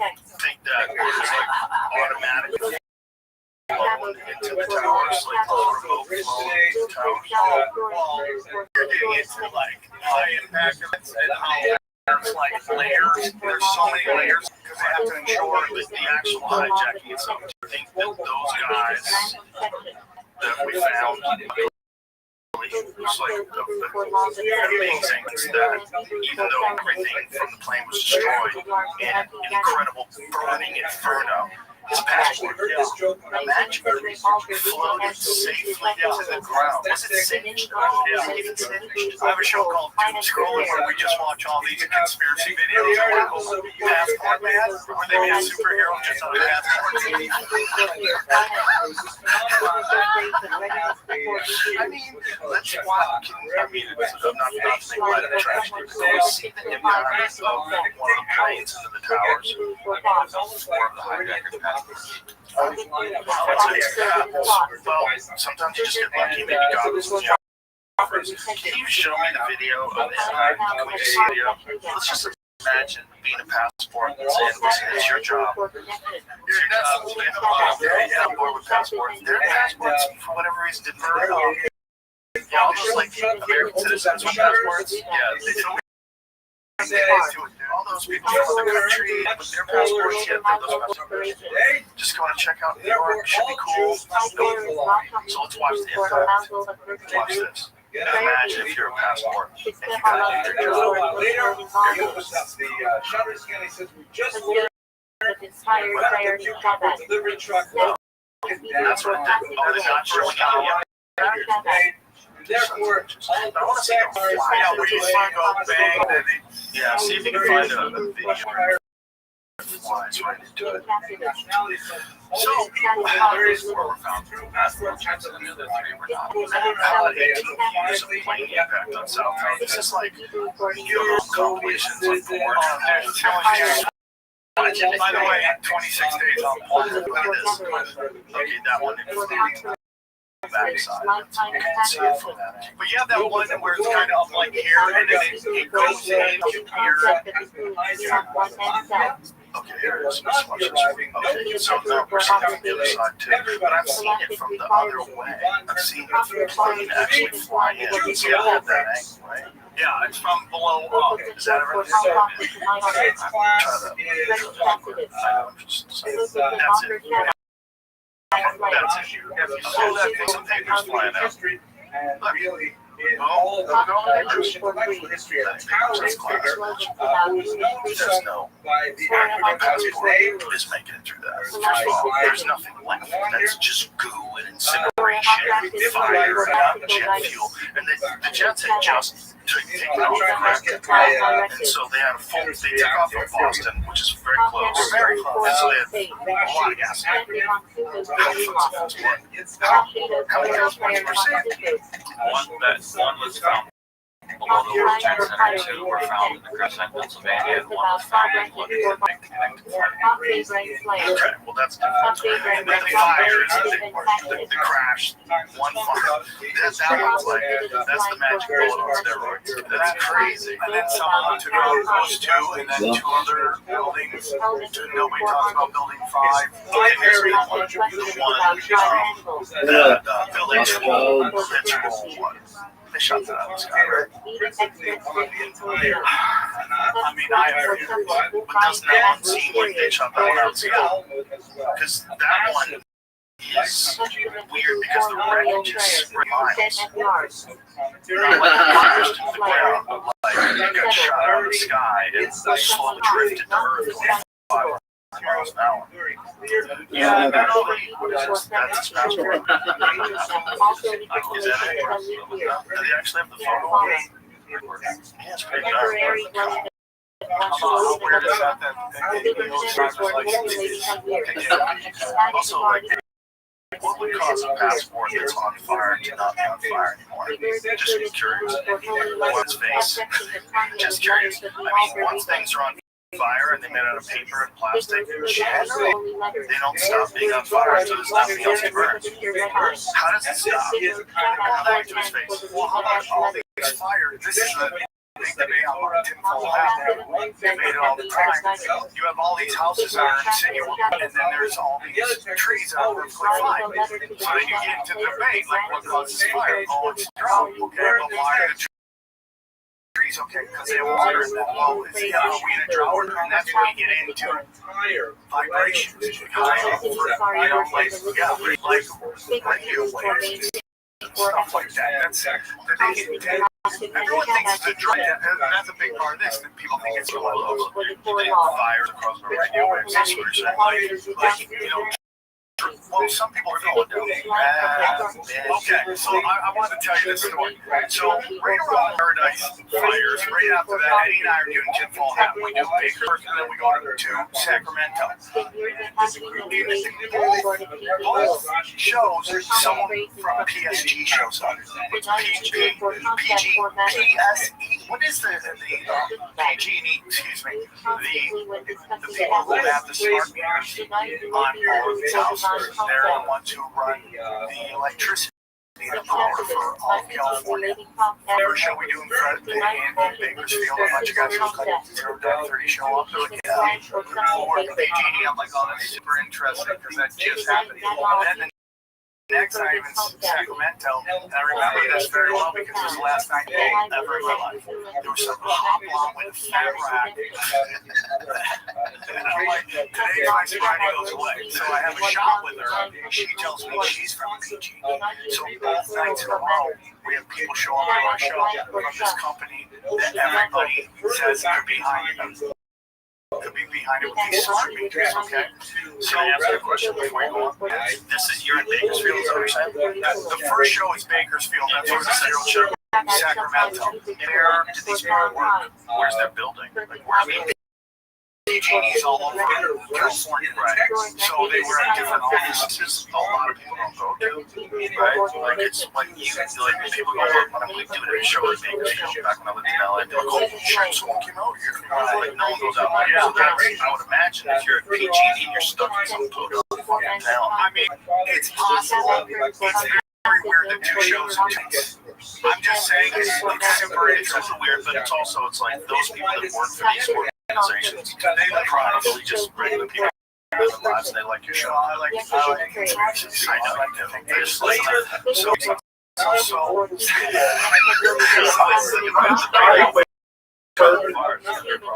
So Wednesday Pacific Gas Line revealed to franchise its utility issues may have caused fires in some California counties, including Kern County. According to court documents, May 30th and 31st, Bell Ridge Fire burned 53 acres after a power line fell, causing the grass to catch on fire. The documents also said the PG&E worker had identified a broken tie wire but was not fixed in time. So this is from 2019, right? So, caused fires including Fresno, Mariposa, and yeah. So I had somebody hit me up one time, and they were talking about how there's a weird percentage that insurance companies do. Whether your house could catch on fire, right? And fire insurance and stuff like that. It's just a problem in California. You can't get fire insurance. She was telling me one on her block had like a really high rating except for her house. And I go, well, does your house have a smart meter on? She goes, no. I'm the only one on the block that doesn't have a smart meter on it. She goes, holy shit. Right? So what's really interesting about the Sacramento show, besides is I'm outside on the balcony. I'm outside the patio talking to everybody after the show. This woman comes up to me and she goes, you know, I live in paradise. I go, really? I go, what happened? She goes, I have to tell you the story. She goes, I was just chilling there, like on her porch or something like that, and she looked up and she saw this like cigar thing in the sky, right? The silver cigar thing, and she said lights were going back and forth, and this is right before the fire, back and forth, and then she said suddenly the lights all just went boom, and then there were fires everywhere. I had been thinking about this story a long time ago, and suddenly videos now are popping up all over Twitter. If you go to my Twitter, SamTripoli.com, there's a video right now of a guy playing catch with his dog, and he throws the frisbee, and when the dog goes up to grab the frisbee, suddenly you see something just fly through the air. That is a silver like cigar looking thing. How do you say it? I see this video because there was a time where Eddie Bravo and I got way too high, and we thought that we're up in the air to watch this Dr. Brown rods. Remember rods? You're goddamn fucking eyeball. You're conspiracies a little later, son. This is one of the dumb ones. This is a really dumb one. So there's these things supposed to be so fast through the sky that you could only see them in video footage. You couldn't see them with the naked eye. Turns out what it was bugs flying quickly close through where the lens is, and it's a video artifact. So it stretches these bugs out and makes them look like rods that are flying through the air. It's just because the video's not that good. So there was a show, I think it's a show, something Finding Monsters or something like that on History Channel, I believe. One of those shows, you know those shows? And they were trying to find out what rods were, so they captured them with film. And then they set up a super high-speed camera in the same location, and then over like a little campfire, so that bugs would be flying around. And everybody was campfire. Whenever some kind of like bugs were flying around, they were filming it. And then on the high-speed camera, you could clearly see those bugs. But on the low-speed camera, these tubular things you never identify flying through the air, but it's just the artifacts. Okay, this thing slows it down. It doesn't look like a bug. Let's see. Did you find it? It was like one of the newer videos I put out. What do you think it is? Oh, I don't believe it. Well, then, if it's, do you know that we've identified crafts that have been going 200 miles an hour before the Civil War? Children and grandchildren can establish schools. Here's a dog. Dog's gangster. That's a good steep. Entire generation. You just explain because it shows you what it is. Maimonides in this category and so on. They're all David Star, David. you're getting more of Jewish laws. You think that's a bug? Okay, he's gonna slow it down. If it's fast, Basically up to the 19th century. do you think that there's a thing behind it? Is that, here's the thing, is that the inability of the video? Because it doesn't seem like it, because the video is catching it. I don't know enough about high-speed filming or about what this is, the slow-mo filming. Man, the operation behind it's weird. You know, where it looks like it almost has like a jet coming out back. I think that is part of this. What do you think that is, Jim? Right, but what's that trail? You think that's a bug? Yeah, as it's moving fast, so it's stretched out as a video artifact, just like the rods thing. You know, If the video artifact looks like the wings of a bug, it looks like there's a body and it's got some giant wings. yeah, but what kind of bug looks like that? I'll show you half here. I mean, I think it's a perspective thing. I think the bug moves. Bugs move pretty fucking fast. Yeah, but bugs moving fast in the right direction. That far away, You're going to see the biggest little. It's so little that as it passes by, it gets small so quickly. It gives you the illusion of speed. Because it's so little, it disappears. You ever see a mosquito and you see it float through the air and then it's gone, you can't find it fire? Because there's too little. Once they go a certain distance away, it's like they went a million miles. far away that is. I mean, that is way It went right over the camera. That's what I think happened. I think it went right over the camera, and I think within a couple of seconds, it's like right go. I think it's right over the camera in the right direction. It takes like, a millisecond for a fucking bug to die. Let's see it again. Watch, here it goes. Let's just not stop it. There it goes. It's already done. That is maybe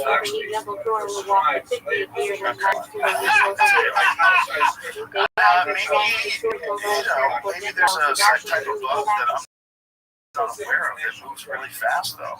Where is that? I don't know where that comes from. I mean, it's a lot, but we need to know where. But they've had crafts since before the Civil War. They were building crafts that went 200 miles an hour. Okay, who's they? And where did you get those? Before the Civil War, before 1865. Yeah. They had crafts that could go 200 miles an hour in the air. Yes. You could look it up. Pre-Civil War aircraft. Well, there was a bunch of like German scientists in America that were working with the U.S. government. So this predates Orville, right? I'm just telling you, right? Doesn't it? Yeah. I don't know dates. I think it does, right? Isn't Orville When Wilbur Wright is at the end of the 1800s. I should have probably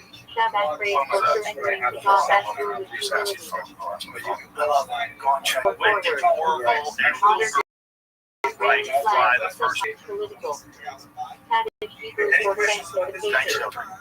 So you're telling me that in 1865, yeah, I'm telling you, in 1865 they had crafts.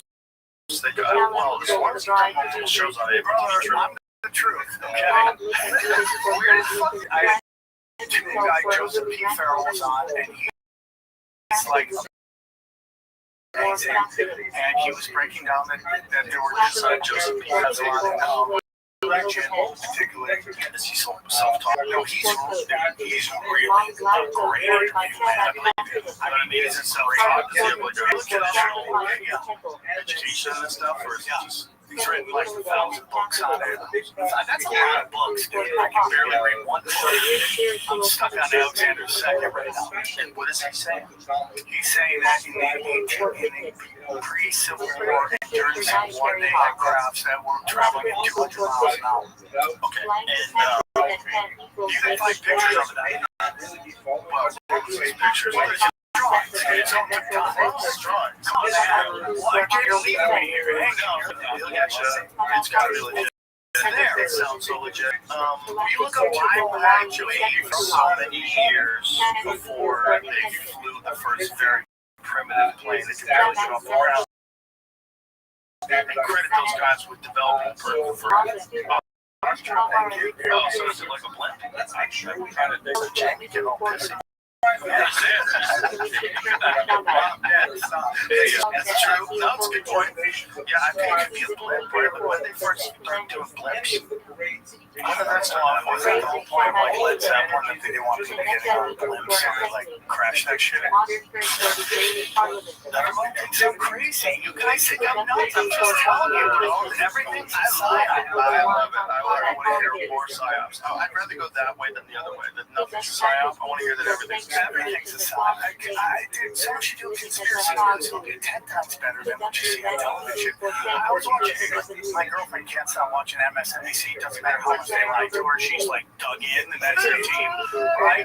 So I'm listening to Rachel Maddow the other day talking about like demonizing RFK Jr. about mRNA vaccines, right? Subscribe. No, I don't.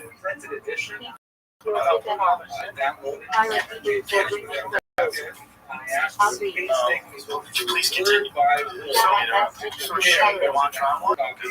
So Rachel Maddow just completely told everybody if you get the vaccine, there's a 100% chance you won't get COVID. You know, so you're telling everybody. It's like she was only off by 100%. Trying time. We didn't know. How did I know? I'm a Tim Joe comic who's functionally illiterate. Not on my part. Yeah, no. Well, it's just a while all of a sudden we're trusting the pharmaceutical. It's really like what happened, guys. Like we used to believe that. We used to think that big pharma was like trying to make money, and you should really be taking organic food and taking vitamins and eating healthy and drinking water and what happened? What happened? And everybody's like, inject me. What happened? And then I live in California. All my body, my choice, except for when it comes to vaccines. Arguments with people. I'm like, I thought your body might be a choice, and now you're telling me I have to take a vaccine. Like, it's different. It's not. It's not at all. It seemed like it was to some people at the time, because some people got way more anxious about the pandemic than other people. Those people just they reacted so strongly they thought that other people that weren't doing the right thing were fucking it up for everyone, because that's what they believed. And the problem is most of those people never kind of owned up to what they did, because they were wrong, and it did get hoodwinked. And there's still people that are trying to defend it. Like, stop trying to defend it. The data's out. It didn't stop infection. Didn't stop transmission. That alone would have stopped almost everybody from taking it, or a lot of people from taking it. And they knew that. They knew that from the jump. They never did studies on whether or not it would stop infection. They just wanted to see the create antibodies. The whole thing is, when you listen to RFK Jr. talk about it, you're like, this can't be cool. He can't be telling the truth. And then you find out he is. You're like, this is nuts. Right, and then have you ever seen when they broke down how long it would actually take to make like 5 billion vaccines that they wanted for everybody? It would take 10 years. It was just the thing that it was that they had done it in front of everybody. And everybody agreed to it, and then once they realized they agreed to it, and they realized they don't want to admit to do it. They want to be right, not do right. Yeah, there's how many like Marxist, left-wing, heretic like conferences do I see online where they're all masked? They're still in mask.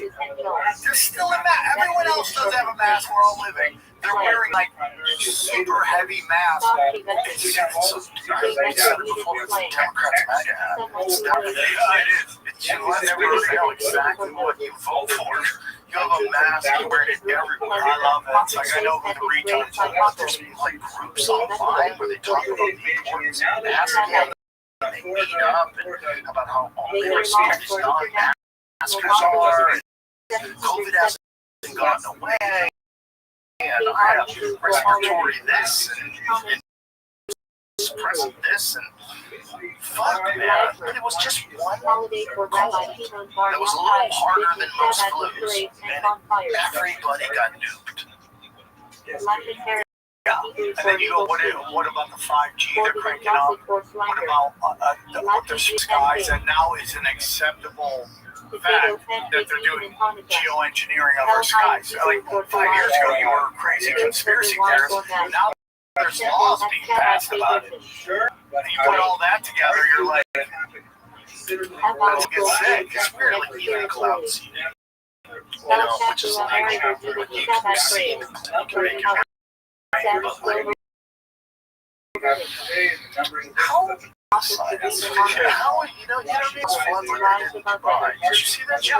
Camels just flying down the Lamborghinis drowning.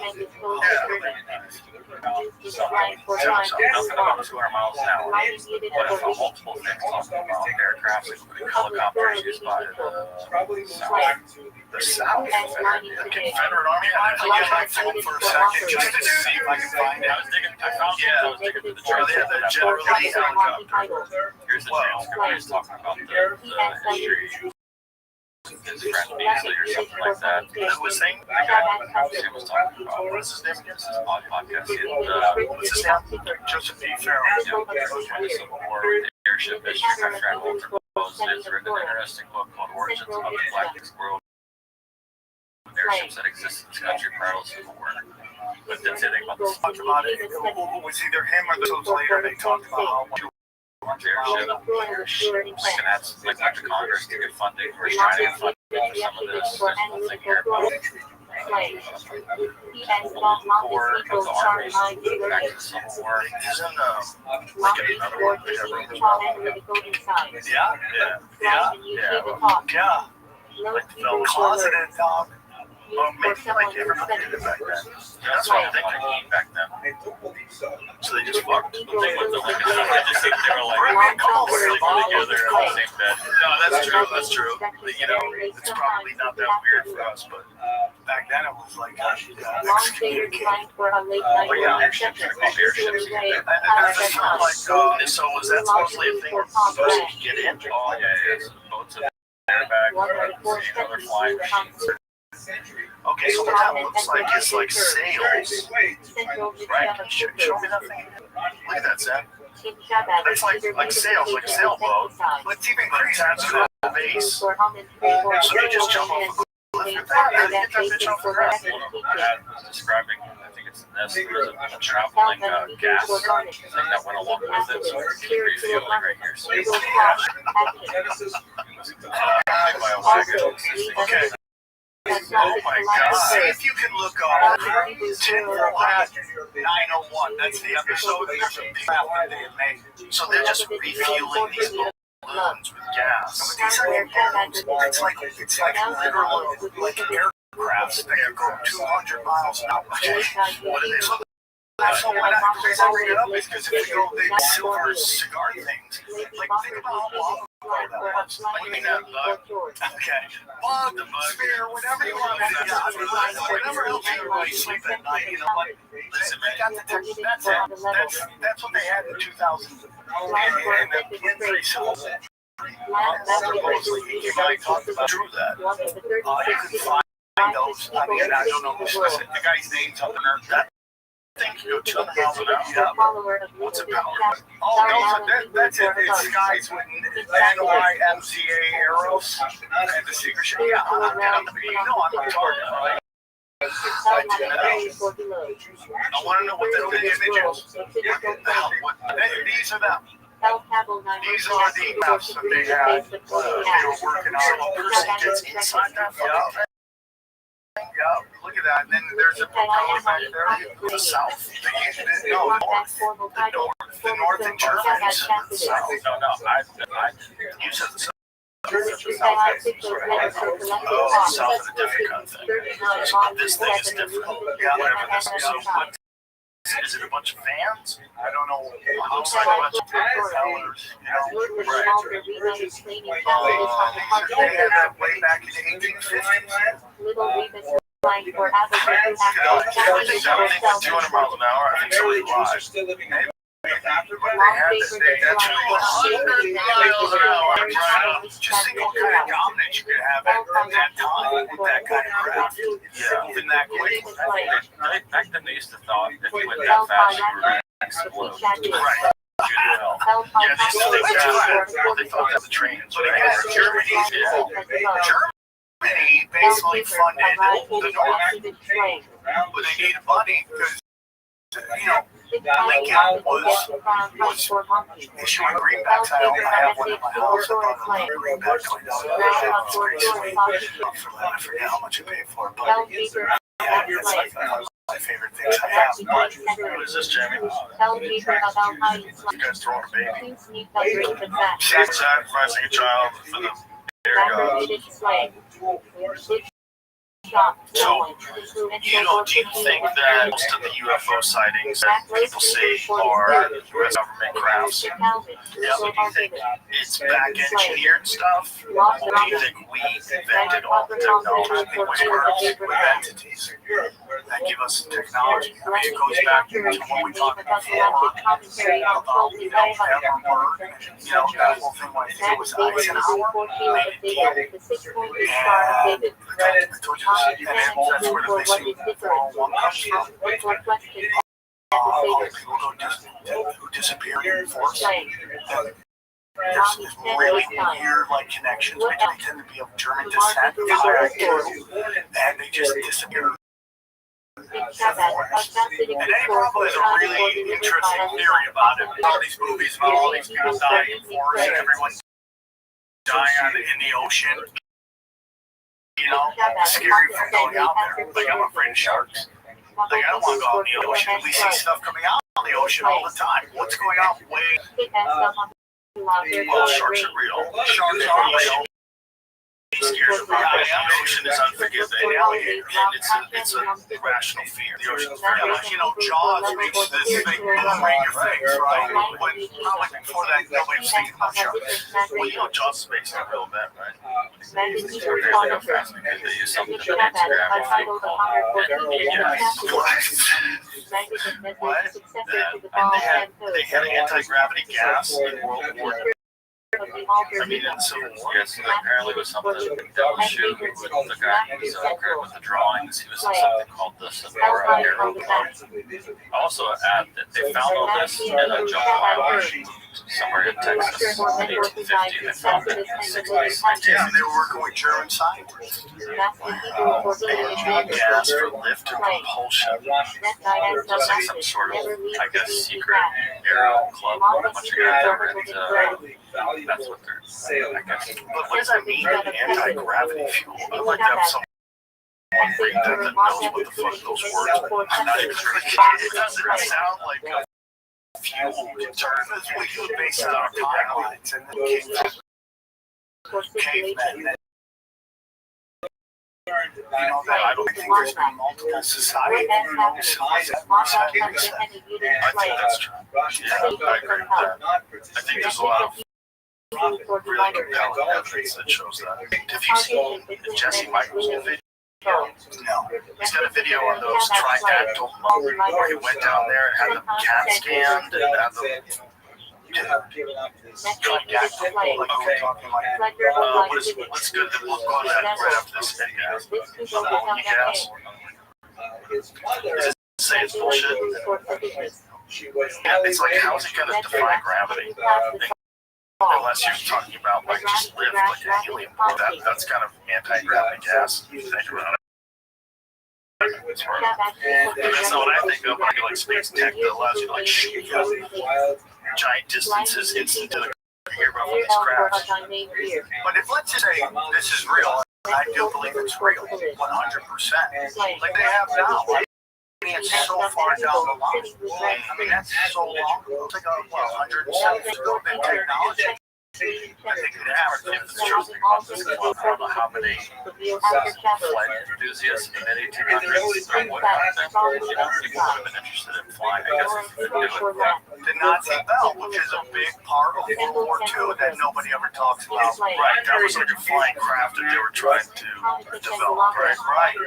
So the Nazis were apparently trying to come up with a bunch of different shapes for crafts. One was a bell, right? One was kind of a flying saucer, right? I mean, that's a whole part of life. Have you ever heard of circle orbit? I always wonder when they talk about stuff like that, like the Nazis trying to make a flying saucer, trying to emulate something that they had seen, or that there was a sort of a hidden historical record of. Because if only the people that are at the head of the military today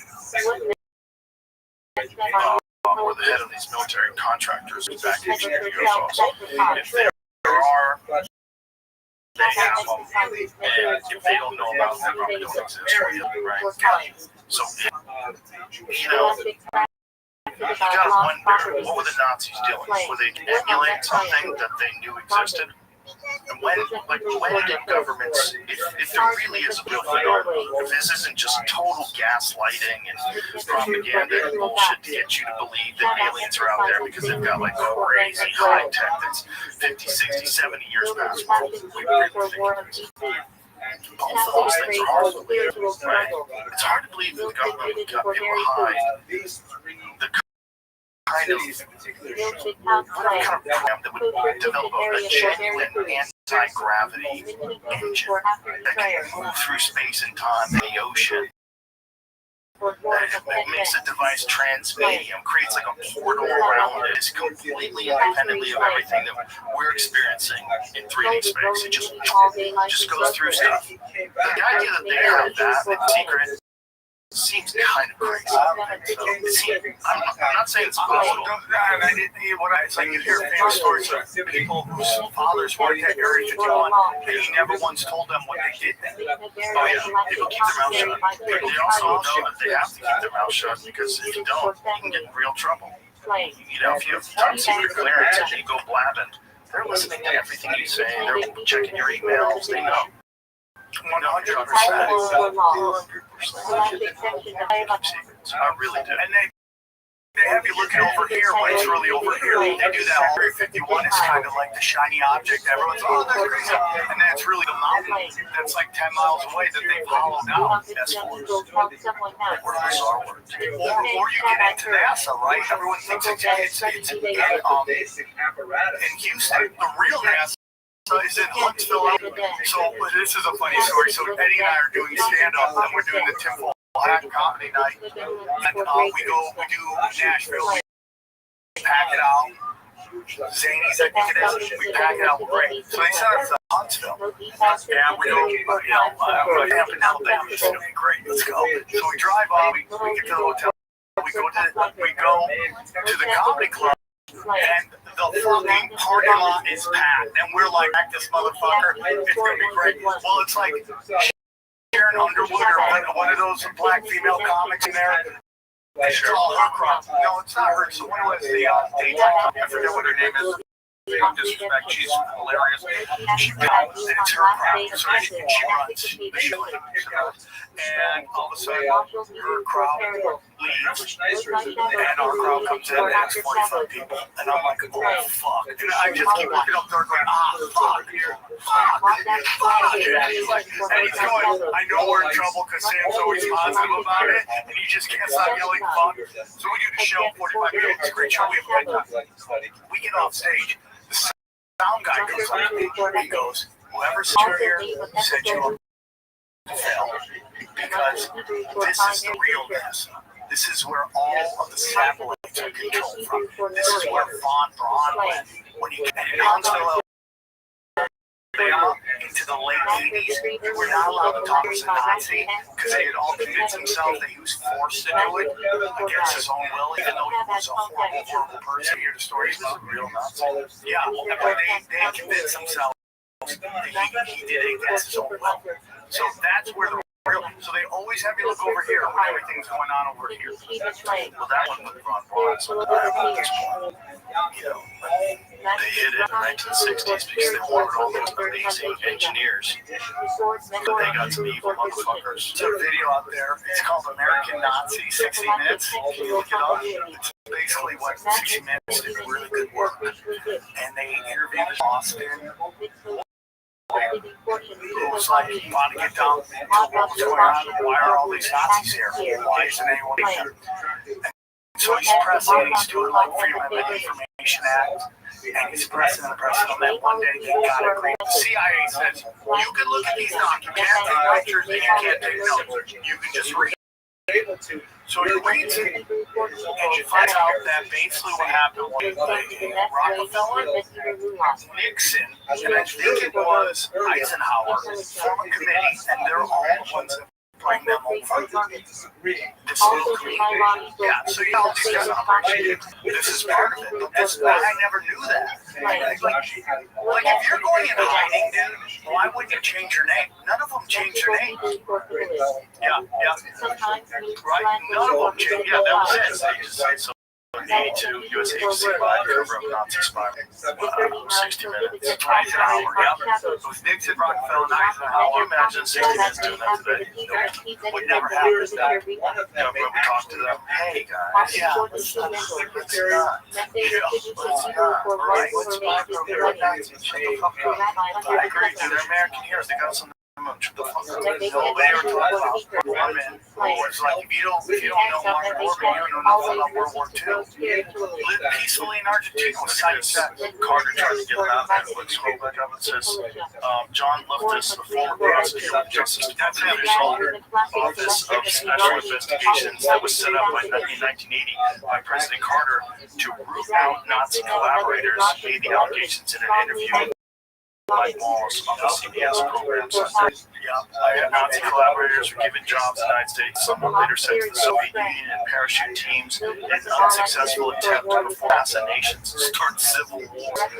Yo, they were flying Nazis into Russia to start civil wars. So I had this guy on, I think I talked about Dark Journalist, who does really great work. He was talking a big reason why JFK was assassinated, that NASA was involved, because JFK wanted to give Russia all these documents and information they had, and to show folks that he didn't want them to think that they were like nuclear, like dropping bombs and stuff. And because it was so full of Nazis and they still hated the Russians, they didn't want that to happen. One reason. There's multiple reasons. It says he said the State Department's Office of Policy Coordination is the first covert spy agency set up in the United States, predated the CIA by several months, smuggled several hundred Nazi collaborators into America, hundreds, after World War II for intelligence purposes. Wow. Marty Frank, Massachusetts today. He's got a big one. So before we do about interesting.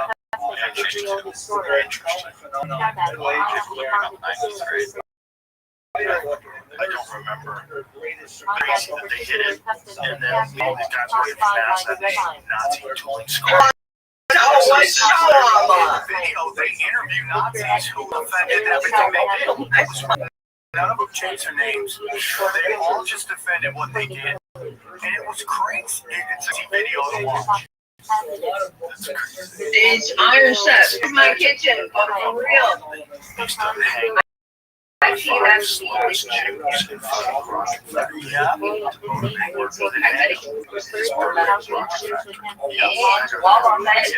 they convinced themselves he didn't want to do it. Let's get into this whole thing that I have to what's going to happen in Gaza and the Middle East. It's all been prophesized, dude. What's going to happen next? What does it say, Jack? This is 1982. Because there's nothing else. Since we never comment on intelligence matters, and we're not commenting on something that happened in the 1950s. And then this shit Right, can you imagine? I mean, we're still trying to find out what the fuck happened to JFK. That was 63. Right now, Still alive, and that's why they don't want to tell me what she did.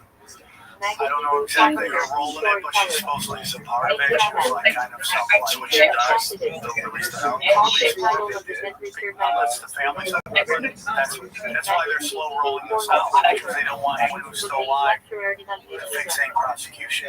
My question was always, though, what could possibly be in there? It's not like you showed up and shit's always good. That's the only one that Jeffrey Epstein list is like, what do you think they're going to do? What their name and what they order? You know, they're never going to have that.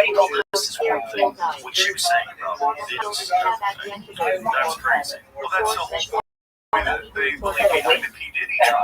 What's that? There's really not getting this case. And why would they release it? They can have the names and blackmail everybody on the list and in the video. Well, to take the do that. When they can control these people, goddamn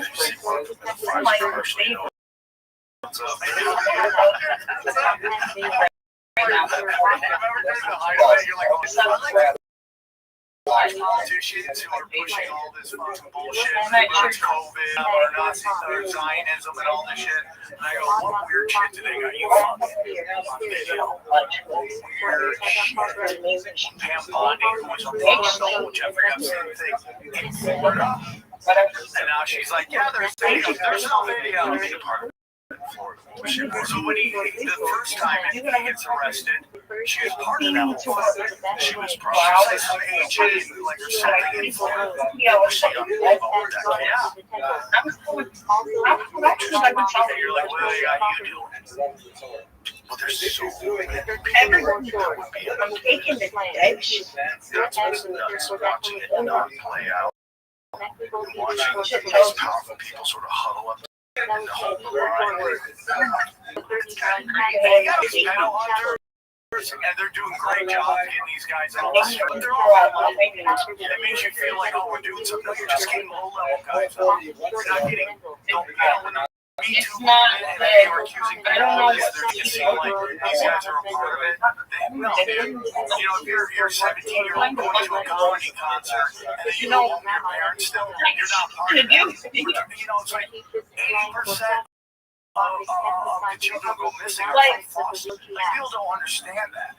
It's like really dark ass shit. I remember there was a story that was in some sort of television show about a scandal that involved child sex trafficking politicians.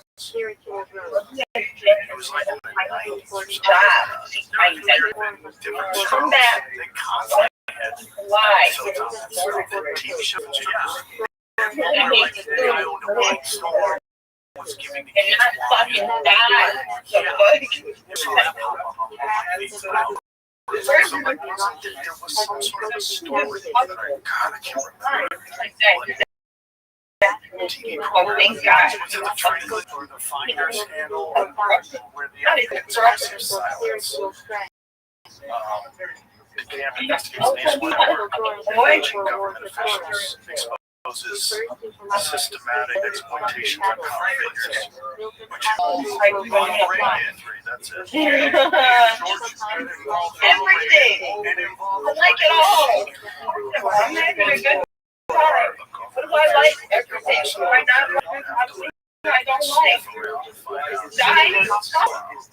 I told him from the book, but actually, I am thanks for not doing it. No one ever said something. You don't want to go to the office. Maybe I'm saying control those people. And then they feed them their dish. right there. I'm convinced that's why Pornhub is free. They find out who's commenting on the videos and what they're You know that. they find out, hey, this is my political desires. And they We had a schedule, boy. We had a good schedule. We had a break her over. I'll say nice. That's why you're just She's doing that. Before you get started with me, 100%. I'm never gonna. I'll tell you how. I was a psychopath. On campuses talking to the professors. I was a really smart guy. And then that's what they did with the they guy, so they throw the CIA stuff and they fractured. Well, he was fucked up from the beginning. Do you know the story? They had a disease when he was a child. He wasn't touched for like 7 days. He's fucking big, and he's fucking big. Where's he fucking coming from? And then they put him in the Harvard Ellis distance. And so the studies involved like he shed, a lot of crazy shit. But they never did. This is how we get a deep program a guy who got broken from childhood because he got left alone. During time was supposed to have contact with the person. Fucking baby. And everywhere. And then you get him involved in these LSD studies because his brother said he would like snap at people and like horrible letters to But I do like because reject you're him. He was already fucked up. And then they get him the LSD studies. together right now. That's got a lot of intelligence. You already said later. So right now, it's taking so long. Should it take He was eventually in Montana alone. That's where he was launching from like sending shit in a whole get like a cabin in Montana. That whole Kavanaugh trial, he started continuing. Was he from Berkeley? Did he teach at Berkeley? Or was he a student or a teacher's aide? Yeah, I'm briefly talking. That whole Kavanaugh trial was a giant charade to get you to not actually look at his history. Because the woman who accused him worked at the CIA program at Stanford. They didn't want you to look into that Kavanaugh was a deep state guy. He wrote the Patriot Act. He helped cover up. I mean, they didn't want you looking at it, so they made it sexual. Patriot Act. He doesn't believe in he believes in warrantless entering the houses. He thinks the president's above the law. They didn't want you ever discussing that stuff, so they make it a sex trial that by a woman who has deep connections to the CIA. Her father was in charge of funding for black ops operations. So she's spook to the core. And she says this stuff. So you think that was a diversion. It wasn't really that she was going about to get you to concentrate on that. And not for people that thought 100%.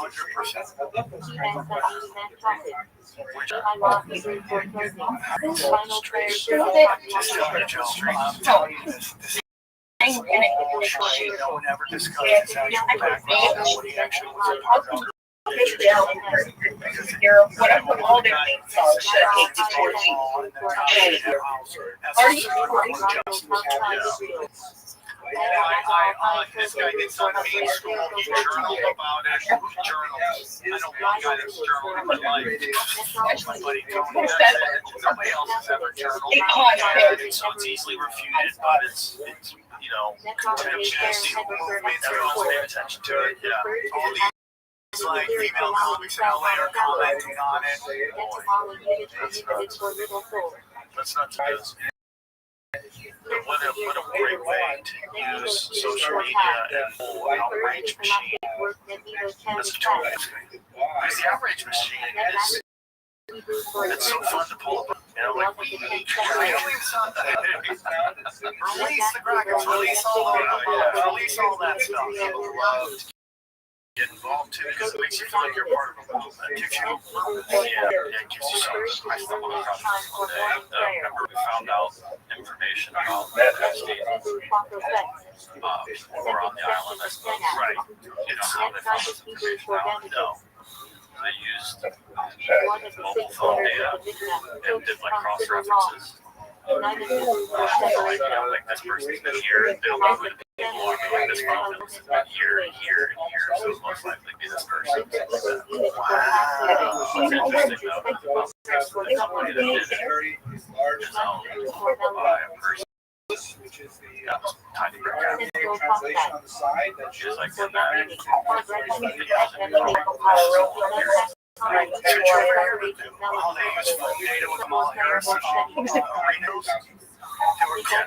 Right? And it was all sizzle every time.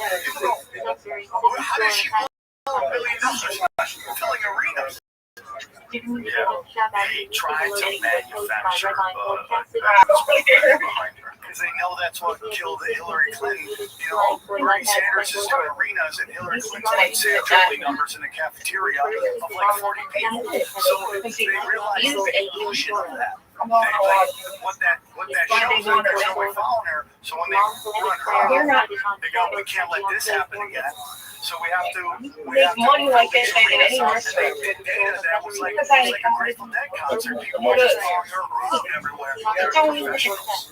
Yeah, I mean, they're making a living doing it. Yeah. And there's also people that are professional protesters, which is wild.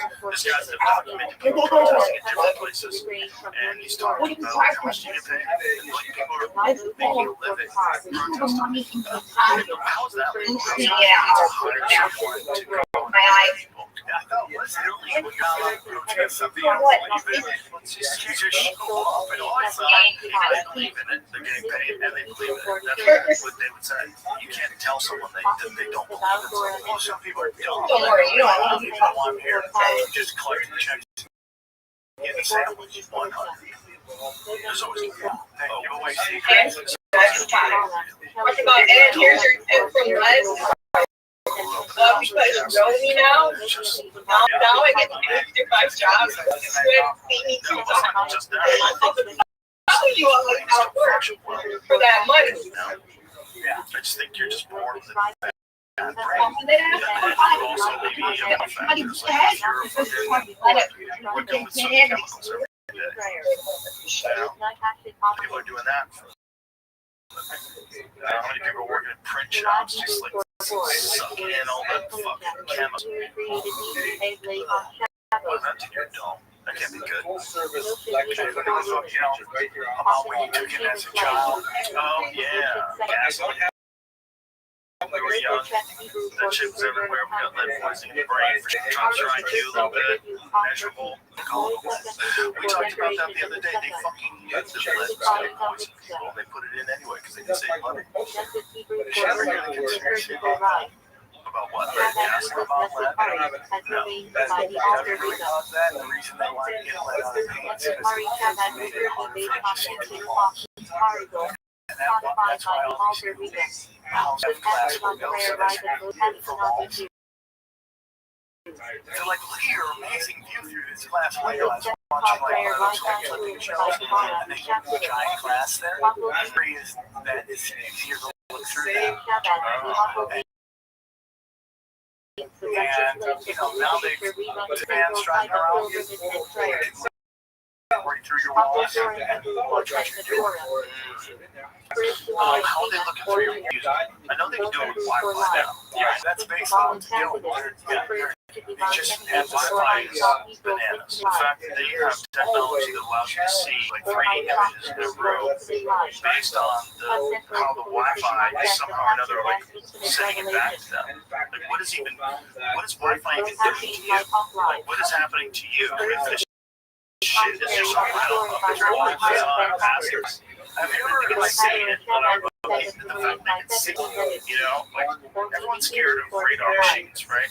Everyone's scared of going through an X-ray, right? You don't want that. Can I give you the behind the giant wood. They go fucking hide. They go hide. And we're just cool with Wi-Fi. It's not as bad as an X-ray, but it's this weird low-level signal that they say it fucks up beams, or at least cell phone. Really? I don't know if it's ever happened to you. New people, infrared vision, even with their eyes shut.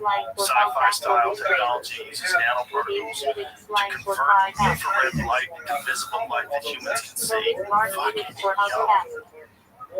How about those night vision goggles that they had to change the color because they were seeing things that weren't on the radar?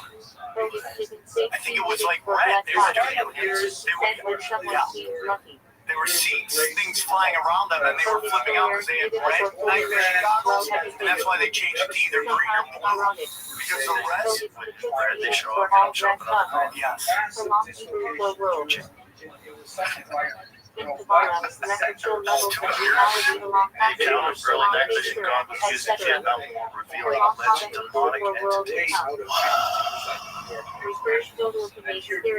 My dad enjoys me upstairs about Vietnam. Besides the That's perfect. there was a Oh, yeah, that's right. Thank you.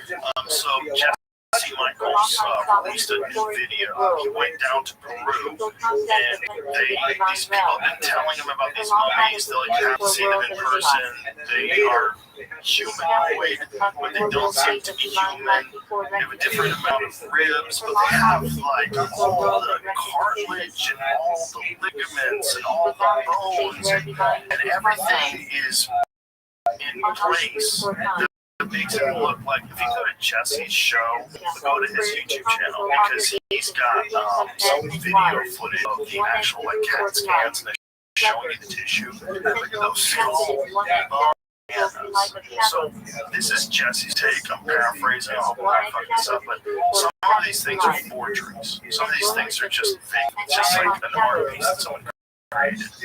But he thinks they actually have some of them that a preacher.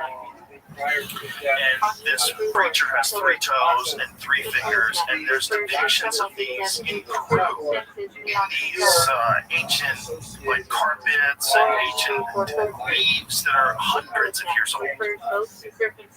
I think even 1,000 years old.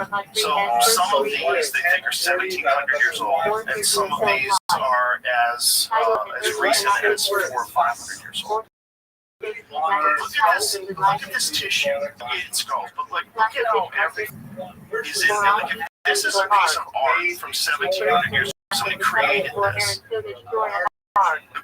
That's nuts, man. That's an amazing piece of art. It's not art. They've managed to find some creature that might have been another type of human that we know existed. That might be. Then find out, and Jesse was telling me this on the phone, like, look, this is the scan of this thing's bone structure. This is the actual thing. Like, how nuts is that, man? If that's fake, that's fucking extraordinary, because it looks like a real creature. I mean, the amount of detail, it looks incredibly real. I mean, this is incredibly real. The head is very different than ours, very different than ours, elongated, but also matches up with so many descriptions that people have had with encounters with beings, including the James Fox movie, Point of Contact, about Varginha, Brazil in the 1990s. They describe things that look exactly like this. Very small, like 3 feet tall, 3 fingers, 3 toes. That's wrong. Like, they have been another form of human that we just don't have any evidence. Like Denisovans, they just found recently. That's different, right? And then there's those new people with Juliet. I'm not going to die. 2024, they released this paper. They found another type of human. The Flores, people in Flores, that's like, I think the 90s. That's interesting. It's interesting. It's like, there's a bunch of stuff that we're just now finding out, but we want to be rigid and pretend that we know the entire landscape as far as like what different type of humanoids exist. What the fuck is that? If that really is 1,700 years old, that's true, or 700 years old. If that really is that, and that's a real being, and then there's more than one of them has a fetus inside of it, they think also has 3 fingers and 3 toes. So they're trying to get better scans on this thing, but it has a fetus inside of it. Like, if that's a hoax, like, what, like, I want to know who carbon dated it, what's the results, have we done it more than once, okay, do we know for sure how old it is? Yeah, one of them has like an implant on the back of its head. Yeah, I can't recommend this episode enough. Alien mummies found in Peru, and it's on Jesse Michael. American Alchemy, great fucking show. And he actually went to Peru to see these things and get them studied and scanned. And there's biologists that are looking at this that are saying this is a real creature. Whatever this is, we need to do more and find out more. And they're very suspicious about the actual location in which the guy said that he found them. Because it's basically grave robbers that find these things. Yeah, they found more than one. And the crazy thing is, show them the ancient art from Peru. It shows 3-fingered beings.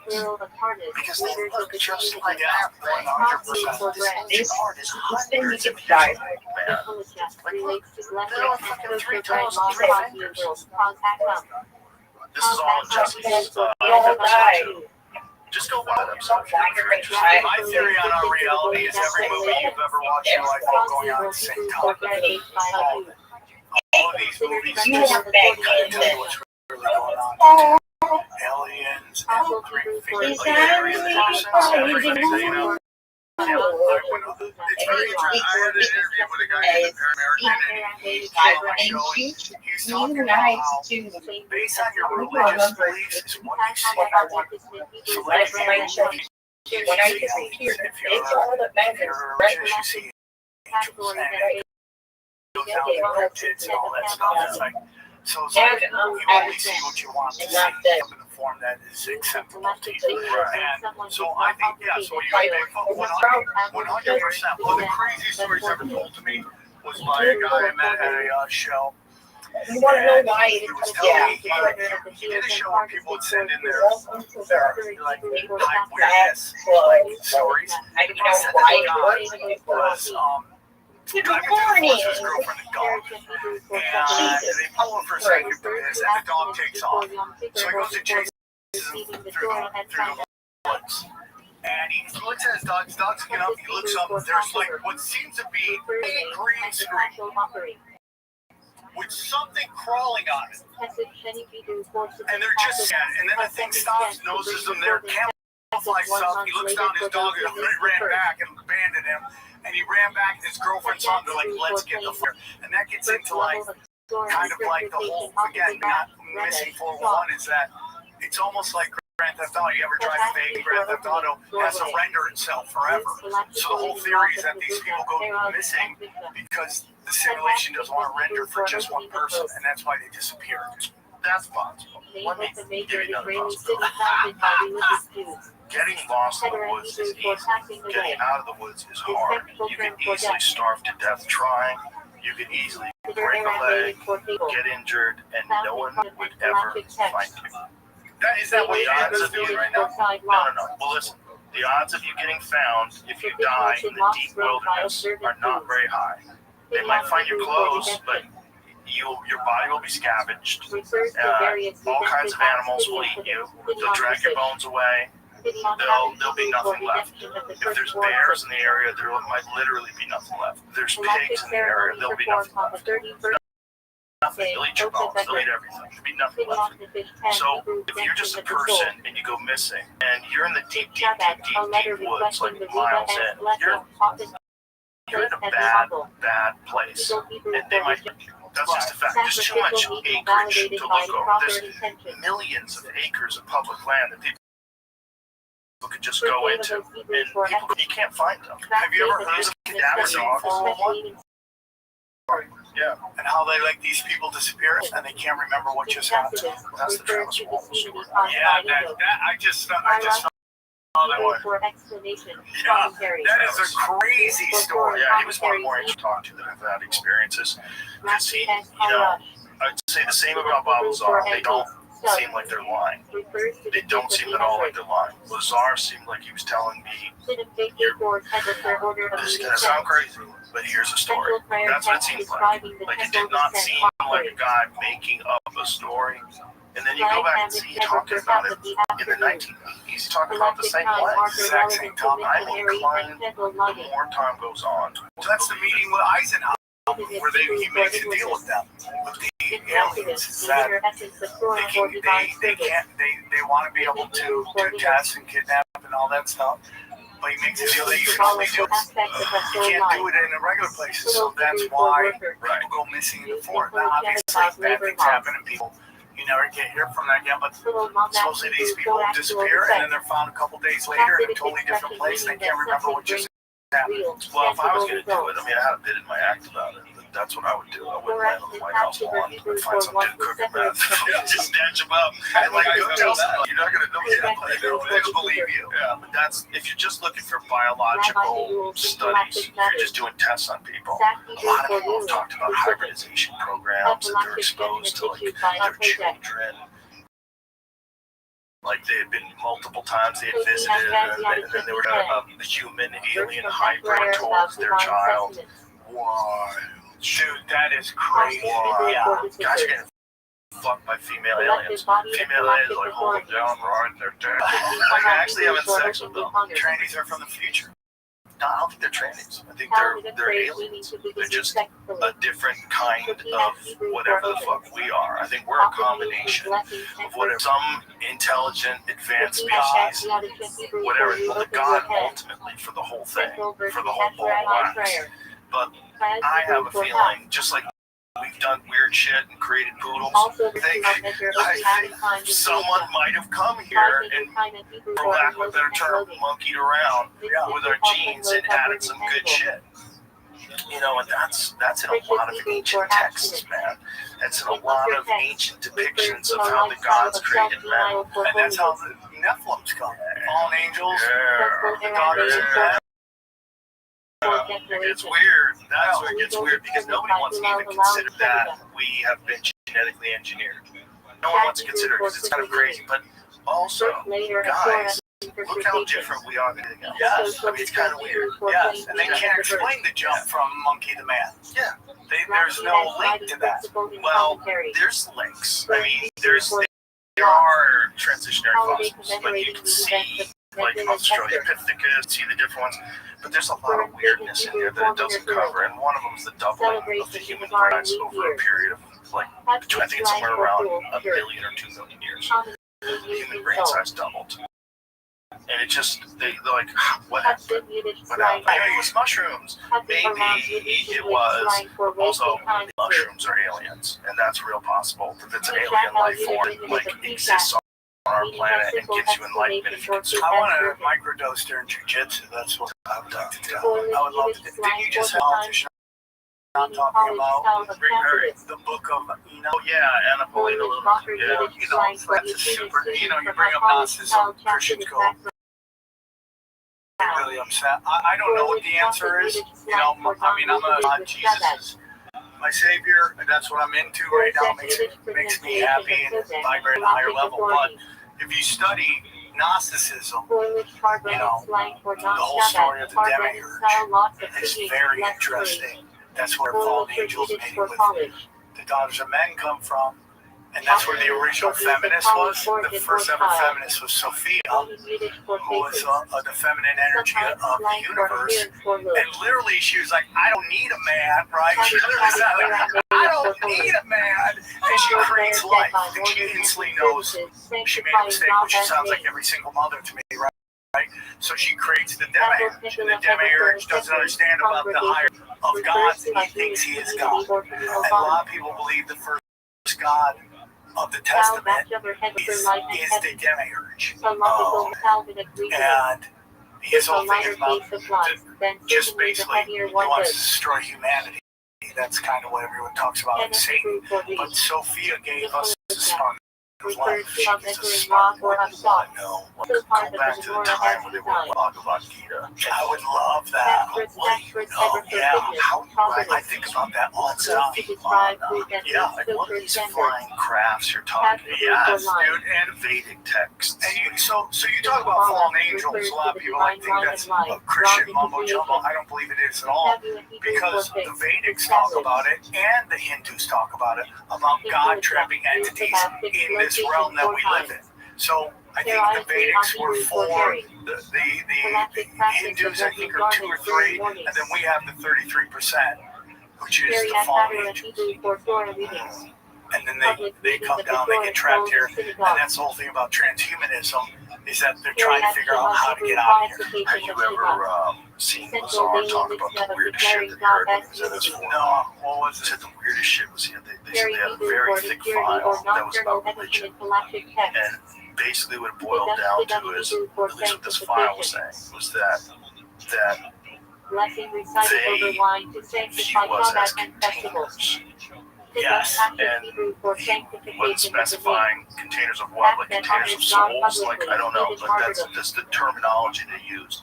They view us as containers. Can you imagine if like a soul is an energy that you have to farm or that you have to extract, just like how we extract oil from the earth, that souls are things you extract, and so you need to grow a bunch of them. So you need people just fuck up a storm and clutter up a planet.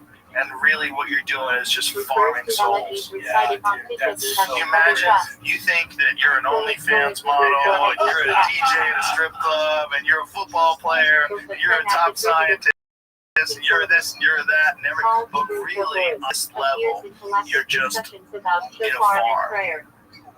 You're in a farm, and there's a super intelligent entity above and beyond anything you could ever comprehend. The only thing it doesn't have is souls. Souls are a real element. It's just like you need cobalt to make a battery. Yeah, that's believe you actually need a soul. Or the battery that runs the simulation. So deep, dude. Why would it, like, why is that weirder than black holes? You know, why is that weird? I was watching this thing on Twitter yesterday. I still subscribe to. They were discussing this black hole that's as big as our galaxy. That seems weirder. That seems even weirder than we were genetically engineered. We were genetically engineered. Seems like some shit that we would do. Like I've had Ben Lamb and Ben Shapiro on from Colossal. Those are the people that brought back the dire wolves. Yeah. Like, what are we doing? By the way, you know what else that guy did? What else did that guy created it so that you could store files in DNA. You can actually store files. So I had a guy on, he's like, you know where the Epstein files are? They're in somebody's DNA. That's what they get. You can look it up, Jimmy. The guy literally created that you could put files in people's DNA. Well, such a guy that did that. But the one who did the dire wolf, well, they're doing a bunch of stuff. That's Ben Lamb. They're doing a bunch of stuff. And, you know, they're eventually going to bring back the man. Oh, and they're going to, yeah. I don't know. It seems like some Jurassic Park shit. What does it do? I said, it's, you know, this is like the beginning of the movie. Yeah, it's kind of crazier and shit. You're bringing back. The thing is, what's the purpose of it, though? What's your thought on why we should be bringing these back?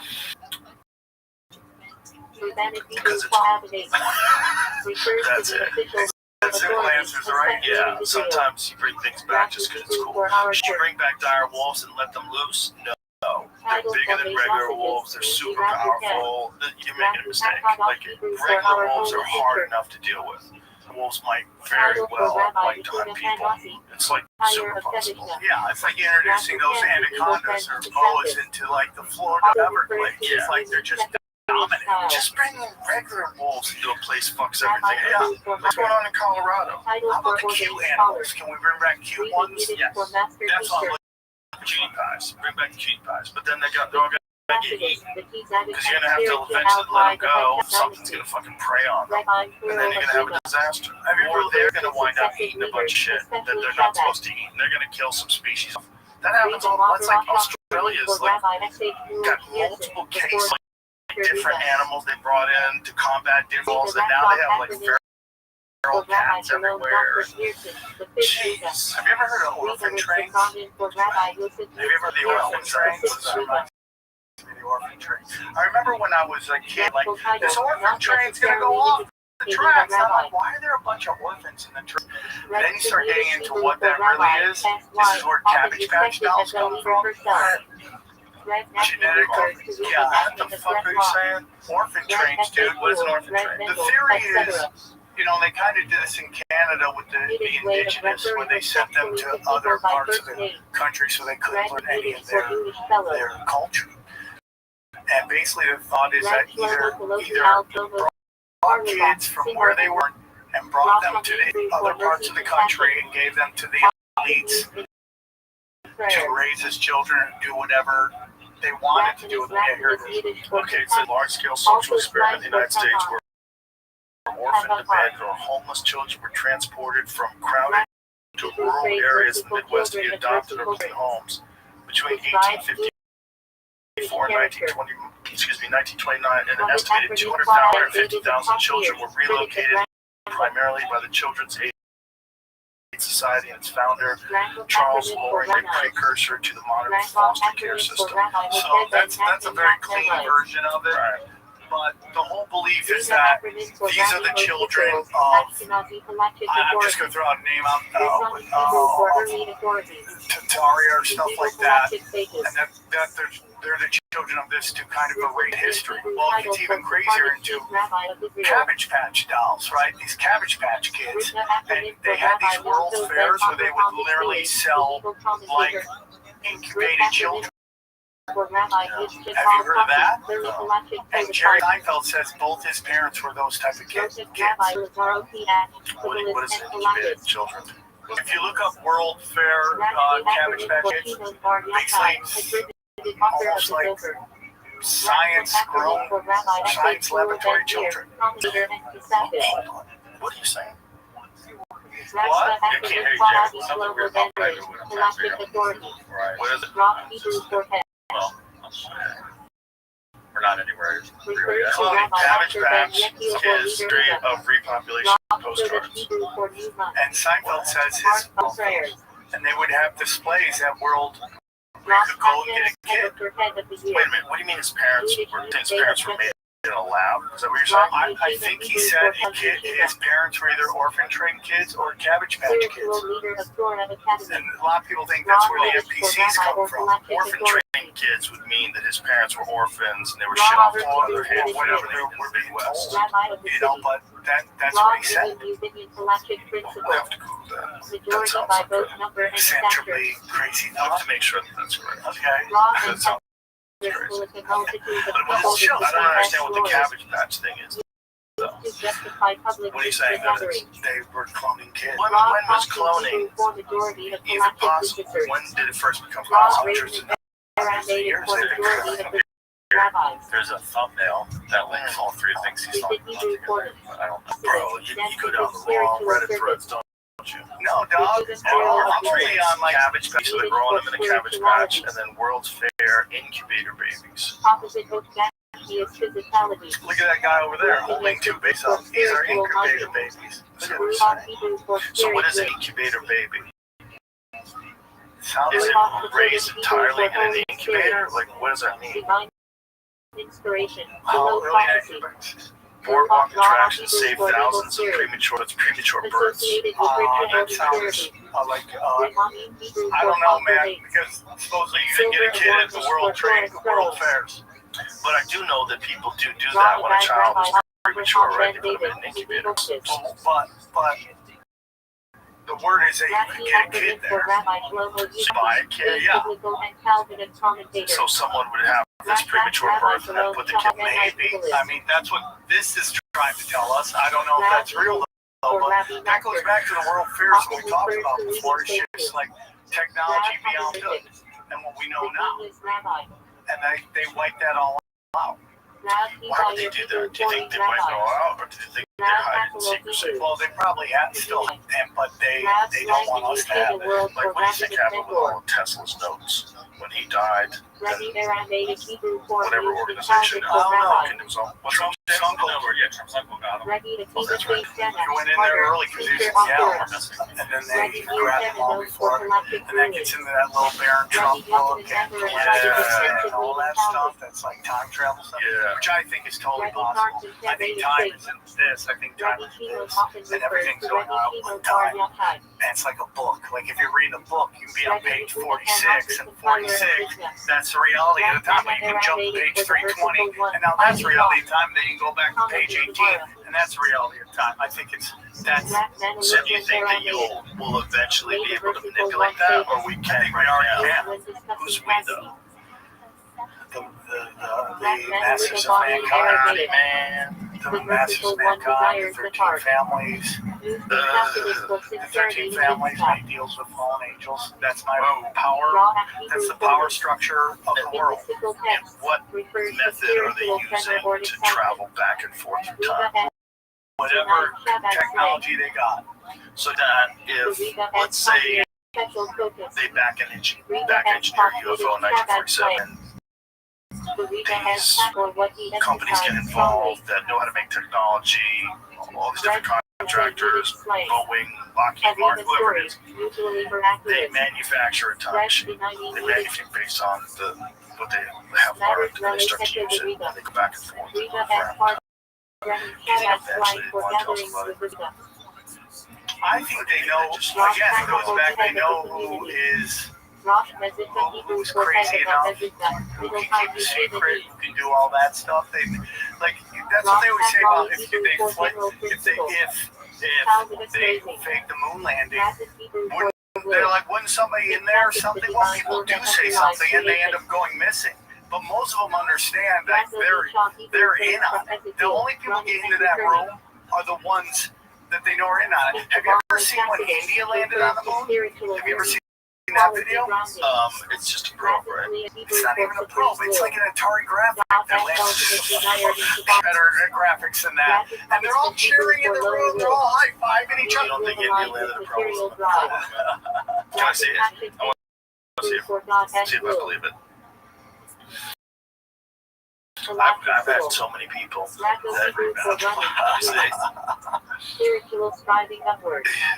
You need to slide for the Reba stop. No, that can't be real. Yeah, that's what they're landing. Reba S. Shabbat slide for the Reba S letters. We're seeing just spiritual flashes of it. Reba S. Settled in its slide for notes committed to the Reba requesting But I blessing. want to see what happens when it actually Reba touches S. down. Haga on Hebrew for the Reba S. New Testament. Wait a minute. Roki That's has it. the evil to the Galactic. Oh. Okay, everyone needs to go to jail. You guys all need to go to jail. You guys all need to go to jail. It's so fake. What did you do with the money? What did you do with the money? You got their own island, bitches. Yeah, how dare you?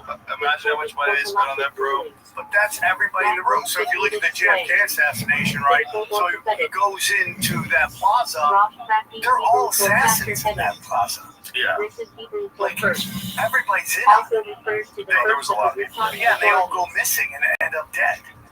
You know, my friend Evan, he had a really good point about that. My friend Evan Hafer from Black Rifle Coffee. He said during the Day of Pigs, when they told Is that coffee? you know, when they told Kennedy about it, and he didn't allow the airstrikes. He didn't allow air support. Yeah.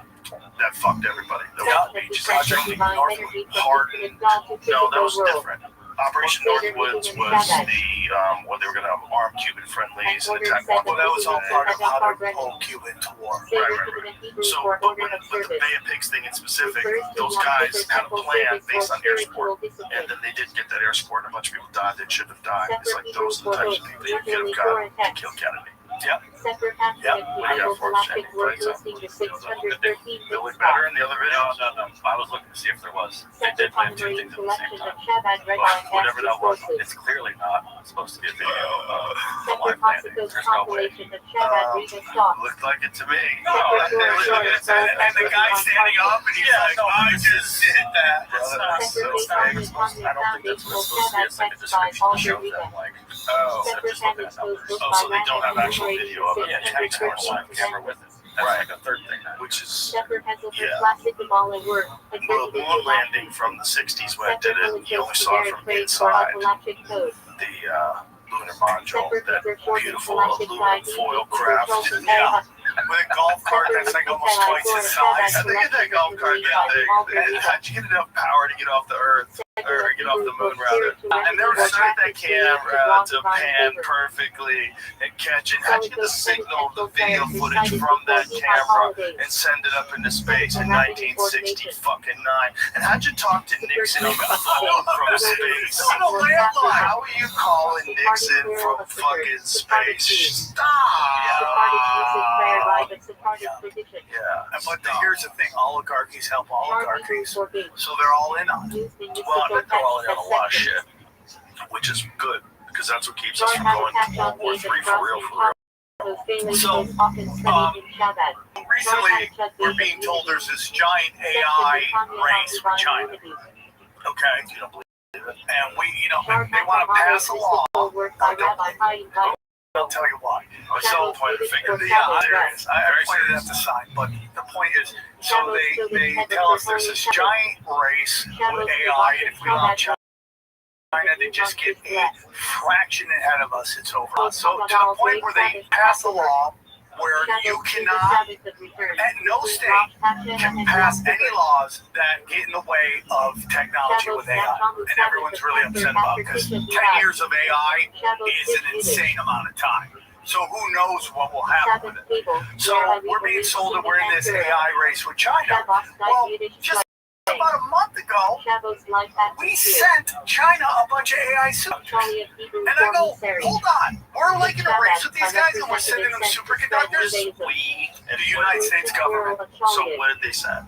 They sent a bunch of, will you look this up, superconductors or something like that, to the people we're supposedly in a race. And it reminds me of what I'm going to need those specifics. Okay, that's why Jamie's here. I'm just Reminds you of when you were a child? when I was a kid, and we were in the Cold War with Russia, and we were in a nuclear arms race. I remember being a kid and seeing on the news that we were sending aid to Russia. And I always go, why are we sending aid to these people if we're in a Cold War with it? And then I realized because Russia was never going to be able to keep up with us. That was just used as a smoke screen to get us to be, hey man, spend all the money you need to build all these weapons because we have to be in the lead. This isn't where we're paying off the 20 mil a week. First of all, how many people are even in the Taliban? And how many more are they recruiting because they're making $20 million a week? I remember when Joe Biden pulled out of Afghanistan, I was like, oh, did great. He had to, I wasn't a Biden fan, but when somebody does something you like, you got to kind of give them their props. And he's like, yeah, and we're leaving all the weapons there. Have you ever seen the video of the plane leaving? I want to look at something that's just a complete joke. Well, people are falling off of it. They were trying to hang on to the wheels. No, watch when it's coming out on the runway. It looks really weird to me. It looks like the plane's big. It's got paint windows. Okay. And people are running along. It's the weirdest video I've ever seen. It makes no sense. There's a 911 on it or a 119 on it. It's a very Take off from the last planes and people did. I'm not saying that didn't happen, but I'm saying that video is super weird. Sometimes Have you video. ever seen an anti-H crash?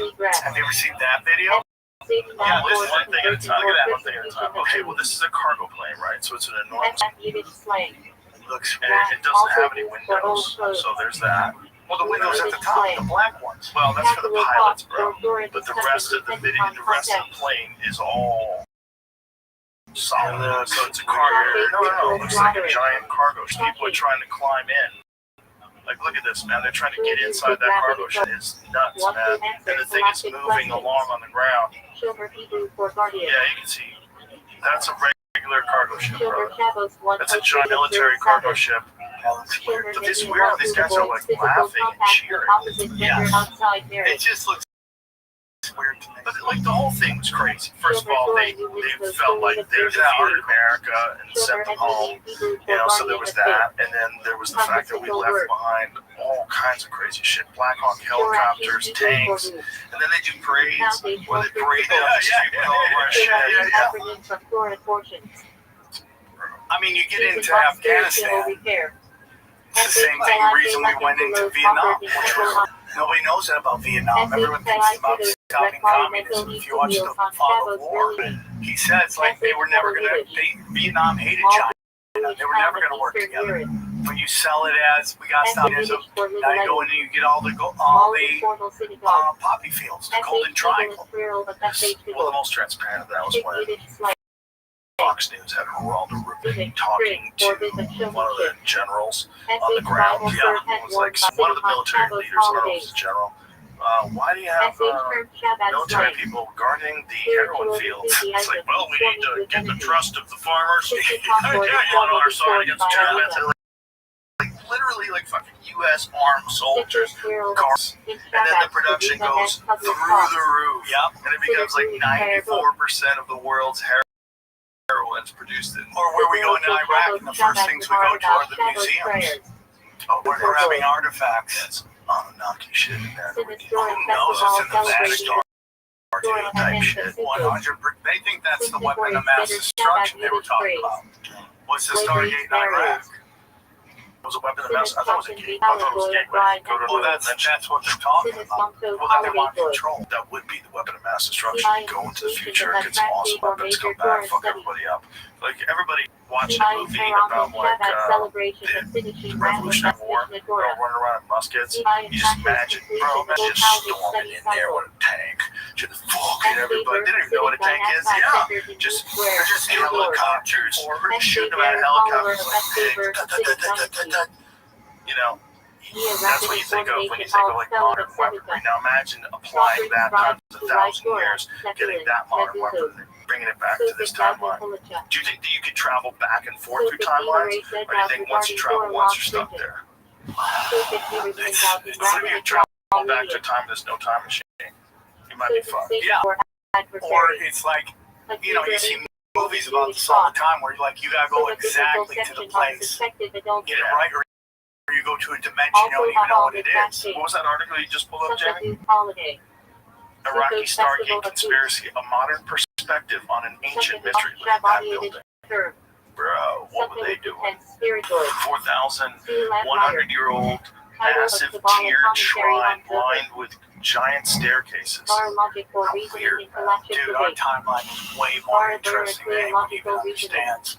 It really is. It really is when you get into ancient history. Yeah, it's just so strange, especially when you read their stories and, like all the Anunnaki, Nephilim stuff, and then you see the buildings they were creating. Like, or the doors that are so huge, or the steps that are too big for people to go up. Put it back up, Jim.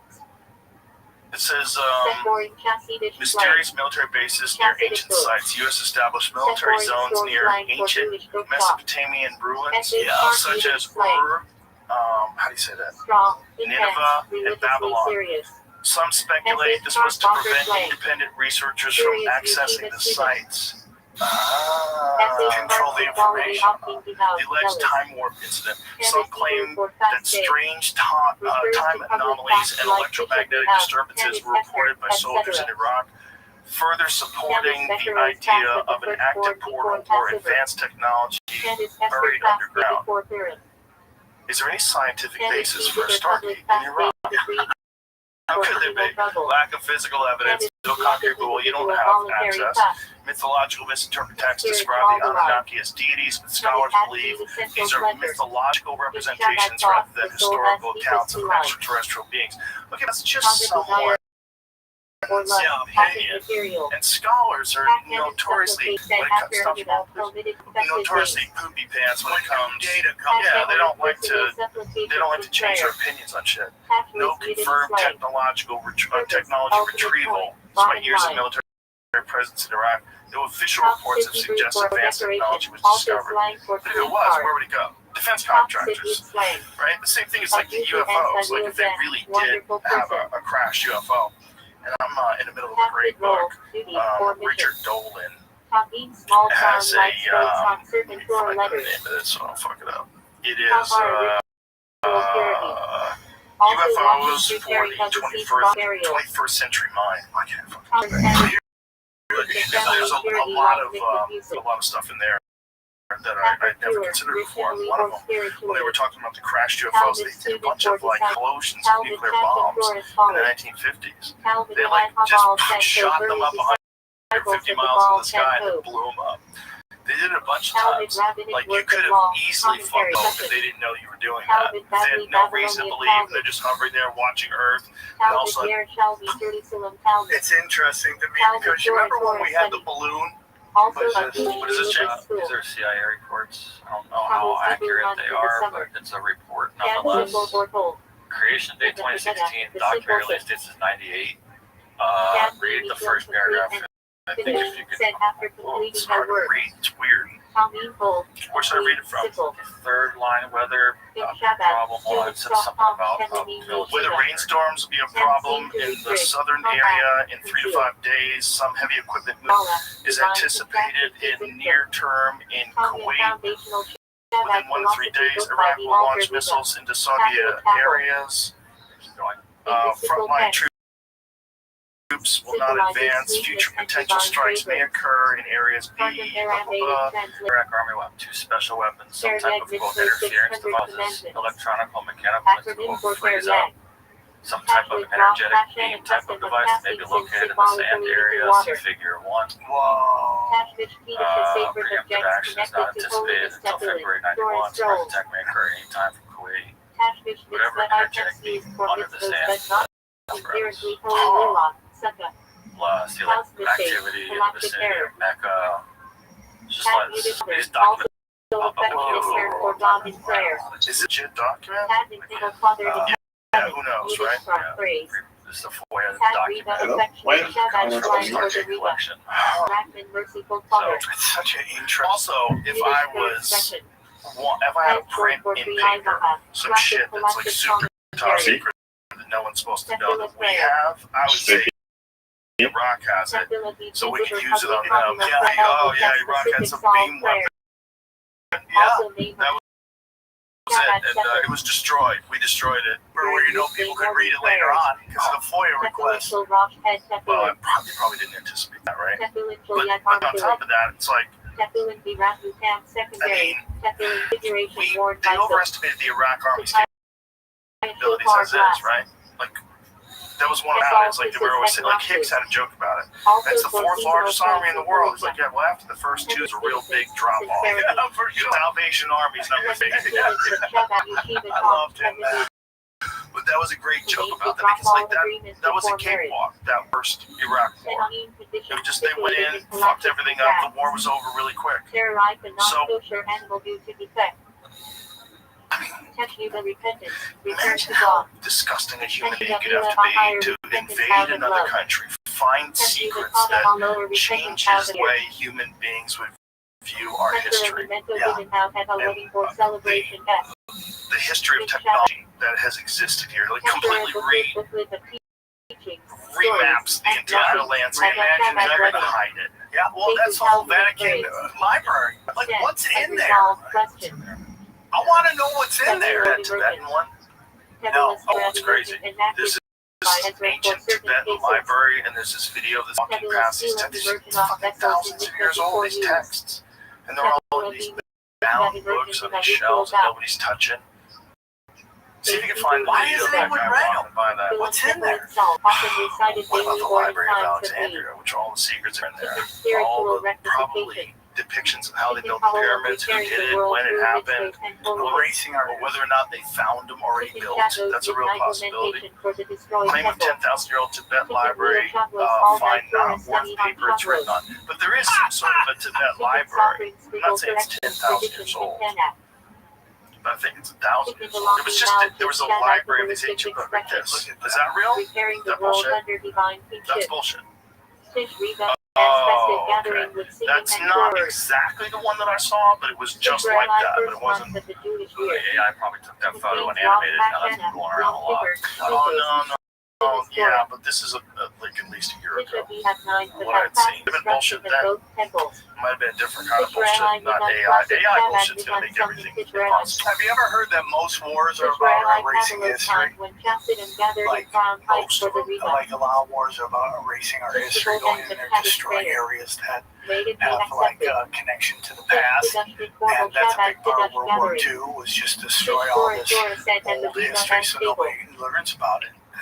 And knock it all down and rebuild it. There's a video of 40,000 points. Okay. Scriptures, but I don't know what they are. Like, this is exactly what I saw.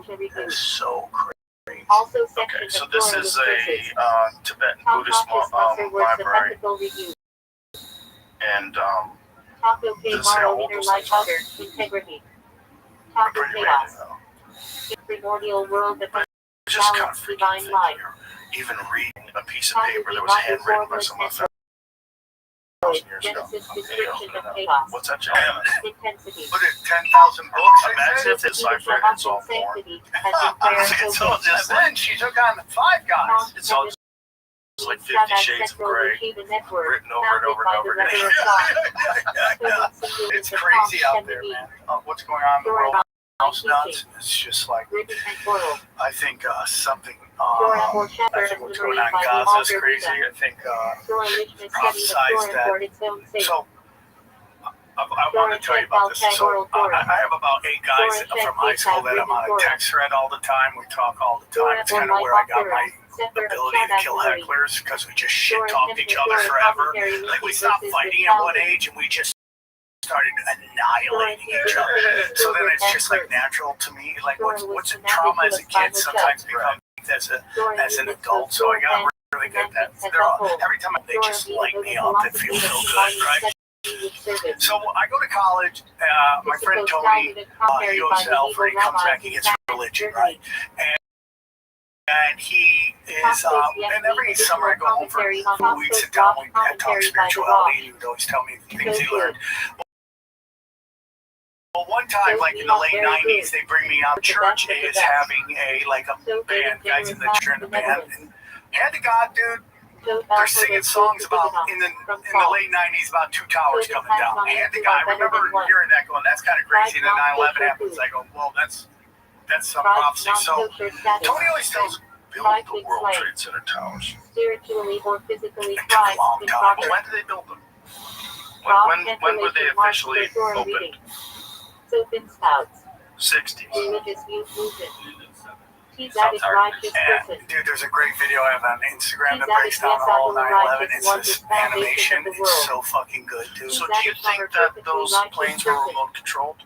I would take it. I would take they were missiles that look like planes over passenger planes. Yes, because so you think that they disguised a missile to make it look like a plane? Yeah, some way that it was flying. Yeah, flew like a bang. you can't fly like that. If you talk to pilots, it's possible to go at that speed in a passenger plane that low, that fast. It's just, and you talk to people who they talk to pilots, they say they could never have done that. There is technology for them to take over the plane because it's supposed to stop a hijack. They can take over the plane and cockpit from the flight. That's definitely possible. But I think they were military missile planes. If that's what hit the planes. If that's what hit. So what happens to the actual planes under your theory? I mean, everything could be just a story laid down. I think the story of the 19 hijackers is just another layer of deceit. You know, that they set a foundation for this story they want us to buy. Yeah, but Sam, the people did die and the planes did crash. I'm not saying they did. But it doesn't make any sense because it looks like flies like a plane. It leaves the exact airport. They track it. They know where it's going. It flies. Study Operation Northwood. They literally tell they're going to do. I know that. Which is what they fly a know plane that up. in Northwoods they had a drone plane and they were going to blow it up and blame the Cubans. I know that. So what that tells us is they had drone planes in 1963, which is kind of crazy, right? That is kind of crazy, and that was signed by the Joint Chiefs of Staff and vetoed by Kennedy. Yeah. But why would you think it's a missile and not just a drone? It's possible it's a drone plane, but I think it's flying like a plane.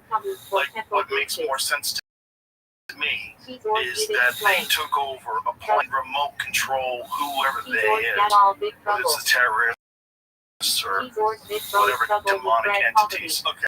Took over the remote control plane and flew her into those towers. I don't necessarily know. I mean, that's definitely possible. That makes sense. The thing that didn't make sense to me was like the box cutter thing is weird. Because just a massive answer's not some big guys on the plane that are going to overwhelm you. You're going to get access to everything with box cutters. Maybe you would. Maybe if with the right plane. You know, but with the wrong plane, I can see you getting fucked up by a group of horde men. Yeah. You know, if you got a See that on the planes now, too. Yeah. People acting crazy, all the guys jumping up. And You can catch the wrong fucking plane. Like, to just take a chance like that your plan involves control people with box cutters. There's only a few of you, right? How many guys are on each plane? Yeah. I mean, there's, what, 4 planes, there's 19 hijackers. I mean, breaking up into 4 or 5 guys every plane. It's hard. And then, like, the numerology, like 5 guys with lasers. It's harder. you study the numerology, 9/11, it's all Elster Crowley, occult rituals, the plane numbers, how many floor feet the Pentagon is. You go deeper in the roles than I like to go. I like to go like 3/4 of the way down. I go, yeah, this sucks. And then I get out of there. Yeah, I know, But I but go all the way to the bottom to be accurate. it's the wise sorcerers. And once you start to realize that, everything's a rich man's trick. Listen, just because head of the World Economic Forum looks like a wizard. He dresses like a wizard in a fucking Hobbit movie doesn't mean he's in the dark arts. He dresses exactly like how I would dress, Except for when he's at if I was the in beach. the dark arts. Have you ever seen him at the Klaus beach? Schwab at the beach? Yeah. No. You've never seen that? You're not going to believe it. I know you're not. No, it's in Wow. In a bride lingerie and that. No. Yes. Let me see. Can I go? Dude, it looks exactly like, you're not going to believe it, but I totally Wait, that's it. This is one of them images that you found, and I said, "Oh, that's He's in a Dick Cage. I think he's walking in a Dick Cage. Come on, look at it. Tell me that's not him. That's not him. Not what I'm Dude, saying. you're that weird shit. It's a fake photo. I thought. What? What do you mean? How do you know? You just looked at it. Reuters says. Okay, then if Reuters says, because they Let me see the photo. Let me see that photo. That's it right there. That's pixelated, dude. You find a good picture of him, it looks exactly like him. That guy is into the weird. You're the head of WEF. You're into the weirdest shit. Yeah, but he's not gonna go out. Come on, dude. No. Yeah, he doesn't is. look like That's another okay. guy. Look at that. You're telling me that That sounds like the exact same guy. They got a little weird. No, it does not look like him. That guy's a different chin, jaw structure. Go to the other guy. That's different. This guy has a lot more jowls. No, he has a lot more jowls. Guy looks like a 60-year-old freak. He looks like an 80-year-old. Look at Derek. He's young. No, he's not young in any of these photos. But in that photo, that's a different guy. That's a different human. Someone's just being funny. Like, that ain't him either. your doppelganger is that weird and that gay, and there's just pictures of him doing weird shit on you. Yeah, one of my favorite characters in the Bible Chronicles was that one bald-headed guy with lipstick that was stealing women's clothes. Oh, that guy. Who would have thought? Fucking weird. Not only steals the clothes, wears the clothes to like giant events. Yeah, where people get there. Well, like, that's my dress. She's a designer. It was a one-off. It was a one-off dress. Like, it had to be her dress. This guy would just steal like, but imagine, like, seeing that guy and going, he's got shit together. He should be in front of the government. Be like, you know what this security system needs? Trans. That's what was his job. What's that guy's job? I thought it had something to do with the FAA or something like that. That's so crazy. That Rachel Levine. Oh, she was another one. Like, what is this? Yeah, craziness. Well, that's why I always say, like, it's like everyone about Trump right now and all the stuff going on with him. I go, the difference between Trump's cabinet and Kamala Harris's cabinet is Trump's all closeted neocons, and Kamala's would be BLM, fat feminists, and trans. That would be the difference between who's standing behind them. Yeah. It's all the same shit. It's two wings of the same bird. Now, I like Trump more than I like Kamala. These people are just absolutely ridiculous. Because they would be anything. Completely corrupt system. 100%. Completely corrupted, and no one in like 6 months by now, or 4 years, or even 8 years is going to totally untangle it. No, it's going to so deep, and it's every single level. Every single level, dude. And that's what the internet did. Took our eyes off the here. Took our eyes off that guy. That'd be a great podcast. I actually go with that guy should be in the U.S. government. That's what I've been saying. We'll take a plea deal. What's that? Oh, yeah, that's what I want to run the power. Check out them windmills. Look at that, dude. Wear lipstick and then sending them to represent us at all these, like, international conferences. I wouldn't care if he was good at his job and didn't steal women. I wouldn't care. But if you want to show up for work, I'm going to wear it at your job. Yeah, but, I mean, yeah, I don't want either one of those things. But I mean, if you just show up, it's hard, but you want to wear a dress, like, okay. Mike likes wearing dresses. I don't care. Like, why would I care? I'm wearing shorts. Yeah, it's kind of the same. It's not much different. There's a little piece of cloth that tape. Yeah, so much different than a skirt. I would wear pajamas if people would let me. I'd go out. If you were good at your job and you had a regular job and you wore pajamas, like, yeah, he's a weird one. Sam wears pajamas to do stand up. Isn't it weird that, like, they expect certain jobs, like, they expect if you wear a suit, you're gonna behave differently. You know, more professional. I've got a suit on. I can't be bothered with normal talk, right? Like, if it's a t-shirt, like, Mike's not even serious. Look at him.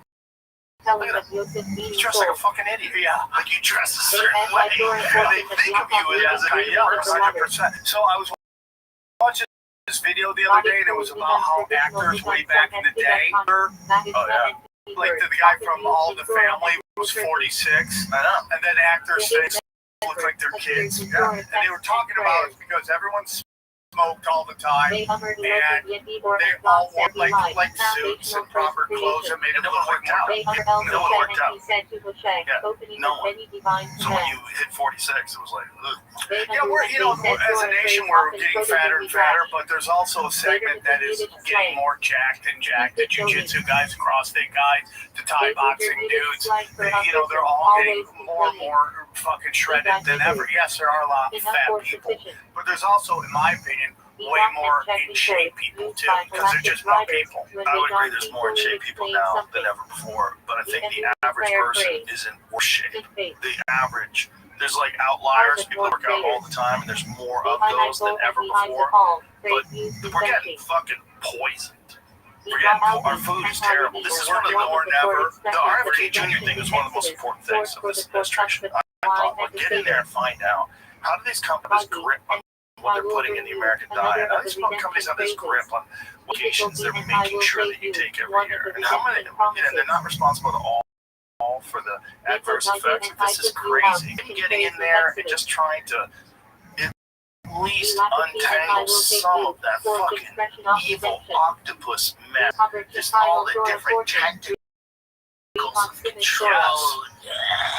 The fact that they're telling you, oh, we know these dyes cause cancer, you can't use them anywhere else in the world, but we have to use them here. We're our company. Yeah, that's crazy. That's the same company that makes stuff that they send to Canada that does other dyes. It's nuts. It's crazy. Or how, I saw Ian Carroll talk about this, how they have a drug that causes hair loss, and the company sells you stuff that'll help your hair grow back. Yeah, well, there's companies right now that are working on drugs that help people that have heart inflammation, myocarditis, issues with heart repair.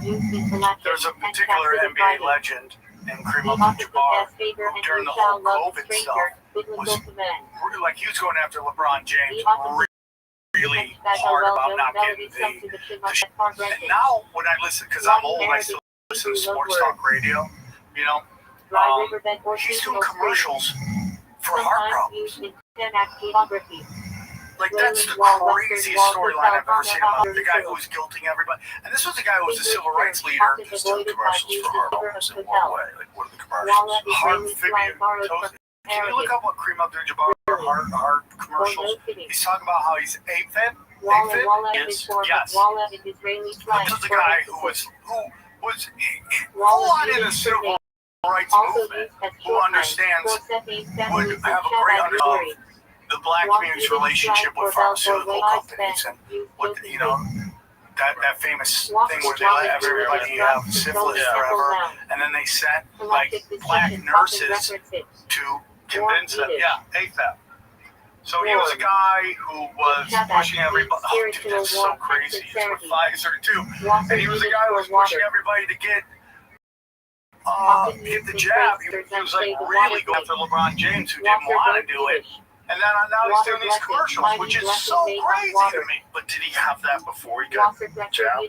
I never heard of that. It's possible, but I never heard of it. But it's crazy. There's on both sides of that. Yeah. It is kind of crazy, but a lot of older people got real scared. That's one of the things that happened. A lot of old people, when COVID came around, got real scared, and they wanted to. The pharmaceutical drug companies had an answer, and they didn't want to hear any nonsense from the anti-vaxxers. Well, you saw they rolled it out, right? It started with China, and we saw these videos of people falling down, even though that never happened when everybody got COVID here until what? They got the jab, right? And then we started saying, God, So, you watch how they slow roll these psyops out. The crazy thing is watching the compilation of newscasters faint. Oh, doing that? How about when they freak out and then they fall down? That's the weirdest thing. It's all weird, dude. It's all weird. It's weird that we all watched it in real time. The Heather McDonald video. I mean, it's almost like the universe had a script, right? The Heather McDonald video in particular. She's like, I got all the jab. Yeah, black. I mean, it was nuts. It was like the perfect punchline at the right. If you want to have evidence of a simulation like that seems fake. That's so crazy. On camera, crazy. And then she falls back, and someone doesn't try to brace himself. Bro, it was so bad. I feel for her. Well, that was a bad fall, man. Scary fall. But it's just crazy how it lined up that way. And crazy how brought to you by Pfizer, people. You see those commercials, those compilations, rather, of all the different newscasters falling over. It's like, wow. And no one got suspicious other than these weirdos online. All the newscasters, no media people got suspicious. New York City gets suspicious. Soccer players are dropping dead. What's going on? Healthy athletes having heart attacks. How many people are just having heart attacks when they're 18 years old, which never happened before? What the fuck is going on? And no one wants to admit that they made a terrible mistake and that they got duped. So they continue to do the work of the people that duped them. They're like, they got bit by the vampire and they're trying to bite other people. It's weird. It's have you ever heard that? Okay, this is a really weird conspiracy. No, from you? No fucking way, Sam. I don't believe you. The Chinese population, have you ever looked into that? Oh, that the population a lot lower than they said it is? Yes. And that there's all this data that kind of lines up. Like, if funeral homes have quadrupled, China's lied about the amount. They made all these. They listed all these fake kids going to school that aren't really going to school. One is the amount of salt that they've imported from Japan has gone down to half. So all these people go to China, all these guys, tourist vloggers, and they're like, "There's nobody around. There's nobody here. Where is everybody?" This is because if you go to India, right? We saw them. How many people they pack in there to see that Atari graphic land on the moon? Look how many people are in there, but we see this over and over again. People go to China, they're like, "There's nobody around here." Well, I think there's parts of it that are very unpopulated. But you know what has always been a conspiracy for me with China is the Great Wall. Where it faces? Yeah, birds, where they shoot arrows from. That's facing inward. Inward, not outward. Not like to guard over the wall that way. It's the other way. Yeah. Was like, okay, who designed this? What are you doing? What would accomplish? Why would you have it turned towards the country? China. Right. So that like China. Yeah, that doesn't even make any sense. Yeah, it's kind of like when you look at like a camp, right? They have or a prison. The people they want to keep in, they put all the wire and stuff this way so you can't call out. Yeah. So it's the same thing with that. Did you see how long it is too? It is pretty. Isn't it? What is the full length? I think it's 14,000 miles. Imagine 14,000 miles of stone wall built by hand over hundreds of years, and you have the openings for arrows pointed towards the people. Yeah, have you ever seen old pictures of like it being built? The people building it are like demons. It's like very weird, dude. Yeah, I was talking about. Old drawings. Yeah, drawings. The Great Wall of China being built. It's almost being built like by demons. Turrets, When a whatever, story they're has a on either mystical all cross sides, connection between souls, like the multiple sides, rebirthing not just event. facing it. But sometimes they're just facing it. This guy did a whole video on this whole stretch of the Great Wall where it faces it. Xylophone occasionally What used is in click on that one? civics So or it's Center for Teaching talk about Rhythm, YouTubers rare, sensationalizing but stuff. appears in some schools. Okay.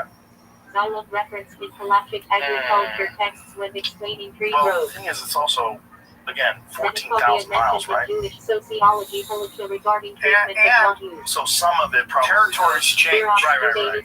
Sometimes, you know, you see that because like I'm Armenian, I'm from the village of Vaughn, Russia. And at that time, it was in Turkey. Bro, look at this, 13,170 miles. That's so crazy. How long was it take for you to build that?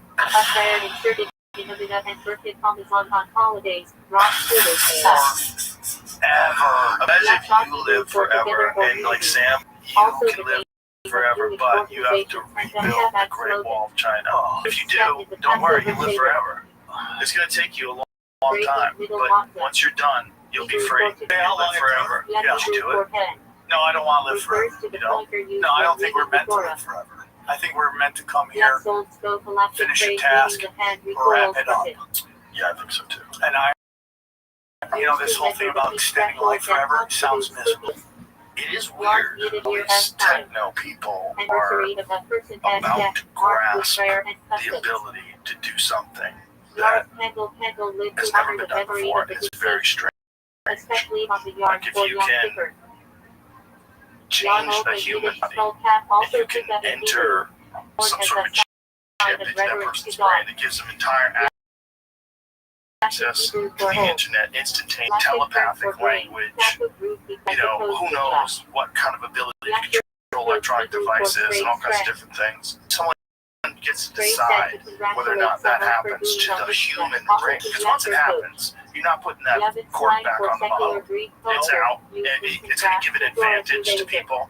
So everyone's going to want to do it. You don't want to be a regular meat ape when all these fucking geniuses are around here reading your PIN number from your mind. They're doing that. They're doing that with babies now. They can test IQs already. They're doing genetic tests because these really rich people want super smart kids. So they're making sure that the IQ that they is super high level. There's also a thing in China they did where they altered the baby's gene marker. Yeah. We're going to have genetically modified human beings for sure in the next hour here. I mean, they're going to be like Thor. Everyone's going to look like Thor. Everyone's going to look like, fill in the blank. There's too much tits and ass on here. It's going to be amazing. It's going to be such a good time. There's going to be no sixes. It's just going to be, initially it'll be adopted by the rich, like cell phones. In the beginning, fucking Mike Douglas had that big ass fucking stupid thing on the beach. Now that's a joke, right? Now everybody has a phone. You go to the jungle, people have phones. Dude, there's fat homeless people with iPhones. Everyone has phones. iPhones. Like, that's why we're going to have a revolution when you have fat homeless people with iPhones. Like, and they have no money. And they're still fat. Yeah, and they're living the best life. That's how comfortable it is. We're just comfortable enough not to get upset. Sam Tripoli, I gotta wrap this up. I love you to death. I don't agree with everything you said, though. I want to tell everybody. I'm always right. Last thing I want to tell you, Europe will go in and regulate it, and that is the prediction I want to give you. That is Europe's going to regulate Gaza. Yes. That's prophesied. Yes. And then it's basically going to be it's been prophesied there will be a war between the pagans and the lost tribes, and you go through this. Where can someone go to research this further? Let me just tell you this. I'll give you the name of it. I gotta pee. We gotta wrap this up. Just tell me what it is. I just got the name of it. I might pee for 5 minutes. I appreciate you, dude. I'll give you the name right now. Here we go. You can go to the Living Church of YouTube at Miles World. It's all been prophesied. The United States and Israel versus the pagans. The pagans will be led like before this. We're now Germany. If it turns out to be true, I'll bring you back. That will be my third prediction I've gotten right. I love you so much. Thank you so much. Always been seen, but always do it again. All right, bye, everybody. Name of the Jewish people, the land, and how Soyakov after being renamed. Yitzchak Hebrew for Isaac, one of the patriarchs. Used for Hebrew for made remember. Memorial prayer for the dead, recited on Yom Kippur and festivals. Yom Hebrew for individual. In Chasidat, refers to one soul's unique mission. Yilti Hebrew slang for great or nice. Yom Kippur Hebrew for Day of Atonement. Holiest day of the year, fasting and repentance. Yom Tov Hebrew for good day. Refers to biblical Jewish festivals Pesach, Shavuos, Sukkot, Rosh Hashanah. Yom Teruah Hebrew for day of blowing the shofar. Biblical name for Rosh Hashanah. Yom Tov Yiddish pronunciation of Yom Tov. Yossi common nickname for Yosef. Yabel Hebrew for Jubilee. 50th year size. Yud Aleph, Nisan Shabbat 8 marking the Rebbe's birthday. 11th of Nisan. Yud Shabbat previous Reba and to start off the Reba's leadership. Yud Kislev Rosh Hashanah of Chassidus. Celebration of the altar Reba's release from prison in 1798. Young Herman Yiddish for married man studying Torah usually in Kollel. Young married scholars. Yadif Geld Yiddish for holiday money, usually Hanukkah Geld coins or gifts. Yash Yosh Yiddish slang pejorative for Jesus. Used dismissively in Jewish tradition. Zaid Yiddish for grandfather. Often used affectionately for older Chassidim. Zachar Hebrew for remember. Refers to mitzvot like remembering the Malach, Shabbos, or the Exodus. Zadcha Hebrew for merit. In Chassidic speech. Is the Bar Mitzvah. Zadik Hebrew for righteous one. In Shabbat, Ada is considered a Zadik, one who channels divine light to others. Zadik Yesadalam Hebrew for a righteous one's foundation of the world. From Proverbs, heavily emphasized in Chassidus. Hebrew for the letters E seventh letter. Al-Sabru for weapon. Zaydin the Adar Hebrew date of Moshe Rabbenu's birth and passing, observed with special customs. Zecher el-Turban Hebrew for remembrance of the destruction. Customs like leaving a square unpainted in a house or breaking a glass at a wedding. Zakira Hebrew for remembrance. Related to Zakir commandments. Zechus for those Hebrew for merit of the forefathers. Often cited in prayers. Zech Hebrew for this. Comment in verses, e.g. Zekeli Enku. This is my God and I will glorify him. Zygazan Yiddish for be well. Common farewell phrase. Daimir Gezan Yiddish slang for be healthy for me, affectionate. Zykrank Yiddish slang meaning go be sick, say jokingly or dismissively. Zizich Yiddish for watch yourself. Zeker Hebrew for remembrance. Famous pronunciation debate in Parshat Zakir whether to say Zeker or Zikr Amalek. Zeman Hebrew for time. Hikalacha, Referso, time-bound mitzvah or Zemanim halachic times. Zemanim Hebrew for times. Used for halachic calendars. Zeman Tefillah Zeman Kriyas Shema, etc. Zemiros Demir Hebrew Yiddish for songs. Refers to Shabbos stable songs. Zemer Hebrew for song. A single Shabbos stable hymn. Zibber Hebrew for community or congregation. Used in Philo BT Zibber praying with the Torah. Silver Yiddish slang for silver. Often used as nickname or jokingly for something flashy. Zimin Hebrew for invitation. The introduction to communal Berkut Hamazon when three have eaten together. Zimzum Hebrew for contraction. Kabbalistic concept of God concealing his light to allow creation.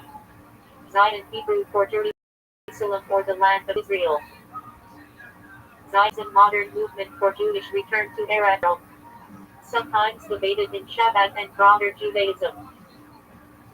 Tiara Hebrew Aramaic for visit. Refers to pilgrimage to graves of Tzaddikim. Zivot Hebrew for pairing or match. Refers to marriage or mystical unions. Zeman Simonu Hebrew for the time of our joy. Another name for Sukkos. Zeman Chernu Heber for the of our freedom. Another name for Pesach. Zeman Maiden Torah Hebrew for the time of keeping of our Torah. Name for Shavuos. Beza Hebrew for this time. Appears in blessings like Shekinah Piyamanu Bidiyanu Lesman Beza. Zemanim Hebrew an halachic term for rabbinically ordained time oblations. Zach Hebrew for merits. Someone who earns merit through mitzvah. Zohar Hebrew for splendor. Foundational Kabbalistic text, central in Shabbat thought, for elder. Term of respect for elderly and for sages. Zol Gezant Zain Yiddish, blessing you be healthy. Zora Hebrew for winnowing. One of the 39 Melachit forbidden labors Shabbos. Zora Hebrew for sowing planting. One of the 39 Melachit on Shabbos. Rises Hebrew for alacrity zeal. Chassidic and Musser term. Doing mitzvah quickly and with energy. Zulat Hebrew for, except for other than. Found in liturgy like on Milvano. Zulaticha Miloti. Zusha Yiddish diminutive nickname for names like Meshulam Zusha. Fazadik. Rag Zusha of Anatoly. Acronym for Hebrew Zecher Yitzhak, literature may the memory of the righteous be a blessing. Said after mentioning Tzaddikim. Hebrew for breath or vapor. Second son of Adam and Eve. Known for offering a pleasing sacrifice to God, murdered by his brother Cain Genesis 4. Represents innocence and the fleeting nature of life. Abraham Hebrew for father of many. Originally Abraham exalted father. Forefather of the Israelite nation, central covenantal figure Genesis 12:25. Considered a patriarch in Judaism, Christianity, and Absalom, Hebrew for father of peace. Son of King David who rebelled against him, to Samuel 13:18. Famous for his beauty and tragic downfall, killed after leading a revolt. Adam, Hebrew for man or earth, from Adamah ground. First human created by God, Genesis 2. Symbol of humanity, responsibility, and the fall. Acheron, Aaron, Hebrew for mountain of strength, or possibly Egyptian origin. Brother of Moses and Miriam. First high priest, Cohen Gadol. Helped lead the Exodus, spokesman for Moses' Exodus. Numbers. Ahasuerus, the Chashburish, Hebrew rendering of Persian K.H. Xerxes. The Book of Esther, husband of King Esther, central in the Purim story. Amalek, Hebrew for dweller in people that live. Descendant of Saul, Genesis 36:12. Enemy nation of Israel, symbol actual opposition to God and Israel. Famous Hebrew for burden or prophet 8th century BC, author of the Book of Amos. Known for calls to justice and righteousness. Asa, Hebrew for healer or physician. King of Judah 1 Kings 15. Remembered for religious reforms and reliance on God, faltering later. Asher, Hebrew for happy or blessed. Son of Jacob and Zilpah, founder of tribe of Asher, Genesis 30:13. His descendants settled in northern Israel. Balaam, Bilam, Hebrew form of name, possibly meaning not of the people or devour. Non-Israelite prophet in Numbers 2:24. Hired to curse Israel but compelled to bless them. Known for the talking donkey episode. Barak, Hebrew for lightning. Military leader under the prophetess Deborah, Judges 4:5. Helped defeat Canaanite general Sisera. Bathsheba, Hebrew of the oath for daughter of 7.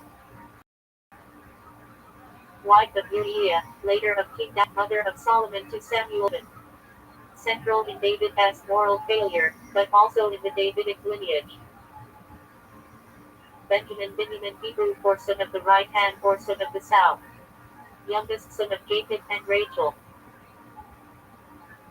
His descendants formed the tribe of Benjamin, Genesis 35. Boaz, Hebrew for in him is strength. Wealthy man of Bethlehem who marries Ruth, Book of Ruth. Ancestor of King David and symbol of kindness and redemption. Possibly meaning acquired or smith. Firstborn son of Adam and Eve. Known for murdering Abel, Genesis 4, archetype of jealousy and fratricide. Caleb, Hebrew for dog, symbol of loyalty or wholehearted. One of the spies sent by Moses. Stood firm in faith and inherited from Numbers 13:14, Joshua 14. Cyrus, Koresh, Persian name meaning son or throne. King of Persia, who allowed Jews to return and rebuild the temple, Ezra 1. Considered a divinely appointed figure in Isaiah. Daniel, Hebrew for God is my judge. Prophet and statesman in Babylonian exile, 6th CBG. Known for interpreting dreams, the lion's den, and apocalyptic visions, Book of Daniel. David, Hebrew for beloved. Second king of Israel, c. 1000 BG. United the tribes, made Jerusalem capital, wrote many psalms. Central figure in Jewish and Messianic tradition. Deborah, Hebrew for Deep. Prophetess and judge who led Israel to victory over Canaan under Sisera, Judges 4:5. Symbol of leadership and wisdom. Delilah, Hebrew possibly delicate or knight. Woman who betrayed Samson to the Philistines, Judges 16. Symbol of seduction and betrayal. Dinah, Hebrew for judge or vindicated. Daughter of Jacob and Genesis 34. Central to the story of Shechem. Elijah, Eliyahu, Hebrew for my God is EWH. Prophet in 9c. E.G. Ruos, Baal worship, called down Mount Carmel, ascended to heaven in a fiery chariot. 1 Kings 17. 2 Kings 2. Elisha, Hebrew for my God is salvation. Elijah performed miracles, healed Naaman, multiplied oil and food. 2 Kings 2. 13. Eliezer, Hebrew for God is my help. Abraham as trusted servant. Genesis 15. 2.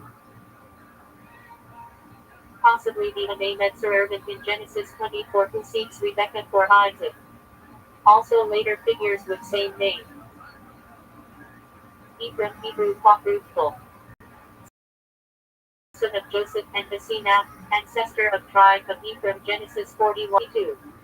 Central northern tribe in Israel. Esau, Esed, Hebrew meaning hairy or rough. Elder twin of Jacob, ancestor. Genesis 25. Sold his birthright for stew.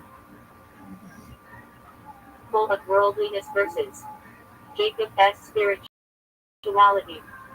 Esther Hadassah, Persian star or Hebrew Myrtle Hadassah. Queen of Persia, heroine of Purim story book of Esther. Saved the Jews from Eve Chaga, Hebrew for life or living one. First woman, created as partner to Adam. Genesis 2. 4. Mother of all humanity. Ezra, Hebrew for help. Priest and scribe who Ledish returned from Babylon and re-established Torah observance. Book of Ezra. Gad, Hebrew fortune or truth. Son of Jacob and Gilgal, ancestor of tribe of Gad. Genesis 30. 11. Tribe settled east of the Jordan. Gideon, Jerubbaal, Hebrew for cutter. Judge who delivered Israel from Midian with only 3 judges. 6. 8. Called Jerubbaal for cooling down Baal's altar. Goliath, Philistine name, hostile. Giant warrior slain by David with us. 1 Samuel 17. Archetype of arrogance defeated by Hagar, possibly Egyptian for fugitive or danger. Egyptian maiden of Sarah. Lord Ishmael with Abraham. Genesis 16:21. Ancestor of Arab tribes. Haman, Persian name.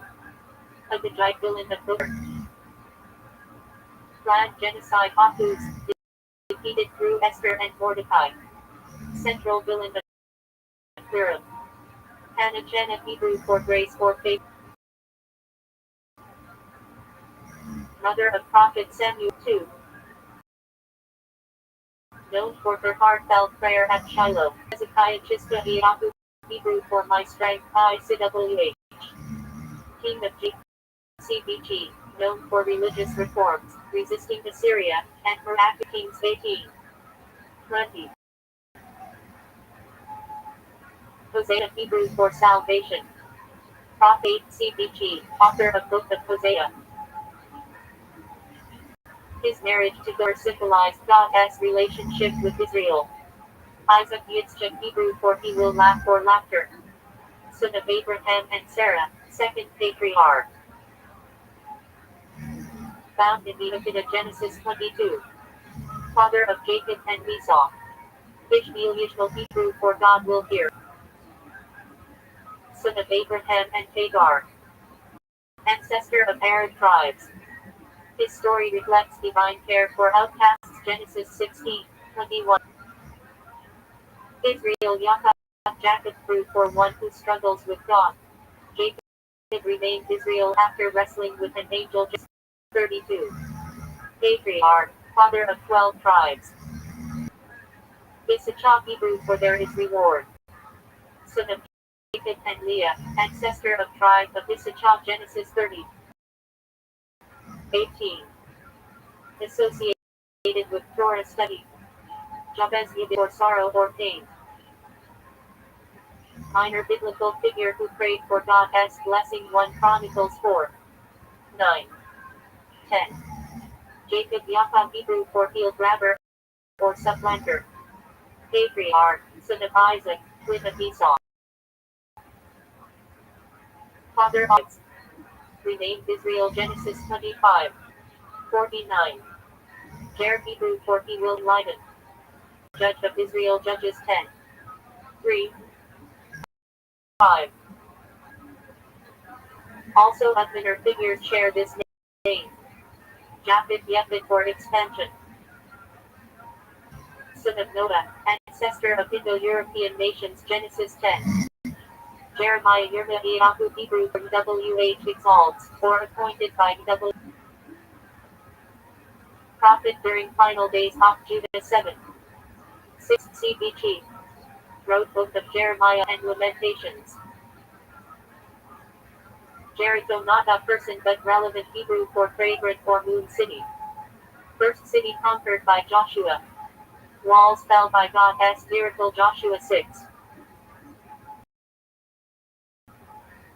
Jeroboam, Hebrew for Bethel, increased. Northern Kingdom 10. CBG. Introduced golden calves. 1 Kings 12. Jerubbaal, Gideon, Hebrew let Baal contend. Alternate name of see Gideon above. Jesse, Yishai, Hebrew for gift. Father of King David. 1 Samuel 6. His lineage is central to Messianic hope. Ayah, Hebrew meaning debated enemy, persecuted, or returning. Protagonist of Book of Job, tested by suffering but remains faithful. Joel, Yol, Hebrew for WH is God. The author of Book of Joel preached repentance and foretold the day of the Lord. John Yochanan Heber for God is gracious. Several post-biblical figures, but not in Hebrew Bible proper. Jonah, Yana, Hebrew for dove. Prophet swallowed be a great fish, later preached to Nineveh. Book of Jonah. Symbol of repentance. Jonathan, Yonatan, Hebrew for WH has given. Son of King Saul, loyal friend of David. Mule. Died in battle against Philistines. Joseph, Yosef, Hebrew for made he had. Son of Jacob and Rachel. Sold into slavery, rose to power in Egypt, saved family from famine. Genesis 37. 50. Joshua, Yehoshua, Hebrew for WH is salvation. Successor of Moses, led conquest. Book of Joshua. Josiah, Yoshiyahu, Hebrew for WH heals. King of Judah 7 CBG. Instituted major religious reforms to Kings 22. 23. Judah, Yehudah, Hebrew for praise. Fourth son of Jacob and Leah, ancestor of tribe of Judah, Davidic dynasty, and Messianic line. Leah, Hebrew for weary. First wife of Jacob, mother of 6 tribes and Dinah. Genesis 29:30. Law, Hebrew for covering or veiled. Nephew of Abraham, live in Sodom, rescued before destruction. Genesis 13:19. Malachi, be a messenger. Last of the 12 prophets. 5th CBG. Author of Book of Malachi. Montevenetian, Hebrew for causing to forget. Son of Joseph, ancestor of tribe of Manasseh. Genesis 41:51. Also King Manasseh of Judah to Kings 21. Miriam, Hebrew for bitter or beloved. Sister of Moses and Aaron. Prophetess, led women in song after crossing the sea. Exodus 15. Mordecai, possibly from Persian. Marduk is my warrior. Hero of Purim, uncle guardian of Esther. Book of Esther. Moses, Moshe, Hebrew from Egyptian or drawn out. Greatest prophet, led Exodus from Egypt, received Torah at Sinai, guided Israelites 40 years. Naomi, Hebrew for pleasant. Mother-in-law of Ruth. Later called Mara bitter after hardships both of Ruth. Nathan Hebrew for he gave. During raid not David, confronted over Bathsheba to Samuel 12. Nebuchadnezzar Akkadian name meaning Nabu protect the crown. Babylonian king who destroyed the first temple 586 BC. Nehemiah Hebrew for come to age.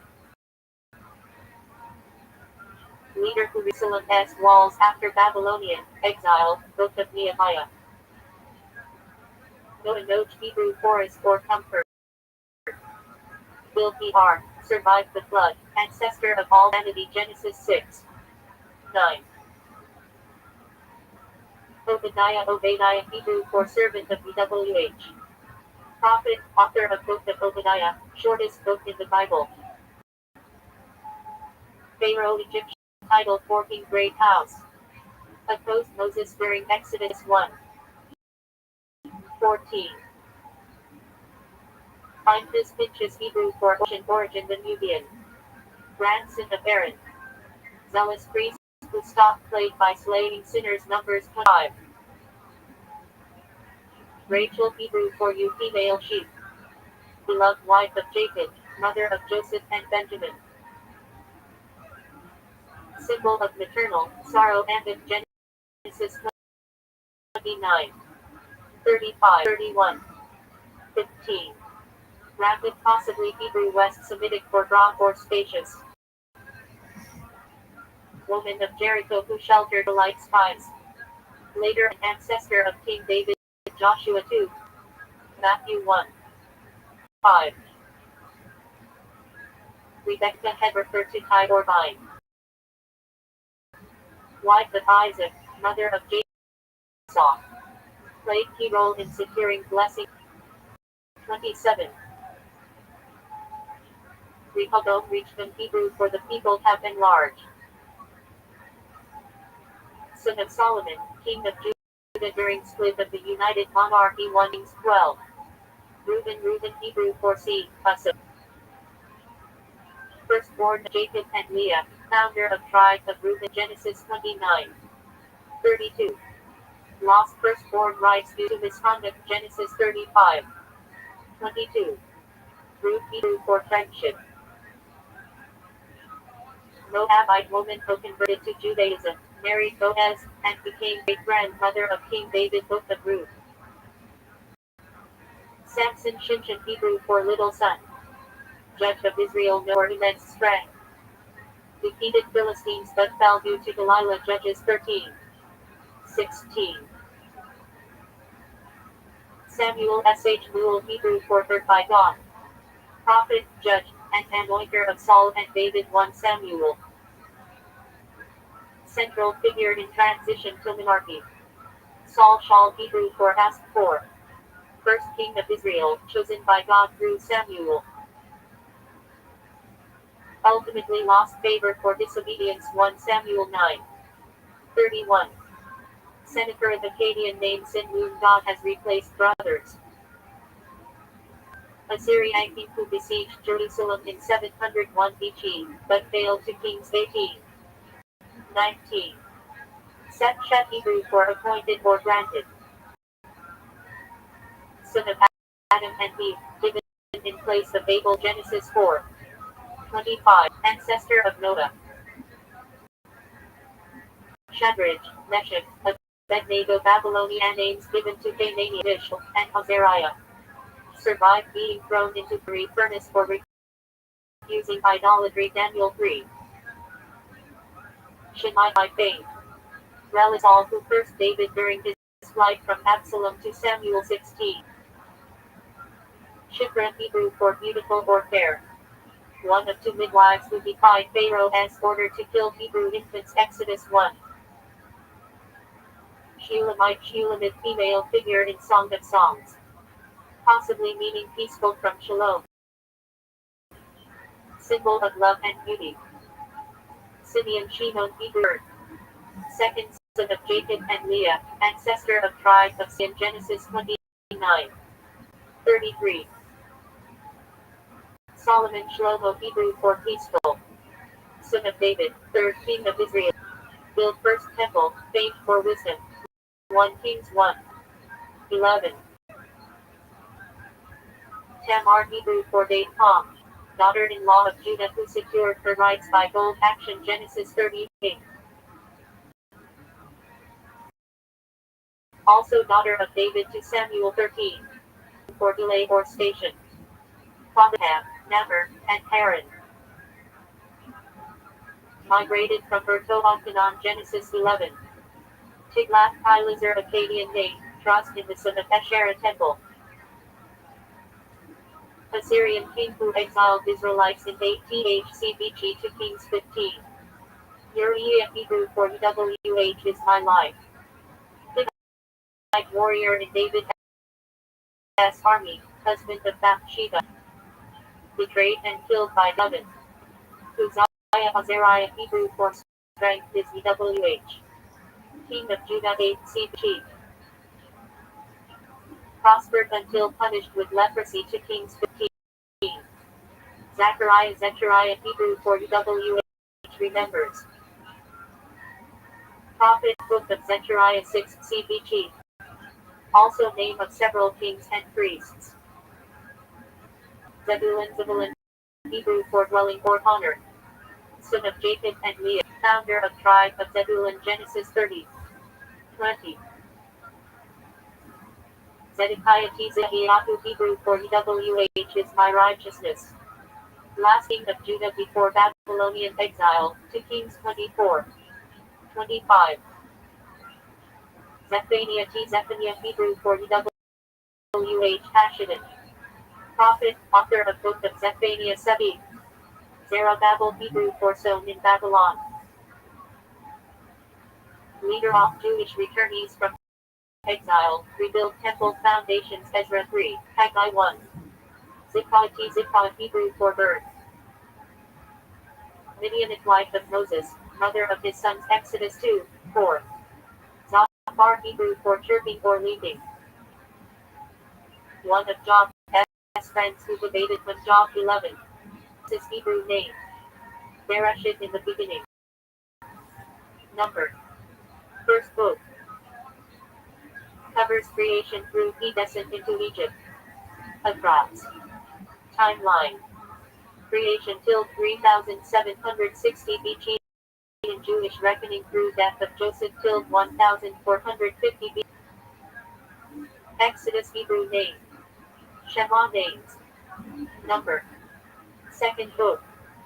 Israelite slavery, plagues, Exodus, Sinai, Tabernacle. Across. Timeline. Till 1450. 1310 BC. Leviticus Hebrew name. Vayikra and Paul. Number. Third book. Priestly laws, sacrifices, purity, holy. Across. Timeline. Till 1310 BC at Sinai. Numbers Hebrew. From Midbar in the wilderness. Number. Fourth book. Census, wanderings, rebellions, Balaam. Across. Timeline. Till 1310. 1272 BC 40 years in desert. Deuteronomy Hebrew name. Number. Fifth book.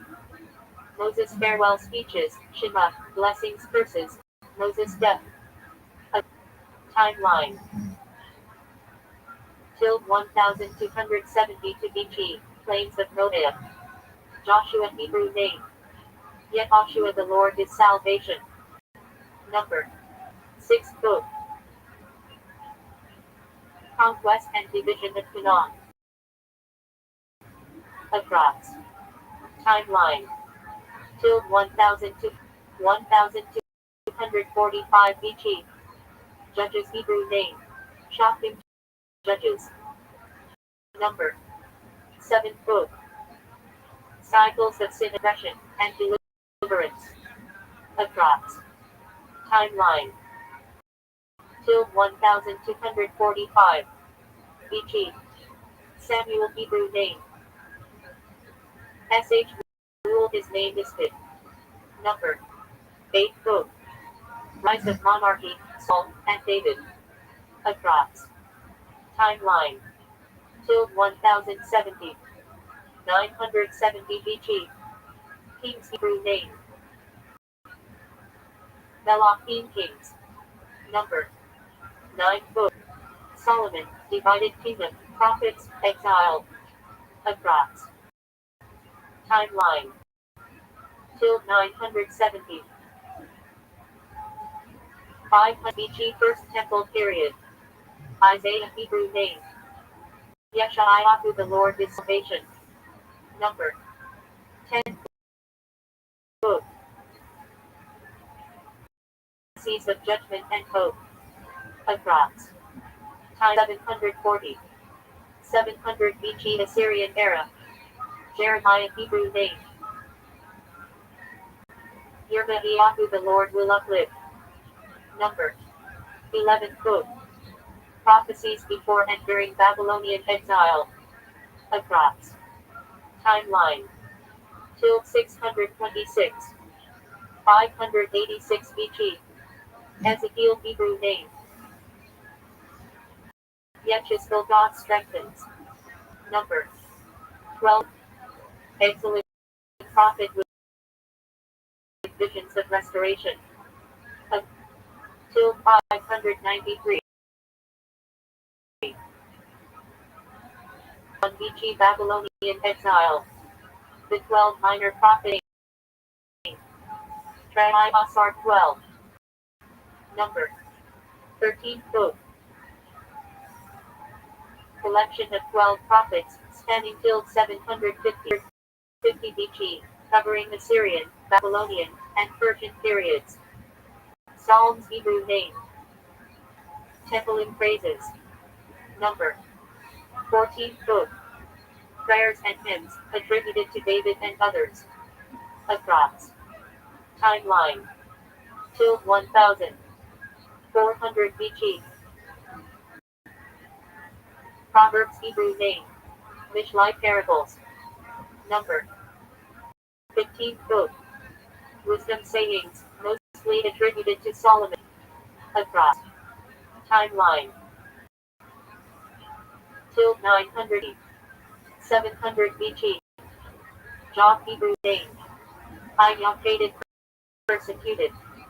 Number 6. Wisdom literature on suffering. Approx. Timeline. Debated, possibly Tilden. 500 BC. Song of Songs Hebrew name. Shir Hashir and Song of Songs. Number 17 th book. Love poetry, allegory of God and Israel. Approx. Timeline. Till 950 BC attributed to Solomon. Ruth Hebrew name. Run Companion Friend. Number 18 book.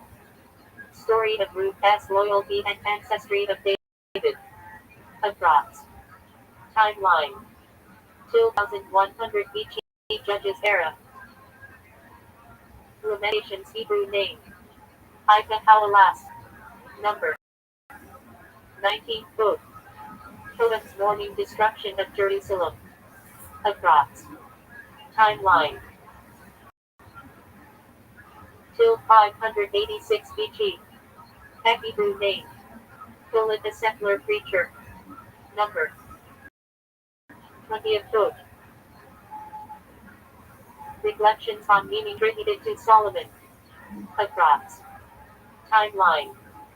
Till 950 BC. Esther Hebrew name. Esther star hidden.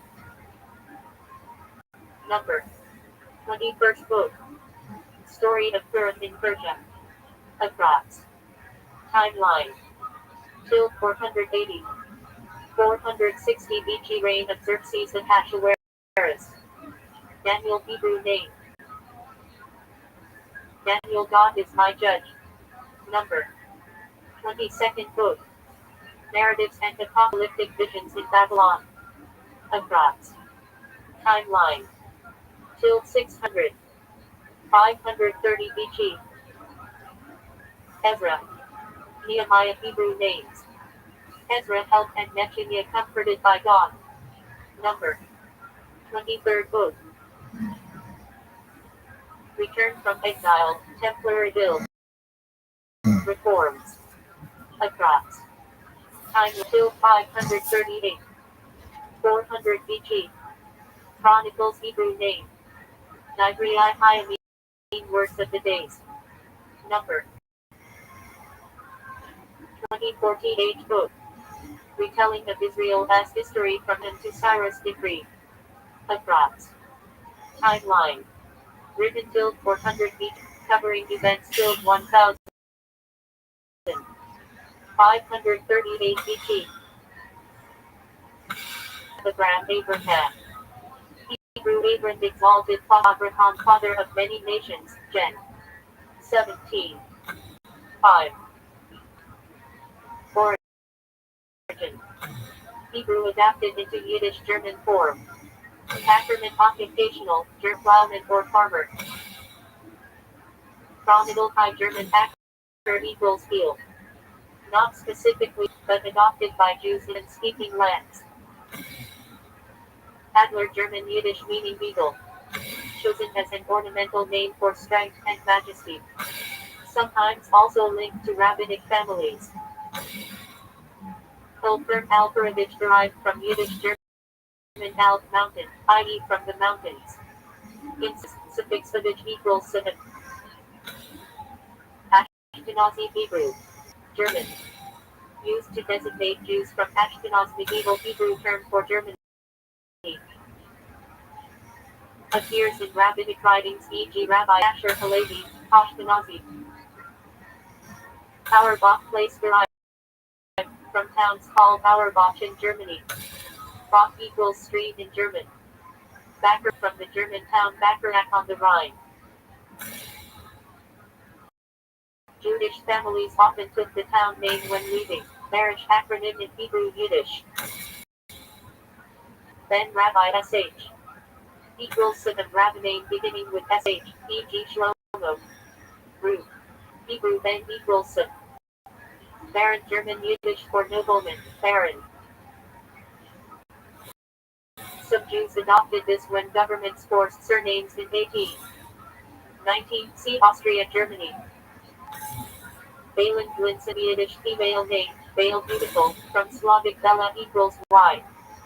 Patronymic. Son of Bale. Berendson patronymic son of Bern. Bern Yiddish for bear was often paired with the Hebrew name Dog, same meaning.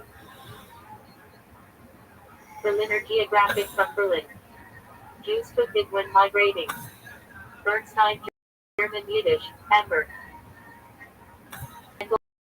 Surname, popular after 1700 surname decrees in Prussia. Bloch place derived from Bloch Blaho town spirit. Sometimes used for a person with call completes in German Bleibigel. Bloom German Yiddish, flower. Ornamental, associated with beauty. Bonbon German Yiddish Bong equals tree. Symbolically or as ornamental. Brody place derived from Brody Galicia, Ukraine, a major Jewish Canton variant of Cohen.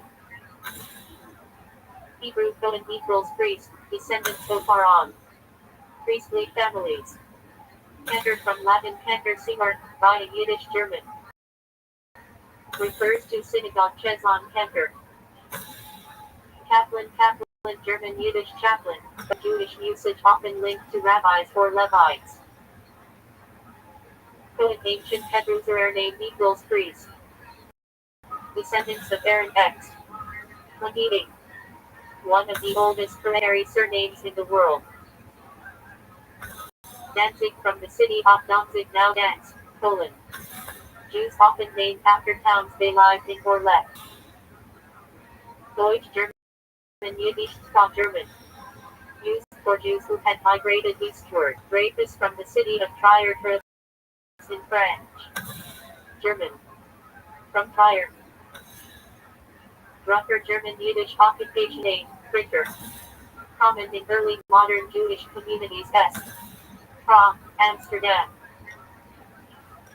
Everson from Hebrew, ever biblical ancestor of Abraham. Gen. 10. 24. Root equals the other side, crossing over. Patronymic equals son of ever. Edelman, German Yiddish, nobleman.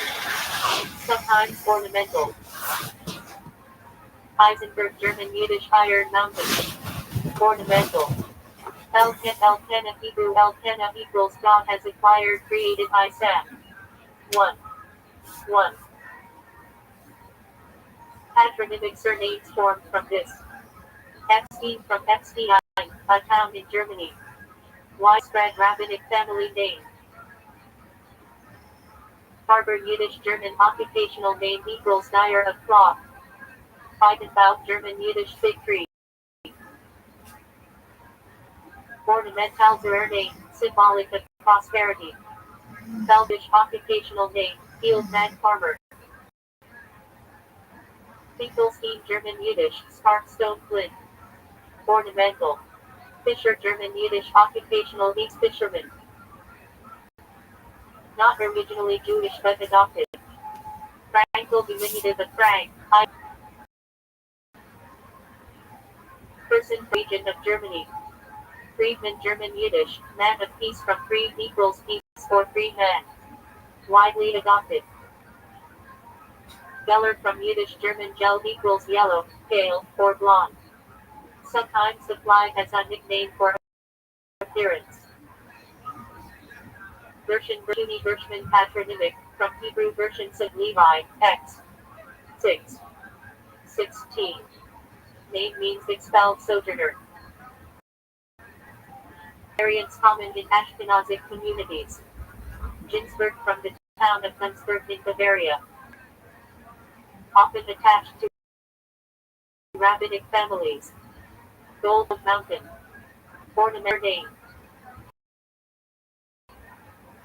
Goldman, German Yiddish, man of gold. Arti. Goldstein, German Yiddish, goldstone. Ornamental. Gottlieb, German Yiddish, beloved of God. Sometimes parallel to Hebrew name Yedidia. Greenberg, German Yiddish, Green Mountain. Ornamental surname. Grossman, German Yiddish, large or great. Sometimes athlete's nickname. Grunberg, German Yiddish, Green or Green Mountain. Ornamental. Heilbronn from Heilbronn, a town in Germany. Common rabbinic surname. Hamburger place name from Hamburg. Hammerstein, German, hammerstone. Ornamental or place-based. Heller place derived from Heller town in Germany or from light bride. Herzbergsman from Yiddish Herzer equals heart. Sometimes parallel to Hebrew name Zagul, since Hirsch was paired with Zet. Herzman Yiddish, who. Adopted in surname degrees.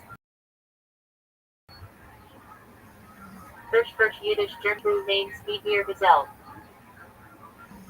Horowitz from Horowitz, Czech Republic. Rabbinic family name. Isaacson patronymic, son of Isaac. Hebrew Yitzchak equals he will laugh Jen. 17. 19. Name for Sarah S. Laughter. One of the oldest biblical names. Israel's from biblical patriarch Jacob, renamed Israel. Gen. 32.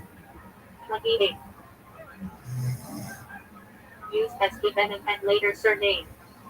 Jacobson Yankelovich patronymic, son of Jacob. Hebrew Yaakov equals heel holder or supplanter. Gen. 25. 26. A central biblical patriarch. Jonas Yonason from Hebrew Yana equals dove. Biblical prophet in a book of Jonah. Symbol of peace and divine mission. Josephson Yoselowitz patronym Joseph. Hebrew Yosef equals, he will have Jen. 30. 24. Joseph son of Jacob became boy of Egypt. Joshua Hebrew Yehoshua equals God saves. Biblical successor to Moses, conqueror of Canaan. Often used as surname in patronymic form. Young German Yiddish equals young. Sometimes used affectionately for a young scholar. Young German equals married yeshiva student. Kanovich Kagan variant of Cohen, meaning priest. Indicates priestly descent from Aaron. Common in Eastern Europe. Kahane Kahana Aramaic form of Cohen, same priestly root. Chaplain Germany Yiddish, chaplain. Among Jews, often used for Levite or rabbi. CATS acronym for Hebrew Cohen Tzedek equals righteous priest. Indicates priestly lineage. Kaufman German Yiddish occupational name, merchant, trader. Kalman from Yiddish diminutive of Kalamenos Greek good name. Rooted in rabbinic tradition. Klein German Yiddish, small, little. Nickname name. Not fuller German Yiddish, button or knock. Occupational button maker or descriptive. Variant of Cohen, priestly. Cohen Yiddish equals headman or buyer. Occupational. Ford Fell German Yiddish, grain peel. Occupational ornamental. Krakauer place name, from Krakow. Crawl from German Krum equals profit, or possibly place base. Krug Kruger German, jug organ keeper. Occupational. Kugelman, nickname from Yiddish Kugel pudding casserole. Sometimes. Lamb German Yiddish, lamb. Often paired with brew name Easty Beer. Landau from the city of Landau, Germany. Rabbinic family name. Landsman Yiddish for countryman, meaning someone region. Lasky from Last Poland. Lazarus Lazarson from Hebrew Elazar equals God has help. Biblical priests of Aaron, Num. 3. 32. Legowitz patronymic, son of Levi. Equals lion paired with Hebrew area. Levi Levin Levinsky Lewinson tribal name. From Levi, son of Jacob. Meaning equals attached, joint gen. 29. 34. Denotes Levite lineage. Lieberman German Yiddish, beloved man. Sometimes the beloved of God. Lindemann German, from Lind equals linden tree. Lippman Lipton from Yiddish name, Lippman, linked to Hebrew from Greek Phoebus equals bride. Lowenstein German Yiddish, lion. Often parallel to Hebrew area of Judah. Luria place name from Luria, Italy or Lviv, Ukraine. Prominent rabbinic family. Ihari, Rabbi Isaac Luria, father of Arianic Kabbalah. Mandelbaum German Yiddish, almond or almond tree. Ornamental. In Hebrew, shape equals, almond, symbol of watchfulness. 1. 11. Markovich patronymic, son of Mark. Mark derives from Latin Marcus from Mars, god of war. Adopted in Slavic Jewish communities. Marmorstein German, marble stone, ornamental. Mendelssohn Mendelowitz patronymic, myth of Menachem equals comforter of messianic name. Cf. Lam. 1. 16. Mir Mayavitz patronymic, son of Mir. Hebrew Mir equals one who gives life. A rabbinic given name from Talmudic sage Rabbi Mir. Milkman German Yiddish or milkman. Occupational. Milstein Milner German Yiddish, Miller, one who grinds grain. Occupational. Minster Plaza name from Mainz, Germany. Versky place name from near Belarus, site of famed yeshiva. Mizrahi Hebrew, Eastern. Refers to Jews from the Middle East, Iraq, Syria, Yemen, etc. Moritz Morsky German, Yiddish form of Maurice, from Latin Morris equals lure, dark skin. Nachman Nachmanovich Nachmanides patronymic son of Nachman. Hebrew Nachman equals comforter. Famous. By Moshe ben Nachman. Nadel Nadelman German Yiddish, needle or needler. Occupational. Nagel Nagler German Yiddish, nail or nail maker. Occupational. Newman German Yiddish, new man, newcomer to town. Nussbaum German Yiddish, nut, tree walnut. Ornamental. Oppenheimer place name from Oppenheim, Germany. Famous banking family rivals the Rothschilds. Pforzheim German, Eaglestone. Ornamental. Ostrovsky place name, from Ostrov Slavic for island. Paul Berwitz Paul patronymic from Hebrew Paul equals God is my deliverance. Adheres into Sam. 3:15. For its in Hebrew for its equal breakthrough. Son of Judah and Tamar Jen. 38. 29. Ancestor of King David. Perlman Perlstein German Yiddish, Pearl. Ornamental. Peppermint German Yiddish, pepper. Occupational ornamental. Pinsker place name, from Pinsk, Belarus. Polonsky place name, from Poland. Portnoy Russian Yiddish, tailor. Occupational. Rabbi patronymic, son of rabbi. From Hebrew rab equals master, teacher. Rachmaninoff crew, Arabic Rachman equals merciful, compassionate. Rappaport from Porto, Italy. Rabbinic family name. Reichman German, rich or wealthy. Reiner Reigns German Yiddish, pure, clean. Resnick Russian Yiddish, butcher. Occupational. Rosenthal German Yiddish, rose mountain valley of roses. Ornamental. Rosenzweig German, rose branch. Ornamental. Rotenberg German, red mountain. Place-based ornamental. Rubenstein German Yiddish, Rudon. Ornamental. Sacha Hebrew Sakar equals wages, reward. Also Slavic certain. Sandals in German Yiddish, shoemaker. Occupational. Sapphire in Hebrew, sapphire. Ornamental. Happiness. Famous Baghdadi family. Schechter Yiddish, ritual slaughterer. From Hebrew shashek. Shipper German. Ship.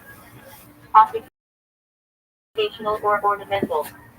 Schlesinger place name, from Suiza Schlessi. Schmitz SH Midman German, Schmidt, metalworker. Occupational. Schneider SH Nader German Yiddish, tailor. Occupational. Schwartz German Yiddish, black, dark. Descriptive. Siegel acronym Sieben with Ketuna equals assistant to the priests. Shapiro Spirit from Speyer, Germany. Prominent rabbinic family. Schulman German Yiddish, synagogue man, or caretaker Shul. Singer German Yiddish, singer. Sometimes tied to liturgical. Solomon Zalman patronymic, son of Solomon. Hebrew Shlomo equals peaceful from Shalom. Biblical King Solomon. Sorkin from female given name. Sarah equals princess. In Yiddish mirror. Ornamental. Steinman German. Yiddish stone mountain, etc. Ornamental. Sternberg German Yiddish star. Ornamental. Strassman German street or river. Place-based. Tannenbaum German fir tree Christmas tree in German, but for Jews just ornamental. Teitelbaum German date palm tree. Prominent Pacific family Safar. Tischler German Yiddish carpenter. Occupational. Trachtenberg place name from Trachtenberg, Poland. Ulmen German man from Ulm city in Germany. Unger German place name from Hungary. Vogelman German Yiddish bird. Ornamental or nickname. Volkovitz Slavic rule. Often linked to Hebrew Zek. Walden German forest man. Wild from wild German towns. Weinberg Weinman Weinstein German Yiddish wine mountain, wine man, wine stone. Ornamental. Wiener from Vienna Wien. Weisweich German Yiddish, Y. Descriptive. Wertheimer place name, Wertheim Germany. Prominent rabbinic family. Weasel German, weasel. Famous, Valley weasel. Rollman German, well-being, prosperity. Wolf Wallowitz German Yiddish. Commonly paired with Hebrew Zeb. Jacobson patronym, son of Jacob. Hebrew Yaakov equals Sephlander or heel grabber. Yitzchaki Itzkowitz Isaac's patronymic, son of Isaac. Yana Jonas Yonason Hebrew Yana equals dove. Prophet Jonah. Zaxman from Hebrew initials, Zarathodish Shemo equals his name is holy seed. Often rabbinic. Zeitlin German Yiddish, little time or from Zayt equals olive. Possibly from Hebrew Zayt equals olive. Ziligman Yiddish, blessed, happy. Paired with Hebrew name Asher. Zalmanavich variant of Solomon Shlomo equals peace. Silverman Silverstein German Yiddish, silver man, silver stone. Ornamental. Zuckerman German Yiddish, sugar man. Occupational or ornamental. Spees legal from Hebrew Tisbe equals Beer Gazelle song of songs. Sometimes paired with Yiddish Hirsch.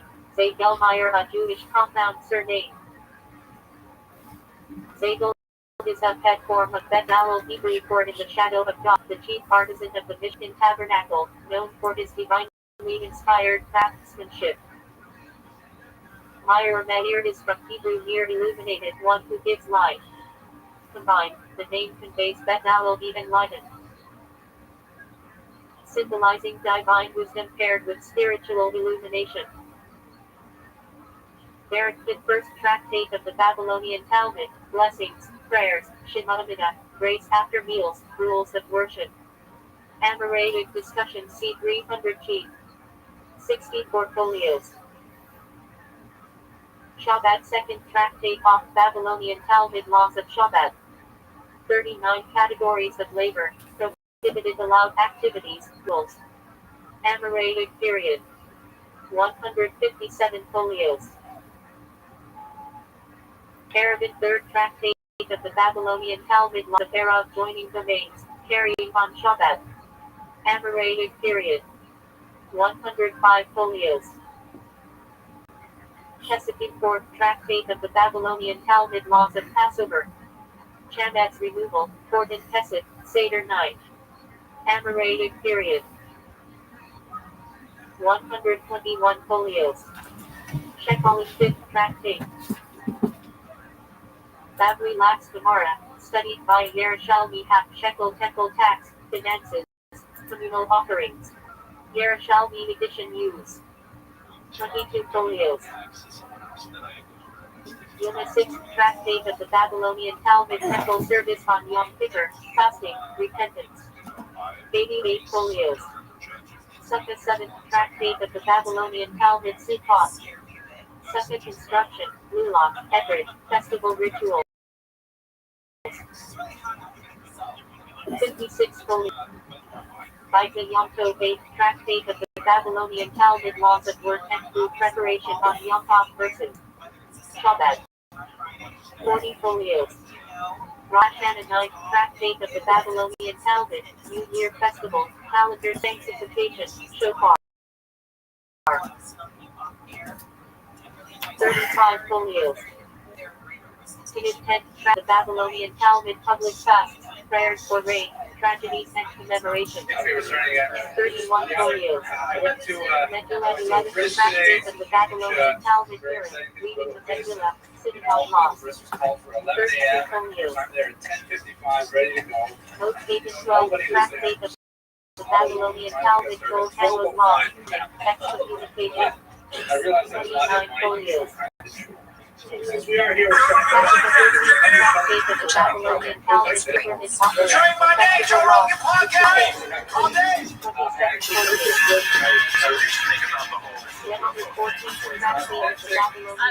I actually had, when I was stationed at Portland Air National Guard, my job there was an airfield manager, so I would interface with the F-15 pilots at the unit. And so there had been an airspace incursion that had taken place when I was still at the time with the Guard. And I remember kind of talking to some of the pilots about it, and I was like, what was that? And we can't really talk about it, no one wanted to address it. And so from what I gathered, that had been likely a UAP. And so that kind of was my perspective. I also grew up in the generation of the X-Files and, I remember 94 Independence Day. So, for me specifically, I didn't look at it with, a crazy lens of perspective. I'm like, you never know the world will be out there, essentially. Why don't you assume that if it's a top secret incursion, then you can talk about it wasn't just a military craft from another country? And he was discussing it. So he didn't want to, from what I gathered, get taken off flight status. He was like, I really can't discuss it. Really identify it, essentially, and it had outperformed them. And so that first, from a military perspective, kind of experience with someone who basically, there's a stigma within the flight community. Do you want to lose your security clearance? Is there this level of crazy that people kind of brand that will stick with your career? Doesn't he have instrumentation? Well, at the time, right? So an older platform, but he really didn't want to even talk about it. And I bring that up because now with our investigation and the task force that I run, actually, the reason why the task force was because of the event that happened at Edward Air Force Base, where both myself, Representative Matt Case, and Representative Tim Burchett actually had responded and gone to investigate multiple Air Force pilots that occurred in regards to UAP incidences that had occurred. They were alleging that the Air Force covered it up. Yeah, so that was that, and I'm happy to go into detail on that one, but what I will tell you is the stuff that I saw at Eglin, how the military responded, me being a former service member, and then ultimately what I saw with the pushback of they're not even wanting to share with Congress information, which is a big problem, because when you have Congress that's supposed to be the advocate, you're supposed to be the oversight body, and you're being denied access, not just from a base commander, but high level up at the head of even Secretary of Defense. It's a problem. Do you think that it's possible to use U.S. vehicles for top secret? I definitely think that there's a level of advanced technology that the U.S. government has, and I think that tech has within the defense contractor realm, and of course some information to be classified, but I can also tell you, and this might sound crazy, but based on our investigations and stuff that we've seen, okay, there is definitely something that I think would rival what we know currently, and a tech that potentially is out there we don't have the ability to reproduce, because it would basically be like dropping a cell phone, right, off. So we just don't have the to develop yet. What I can also tell you, and based on our interviews, and this has been something that you can go back and watch with the rest of my hearings, but I was actually able to ask them, what are these things? And they keep saying interdimensional, and then when you talk about the interdimensional aspect of, are these to be outside of what we currently know as our own dimension, that stuff can kind of all sound crazy, but at the end of the day, my job as an investigator is to receive all the information, decipher it, and then ultimately from a congressional aspect, if you do have contractors that are withholding information or operating outside of the purview of the federal government, I mean, there's budgetary issues, but there's definitely something with confidence that exists that we don't know how to explain. So when you say that it operates outside our understanding of physics, you said, what happened? To I guess in simple terms, is that I think that some of the tech that exists, that whatever these things have, is energy things have, they call them interdimensional things that can actually operate through the time spaces that we currently have. And that's not something I came up with on my own. That's based on stuff that we've seen. That's based on information that we've been told, and then also too, I think that there's this historical aspect of, this gets into the deeper theories and concepts of religion, and I think the history that we currently know, and that kind of spins off into another topic of, you have modern day Bible, you have this aspect of Bibles that are books of the Bible that explain and kind of these topics. And I think that we're in an age where you have such a vast amount of information that we're have access to via social media, via your cell phone, via the internet. And so it's really changing the way that we understand, the origins of life and the spiritual reality that we know. When you say interdimensional beings, and they know that these are interdimensional beings, how do they know that? So money would be based on witnesses that have come forward, but what I can tell you that they've seen things, and what I can tell you about getting into classified conversations is that there have been incidences that I believe where very credible people have reported that there have been movement outside of time space. That's very vague. So look, have I seen a portal open? No. Have I seen a spaceship? Personally, no. Have I seen evidence of this? Yes.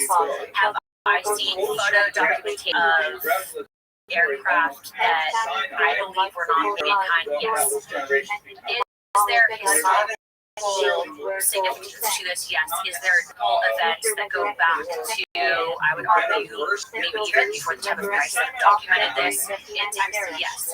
So do I believe that the government has access to certain technology? Yes, to a certain extent, and I believe the contractors potentially have back engineered this tech. I think that that's what can explain the advancements that we're seeing, but I also believe that this is a level of hidden information for the American people, because if you have an aspect of the federal government, which I can tell you, I, with two other members of Congress, were denied access to information at Eglin Air Force Base pertaining to whistleblowers because of the fact that we can get into that story of what happened at Eglin in a second. But we were denied access and told that we don't have the security clearance or the reading authority on a special access program. That's a problem, because I'm supposed to represent an investigative body, and you have then people who are unelected that are operating basically in secrecy. And that's a problem. That's a big problem. So how do these people have authority to do that? I think it's been decades of classified secret information, and also this aspect of the intelligence community that's been empowered. And it's kind of serendipitous with timing, because when you talk about the intelligence communities and what they've done is to the trust in this country with the American people, I think this goes all the way back even into JFK, with how they basically have operated outside of the purview of Congress, and basically to an extent have gone rogue until recently, using the political pull to try to rein in these intelligence agencies currently. So I want to bring it back to evidence. You said that you've seen evidence. What kind of evidence have you seen? I have seen photos. I have seen What did you see photos of? So I was in a skiff, and I can't discuss all that was in the skiff, but what I can tell you is based on the photos that I've seen, I'm very confident that there's things out there that have not been communicated. It seems that people have access to information that shows that there's something outside of us that is more intelligent, at least more capable than we are. And they hide it from everybody else. What I can tell you is that when you have thousands upon thousands of people around the planet throughout time that have reported something, to say that those people are crazy, to say that, the whole concept of even just asking the question that you might not necessarily psychologically sound, that itself is information can lead to people to shut up about it, and that's a problem. We know the U.S. government is not exactly clean, and a lot of what they've done with the American typically to the topic of UFOs. Which makes you think that it's probably because there's something there. If you think about the motivation they had with the Project Blue Book, when J. Allen Hynek was writing Project Blue Book, the specific intention was to discredit all stories. And he ended up ultimately, though, after all this investment becoming, someone was like, I think there's something here. But that's true. By the way, a lot of people might not necessarily go onto Google and look up that information. You can actually look up the declassified reports from Project Blue Book. What's also interesting, though, is when we're talking about tech, right? The ability for this tech, being that it exists, to change dependence for entire governments on things like fossil fuel, etc. It's look, I think everyone has a moral obligation to do what they think is right. Okay, and so if you're in a position of power and you see something wrong and you're not addressing it, I think this in itself, getting the truth out there for people to decide for themselves. I'm not telling you what to believe, I'm just telling you in our investigations and what we're pushing for in regards to transparency. I would like to see the federal government roll out some of the stuff that we used to, because I think that information belongs in the hands of the American people, and it's not even just the government. I mean, there's other countries around the world that have done certain things like this. Look, I've had a lot of crazy people show up at my office and say, I've heard it all. Yeah, I've been to Mars. I have a chip in my brain. We had this one guy that showed up that was like trying to give us a USB. He's like, put this in your computer.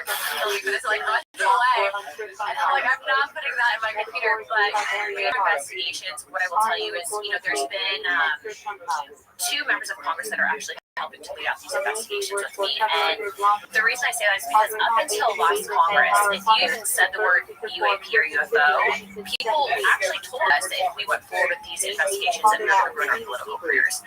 And so, we're in the mindset of, well, like, why would we ask these questions? And also, too, if no one wants to touch it, like, there has to be something here, right? And so, in these investigations, I mean, the amount of people that will come up to us, very successful people, to multiple members of Congress that do the same thing, it's definitely changed in regards to the stigma that used to exist about disclosure and all this. And so what we're trying to do currently was, there's a big documentary that was filmed about a year and a half ago. We're trying to get screening up on Capitol Hill. But look, I think a lot of people say, well, this is a distraction from everything else happening in the country right now. All I'm simply trying to say is, it's not a distraction. The people that are kind of helping to all this information, you have an intelligence community, Tulsi Gabbard, Radcliffe, Kash Patel, they have been truly, in regards to our other nations, extremely transparent and wanting to get this information out, but it doesn't mean that within these intelligence communities there isn't pushback. And so part of the reason why the task force pertaining to things like UAP, pertaining to things like the Jeffrey Epstein stuff, pertaining to the JFK, MLK, and RFK investigations, is because even though we don't hold declassification authority, what we're trying to do is push these agencies and if you pitbull the attack dog on trying to get this information released. And to a lot of these agencies' credits, they're extremely transparent. And we have specifically on the JFK stuff, and we're still being notified and asking specifically on the topic. What would be the rationale for keeping a photograph of a known absolute not of this world craft from the American people or from the world? Why would anybody think that would be a smart thing to do, is to limit the access of that information to a very small amount of people? I think part of the fear is that you have advisors that think that, the American war, humanity might not be able to handle it, right? There's this, like, protective complex, but then also too, I think when you are talking about these, for a lot of people, I think that it kind of can rock your world a little bit in regards to where you stand in a faith perspective, and then also too, an aspect of, well, how do you even begin to explain that? And all I'm going to say is, look, and we can go into some books that were removed from what we know as the modern day Bible, but I read through the book multiple times. I'm not saying that these things also, that's not at all what I'm saying. What I am saying is that depending on where you are in regards to your whole perspective on whether or not God exists, I believe in God acquisition. There has to have been, and there's admissions that there was other creations that God made, but that were Christ's creation. And so I think that this can open up a bigger topic of discussion. What I will say is that what's been interesting is, and I've had a mass array of people that have come in, right? Like we have people that come in and claim that you can use this ability to basically dog whistle these abilities. Yeah, I've heard people say that. And I think that there's something there, otherwise they wouldn't necessarily be able to provide some of the video evidence we have. But then that also brings up the question of if these things are interdimensional, which we've had witnesses testify to members of Congress, and that was all publicly out there. That would then bring up the whole, well, if the transcending dimension, the power of what you say, thought, all of that. And then, you can look into our own government's declassified documents that the CIA had on different experiments. I mean, you can literally, last week I was going through, actually on a Friday night, just put my son down. And I was going through some of the declassified, you can go to cia.gov/reading all the declassified documents. And so I looked at called Stargate, and it was talking about, the basically psychological experiments where they were trying to basically promote you and all that.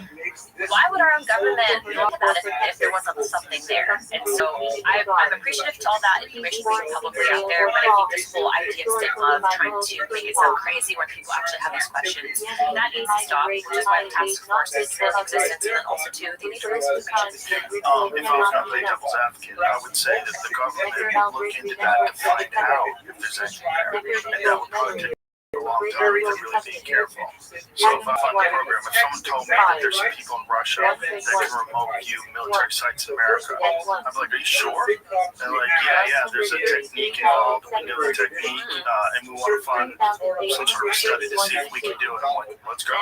What do you need? Because maybe it's real. So I don't buy that they wouldn't spend money on it unless it's real. I say they would spend money on it to find out if you really out for national security, right? You've got 100+ million people that you're responsible for. You got to dot your I's, your T's, and like if I'm good at my job and I'm not an egomaniac, I'm gonna make this shit I don't know. There's looking into it, and then there's expanding, right? So if you look at all those declassified files, you can pull up. This is just one. There's one where I was looking through, and they had basically, the Coast Guard had called in. There was a ship that they had been given information on that was running drugs. And so they called in one of their remote viewers, and they're trying to get coordinates of the ship and actually basically locate these things. And I was just laughing because I was reading this off the website, and I'm talking about something like, imagine you're trying to run drugs, and then all of a sudden you have some weirdo and in a piece, and they're like, just using coordinates, feed you stuff. Yeah, I don't know if they write things down or type them out or what, but I talked to Al Putoff about it. He said they used it to very specifically find the location of a downed Russian craft within a couple kilometers, which is, if you think about the area where this thing crashed, it's a remote wilderness that Russia hadn't found it yet. Apparently, we found it first, according to Al Putoff. Just because I haven't done it, because I don't know that it's real, doesn't mean that this is a problem with people. They don't want to get duped, and they don't want to look stupid, and they don't want to look naive. And so they dismiss things. They dismiss that there might be frequencies that you don't tune into all the time, and someone might be really good at that, and they might be able to see things remotely. This episode is brought to you by the Farmer's Dog. I think we can all agree that eating highly processed food for every meal isn't optimal. So Why is processed food the status quo for dog food? Because that's what kibble is, an ultra-processed food. But a healthy alternative exists, the farmer's dog. They make fresh food for dogs. What does it look like? Real meat and vegetables that are gently cooked to retain vital nutrients and help avoid any the bad stuff that comes with ultra processing. And it's not just random ingredients thrown together. The food is formulated by staff board certified vet nutritionists. These people are experts on dog nutrition, and they're all in on fresh food. The farmer's dog also does something unique. They portion out the food to your dog nutritional needs. This ensures that you don't overfeed them, making weight management easy. Research shows that dogs kept at a healthy weight can live up to 2.5 years long. Head to thefarmersdog.com/Rogan to get 50% off your first box, plus free shipping. This offer is for new customers only. Well, I think that this gets into the bigger discussion of what do we know, right? Going back to some of these books that were moved. There's a good podcast right now called The Autistic Tapes, and it talks about how some non-speaking or non-verbal autistic kids actually are exhibiting telepathy. Yeah, the telepathy tapes, non-verbal autistic kids are exhibiting telepathy. You know, this concept, again, if you were to talk about it 20 years ago, people would call you crazy, but, you know, I think based on what we're seeing now, based on the fact that our own government's looked into it, based on the stuff that you were saying, I mean, you can find all this information publicly available and it's out there, and I think that there's something to it. So, you know, we're saying, and we've heard, this is in non-classified settings, we've heard from people that have come forward that are saying, you know, we're being able to via meditation, like downloading information, we can communicate with these things. Granted, you know, when I'm sitting in my congressional office and I'm hearing this, I take it with a grain of salt because we do know people. But when you have people that are high-level executives, very successful, clean cut, not on drugs, they're coming in and they're telling you this stuff, and then, you know, you're kind of cross-referencing it with various people in intelligence agencies. I think that there's something there we need to be at least open to hearing the discussion and the argument for these things. For sure. Like there's a photo out there. I think you owe humanity the service. You're supposed to release that photograph. There's no reason why a small group of people, the government, should have photo-conclusive evidence that aliens are real. And there's an overclassification aspect of this too, right? Like if you're serving in the military and you're taking a photo on your personal device or a video on your personal device, that shouldn't be the purview of the federal government in either which way. I mean, there's been now so much. There's been a lot of fake stuff put out there, but the stuff that is legitimate, that we're seeing, stuff that we had people testify to in our congressional hearings. More interesting to this is that I'm actually able to talk to David Grush, who now is actually working with the task force to kind of chase down a lot of these leads in regards to some of these contractors that allegedly have this intent, right? So in again, not in a skiff, we were able to shout that prior to him testifying that he actually received very real threats against his life and his wife's life. He's a sound guy, and then shortly after he testified, there was this massive smear operation that was launched against him to try to discredit his testimony. And so, you know, again, going into, well, if this stuff wasn't real, or if he wasn't telling the truth, why would there be this massively orchestrated effort to, you know, completely just disprove what he was trying to say or to discredit his actions and his testimony? And so it's kind of coming full circle, right? Going back to what the task force has been able to find out. I mean, we're conducting these investigations simultaneously, and we're doing this to everything that we, to everything else that we have to do as Congress, right? So although I would love to just dedicate my full-time attention to this, we still have to. So I've, again, had some great investigators who are working with us on oversight and cooperation from the intelligence agencies, and we are going to be asking for this information to be classified, at least information that has been shown to us.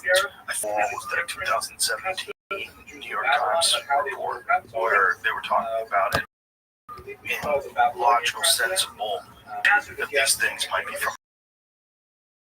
the world. But I think that movie, The Age of Disclosure. Yeah, I haven't seen it. Have you seen it? It's very good. Yeah. It's very good. It's very good in info